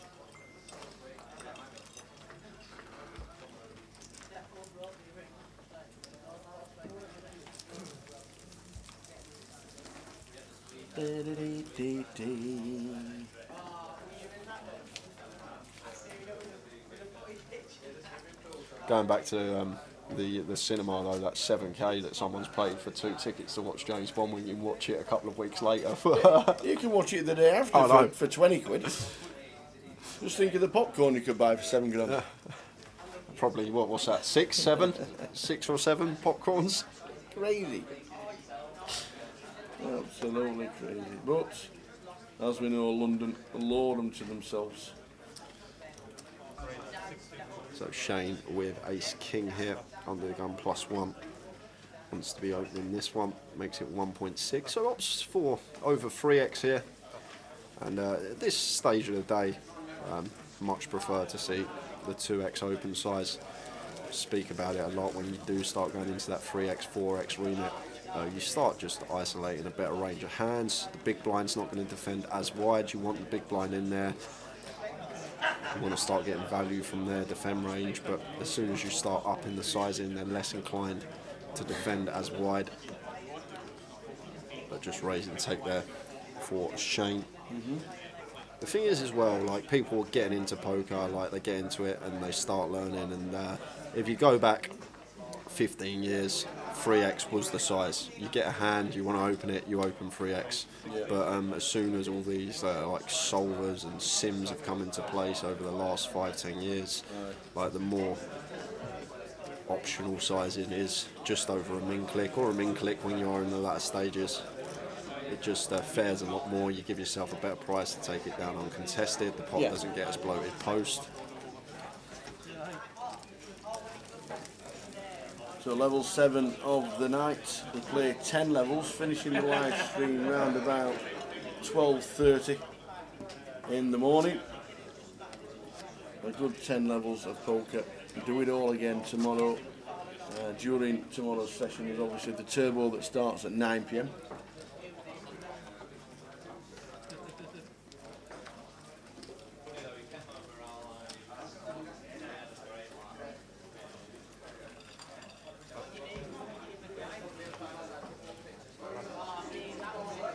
Yeah, a little bit different regarding the cinema tickets. It was at the Royal Albert Hall, and it was the Royal Premiere as well. So a little bit different, but still.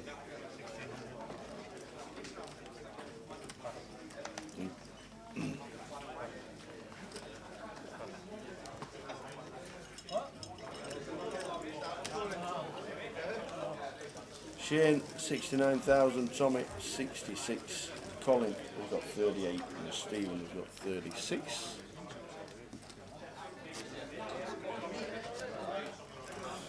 See, Ludo is maxed out. Does he? Yeah. Oh dear. Back tomorrow. Back tomorrow. Don't get down there on the bottom of the screen. Follow us on Facebook, Twitter, YouTube and Twitch. All social media aspects regarding Grosvenor Poker, what's going on, who's playing where. The numbers will be in for tomorrow's 30-30s around the country. And we'll keep you updated with those.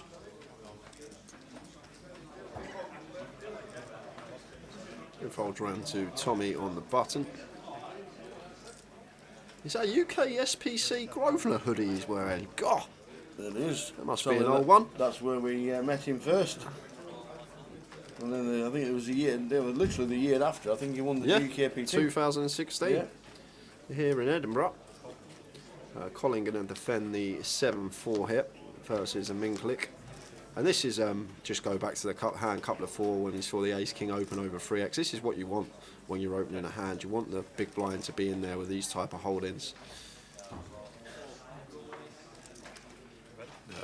Gonna just go bet fold here. Can't do anything here with a 7-4 Colin. Tommy wants to be continuing this one. Ace high, Broadway draw, equity to the nuts. So that's an easy continuation bet for him.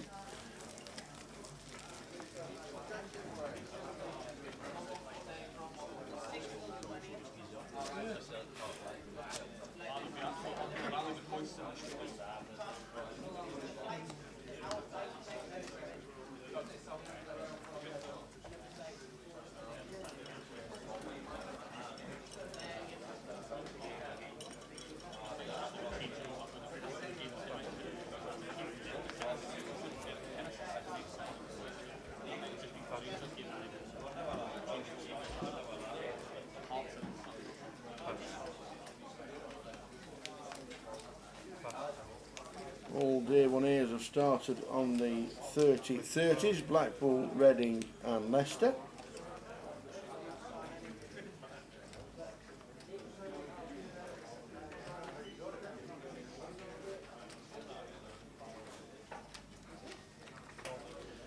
So Colin here with the Ace-5 suited, looks like he's just opted to peel. Can definitely free bet this one versus a button open. We'll have some flats in there as well, but happy to go heads up to the flop. Obviously we are very deep with Shane, playing 70 bigs effective over.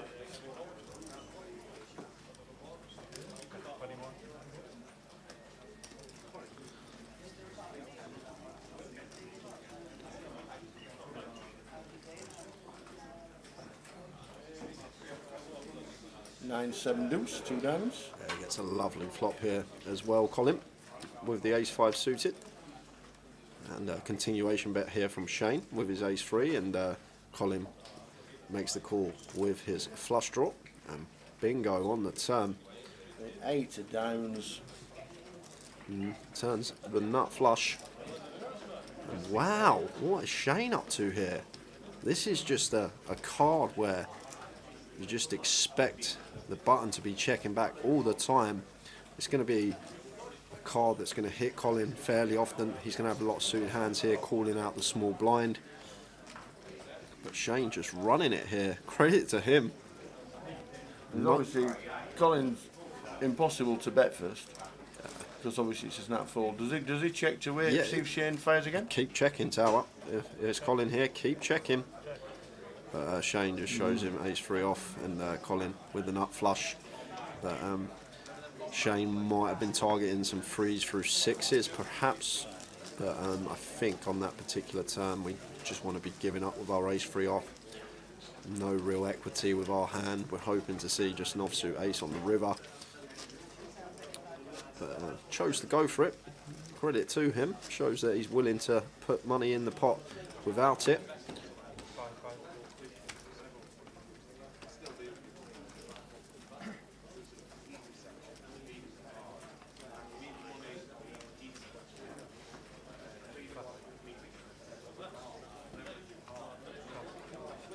Good evening, one and all, wherever you may be. Edinburgh calling. GUKPT is the stop. Colin now with ace-king on the button. Only one thing we're doing with this hand, and that is opening it. And Anthony here in the big blind, not going to be going anywhere. Got a lovely hand to defend here. We're playing 30 bigs. No need to free bet this one because we cannot call off a 4-bet. So we just want to call and play a flop out position, heads up with a lovely hand. And the diamonds are out in force. They are again, 8 to 8. And Anthony's got the diamond draw. So not going to be going anywhere here. Makes the call. Could potentially have raised that spot tower. We're going to have all the 8x calling out of the big blind. And especially on this card, if we are faced with another bet from Colin, which I'd be very shocked if we are. Colin is checking this one back. A queen on the end gives us the best hand. And now we're going to come in for some value here. And Colin only beating flush draws now. We've got to think about our opponent's calling range on the flop. It's going to be 8x, deuce x and diamond draws. There's going to be some pocket pairs in there as well, like 3s through 7s, but 3s through 7s isn't going to bet this river. So Colin paying this off because basically thinks that he's up against a flush draw. From his perspective, it's going to be an 8x or a miss flush draw, but it was a miss flush draw, but caught a queen on the end. Did Anthony. Nice value bet from him, gets called by ace high.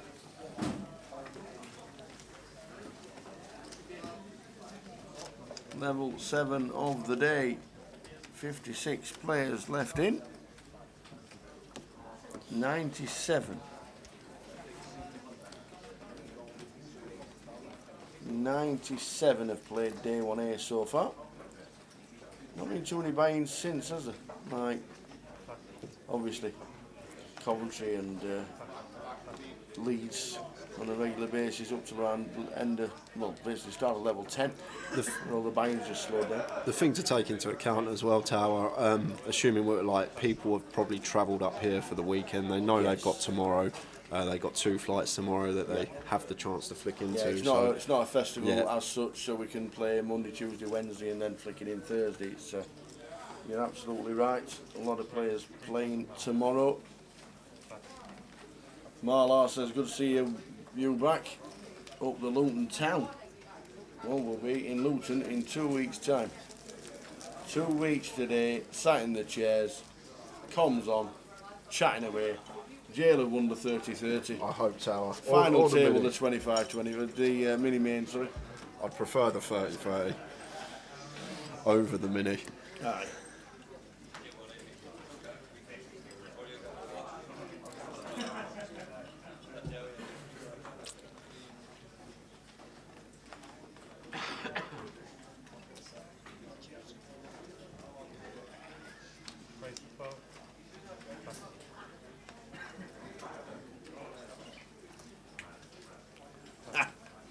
Needs to be Mr. Miyagi. Here's 10 for Anthony, 1.2 to call. Which he does. Yeah, versus UTG Open. Gonna lean more to calling here. at a very small frequency against certain opponents. May choose to 3-bet this one, but I like the decision just to flat here in position, and Paul's got an easy defend here with the 7-8. Even though he's short, hoping to catch a piece that he can go with. A little stop and go perhaps, not on this board. King 6-3 rainbow. So Tommy flopping the best of it, and he's going to come in for a bet here after flopping top pair. And that should be that.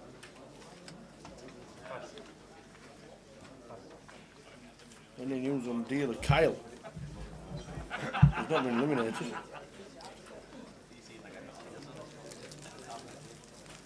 He's not on the elimination chamber list, so guessing he's still in.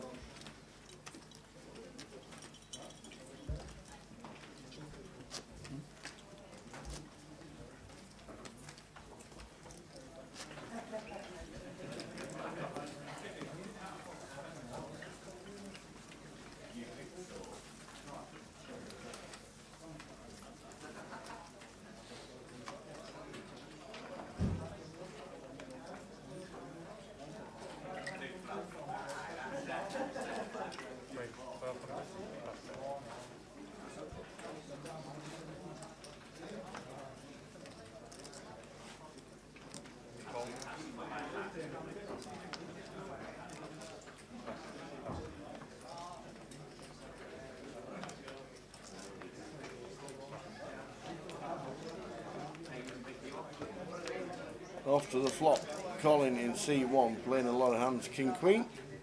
After initial raise, flops top pair. Anthony also catches a piece of it. Will have played loads together, these two. Loads. Got a 1.2 and a call.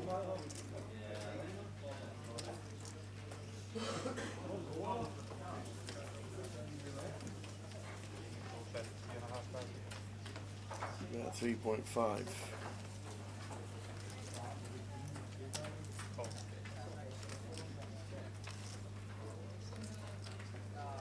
Eight of diamonds on the river. Gives it to Anthony in C3. Colin checks. Anthony's going to come in for a bet, and then it's whether Colin realises that Anthony has just rivered him. No, looks like Colin's going to pay him off, and he shows him the 8 straight in front of Colin's face. Here's the 8. Here is the 8.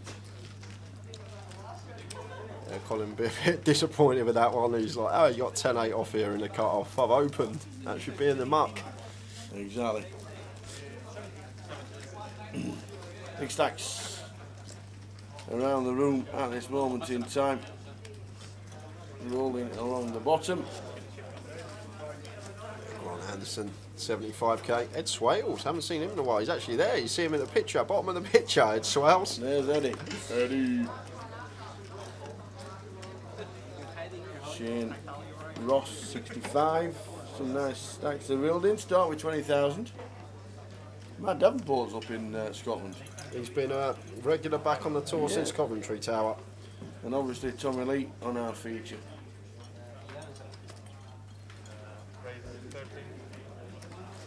Great job, Colin Wu back. Seen him before.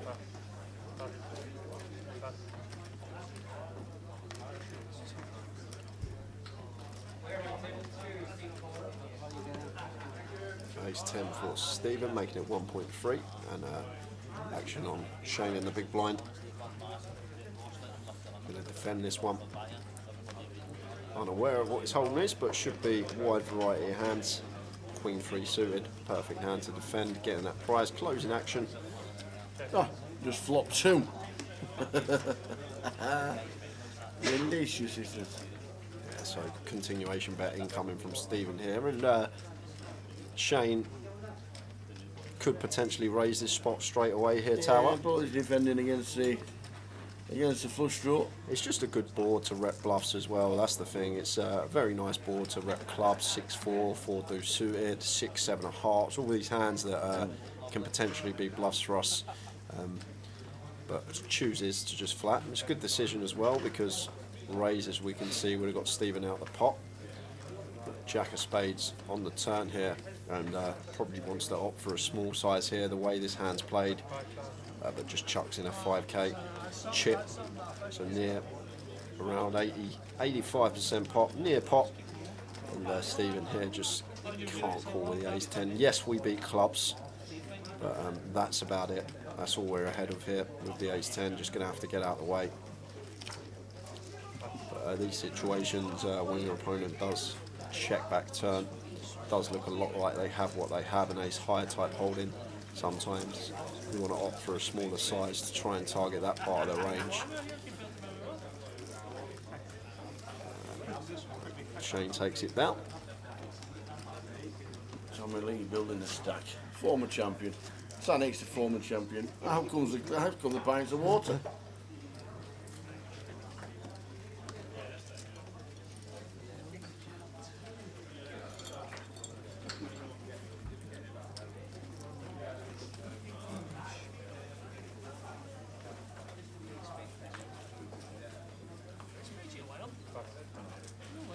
Plenty going on online as well over the weekend. Not only that, on Sunday, and this Grosvenor Sport client, all players are making day three on the Sunday will be priced up overnight by the guys over the jib. And just have a little punt on your favourite player as we head towards the live stream. Bets normally placed before 12 and the first card is dealt. A grand opening off of sub 15 bigs here can most certainly just open rip this ace-queen suited, but it's going to work great for us on this occasion because we've got to defend from the big blind from worse, even though we did opt for the 3x size. Our opponent's in with the king 10, jack 6 deuce rainbow. And if I'm Graham here, this really dry board texture, backdoor space, backdoor Broadway, small bet is what I'd like to see, but wants to just check this one behind, and gets a lovely turn for him here. Queen of hearts on the turn, and now going to start firing after turning top pair, top kicker, and 2.2 here is the bet from Graham, and they're going to get called from the up and down of Colin. Good job. Oh, and it's a king. King of diamonds. Oi, oi. So Colin going to take it with the king 10. The satellites hit the guarantee and plenty over. 60 runners in the satellite. They're on level 5. Later edge until the end of level 6. £4,500 currently in the prize pool. One cash table running at this moment in time. 1-1, no limit.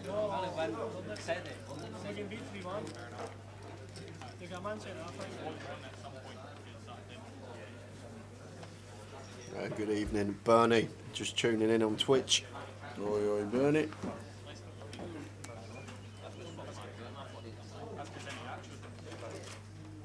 So Tommy ace-10 in the cut-off, wants to be opening this one once folded to us. Just keeping it simple, opening 2x. Nice and consistent, what I like to see. And action on Stephen with the Queen 8 suited. We'll be defending this one for one more big blind. Heads up action. Cut off versus big. A7-4 rainbow. So Tommy flopping a top pair here. Not going to be getting any action with this c-bet though.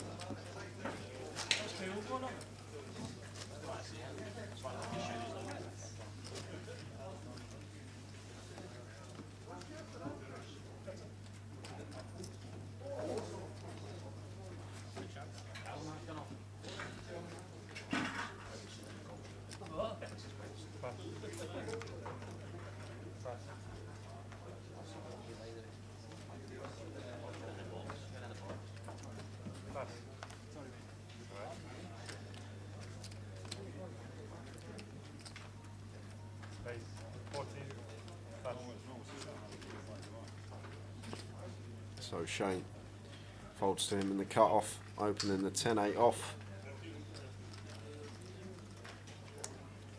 He's going to get called by both blinds here. Got the King-Jack as Stephen, and Anthony defending the Jack-3 off. Flop time, 5, 6, 7. Good flop here for us as Shane if we're opening his hand in the cut-off.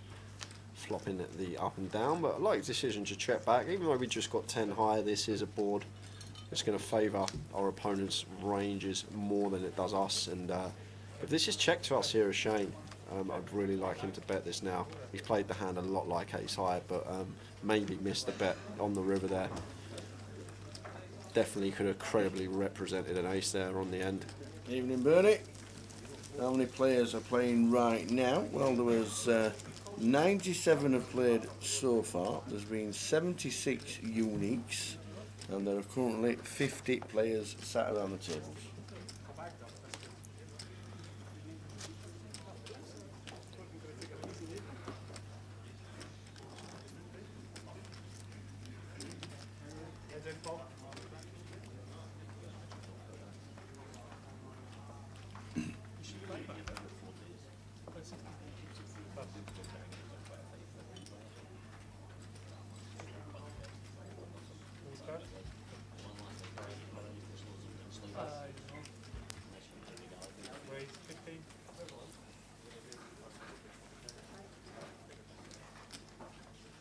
So Shane wants to be opening this one. Once folded to him, Queen 10 of hearts, opts for 3x. Makes it 1.5k. And has been opening an amount, and the Colin coming in for punishment here. King 3 suited. Like this decision a lot. Shane been fairly active. What I've seen at the start of this session, if it's been the case all day, then really big fan of Colin's play here with the King 3 of hearts, just taking initiative. Got the King blocker in there for a bit of removal. We've got a suited hand, we've got position against the late position opener, and takes that one down uncontested. Good to see from Colin, mixing it up. Like to see stuff like that. Dylan says, do you find the majority of players satellite into the main events or buying direct? Well, one of the best ways to get into a main event and a big buy-in is to definitely satellite in. It's certainly not the majority of players. Majority of players will be a direct buy-in, but I think this week we're going to end up with about 25 satellite players. Yeah, which is great. If not more.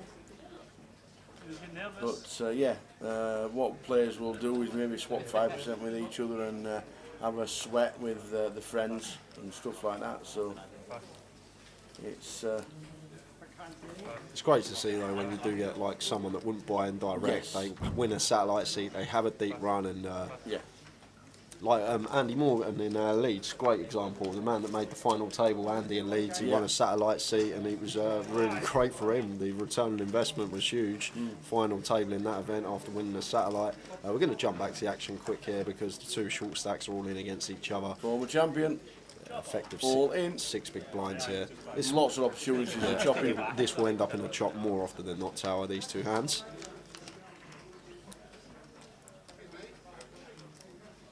Well, not anymore. No. Because a running 6, clubs. Running 4s, running clubs, that would be that. Running 9 king. Nope. Not anymore. So going to get a double up, and Paul Green going to be left with, I think, 2 big blinds. Could be wrong. I think he's going to have 2 big blinds back. And there it is, 1k. Flick back towards him. Chip and a chair. Absolutely. 2 big spin up. The Preston Pixie watching on Twitch. Garrett Clark. I hope you're well, Pixie.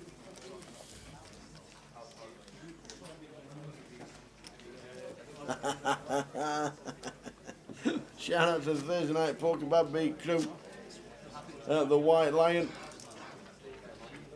You're still away, but the boys will be tuning in while dishing out the banter. Awesome. I think the pot washer and the bottle snatcher are away, aren't they? I think Chris is. I'm not sure about Ewan, but I remember speaking to Chris. I think he said he was off to Canada before the WSOP. Obviously, you got to stay over there for a couple of weeks before you can get into the States. But Ewan is top of the National League, so you never know, he might make an appearance. Ben Teague's here. I know they're close mates, both. He might be top of the first league and in the White second. Lions soon. He's carry on playing like that. As a pull in the big blind is forced all in. His ante and big blind means that he's got nothing back. But both Jack and 5 live against these two hands. Anthony comes in with the king 4 off in the cut-off, wants to get involved. And Colin with a fairly loose open himself. Here's Jack 10. Paul's 2 big blinds could be turning into 7. Yes. If we can fade. Not a faded card, is the 8. Yeah, Colin's got an up and down. We're still fading at the moment, Tower. King, Queen, or 7 to fade. Here comes the 3 of spades.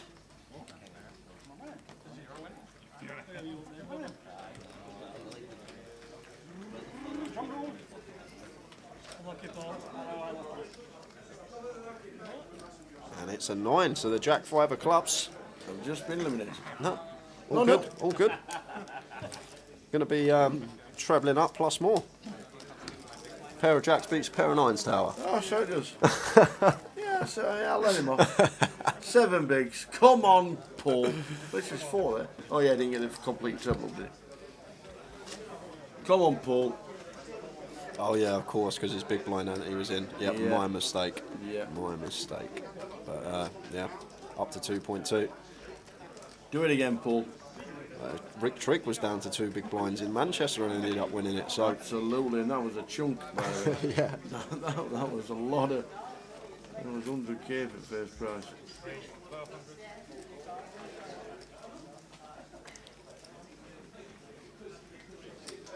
Fancy Jack's beating 9s. I don't even know. I can double check for you, Tal, but get me that spreadsheet, will I'm pretty sure that's the rule, but I can double check, get some clarification. I like how Paul folds as well. He doesn't just flick it in because it's any chip. I like that. Well, now he's got through the big tower, he's got another whole orbit once he folds a small to Yep. find his fight with this big blind ante in play. It's a great thing about live poker. If you are short and Yep. you are on the button, you've got 6 free hands. Yep, I like it a lot. Colin not getting involved with the deuces there, early position open, and gets free bet on his direct left. Doesn't want to go set mine in with this one.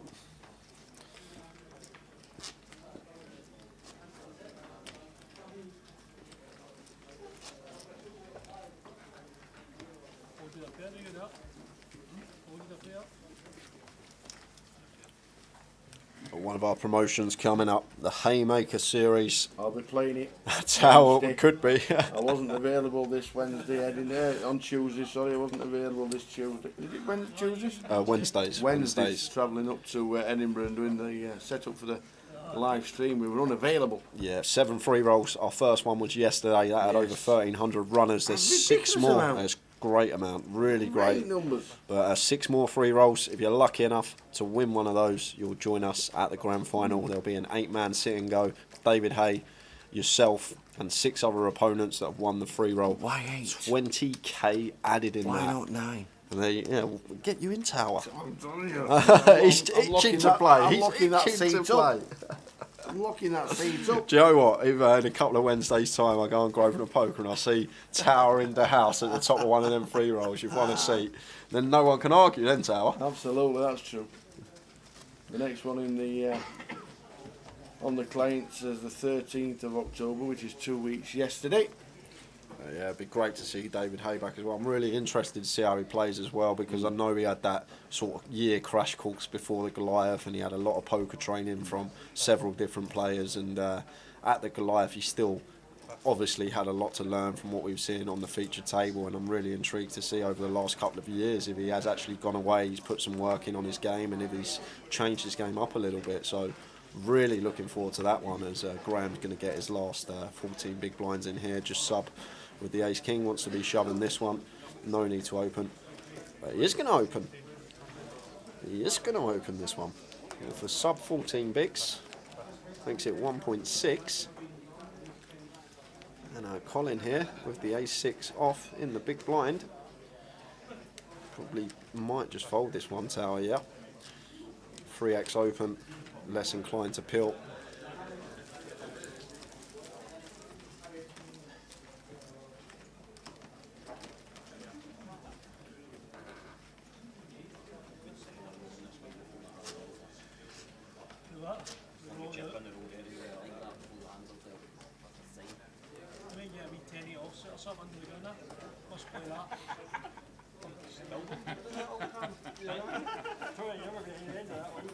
Nobody expects any different from me anyway. Can we play something just something like the game up? You're playing that last night, 50 quid a show. And together?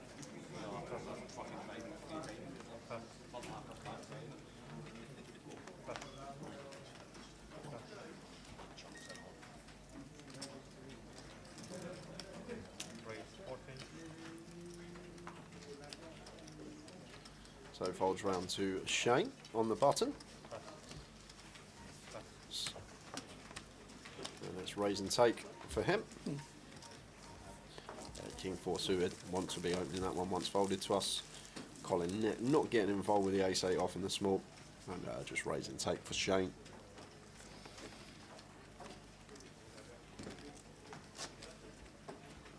Oi, oi, he's back from a bit of tennis and a nice little swim. Oi, oi. Buonasera, gentlemen. I don't know if I said that right. My Italian's not too hot. Buonasera. Hopefully that means good evening. Imagine if it weren't something. Well, Kev, there's far too many better biscuits and chocolate digestives while you're playing and listening to René and Renato. Watching the live stream, playing online poker and eating chocolate digestives. Could have made it chocolate hobnobs. Now they are the king of chocolate biscuits. I like the ones with caramel in the middle. Oh, they're nice, they are. Let me just tell you, you can't just eat one of those. It's impossible. Have a good evening, Kev. We think your line is pretty set perfect at 278. On the overs. I'll tell you what I'll do as well, Kev, as a bit of a goodwill gesture. If you get it within 5 either way, we'll scrap off the 40 and we'll call it quits. That's how much of a goodwill gesture I'll put on for you, because I think it's that good of a line from what we've had today. So set us 273 and 283 in between there for you, and we'll call it quits. Awesome. Love it. 20 minutes to go until the end of this level. Nice steady start to level 7.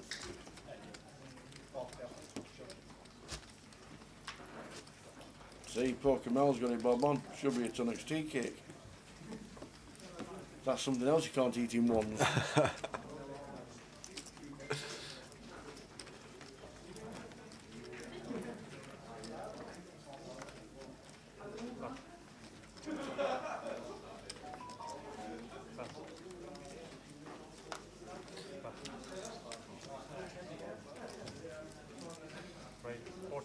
So Paul doubled up slightly and has he's waiting for that orbit to come down. He needs 2 cards to flick them in the middle.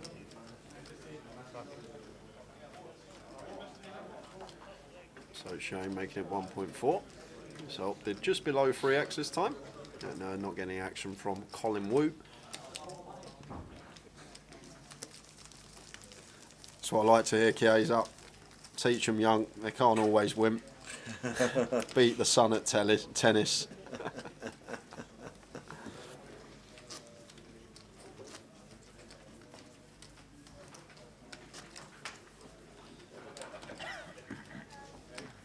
Something I've never played. Tennis. Never picked up a racket in my life. Little bits, a long time ago, but not much. It's Jamie Nixon still in. Yes, he's still in. He's on his final bullet though.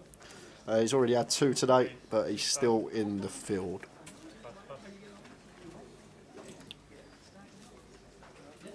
And there we are. Paul's found a hand to do it with. Oh, you're in. Ace 10. Get me that 2,000 in the middle.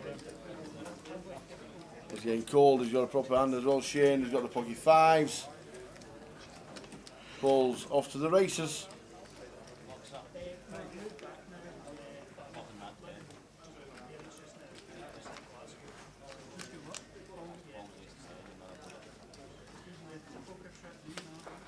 He's got back doors as well. 7, 8 of clubs would be nice. It'd be a delicious turn. Prefer the ace or 10 straight away though. Absolutely. I've got the 7. Got the 7. So any 8, any 10, any ace. To double, otherwise I'm going to lose Paul, former champion. And it's the 4 of hearts, so the 5s hold for Shane. Lucky Paul. And we lose Paul Green from the tournament. We'll have the option to re-enter. And the thing is, says Tower can make a racket on the mic, but not swing one. Absolutely. It's something I've never ever played. Tennis. I played squash back in the day when I used to be able to run around. Yeah, that's a hard game. But squash. that's tough. Because it's not. It's really weird because it's not one of those games where you think hitting the bar hard as hard as you can wins. Because it's nothing like that. It's just technique.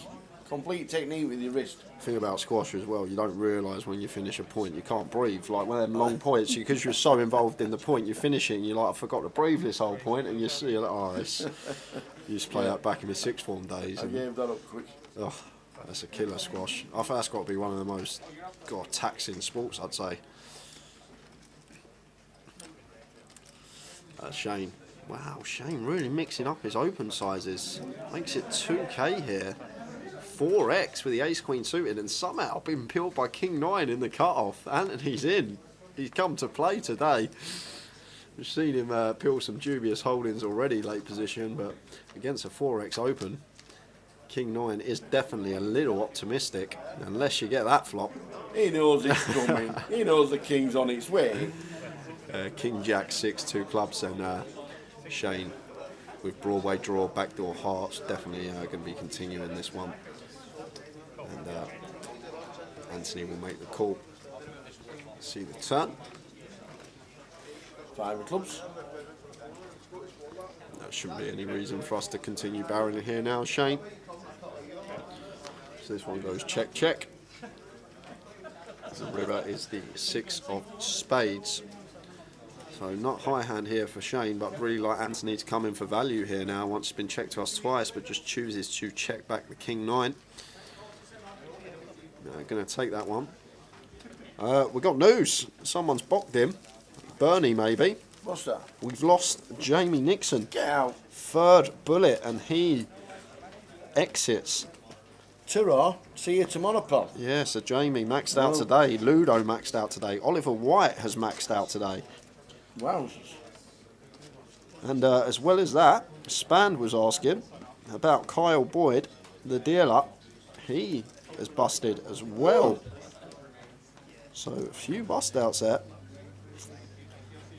But Kyle Boyd, will he have a re-entry? Did he win his seat, or did he just buy direct into Edinburgh?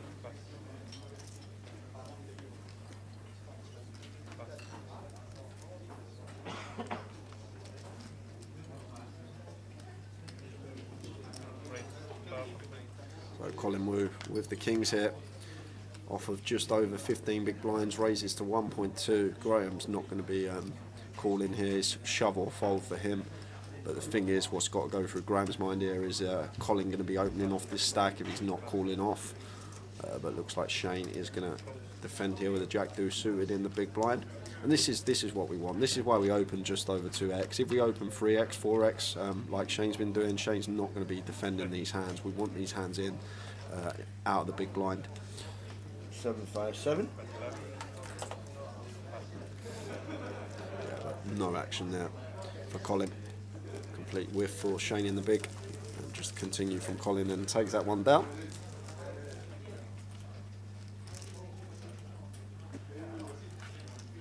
And Bernie says, how many chips do you start with? It's 20k? Yep. 20,000 blinds start at 1-1, so 200 big blinds. And Zacabello on Twitch says, any plans for deep stacks and 25s next year? Lots of players priced out at £400 for the 30-30. We did get some news in Coventry that there may be a couple of 25s at the end of the year. Yeah. But there's no confirmation on that as of yet. But I think in the schedule next year, there's probably going to be some deep stacks and 25s returning. Don't quote me on that, but I do think that's going to be looked at because, as you say, £400 buy-in is a bit different to the 120 or whatever, 180 deep stacks, whatever it was, and the 250 pound 25s.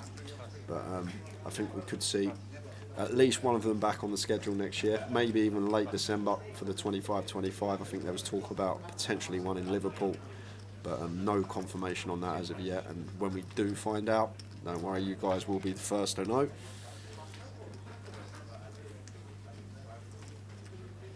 And yes, 21 outs, the 30s will be staying.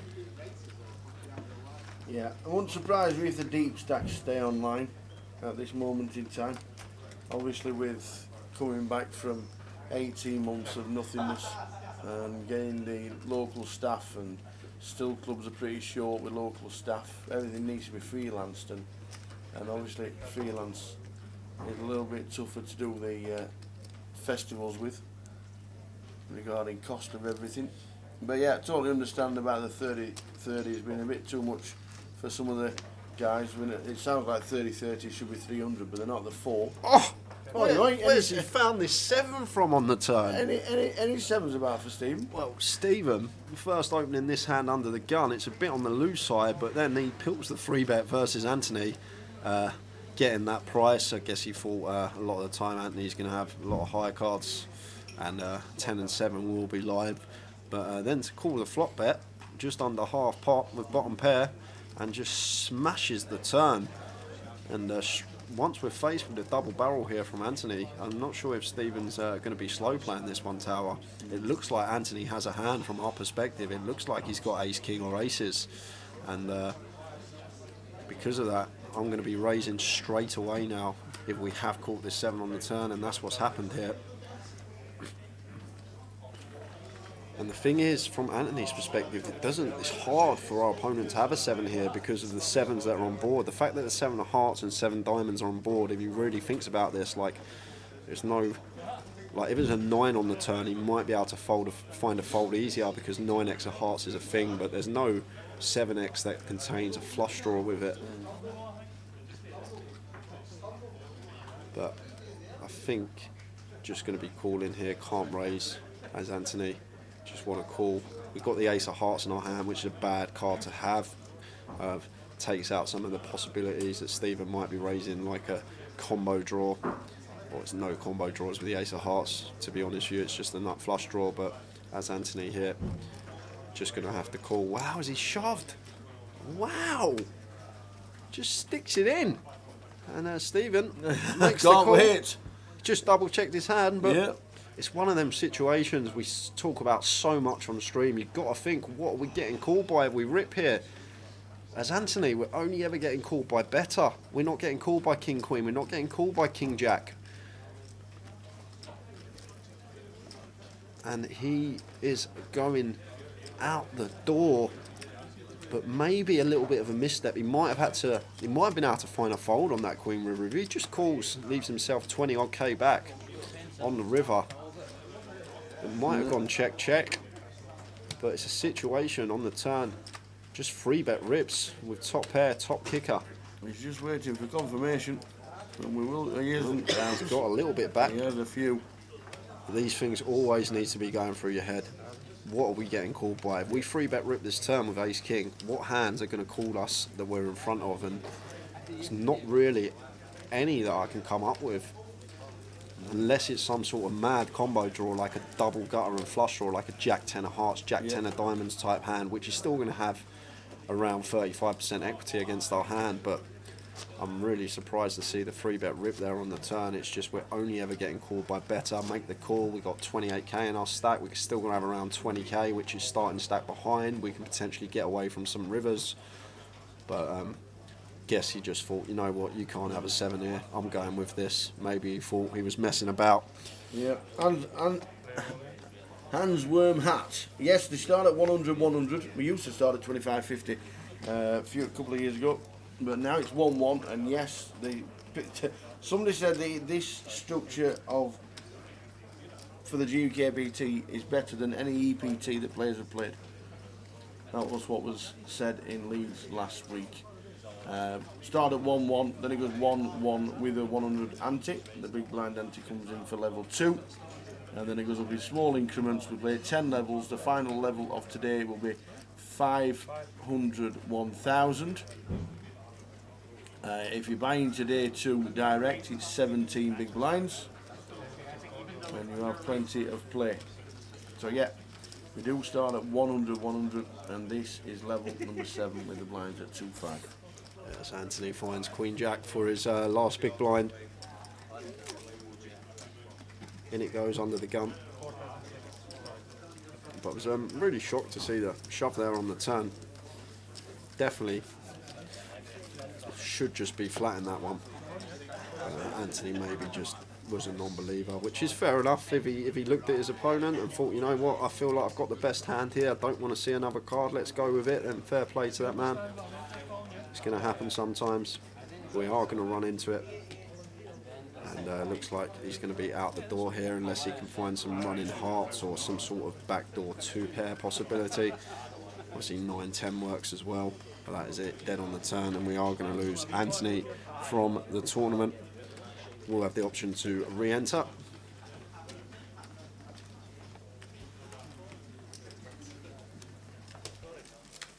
The open table 1, seat 3.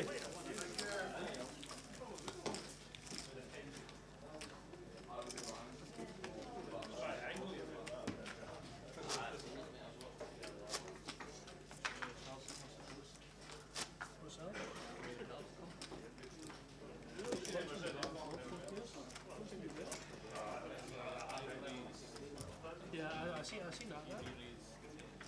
What was it for?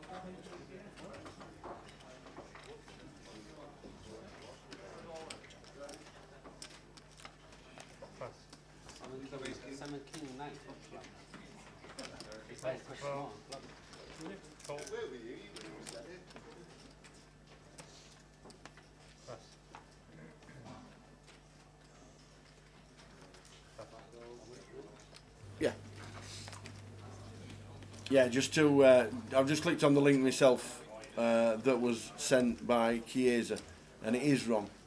Completely understandable that it, don't know why. Yeah, we do need to update the website. I've just informed PK on where the actual structure for that is. We will find it, and we will get that. I don't know where you got the link from, to be fair, Chiesa. GUKPT.com/GUKPT/structure is where it is. So yes, we will be updating it ASAP. Thanks for the interim, and we'll be changing it as soon as. Thank you very much. Yeah, Dan Bailey, I understand what you're saying about, to be fair to him, there's very few combos of hands that we're behind to with the ace-king in that situation, but that's even more reason to flat. We want some bluffs to stay in there, just flat in position, and obviously cool off on brick rivers. We want to keep all our opponents' bluffs in there potentially, but the thing is, like, especially in live poker, I just check raise turns, just so under bluffed. Same as river bluffs. Like, you see a lot more raised bluffs on flops, but turns and rivers, especially in live poker, they're just under bluffed a lot. Not too many people are coming in with raised bluffs on turn and rivers nowadays, and that's also a factor to take into account. But with that particular ace king with the ace of hearts in it, I just want to keep our opponent's bluffs in there and flat, and then proceed on rivers. But obviously never know what's going through an opponent's head. Would have had his reasons, I'm sure, for just ripping it in. Maybe he just had a read that was incorrect, but over the long run, I think in those spots when we get raised on the turn with top pair, top kicker, just flat, take a river with position, rather than putting our whole tournament life at risk. Only ever getting called by a better hand. Yes, I know it's a double flush draw board, there's a lot of bad river cards for our hand potentially, but once we get check raised on that turn, alarm bells are going to be going off.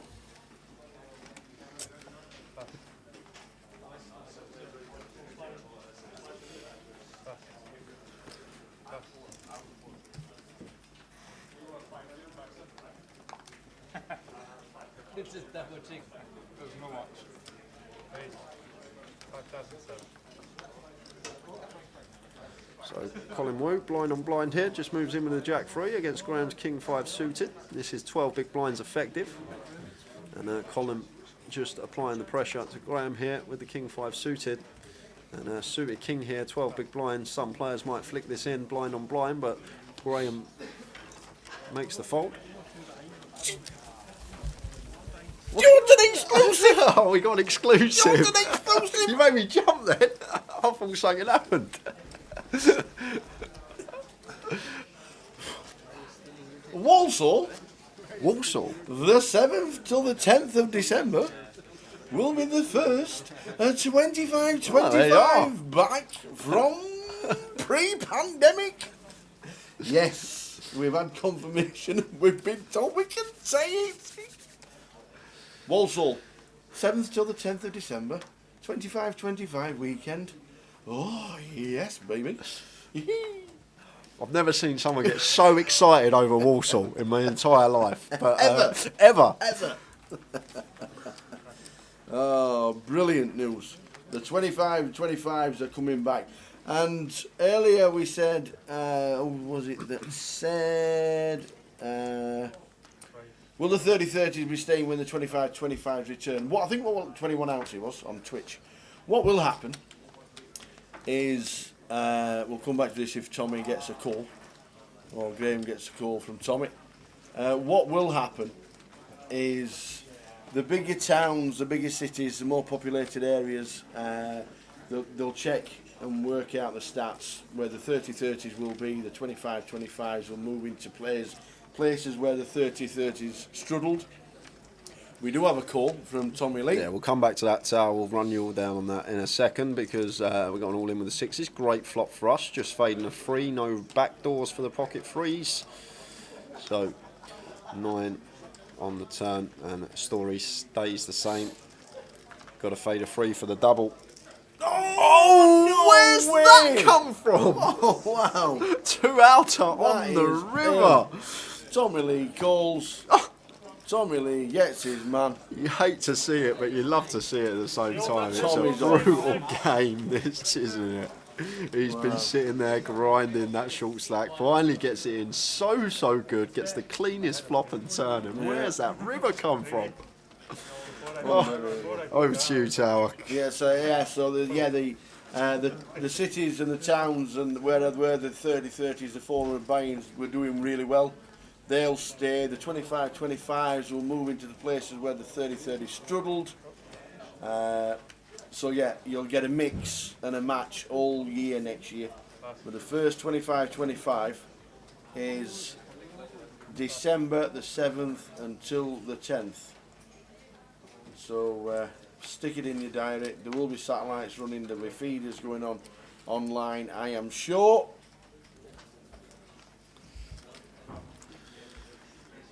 Cheers, Danny. Didn't realise it was you, Danny Gormley, in the chat. Hope you lads are enjoying Edinburgh. Unfortunately, I tested positive on Monday, so I won't be there.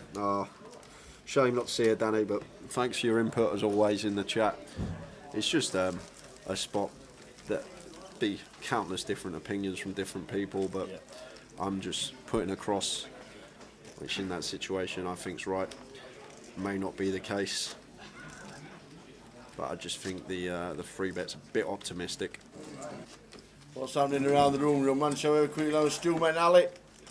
He said he punted it off on the stream last week. He said, I can't believe it. It's people were watching. There he is, the best dressed man in Edinburgh by far. And I don't mean Victory. I don't mean Victory. I mean Robert Franks on the left hand side, but there is Victory. Grosvenor sponsored pro.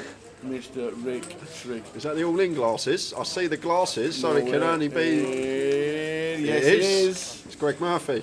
Greg, the all-in glasses are back out in Edinburgh, hoping he doesn't have to use them. That's what he's hoping. Who we got over here? Unknown to me. No familiar faces on this table. We are checking the outer tables here in Scotland. And Edinburgh, fantastic place. Still love Edinburgh. The blinds are now up. Should mention we're playing.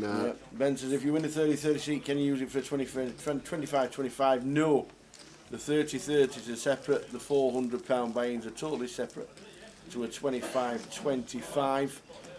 Tom has indicated that they'll be putting up a page for basically just telling you what you can swap your tokens for and what events you can play with your online tokens that you'll have in your bank. But the 30-30 events, the £400 buys, are totally separate. You can't use them for anything else apart from the 30-30s. So just be aware that we will get you that information as soon as Tom updates the page.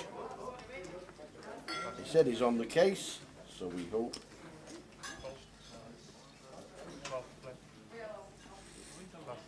It's pretty soon.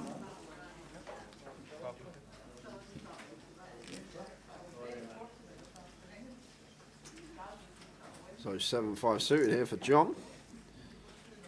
A bit of a loose one this early position.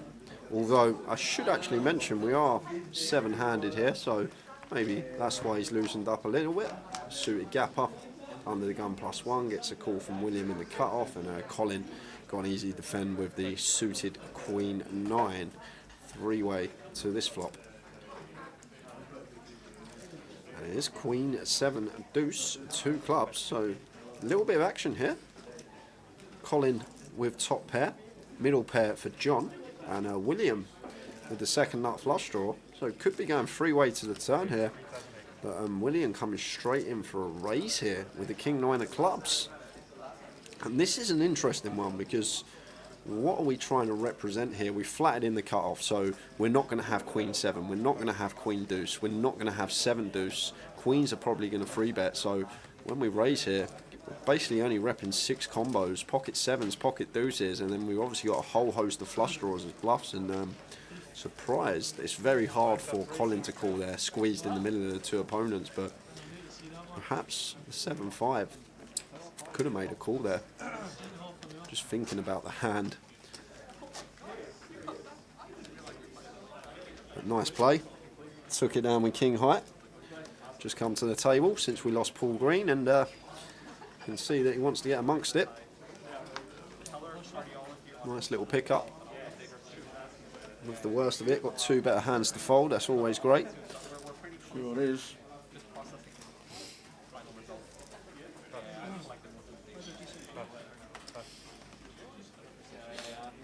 So we're just into level 8 of the day. Blinds at 3-6. Who's the guy there stood there having a chat with the guys at the tail? I don't think he realises that seats the camera directly behind us is in shot. Oh, there you are. Yeah, right, we need to... the problem we have is that because it's 30 minutes of the line, 30 minutes away, then nobody will be able to tell him, because I'm guessing he's not going to be stood there. Unless it's Carl Shaw in the final table of Coventry. Yes, Carl Shaw got ribbed for that. He told me. He did tell me. He was there, wasn't he? All FT, you just saw him every shot, every shot. A lovely flop here for Colin. Apologies about the spectator who's moved onto the stage.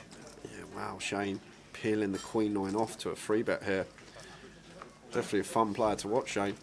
I'd like to see more of him. Gets involved a lot with hands that you won't see many players get involved with. Definitely one I'd like to watch more of on the feature table. Saw him running it earlier as well with just complete airball, no equity.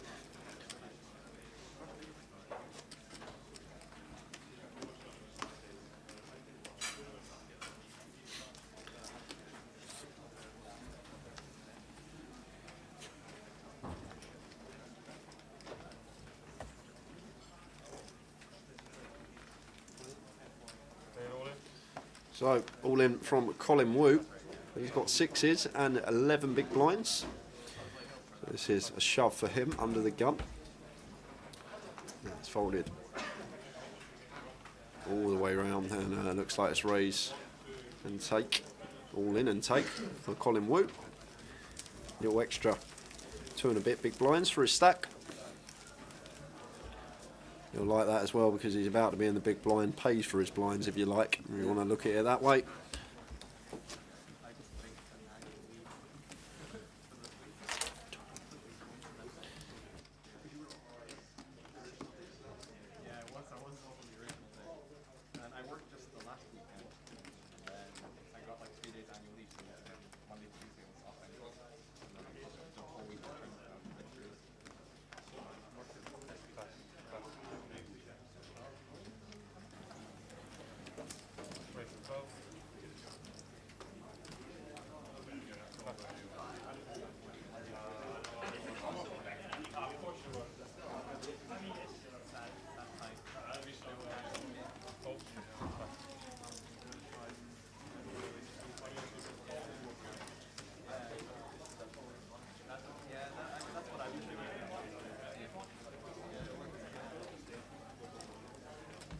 The wee folk says it's Del Boy's nephew with the old coat on. Having a little team talk.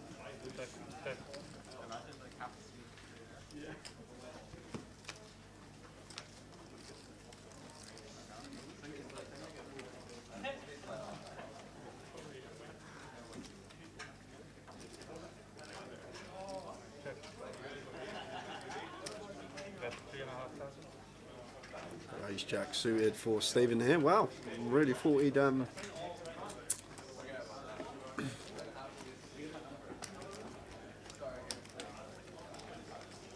okay, that makes sense. You're already post. Flop just come down. Collins our short stack with 12 bigs.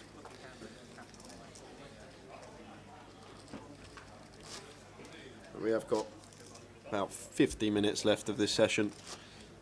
This is day 1A here in Edinburgh. Going to be a great turnout. I think we're going to exceed expectations on this one. We've already gone over the 100 mark for entries today. 101 entries now in.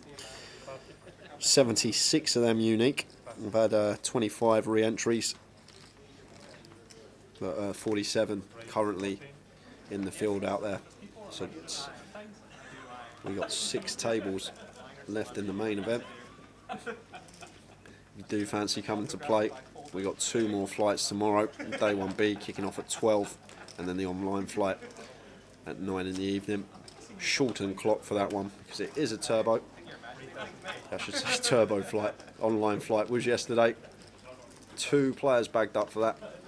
Paul Rigg and Jack Hardcastle. Jack taking the chip lead, 160. Riggy around the 80k mark.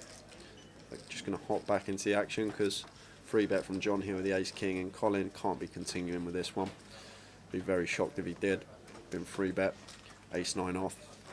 Pretty trash hand once we get free bet. Fine to open in the hijack once folded to us, but need to get away from it once we are faced with a free bet from our opponent.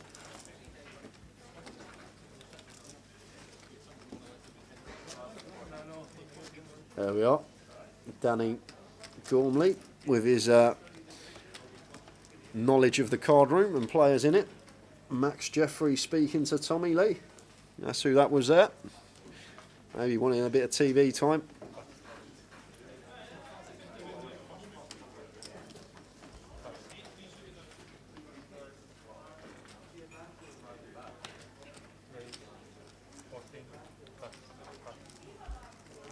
Stephen opening in the hijack, making it 1.4.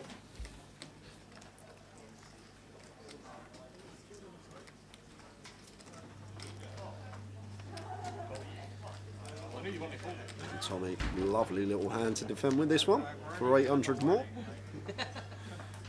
And just over 3 to 1. Not the flop we're looking to see though. Ace Jack 8. All clubs, definitely a hand we can incorporate into a check back range here as Stephen, but opts to just fire, which is fine as well. And smash that flopping top pair, 3rd nut flush draw, especially against big blind range. And it looks like Paul McTaggart is coming over. And it looks like he's got a ticket in his hand, which only means one thing. Let me just clarify that for you guys. Yes, he's busted. 2nd bullet for Paul McTaggart. So he's going to have 20k.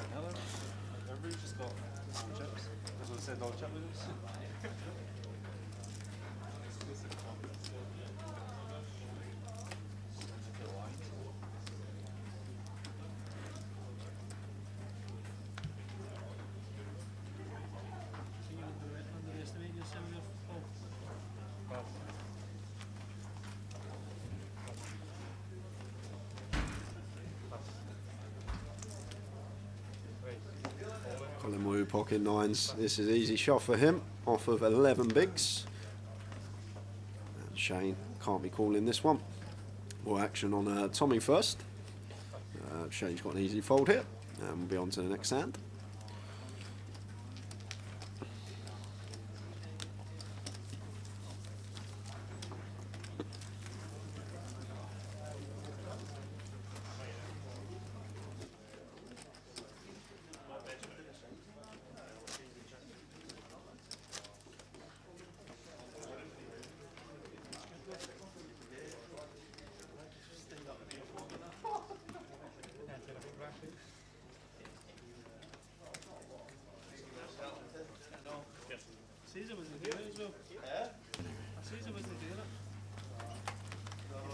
I've just seen logs. Have you? He's in the satellite. Is he really? Yes. I couldn't even put a face on young logs. Young lad, early 20s. Very early 20s by the looks. Tall. He said, wish me luck, I'm in the satellite. Ah. That's a good look. Get it one. The wee folk says one day I'll get to play one of these. So far I've worked my way up from nothing into an extreme state of poverty. I'm sure we'll see you in events sometimes in the future. There's lots going on still at the end of the year.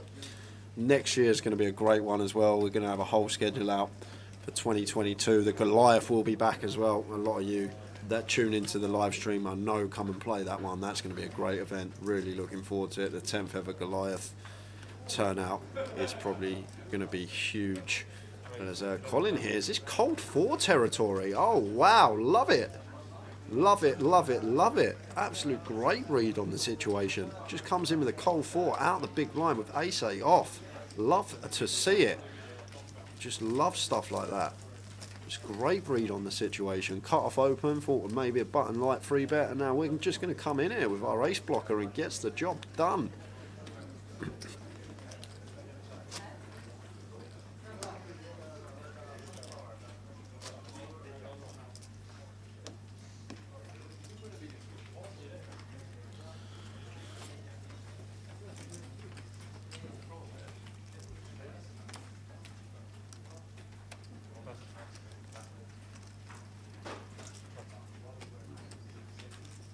So Paul here, just come to the table, 6-5 suited, come straight in for an open here. Effective low jack. We are 7-handed, so makes it 1500 from the looks of things. 1.4. See, was a verbal announcement. And just raise and take for him. Shall we see where we're off to next, Tower? Where are we going? Where on earth would we be going next? I don't know. There we are. Oh, that way. There it is. GUKPT Luton, Tom. 6th to the 19th of October. Look at that schedule. There's so much to choose from, so much to play. Even if you fancy a different satellite. Oh, yeah. Thursday the 14th. We'll be checking on that while we're doing day 1A live of the main event, which is the 1250 satellites running online all the way through up to Luton itself. A brand new concept regarding the satellite. See how it goes. We'll be out in the field and Jay will be checking. You literally start with 15,000 chips. When you get to 150,000 chips, which is 10x, you leave. You're out the door. With You've got your seat. You got your seat. If it's not exactly 150 in front of you, the rest of the chips are divided equally among the table. But it's a great idea, rather than getting all the chips and sitting back and not playing a hand and everybody's moaning and groaning, you're not playing a hand, I don't need to. I don't need to. Oh, this one, you get 150,000, you get a seat, you go home early. Easy as that. That's the way to do it. And that's where we're off to next, Luton. Yes. That will kick off next week. Full schedule available online, and regarding the structure, PK is already on the case regarding the structure that was found somewhere. It's an old structure. So we don't use 2550 anymore, we don't use 25 chips anymore, and we had a tower exclusive 20 minutes ago because the 25s are coming back to Walsall to start with.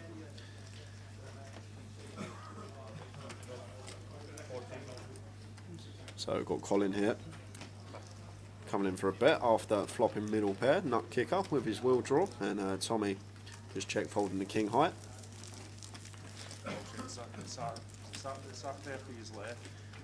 As mentioned, that all kicks off on Wednesday. If you do want to play or play the online satellite to one of our 30-30s or even the online day one, get your chips backed up from home. I mean, you can just rock up on the Sunday for day 2 ready to go. I'm really looking forward to Luton.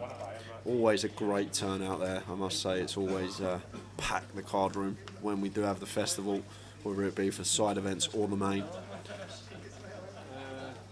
So Paul, second bullet for him today, under the gun, ace king, straight in with an open, keeps his sizing the same as he did with a 6-5 suited. Love to see it, makes it 1.4. Colin, ace jack here in the cutoff. Probably just going to flat this one.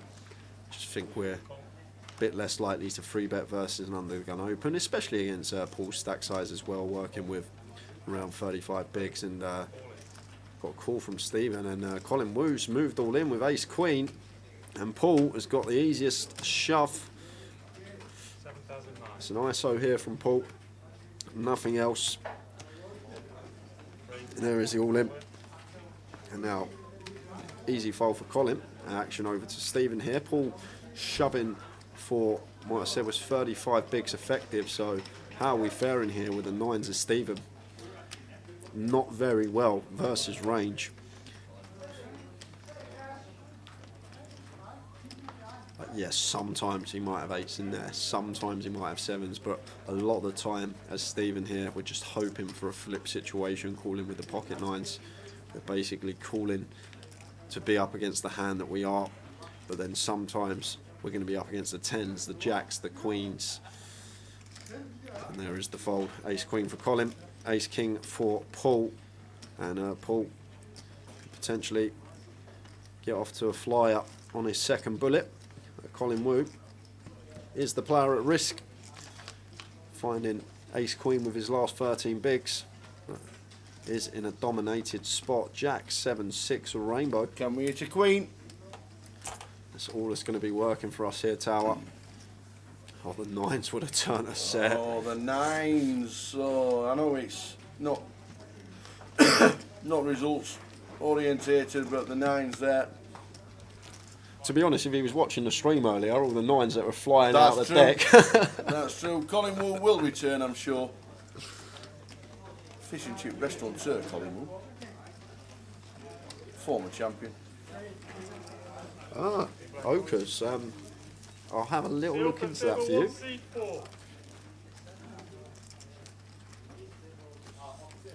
Okers. Luton schedule says mini main day 1A is 5 PM start, and on the app it's 3.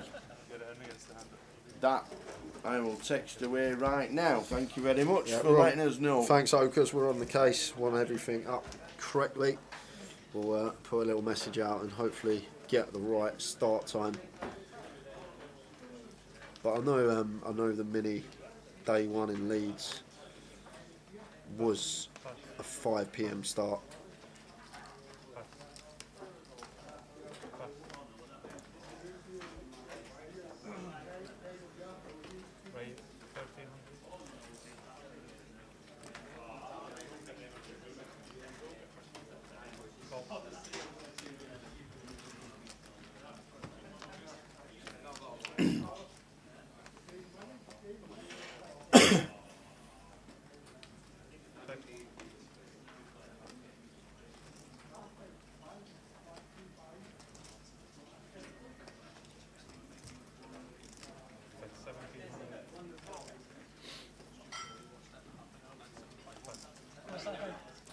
So John just continuing here with King High, Broadway draw. Nice to see against Big Blind. Just takes that one down.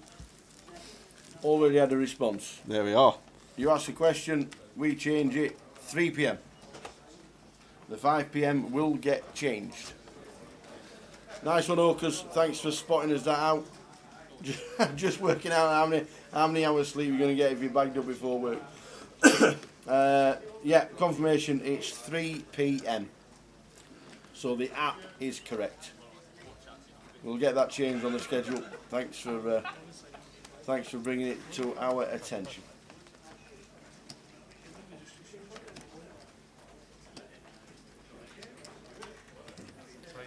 So Colin, ace deuce suited.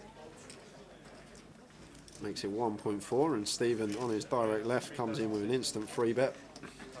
The ace queen of clubs in the hijack. And it should be folded all the way back round to Colin. These players are fairly deep. Playing around 70 bigs effective, just over.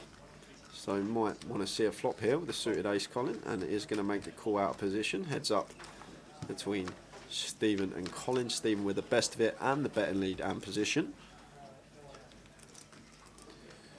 Both players complete whiff here on the King 9-6 all diamonds, and expect Stephen to come in for 1 c-bet here on this particular board. Doesn't need to go large.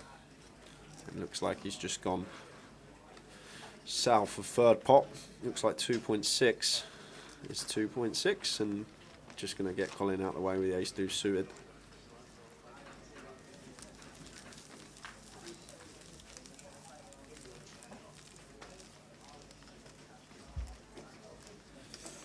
And we got news of some bust-outs that I should mention. So we've lost Tom Noble, Rafael Kowalski, and the one that may interest most of you watching, Rick Trigg, has busted. Oh, wow. So one of our Grosvenor pros has busted. Probably will see Trigg have a second bullet. That's his first bullet today. I know Jamie Nixon, our other pro in the field today, has maxed out, but I'm sure we'll see him back tomorrow. Trigg might make the same decision as well, to be honest with you. He might not come back in with 2.5 levels left to play. As Colin opens a 9-7 suited, no action for him.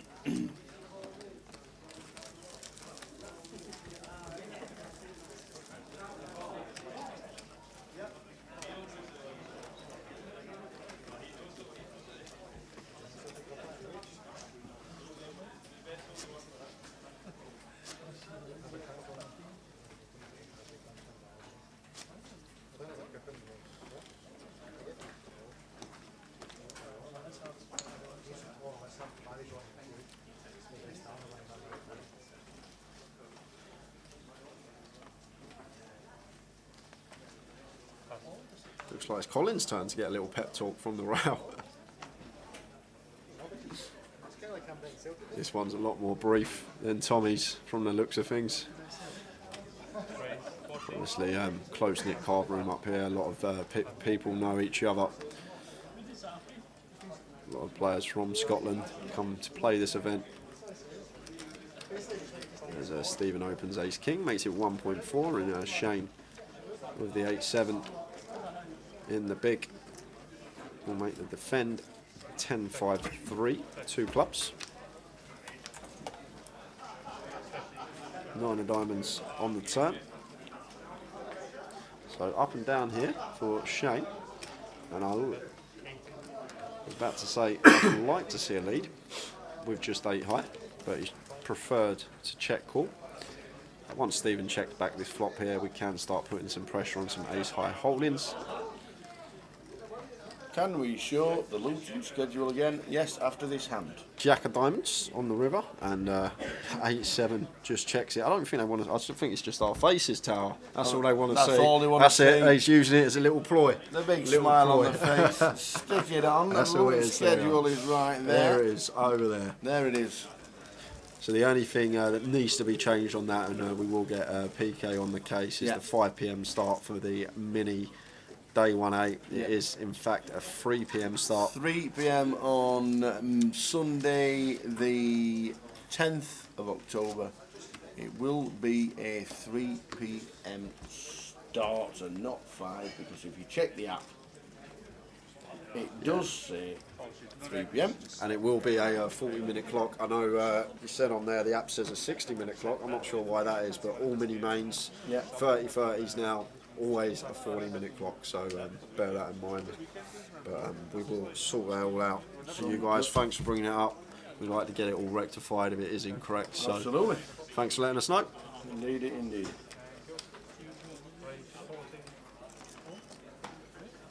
I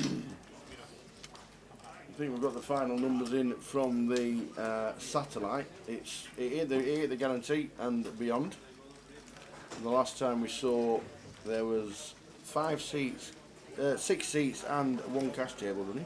Let's have a quick check on the app right now. Go up to Maybury, South Maybury. Cash games, there are 2 cash games. There's a 1-2 and a 1-1. And the satellite has finished with £5,700 in the prize pool at 750. So that's 7 seats and a bit of change.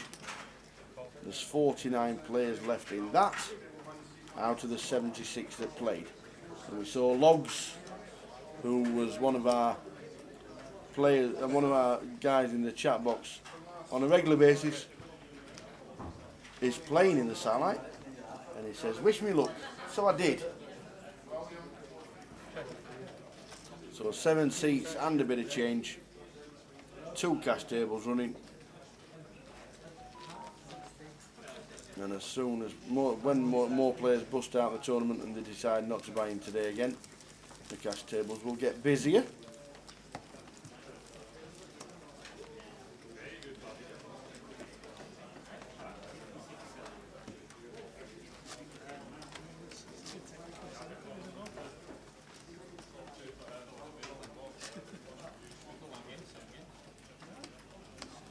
We are half an hour, 30 minutes into this level.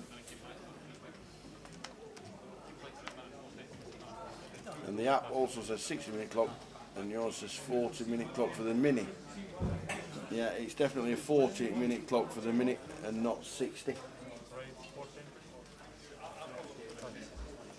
40-minute clock for the mini, isn't it? Yes, 40-minute clock for the mini. Not 60. That'll get changed as well. Do apologise. Little discrepancies with the times and the clock length. They will get changed. We do pass it on straight away. Like passing on the 25-25 coming back to Walsall. Paul opening the ace-5 off here. Early position under the gun +1. Maybe thinks the table is playing too tight. Is there any reason I can think of why we're opening this hand from EP? Gets a call from Stephen in the big. We're going to continue on the Jack 7-7 here. 1.5, and Stephen going to make the call of his gut shot. 5 of hearts on the turn. Yeah, so he wants to be checking this one behind here now as Paul. Yes, we have quarter 5, but got to think about our opponent's calling range. It's going to be Jack X, 7X, and gut shots. So we're ahead of the gut shots still, but we're not getting a fold from a Jack X or 7X type hand. Now, this is an interesting lead here from Stephen. Basically, repping a 7 now. Jack X probably going to check off this queen rolls off on the river, which is going to be good for Paul. So, in Paul's mind here now, we are in front of the 8-10s, the 8-9s, the 10-9s, but Stephen here just basically repping a 7, unless he's going for thin value with a Jack. But I think a Jack more often than not when this queen rolls off on the river, it's going to check. It's just the way the brain's going to think. It's like there's a queen out there now, it's better to check call my hand rather than bet. So once he comes in for this bet here, Stephen, repping basically only a 7, and Paul McTaggart might sniff this one out. He is going to sniff it out, Tower. I think he's going to sniff this one out. Yeah, it's a great call. And yeah, good call. That's all it comes down to. Call. We know that opponent's range on the flop is Jack X, 7X, and the gut shots. There's 48 combinations of all the gut shots there, and then obviously 7X on that river is only hand that's really going to bet. Jack X, we've just got to assume is going to check once the queen rolls off, so he's going to have a whole host more gut shot combinations than he is 7X combinations. And Paul making the correct decision there. Might have been to do with sizing as well. Maybe he thought his opponent would opt for a larger size with a 7X type hand, but nice little pickup from him, making the correct decision, and maybe that's why he's opening a bit looser than normal. Maybe feels like he's got a good read on the situations at this table. Feels like he's going to play well post. I think it says, what are you meaning about the clock length? Well, different tournaments have different lengths on a clock as the blinds go up quicker in some events. So if you play local events, it's normally a 20-minute clock, so every 20 minutes the blinds go up. If you play a 25-25, when they come back, they're on a 30-minute clock, so every blinds go up every 30 minutes. And obviously the 40-minute clock for the minute and the 30-30s. We, on a GUKPT main event, are always 60 minutes, so the blinds go slower, which is why it's the best structure in town. Oi, oi, hippie chick says we're actually winning, Jay. 4-1, I'm guessing that's the Spurs. The Spurs, the mighty Spurs. I'm not fussed with this Conference League. I'm not even fussed with the Premier League at the moment. I think I'm done with it until we start winning again. But, yeah. Just been the way it's gone this season as Paul, with the ace-queen of clubs, going to peel here, facing the squeeze out the big blind from John. But John, with a legitimate hold in here, he's got the kings. And Paul happy to make the call in position versus the three better here with ace queen of clubs. And what is it Tower always says? Is it coming? No. No way. Yeah, because it's not all in though. Oh, okay. It has to be an all in. No, it don't. I know what you mean.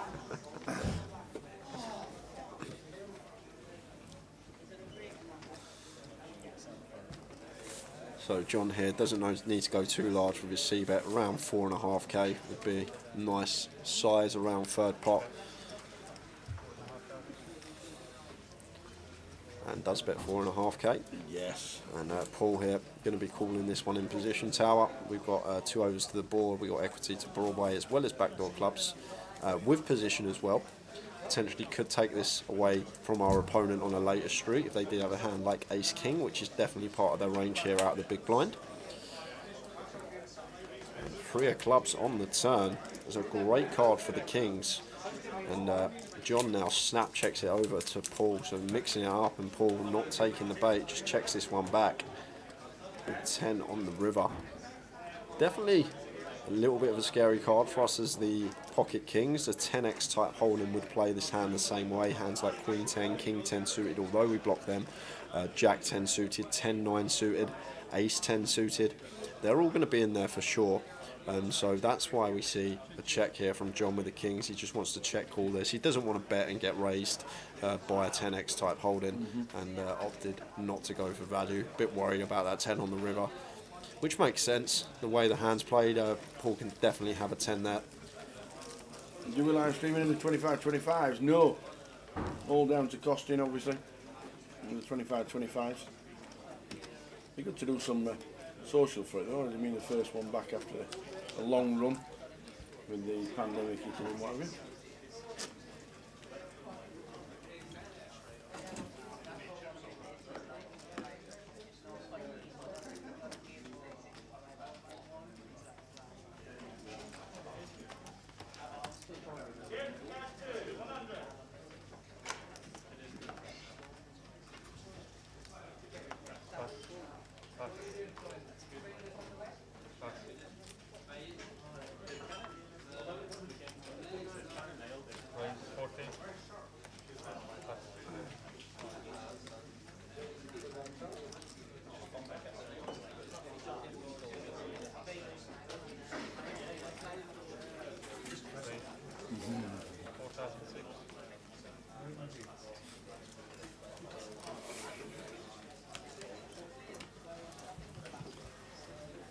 So this is good from John. Like the size he's opted for as well. Maybe we can go a pinch bigger out the small. But like the hand selection, the fact this against a cut-off open as well.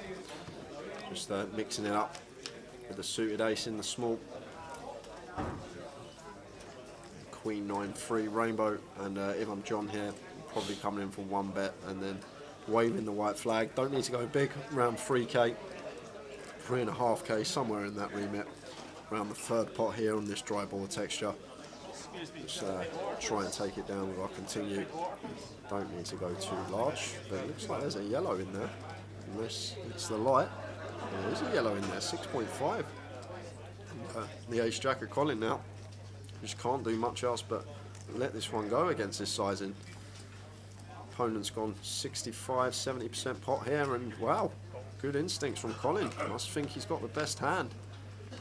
Or maybe king of clubs on the turn. Thinking about potentially taking it away on a later street. This is an awkward one for John this turn. Yes, it's a turn that's going to hit us more often, but the thing is Colin will flat hands like king jack suited, king 10 suited, which we'll call flop, especially with backdoor flush draw. So I would be surprised if John did continue betting here. It would work, we can see, but you don't expect Colin against that size on the flop to have hands like ace jack, ace 10 in there.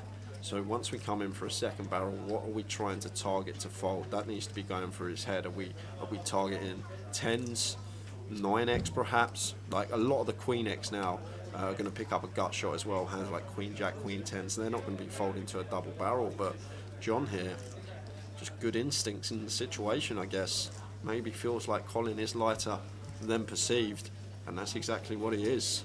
after calling the flop with just ace high. He has picked up this Broadway draw, but I can't see how we're ever going to continue in this hand as Colin, and there is the fold. And a nice play there from John. Definitely a turn card I'm going to be checking a lot of the time, but John, good instincts in the situation, felt like it was a turn that he could represent and get Colin to fold the best of it.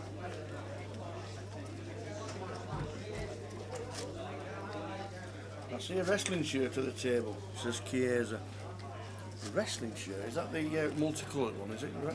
He's been in Jack's wardrobe, Jack Harcastle's.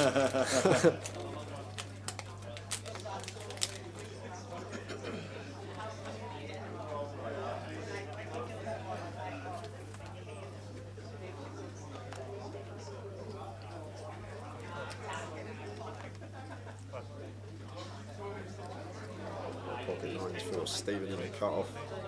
Going to be opening this one. Looks like John got a decision here on the button. 9-7 suited. Looks like coming straight in for a free bet. Like it a lot. I know I always say we can see the whole card. He's in an absolute crush spot, but versus cut-off open here, 9-7 suited. Really nice playability. Chance to take it down here pre-flop, and when we do go post, we've got the sit position and the betting lead. A lot of good things can happen, but in this particular scenario, we are in a crushed spot here with a 9-7 suited, basically looking for some diamonds, which aren't there. But this is one of the benefits of it here, Tower. John's always going to be continuing this king high board here with just 9 high. Never a bad thing to come in for a continue with a stone cold bottom of your range when you do have the betting lead. So just come in for a, just might size up because of the 2 spades on board, but around half pot. No bigger than that though. A better 3.5. We've got a non-believer in the form of Stephen, and he is correct on this particular occasion with the 9s. Not worried about the 2 overcards with the Queen of Diamonds on the turn. And from John's perspective here, you expect to fold out a lot of the pocket pairs on the flop, so this Queen is going to be a pretty bad card. And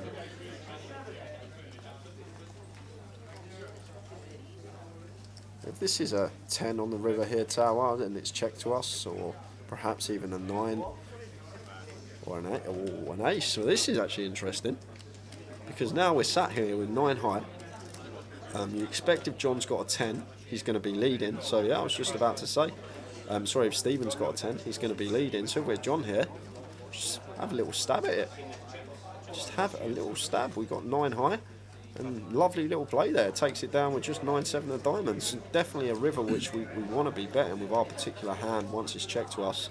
I think our opponent's just going to lead 10x a lot of the time because he expects us to check back like ace-x holdings and 2-pair holdings there. So nice little pick up with a 9-7 of diamonds and incorporating in that free bet lightly.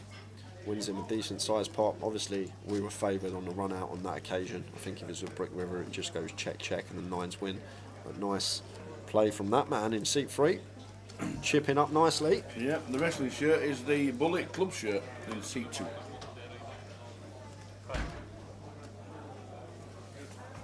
Massive faction in Japan.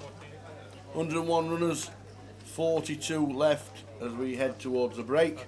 Yeah, we've got just over 15 minutes left, and then we will head out on a 15-minute break. 2 cash tables running, and 7 seats and a bit of change. Just going to run you through some of the faces we've lost in the field. Oh, we lost Jay. After Trig, Will Henderson was the next one out, and then Sean Bennett and Michael Wharton. Yeah, Sean Bennett, who's don't mind flicking in, like I tell you. Good for half a dozen bullets this event. So open from Colin here, getting fruity with a 7-4 suited early position. He wants to get involved. We're going to come in for a continue here for sure after flopping a gut shot. We've only got 7 high here. We are the pre-flop aggressor, so although we're sat with 7-4 hearts, we're meant to have the overpairs in our range. And William not going anywhere with his wheel draw backdoor clubs, and Tommy looks like he's coming in for the overcall here with middle pair, and it's freeway action to the turn. which is the 8 of clubs. So interesting turn here. We've got the nut flush draw turn for William. We've got the 10 high flush draw and pair turn for Tommy. Oh, Oi, oi. it's a the 7-4's made a straight. Wow. Where has this river come from? What is happened here? And William now going to come in for value with the nut flush, and he's going to get raised tower. Tommy has to raise this hand. He has to. We can see that William sat there with a nut flush, but his backdoor is so much harder for us as Tommy to give William credit here for a flush. It's coming backdoor. The turn was checked through, and yes, that's what we have to see from Tommy. He's raised to 20. And now can Colin get away from this? He probably can. Yes. He can get away from this now. The fact that we got a straight here, we've got to understand, we've got William to worry about behind us as well. Tommy is just never going to bluff this spot, I don't think. So, from our perspective as Colin, yes, we've got a straight. We've probably hit what looks like a Jim River for us, but we've got to be worried about the backdoor flush. 5x of clubs, 3x of clubs. We've got some ace-4 of clubs, ace-deuce of clubs in there. All these gut shots with club combos are our worry as Colin. And the problem is as well, a lot of the time, let's say for example Tommy's raised a straight light here, we're calling to chop as Colin. We're never calling to win the pot. We're never going to win the pot outright here with 7-4 of hearts. If we call, we're basically calling to chop. So we've got to put 20k in to get 30k back. So our price is just horrific here from Colin's perspective. And rightly so, he is having a little tank, but I'd be shocked if he put any more money in this pot tower. He's going to get away lightly with this particular holding. Especially with the raise. He's in correct position to get out of the way. Yeah. But I'm going to take a leap forward here. Well, no, he's not. Not getting out of the way. Oh, he's raised it up. Is he just called? He has just called. He has wow. just called. And now William here is going to move all in. And oh, what are you going to do, Tommy, with a 10-5 of clubs? And William, obviously, we've got to worry about 7-5 and 10-7 of clubs from William's perspective. All which are in the straight triangles flushes. there. Now then, Tommy. Yeah, snap folds, just knows, and Colin knows as well. Yeah. But I'm so surprised Colin ever actually found the call there with the 7-4 suited. But as I say, and I speak about it a hell of a lot on stream, when someone free bets the river, it's always the nuts, or in that case the second nuts. I know there was a straight flush out there, but when someone free bets the river, it's just never a bluff, and Tommy is aware of that. He knows he has to be up against the nut flush, and just snap folds the 10-5 of clubs there. But really shocked to see Colin come in for the call there. Cold call with the raise from Tommy. But wow, what an action river that is. That certainly was. 15 minutes to go until the end of this sesh. 15 minutes to go till the end of the session. Been another action session.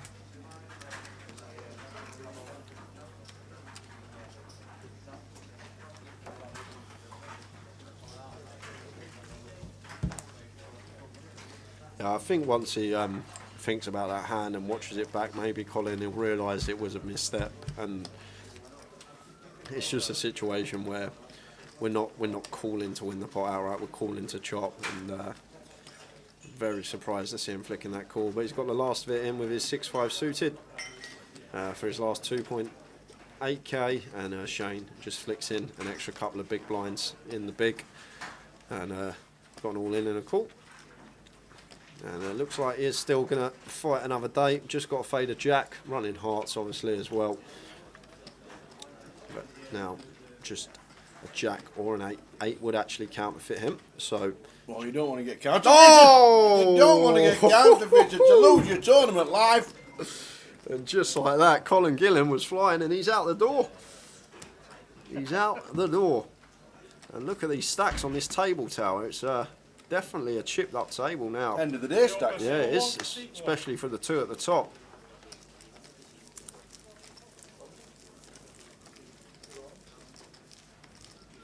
This guy was like Well. 5 bigs. He got the most. Halfway, well, 15 minutes to go until the end of this session. And then a 15-minute break. And then back for the final 2 levels with a new table.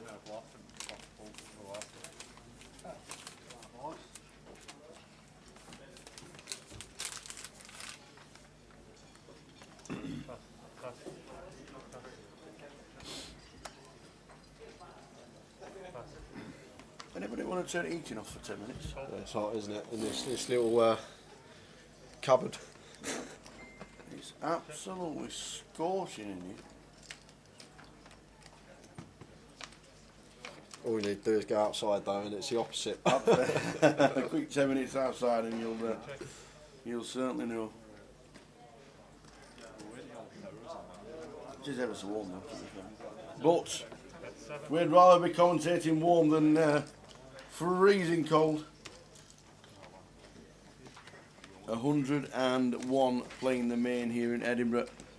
42 players are left in.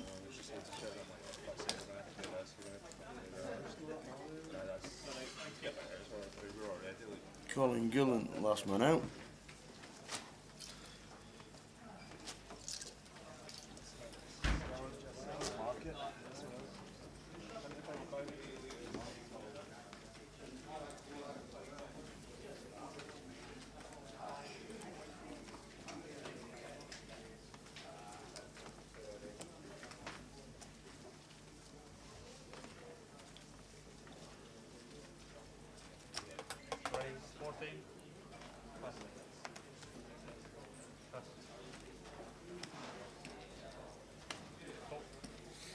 So Paul, 7-5 suited under the gun. It's called by Shane on the button with a Jack-9 suited. Saw Shane earlier stages of this feature table. He was getting involved a lot. Definitely took his foot off the pedal the last half hour or so, but in here with the Jack-9. And that's the flop you're looking for. That is definitely the flop you'd like. Another action flop as well, because Paul here flopping a flush draw with a 7-5 suited. John with gut shot to the nuts and 2 overcards. Can't see him going anywhere. And now action on Paul with the 7-5 of diamonds. 3-way to the turn. 10 of diamonds one time, dealer. Oh, you're just rotten, you. Oh, the Queen of Diamonds brings the flush. Yeah, well, this is still action tower, because you've got to think Shane's still sat here with 2 pair, and Shane's firing. I thought he was going to check this spot. Maybe he thinks potentially he can check back rivers, but he's going to get the bad news, because Paul not going to be flat in tower with his 7 high flush draw here after this action. Wants to be coming in with a raise after this. Betting a call, want to start getting some value from some potential King 10 out there, 10-8, some 2 pairs, Queen Jack, Jack 9, sets of deuces. But no, just calls. Maybe he's worried that Shane could have turned a bigger flush, which isn't out of the realms of possibility. Oh, wow, it's a trip queen on the river. Trip Queen's a flush 2 pair. It's just going to check through though, that's the thing. They're going to check to the aggressor, who is Shane, who has been counterfeited. And yeah. Paul's going to think, oh, why didn't I rate it's his turn? Wow. I don't mind the flat. We got position. We get to dictate the action on the river, but maybe he just thought that Shane was flush draw heavy after he continued betting turn, because once that diamond comes off and he's still firing, maybe a few alarm bells running through Paul McTaggart's head, but takes the pot, and second bullet going a lot better for him, up to 46k.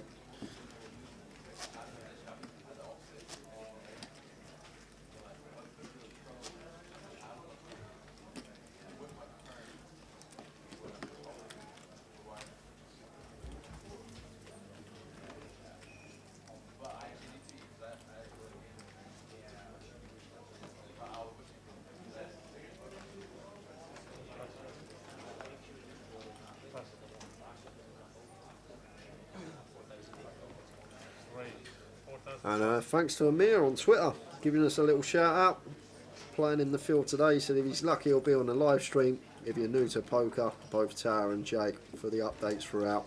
Posted a little stream on us for Twitch on Twitter as well. Cheers, Amir.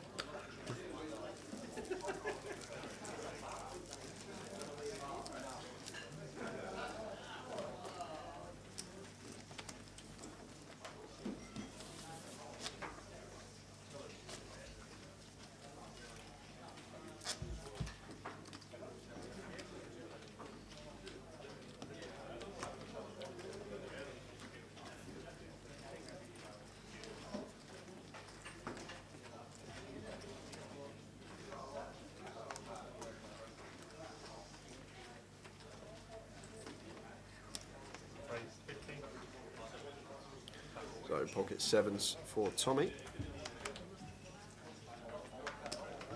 Raises to 1.5.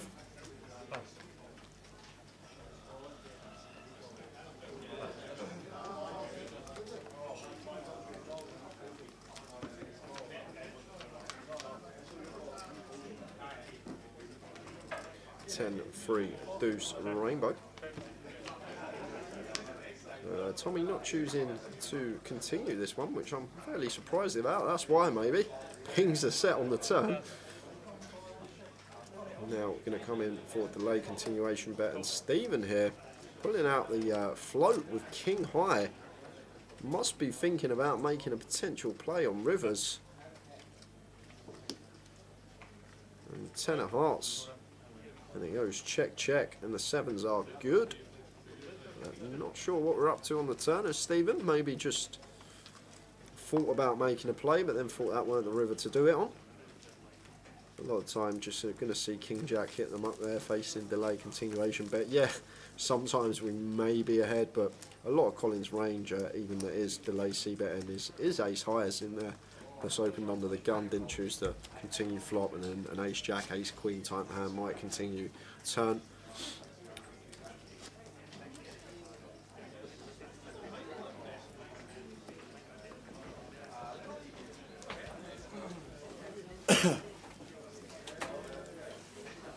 So heading towards the break. About 5 minutes to go until the end of this sesh. 15-minute break and one more session after to finish the night off with.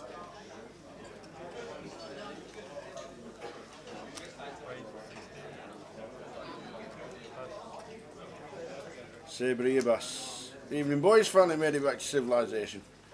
Great job as always, thank you very much indeed. First day in Edinburgh for the team, straight after Leeds. 2 weeks today, Luton. It has been a frenetic 2021 with GUKPT smashing it in every city and town they go to. In the live stream, boys, cardroomdirect.com, bringing you the best coverage possible. And we're back in Luton in 2 weeks' time. 20 past. Break in round about 4 to 5 minutes' time, which means we'll be back at 20 past 10 for the final two levels.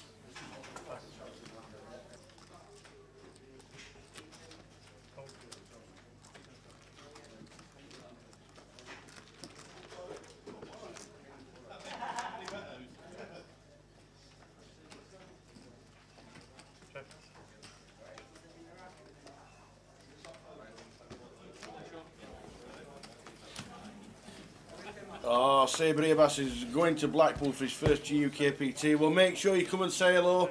We'll be somewhere in a corner talking away. Blackpool will be busy. There's a fantastic 11-day festival starting on the 26th on the Wednesday with Satellite Night, and then the 30-30 started. Not too many runners in the 30-30 today in Blackpool though. Started pretty slow, but we know you can buy in on Friday and Saturday as well. Okay guys, after the upcoming break, you're going to be on table 2, same seats, but on table 2 we will move you to. Check all the details on the Poker Live app. We're at this moment in time. Blackpool is currently slowing. There's one cash table and just 18 runners for the 30-30 in Blackpool. Maybe it's not the town and they're saving up for the GUKPT. Blackpool could be good for a 25-25 next year by the looks of that. There's plenty going on. A lot of players will be playing tomorrow for day 1B. Yeah, we've got 3 minutes left of this session, and we will head out on the final 15-minute break of the day. Got Tommy opening the button, called in both spot from the blinds. King 7 free rainbow wants to be continuing this one with the Jack 8. If we are opening the Jack 8 off on the button, this is a flop that we want to be continuing. Quite a high frequency. Last hand. Players moving around, unless that was a table. Yeah, we got Was that a table break? 3 minutes left on the clock tower, just under now. As Tommy fires as expected, but Stephen with top pair not going to be going anywhere, just wants the call. Keep some potential bluffs in there, 2 of clubs on the turn. So, a spot where Tommy just going to give up a lot of the time, and does. Might even see Stephen coming for some value now with his top pair. He is going to do that, but not going to be getting any action at all. And to go into the feature for one hand. It's a bit of a shame, isn't it? 2 minutes and counting, top left-hand corner, you can just see the clock. Saying 2 minutes. Might be the last hand if it's a long one.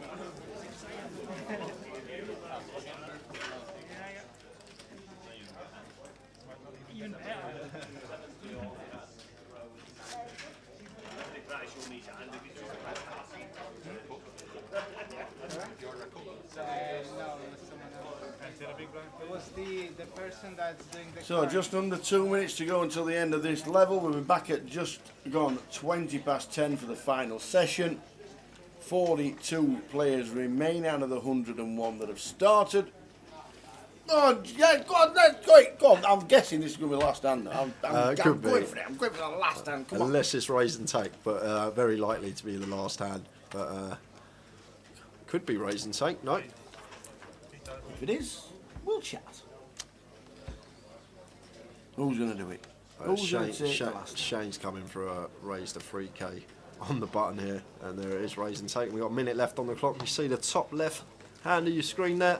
So this will be the last hand, then we will head out on the final 15-minute break of the day, as Tower said, back at 20 past 10. But been a good session. Yeah, nobody likes a chop. Satellite was very busy last night in Blackpool. Unfortunately, as previously discussed, the buying is a little bit too much for Blackpool at this moment in time. One of the biggest deprived towns in the country after the pandemic. Keep up the good work. Yeah, obviously the 30-30s do roll out into different towns. If they don't work, they'll drop it down to 25-25 next year. The 25-25s are coming back because we're starting in Walsall on the 7th till the 10th of December. The team will obviously be aware of numbers not hitting what they want really, and the bigger towns and the bigger clubs and the bigger events will keep the 30-30s. And the 25-25s will drop down into areas that do struggle with the buying. So yeah, last hand here. So Paul here with King Queen. Stephen swapped the double gutter here, 7-4 of clubs. Thomas probably would have no doing left in this hand, but Paul being the pre-flop aggressor, it's ace high. We've got the nut flush draw as well. Definitely going to be continuing this one. And interesting spot here for Stephen. Does have position on the button with double gutter, but are 2-3 hearts out there and no action at all. That's so it. Paul's going to take the last one. We're on a 15-minute break. We will see you at 20 past 10. See you at 20 past. That wasn't the highlight. Because we went and played the main event. And do you know where he finished? Will it always be etched?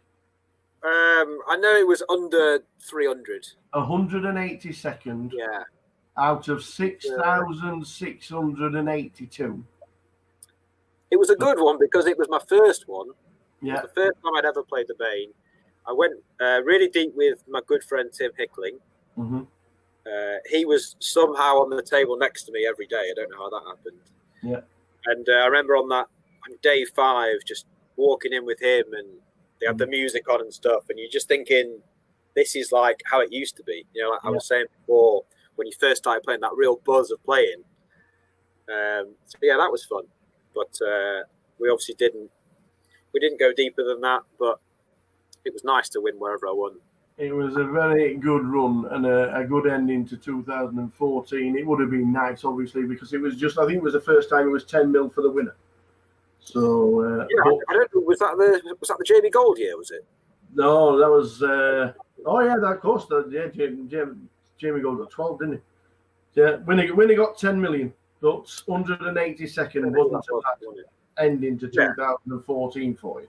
And it was maybe 40 or 50 grand, which again at the time, even now, it's so much money to win from a tournament. You're obviously really disappointed. But to just put that amount, it's well, good. coming to the end of this episode, we will be back with Steve Warburton very soon on An Hour with the Tower.